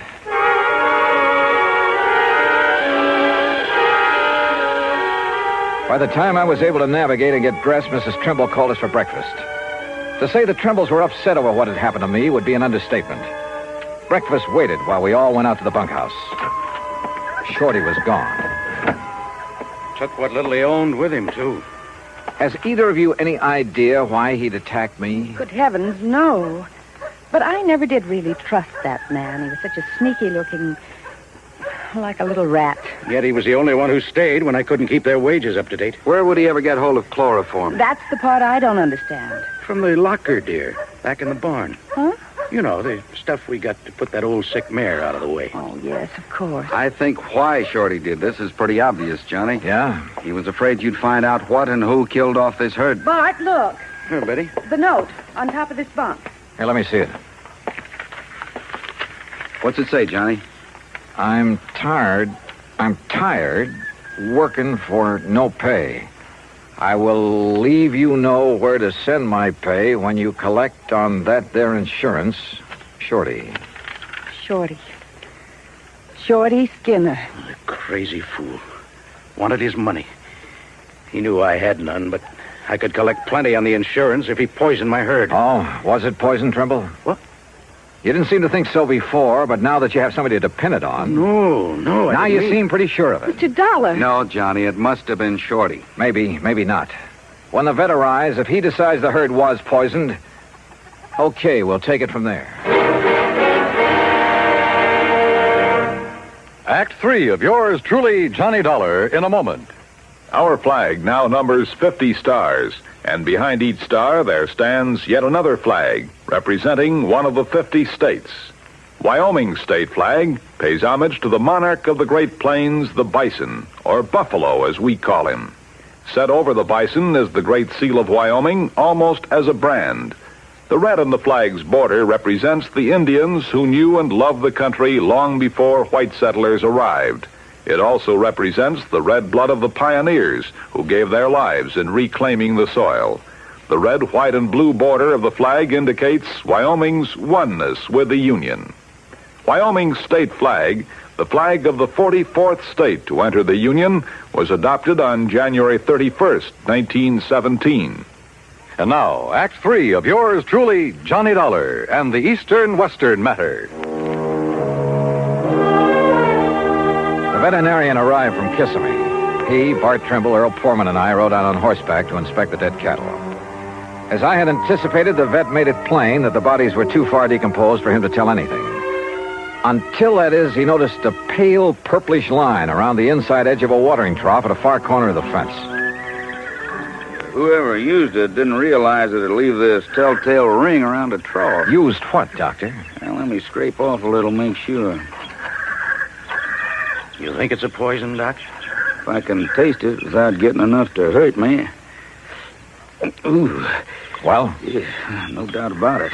Phenofic acid. That's what killed the herd? Yeah, beyond a shadow of a doubt. That's not a very well-known poison, Doctor. I know. It's used almost entirely in laboratory experimentation. I remember it well from my college days. But out here? Who did this to me? Who did it? You don't know? Shorty. Who else? Mr. Dollar. Look, I'm going back to the ranch house to a telephone. I'll see you when you get back there. I called the state police to get out on all points on Shorty Skinner. Then I started on the police in the neighboring towns. The second call to headquarters at Lake Wales got me unexpected results. Sure, we got him right here in the clink, sir. Oh? Well, what are you holding him on? Just vagrancy, no visible means of support. Found him sleeping on a bench in the park about 9:30 last night, so we hauled him in, let him put his X on the police blotter. His what? His X, you know. I certainly do. Thanks very much. The others hadn't got back from the pasture yet. Mrs. Trimble was in the kitchen making lunch. Quietly as possible, I sneaked into their bedroom. Carefully hidden in a desk, I found a lot of letters from the relatives in California. Letters urging that they give up the ranch, do something, anything, to get the money out of it and move to California. Those letters were addressed to only one of the Trimbles. They were addressed to... And then I saw it, neatly framed on the wall, a diploma. A diploma from the famous Lippenwall School of... Why, Mr. Dollar, what are you doing? Mrs. Trimble, I found out that Shorty Skinner has served time. Shorty? At least to the extent of working on a road gang. What for, I don't know. Then he is a criminal. Then there's no question about who poisoned the herd. Oh? You know about the vet's findings? That they were poisoned? Well, no. No, but I thought it was understood. A lot of things have been understood. Wrong things. Did Shorty give you a home address when he came to work here? Yes. Yes, he did. Do you think he'd go there after what I'd like he's to done? see it, please. Well, it's here in this top drawer. Yes, here. That's not his writing. No, that's mine. You see, Shorty can't write. Oh? So he couldn't have written this note you found in his bunk. But who... But look at it. Doesn't that curlicue on the letter T look like the one here when you wrote his address? And how about this capital I? Good heavens, Mr. Dollar. Friends who wanted you to go to California, and you wanted to go. Of course. But as Bart told us, you reconciled yourself to staying here, apparently. I did. I did stay here, even though I wasn't happy. Then the big freeze gave you a chance to kill off the herd, collect a lot of insurance money, and get away with it. You thought. Mr. Dollar, how dare The method? you? A little-known poison you'd learned about back in the Lippenwall School of Nursing. No. But you hadn't expected me here to investigate, so you had to get rid of me. How? As a nurse, you knew all about chloroform. Look, Mr. It Dollar... was a natural, with me sleeping with my head on the pillow, and you knew that Earl was a sound sleeper. He's been here before. And who'd get blamed? Shorty, because he'd left. Only Shorty had left long before that. What? He was picked up in Lake Wales at 9:30 last night. What? Well, then, no, listen. You killed the herd. You tried to kill me. Is that true, Betty? Bart. Tell me. Is it? Yes. Yes, it's true. You know how I hated this place. This horrible, miserable cattle ranch. This living out in this godforsaken wilderness. Betty. Well, you wouldn't do anything about it, so I did. Oh, good Lord. But I failed. But I failed.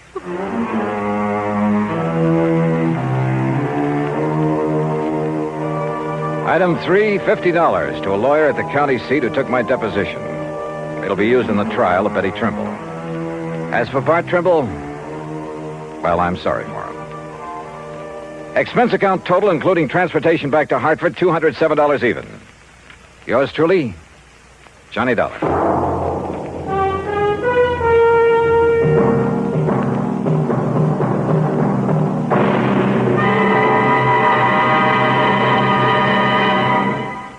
Our star will return in just a moment.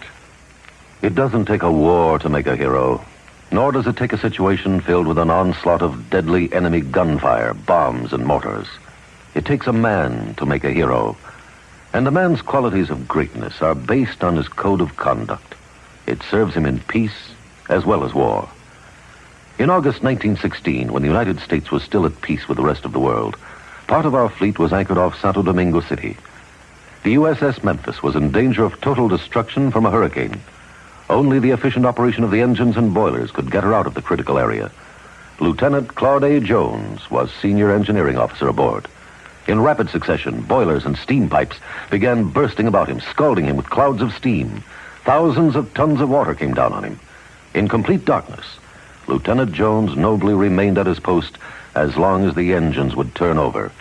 His supreme, unselfish heroism inspired the men with him.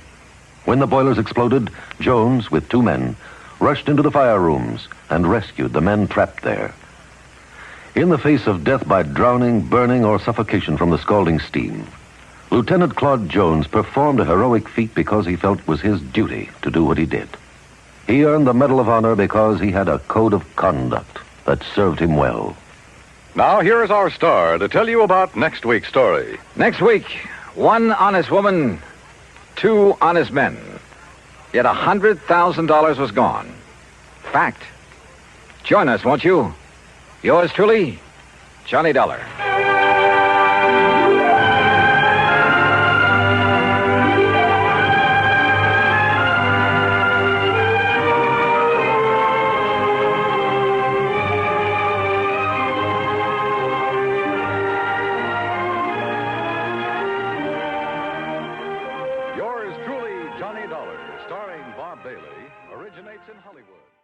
From Hollywood, it's time now for Johnny Dollar! Johnny Dollar! Yeah, I'm Johnny Dollar. There's a phone call for you in the office, Mr. Dollar. But my plane's about to take off. He said it's very urgent, sir. Well, it better be. If I don't get back to Hartford. 372. Hey, look, my name's Dollar. I understand you have a... Oh, thanks.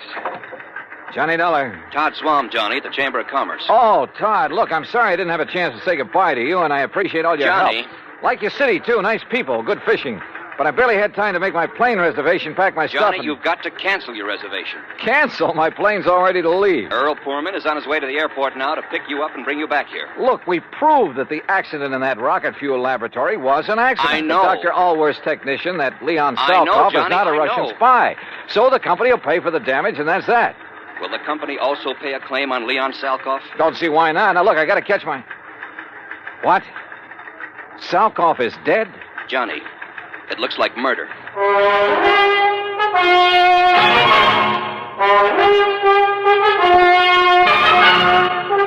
Bob Bailey in the exciting adventures of the man with the action-packed expense account, America's fabulous freelance insurance investigator. Yours truly, Johnny Dollar. And now, Act One of yours truly, Johnny Dollar.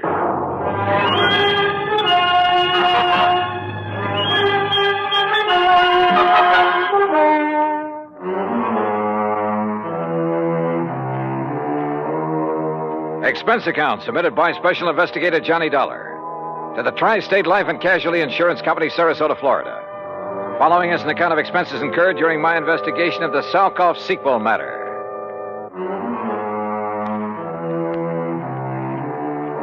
Expense account item 1, $3, no show penalty for canceling the flight back to Hartford. By the time I hung up the phone on Todd Swam, Earl Poorman had pulled a shiny new Cad into the airport parking lot, and we took off. I'm glad Todd caught you before you climbed aboard that plane, Johnny. Earl, he said that Leon Salkoff had been murdered. That's what it looks like. Well, what happened? Actually, he's just disappeared. But under circumstances that make it look like he's been murdered. Any idea who? Johnny, you know as well as I do that he was pretty deep in subversive activities during the last war. Yeah, but he's been given a clean slate, at least so far as our country is concerned. Right. But then, wait a minute. If some of his old pals, and we know there are plenty of them in this country, working for the other side. Right. If they know he's working for us, the first thing they'd do for the sake of their great and glorious cause would be to eliminate one Leon Salkoff. Yeah, or at the very least persuade him, and I mean torture him, into telling the formula of the stuff he's helped Dr. Allworth develop. Exactly. Where and how did it happen? Well, you'll have to get the details from Todd Swam. Us common people aren't even allowed to know where Allworth's lab is hidden away, you know. That's why I'm taking you to see Todd. Then drive on.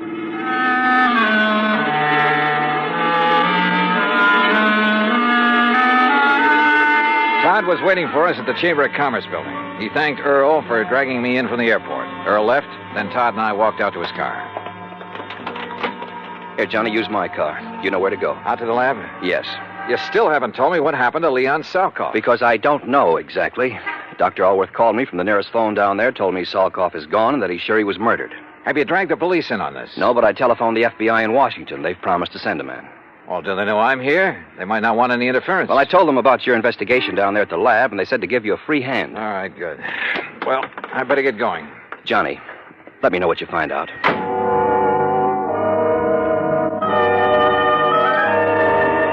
Once again, I headed south on Route 41, down through Fort Myers, where I swung left on 82 and on into the heart of the Everglades.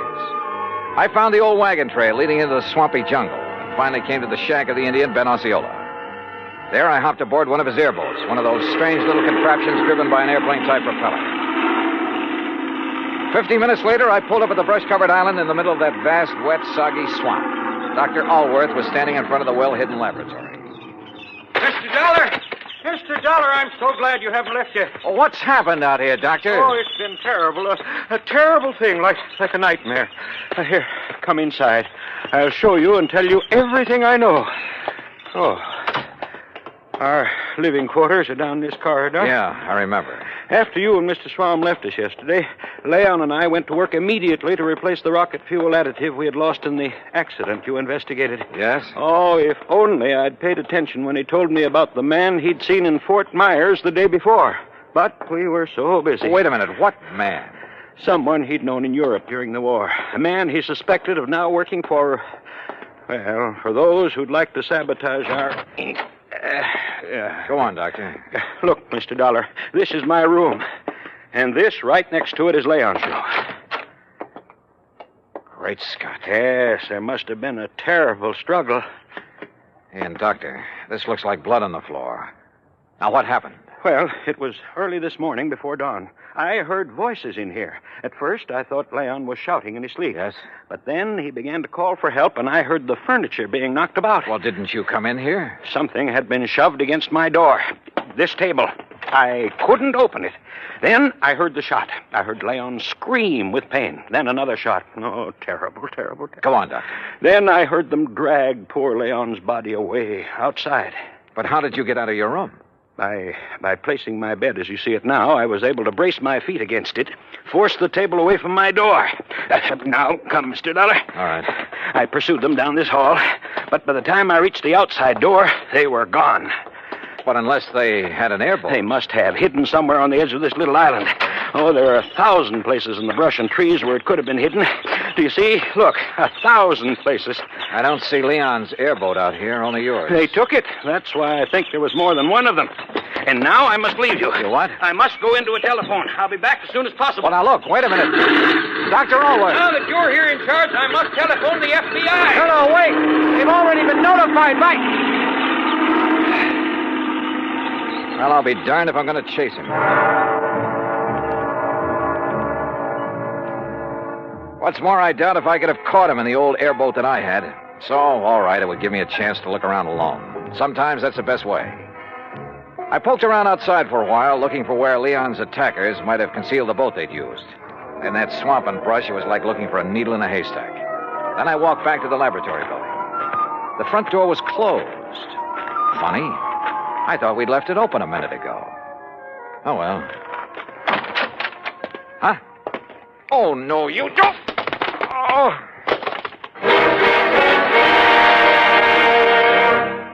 Act Two of yours truly, Johnny Dollar, in a moment.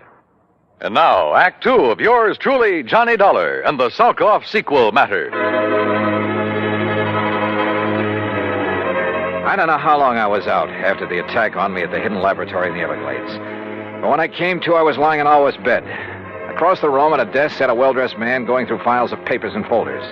I played possum because I wanted time to think.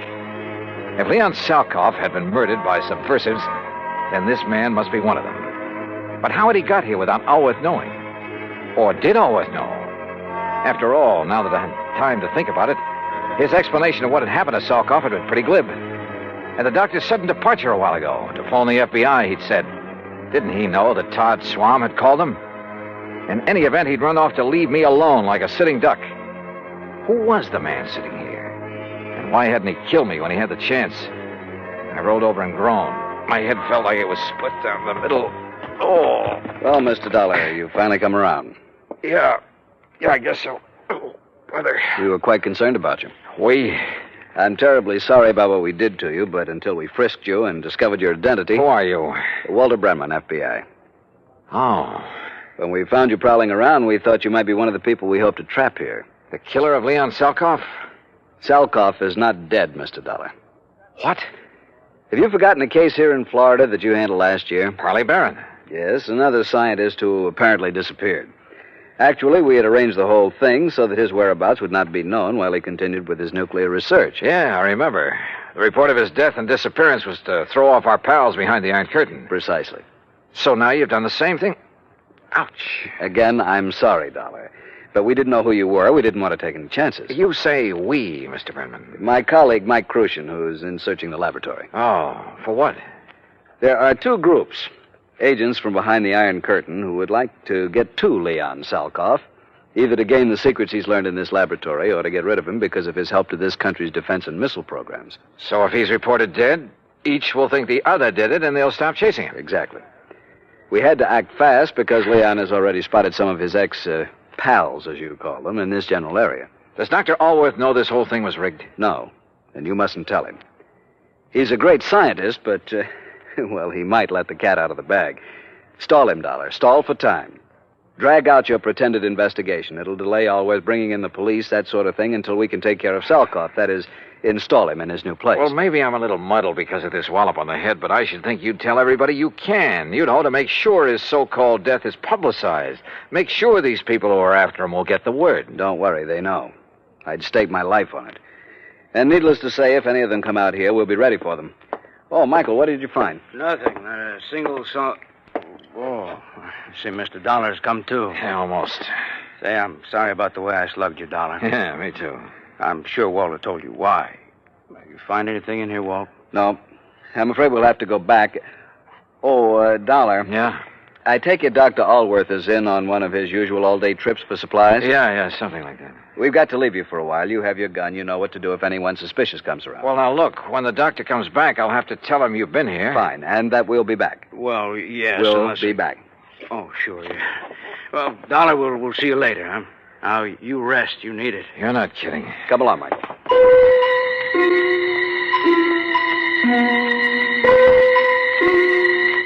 I felt so rocky, I didn't quite know what to make of it. I heard them leave by the outer door.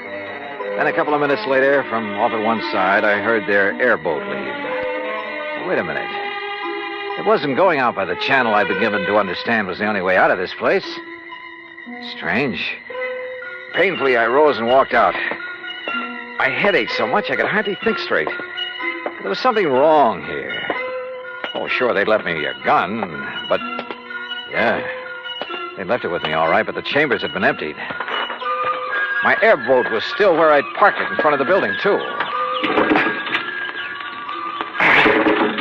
Yeah, but it wouldn't start. Tamper with, maybe. Then I heard it. Another boat coming into the regular channel. In the distance, I could see there were two people in it. Quickly, I crouched behind a clump of brush until I saw who the two men were. Mac! McLaughlin! Oh, hi, Dollar. Dr. Always said you were out here. Mr. McLaughlin was already on his way when I telephoned. Why didn't you tell me the FBI had already been sent for, Mr. Dollar? I tried to, but you Good took off Lord, in such a Johnny, hurry. what happened to you? Oh, a couple of your own boys did this, Mac. What? Men from the Bureau? That's what they said. And I was so addled from this knock on the head. Johnny, that that's impossible.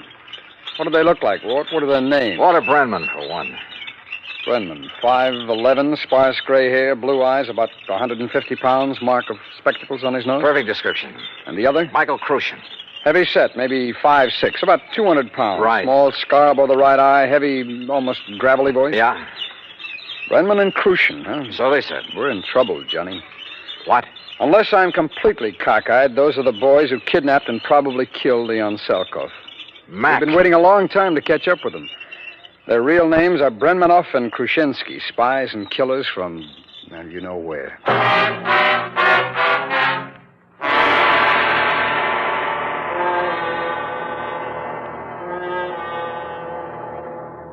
Act 3 of yours truly, Johnny Dollar, in a moment. And now, Act 3 of yours truly, Johnny Dollar, and the Salkoff sequel matter.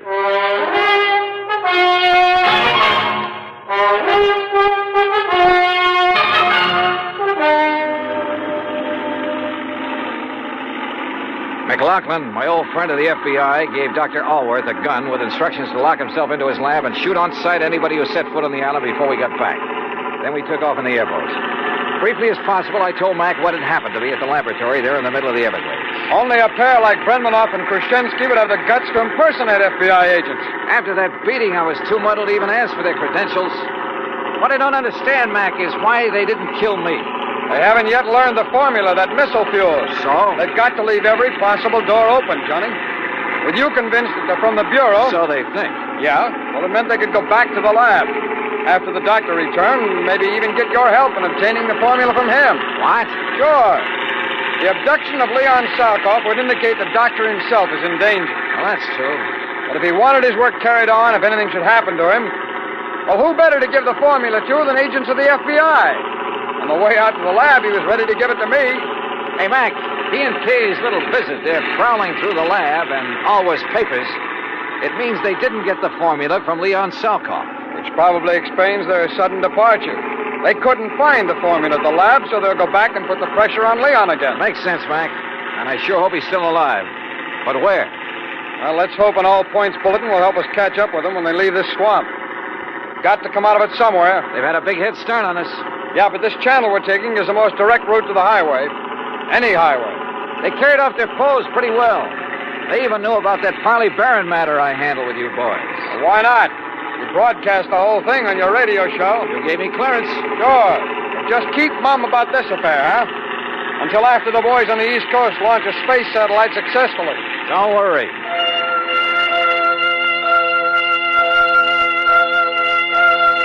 A few minutes later, we pulled up at Ben Osceola's shack at the head of the bayou where we'd left our car. We use mine, Johnny. It's better equipped than yours for whatever we may run into. I saw what he meant, because in back of the seat was a regular arsenal. As we tore out of the jungle and headed south on Highway 29, Mac short-waved in all points to every town in the area and to the state police. Keep me posted. Over. We're heading south, Johnny, because you said that's the way they left the island by airboat. Right, Mac. But with the way those rivers and bayous twist around in the swamp, they could come out anywhere. Well, I know this country pretty well. They'd almost have to go south to hit this or any other highway. Now, you keep your eye peeled for any side roads that might lead into where they could land their boat, will you? Hey, look, what about this car that's coming at us? Man, he's really stepping on it. That's okay, Johnny. It's a police car. Police, huh? Sure. But did you see who was driving it and who was sitting beside him? What? Yeah, Krushenski. And our old pal Brenman. Hold on to your hat. They must have heard the all points. Well, if they didn't, they're hearing it now in that car. And if that thing is souped up like most police cars... Don't worry, boy. They won't get away from this old boiler.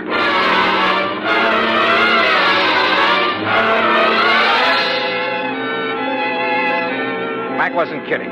How we held the road at over 100 miles an hour, I'll never know. Thanks to the siren on the stolen police car, the road ahead was kept clear. They must have recognized me, though, when we passed. When we finally started to pull up on them, they fired the first shot. I can't weave at this speed, Johnny. Stay down low. I've loaded this gun from the stub in the back. Watch. Put that lemon squeezer away. Grab the Tommy gun in back of the seat. Right. You got it? I got it. All right, Mac, keep your hands on the wheel. Those boys can really shoot. I told you, the killers. Let them have it. Right. Aim for the tires, Johnny. Aim for the tires. Hold it. Hold it. You've got them. They're going off the road. Mac, if they hit that row of cypress trees, they're gone.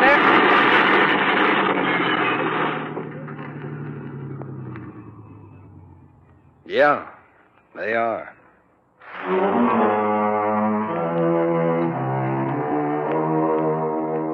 Leon Salkoff?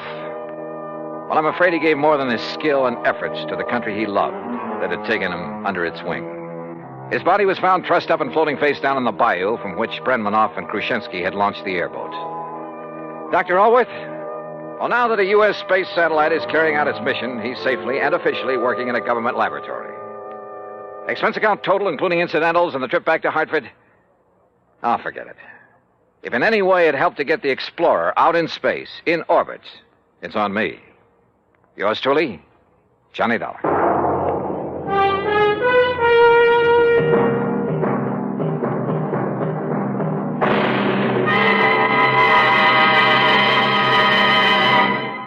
Our star will return in just a moment.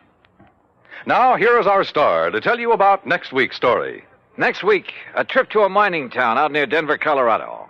And for me, it's a little too close to the wild, wild west. Join us, won't you? Yours truly, Johnny Dollar.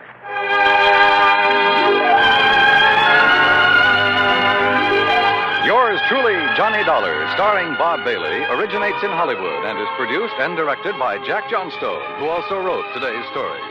Heard in our cast were Herb Ellis, Vic Perrin, Harry Bartell, Jack Crucian, Lou Merrill, and Stacey Harris.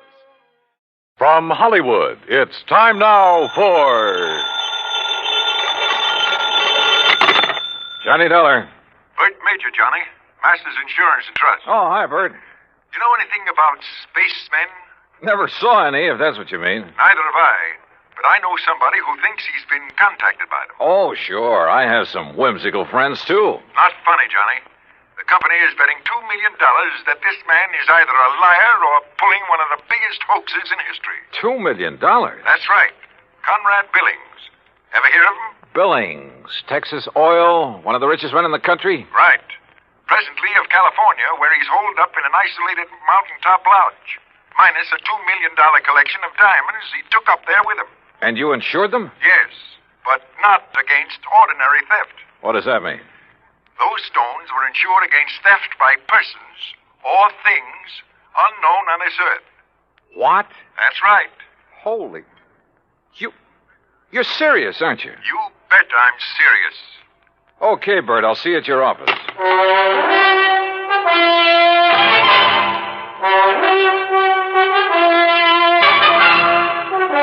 Bob Bailey in the exciting adventures of the man with the action-packed expense account. America's fabulous freelance insurance investigator. Yours truly, Johnny Dollar. And now, Act One of yours truly, Johnny Dollar.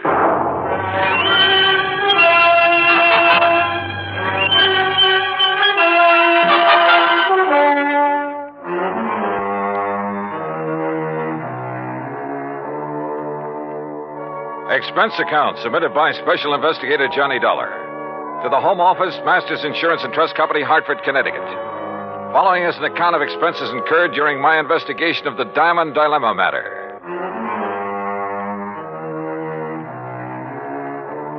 Expense account item 1, $3.20 for a taxi to the office of Bert Major.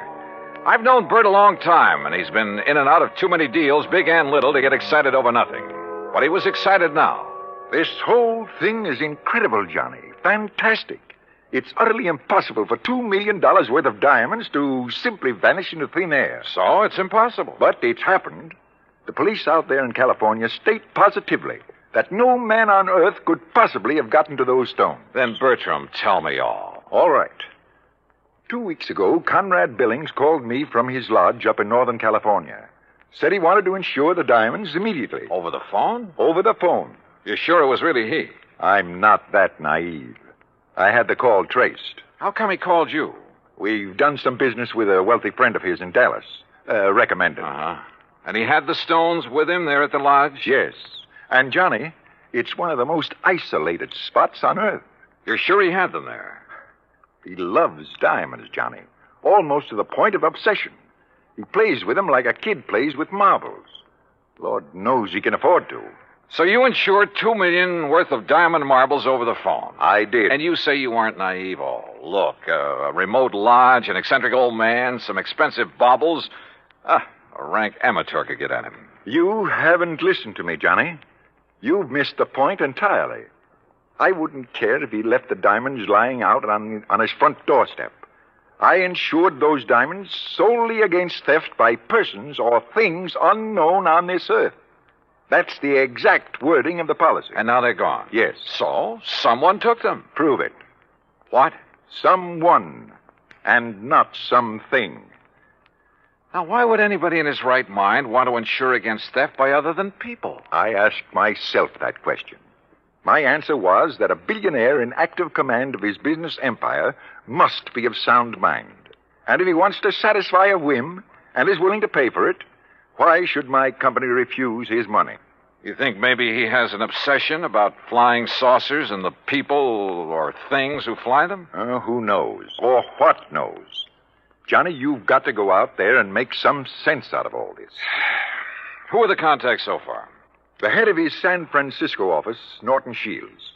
The chief of police in Lakeview, about 30 miles from Billings Lodge, and the insured. Okay, I'll call you, Bert, but not from Mars. Expense account item 2, $280, deluxe flight with trimmings, Hartford to San Francisco. A pea soup fog was rolling up Market Street, and it was 2 a.m. when I finally got to the office of Billings Enterprises and met Norton Shields. He was wide awake, sharp, about 35. Yes, Mr. Dollar, I've been in charge of Billings' West Coast operation for 10 years with time out for Korea. Pretty young for such a responsibility. Billings hired me because I know the oil business. I learned it young. Uh-huh. You like him? You don't have to like a man just because you work for him. He's shrewd and knows how to make money. But he has foibles. Yes, he has foibles. Diamonds. Have you ever seen them? Sure. Where? Oh, here in the office, at the lodge where he is now, at his home. You're certain he took them up to that lodge? 3 weeks ago tonight, they were spread out right here on this desk. He put them one by one in a chamois bag, put the bag in his pocket. I walked him to his car, and he was driven straight to the lodge. All right. What about the flying saucers, the spacemen, or whatever it is? No, that's a new one. I learned of it when Mr. Major called, disclosed the terms of the insurance, and the fact that the diamonds had been, that they were gone. You haven't talked this over with Billings himself? No, I haven't. Don't you think you should? Why? If he wants me, he'll call me. How do I get to this lodge?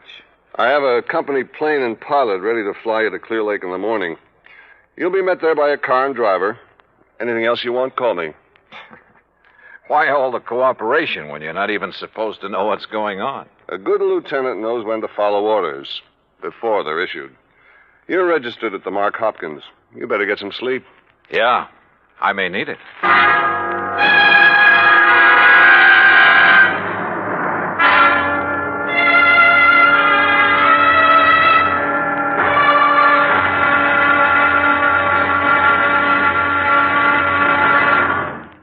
Act Two of yours truly, Johnny Dollar, in a moment.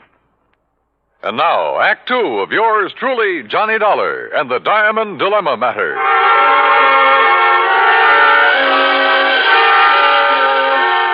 The company plane turned out to be a plush two-engine amphibian waiting for me at a private dock near the Golden Gate Bridge.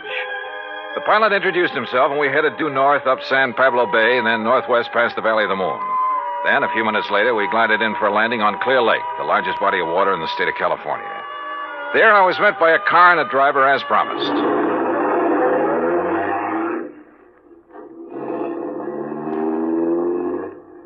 How far is it to Mr. Billings' lodge, driver? About 30 miles. What do you do when Mr. Billings isn't here? Wait for him. Do you, live at the lodge? Nobody does. Just Mr. Billings. No caretakers, housekeepers, anything like that? Just Mr. Billings.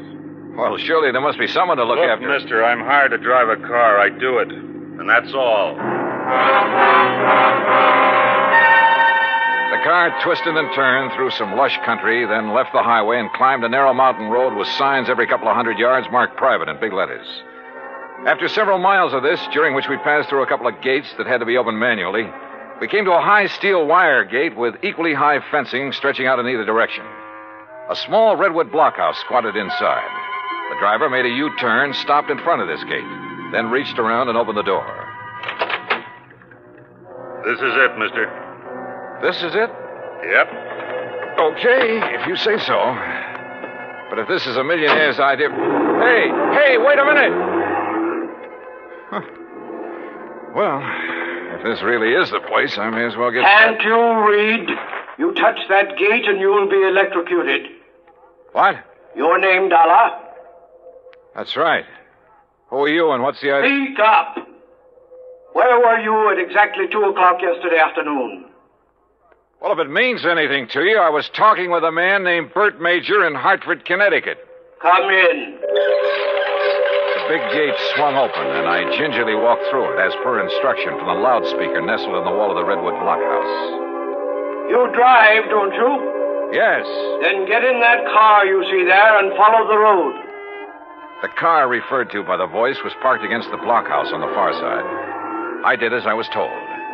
After a while, the road narrowed to a single track and continued on up the mountain.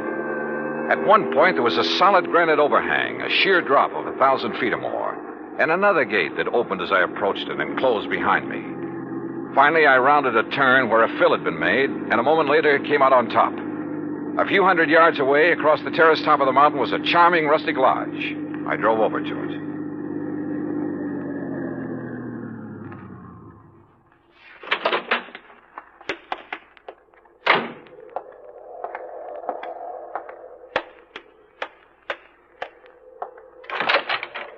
Good morning, Mr. Dollar. Mr. Billings? Come in. Hearing about this man was strange enough. Seeing him was even more of a shock. About 5'2", flashing gray eyes, bullet bald. He was wearing a baggy old jacket that hung nearly to his knees. This way. I want you to see my view of the lakes below. Well? Beautiful. What was that? I said beautiful.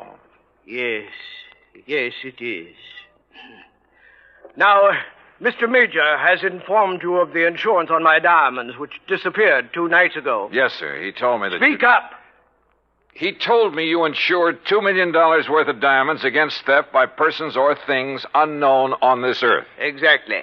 And I wish to collect from your company on that basis.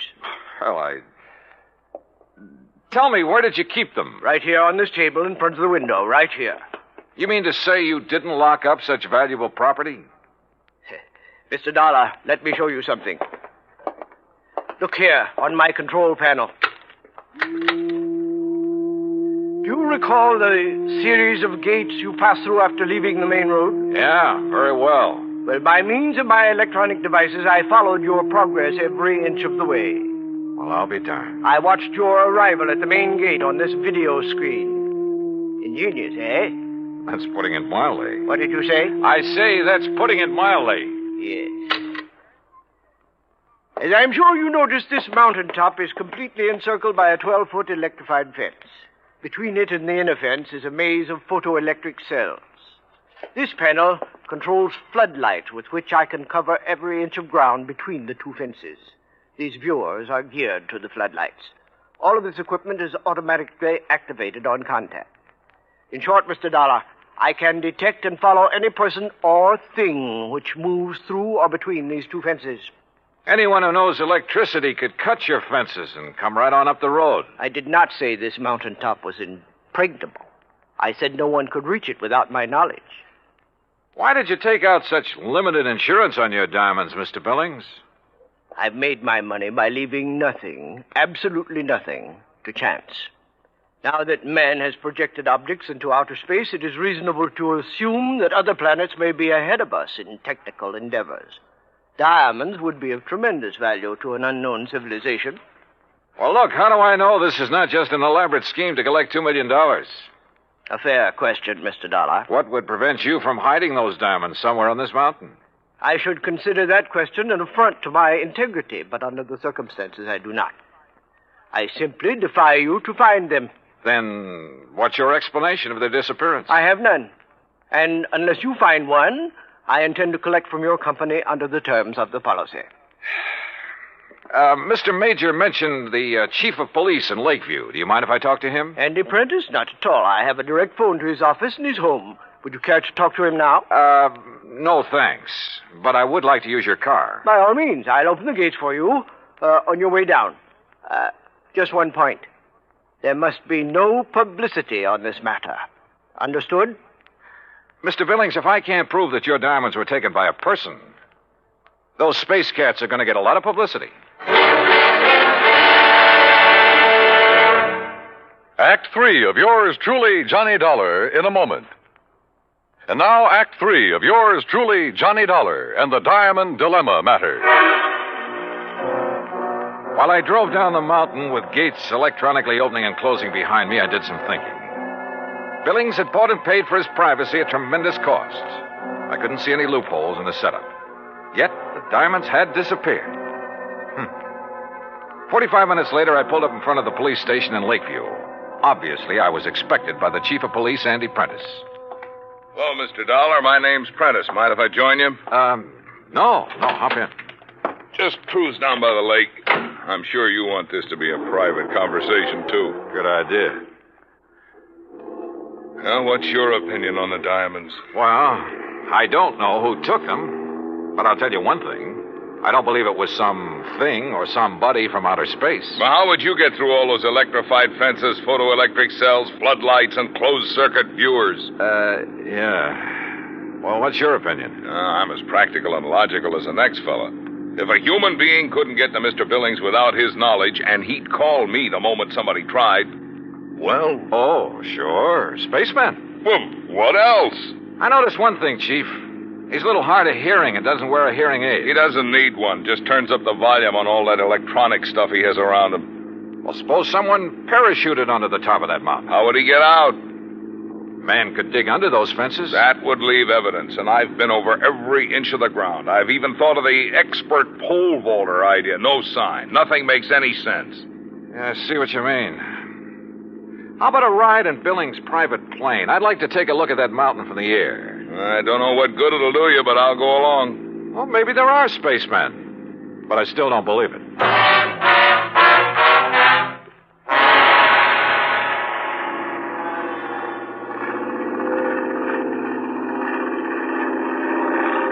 We're coming to it now. See the road winding up? And there's the lodge. Yeah. I asked the pilot to circle around the top as close as the air pockets will permit. Good. Chief, have the pilot drop down just below the top and steer a course between the two fences all the way around. Whatever you say. Oh, pilot! For the next few minutes, I studied the top of that mountain from all possible angles. The road leading up to it, the terraces, the lodge itself. Suddenly, an idea hit me. And a few minutes later, I left a somewhat puzzled chief of police at the landing dock on Clear Lake. An hour later, I was explaining who I was and what I wanted to do to a somewhat incredulous captain of police at San Francisco's International Airport. I finally convinced him I wasn't out of my mind, and he reluctantly agreed to cooperate. Then, about dusk, I found myself exactly where I wanted to be, on top of Billings Mountain, calmly walking toward the lodge.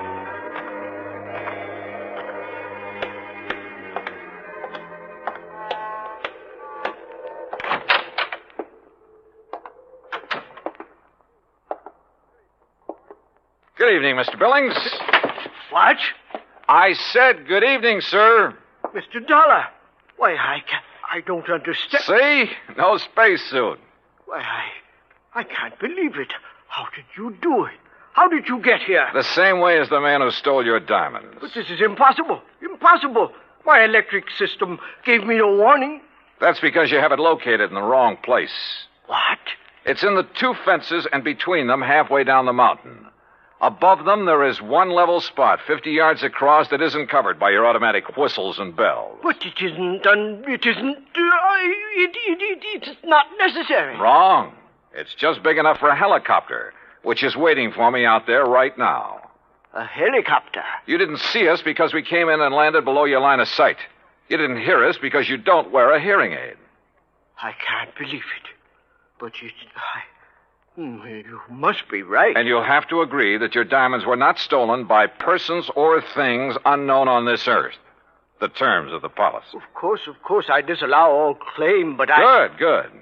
Now, it's none of my business, Mr. Billings, but was your San Francisco manager, Norton Shields, a pilot during the time he was in Korea? Why, yes, he flew rescue missions in a helicopter. Yeah. The company that insured your diamonds against ordinary theft might be interested to learn that. Good night, Mr. Billings. Yes. Good night, Mr. Dollar. You know, in some ways, I felt sorry for him. He'd spent millions of dollars to insure his diamonds and his privacy. Came a real showdown, and it turned out he had neither. Oh, he'll get his diamonds back, sure, and probably buy some more. But privacy, with or without money, is a pretty hard thing to come by. At least in this man's world. Expense account total, including incidentals and transportation back to Hartford, $284.30. Yours truly, Johnny Dollar.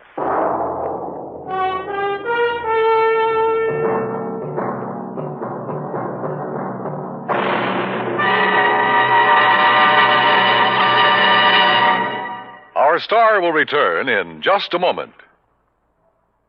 Now, here is our star to tell you about next week's story. Next week, a moth, a tiny moth, solves a case involving our national security. Join us, won't you? Yours truly, Johnny Dollar.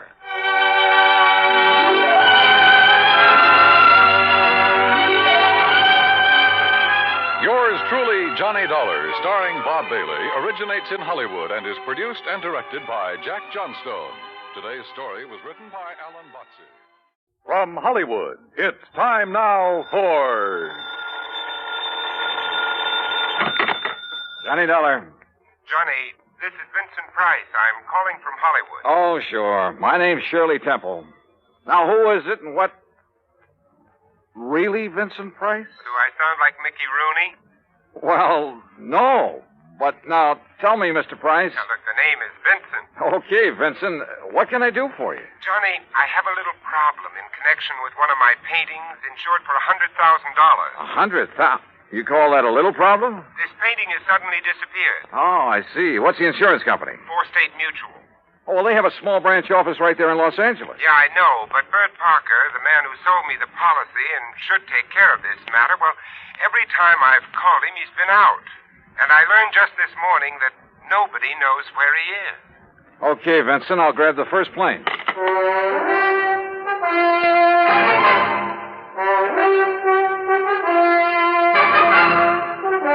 Bob Bailey in the exciting adventures of the man with the action-packed expense account.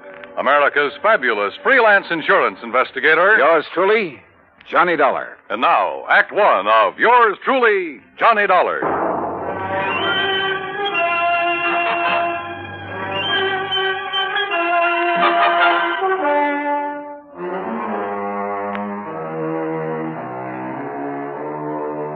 Expense account submitted by Special Investigator Johnny Dollar to the State Mutual Insurance Company, Home Office, Hartford, Connecticut.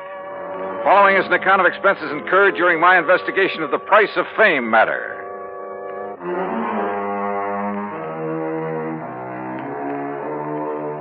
Expense account item 1, $178.50, plane fare and incidentals, Hartford to Los Angeles. By the time the big silver Constellation made its landing at the international airport, it finally dawned on me that I hadn't arranged with Vincent Price about where and how and what time I'd meet him. But as I picked up my luggage, I discovered a hungry-looking crowd of autograph hounds milling about the tall, gracious man I was looking for. Oh, sure. I'm glad to. Look, but just one at a time, will you please? I can't very well. All right, there you are. Now I have to meet a friend. Gee, just one more, please. Huh, Mr. Price? All right, if you insist. Here. Best wishes from T. Willie Rocking Horse. Huh? How are you, Johnny? Oh, great, but I didn't expect... Johnny who? You mean to say you folks don't recognize Johnny Dollar? Oh, no, wait a minute. Attaboy, Johnny. Give 'em all.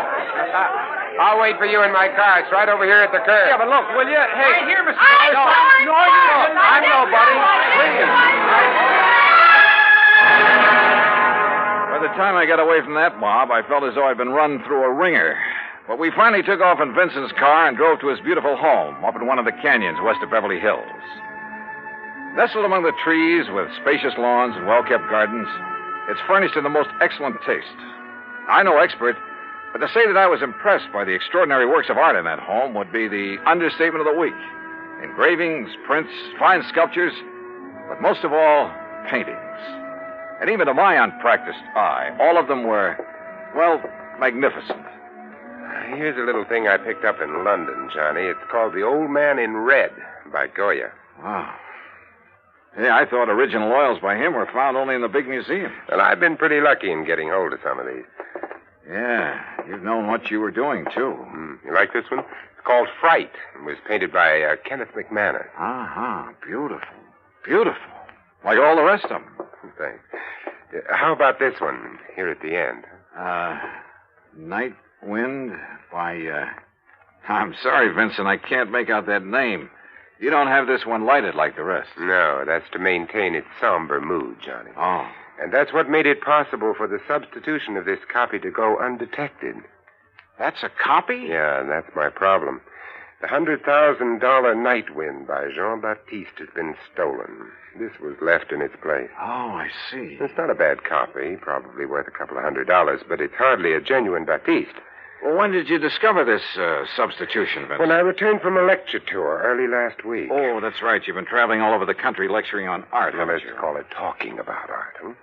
Tell me, have you notified the police about this? I suppose I should have. Well, I felt that was Bert Parker's job. And you haven't been able to reach him over at State Mutual? As I told you on the phone, he hasn't been in his office for some time. Vincent, have you any theories about who might have done this? Yes, I'm afraid I have. Why do you say it that way?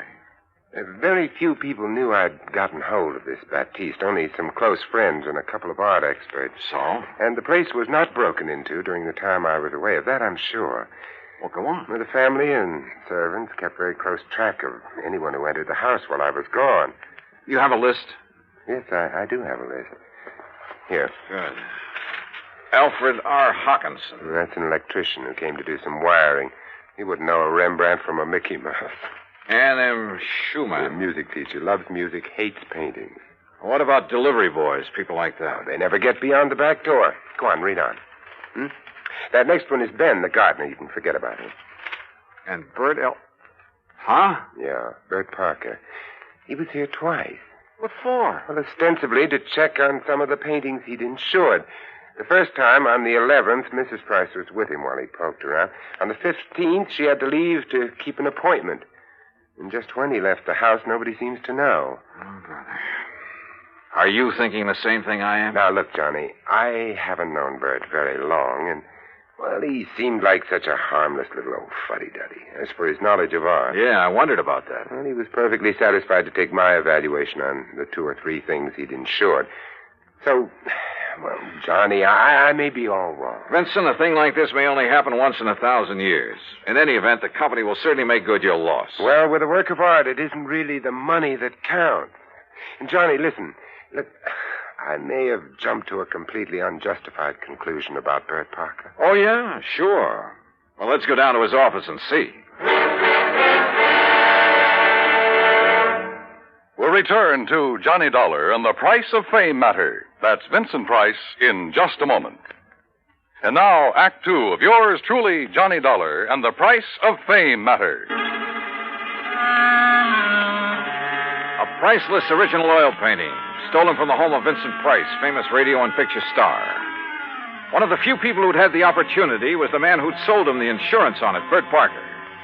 Together, we went to Parker's office at 4 State Mutual in downtown Los Angeles. It was on the 16th that Mr. Parker phoned in to say he wasn't feeling very good and wouldn't be in for a day or two. Hey, it was on the 15th that he was at your house, Vincent. Yes, that's over 2 weeks ago. And you haven't heard from him since, Miss Pritt? No, Mr. Dollar. We've tried calling his apartment, but since there hasn't been anything really pressing here at the office... What's the address of his apartment, please? Well, it's out in Westwood, 1308 Pandora Avenue. Look, Vincent, I'm going out there. I'll call you if I find... You're going to need transportation, aren't you, Johnny? By the highest price chauffeur in the country? Sure, why not? Oh, before you go, Mr. Price, I wonder if...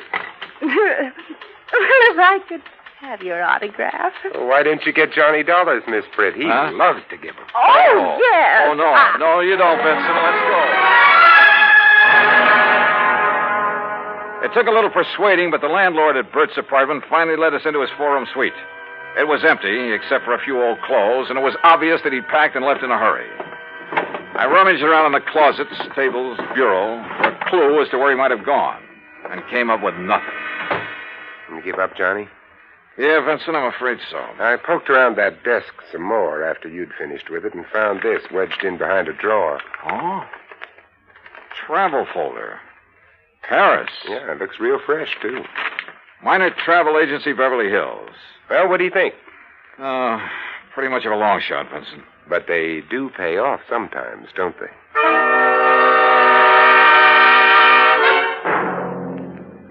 Planned a trip for myself, yes, sir. First class all the way. What was the departure date, Mr. Miner? 16th, first class, straight to Paris. Oh, brother. Paris is a pretty big place. Did you make any arrangements for him for after he got there? Only for when he arrived. Reservations at the Louvois. What? The hotel, Louvois.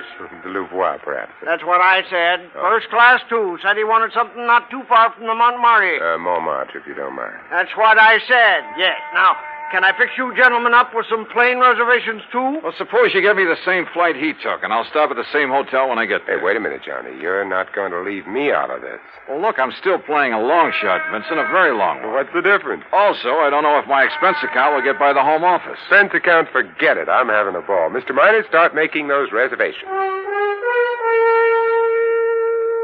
Expense account item 2, $984 for the plane to Paris. Well, it turned out to be the most interesting flight I've ever made because of the company of Vincent Price. An amazing conversationalist, he could talk about anything, including art. And he has a tremendous sense of humor. So, as he put it, we had a ball from the time we took off in L.A. till the time we sat down in Le Bourget. Item 3, 520 American, taxi into the Hotel Louvois, where the manager was, somewhat helpful. Oh, mais oui. The Monsieur Parker leave us but only 2 days ago, after some slight misunderstanding about l'addition, the bill. Yeah, you mean he was running out of money? Monsieur, I did not say that. That's what you meant, isn't it? You know where he spent his time around here? But of course. His business, he say, took him constantly to Montmartre. Where in Montmartre? Who is to know? That's like saying somewhere in Brooklyn. Brooklyn? Perhaps you know my cousin. Johnny, He was... Johnny, I just got an idea. Shoot. Works of art, even very good ones, are sometimes sold in rather unorthodox ways. They go through some rather strange hands. They're not always sold over the counter, so to speak, by reputable dealers. You know what I mean? Yeah, but how to contact the kind of people who might... You got any ideas? Why don't you just go on up to our suite and sit tight for a while, I'll see what I can dig up. You are keeping something from me, Vincent. Mm-hmm. But, Johnny, there are some things even funk keeps from Wagnalls. I'll see you later.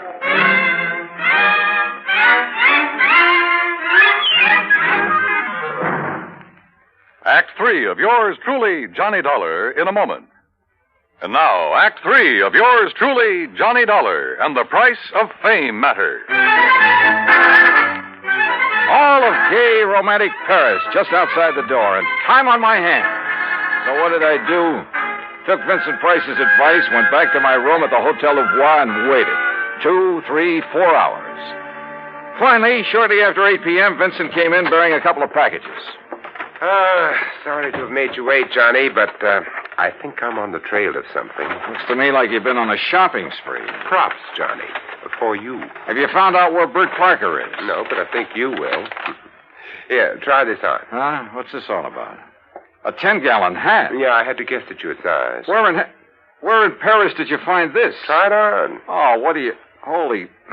What am I supposed to be, a refugee from Texas? Exactly. You made it in oil wells. Your name is Matthew. Huh? You're over here to see the sights, all the wild nightlife you've heard about, the Folie Bergère, Rue Blondel, Place Pigalle. Here, try on this shirt. Oh, brother. Look, I don't know what this is all about, but hadn't we better get something to eat? Try it on. If you don't take me to one of the world-famous restaurants in this town... Maybe tomorrow. Huh? Yeah, that's good. That shirt's going to be all right. What do you mean tomorrow? Here, now, stick this genuine simulated imitation diamond-type stick pin in the front. Wait a minute. I'll do it for you. Yeah, what the Sam... There you are, and with this big hunk of glass on your finger. There, now, look at you. Oh, you look. I'm hungry. Well, maybe you'll even get food where you're going. Now, where do you think I'm going in this rig? To a little joint on the Rue Blondel called the Bal Macabre. Now, what am I supposed to do there, if I go there? Sit around. Look prosperous. And see what happens. Oh, Vincent. Remember, you made it in oil. Millions. Yeah, but Vincent... Also, you're interested in art, and your name is Matthew. Look, will you... On your way, Johnny. The taxi that's waiting for you out front knows exactly where to take you. The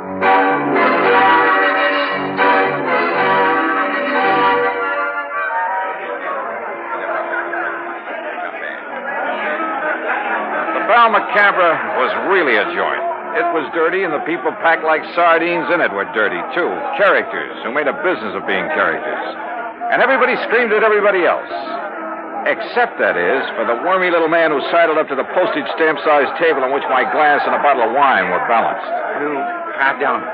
You are Mr. Matthews, are you not? That's right. From Texas, no? Oh, yes, sir, partner.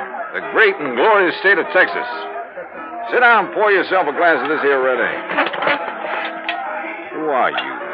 They call me La Chagrin. What's that mean? Well, they're what you call the gray cat. Hey, that's cuter than the name of my old friend Coyote Bill. Well, do you enjoy the Paris nightlife? You know something? I'm getting fed up with it. Yeah, I think I'll just buy me a couple of nice pictures and go on back home. What kind of pictures, monsieur? Well, good ones. Oil pictures. Like that Mona Lisa I've seen at the Louvre. You know, good ones, I mean. Well, like a Jean-Baptiste, perhaps?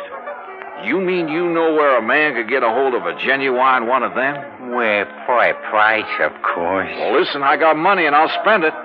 Well, I offered them $500,000 for that Mona Lisa, but they turned me down.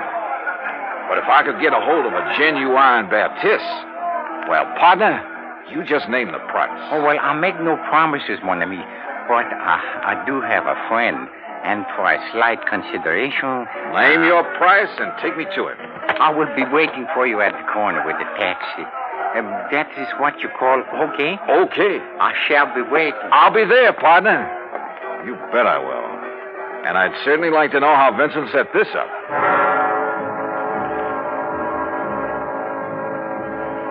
The taxi dropped us off at one of the most disreputable-looking apartments in the whole of Paris. My friend, who called himself the Gray Cat, looked carefully around before entering the front door. Then we climbed 4 flights of a dark, musty stairway. No, remember, my friend, you are not to pay the price he asks at first. If you like, I will make the arrangements for you. Now, that would be right friendly of you, partner. But how would you come out on this? Well, all I ask, monsieur, is 10% of what you pay. And maybe a little extra from him for bringing me up here? Oh, monsieur. Oh, now, don't give me that, partner. I've been around. I'm wise to how you fellas operate. But if I can get a hold of a real, genuine Baptiste... You will see.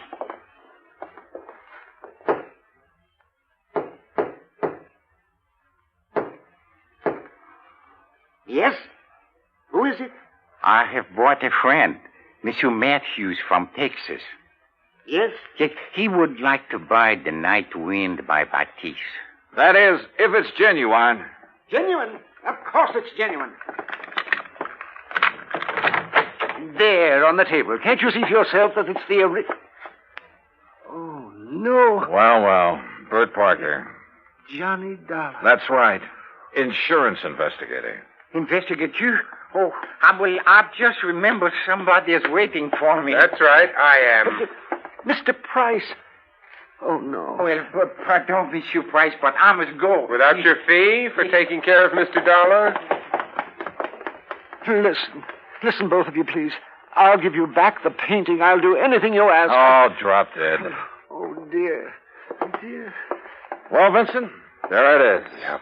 And it looks like the company has saved a cool $100,000. I have a confession to make about that, Johnny. Yeah, like how you happen to know the way to the painting through that squirmy little fellow who brought me here. Oh, well, that's how I got hold of the Baptiste in the first place. It's a lovely thing, isn't it?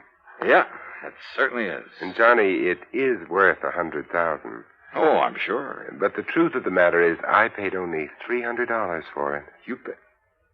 Oh, no. It's a fact. Well, you've got it back, thanks to your own efforts. Thanks to your being the front man. If I'd tried to get it back myself, these people would have run like scared rats. Oh, sure. Just tell me one thing, will you? Why aren't you an insurance investigator? Well, you know, it's every man to his own. Well, after all, why aren't you an actor? Let's get out of here.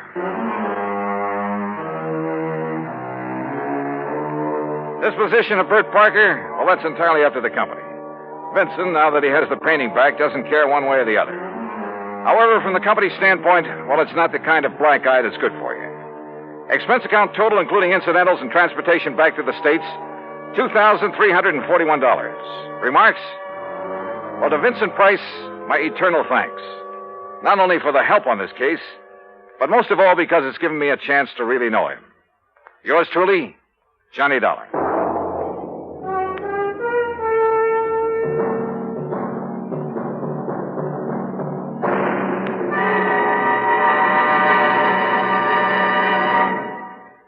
Our star will return in just a moment. Now, here's our star to tell you about next week's story. Next week, the heart of sunny southern Jersey, and a case that took a very sudden, very strange twist. Join us, won't you? Yours truly, Johnny Dollar.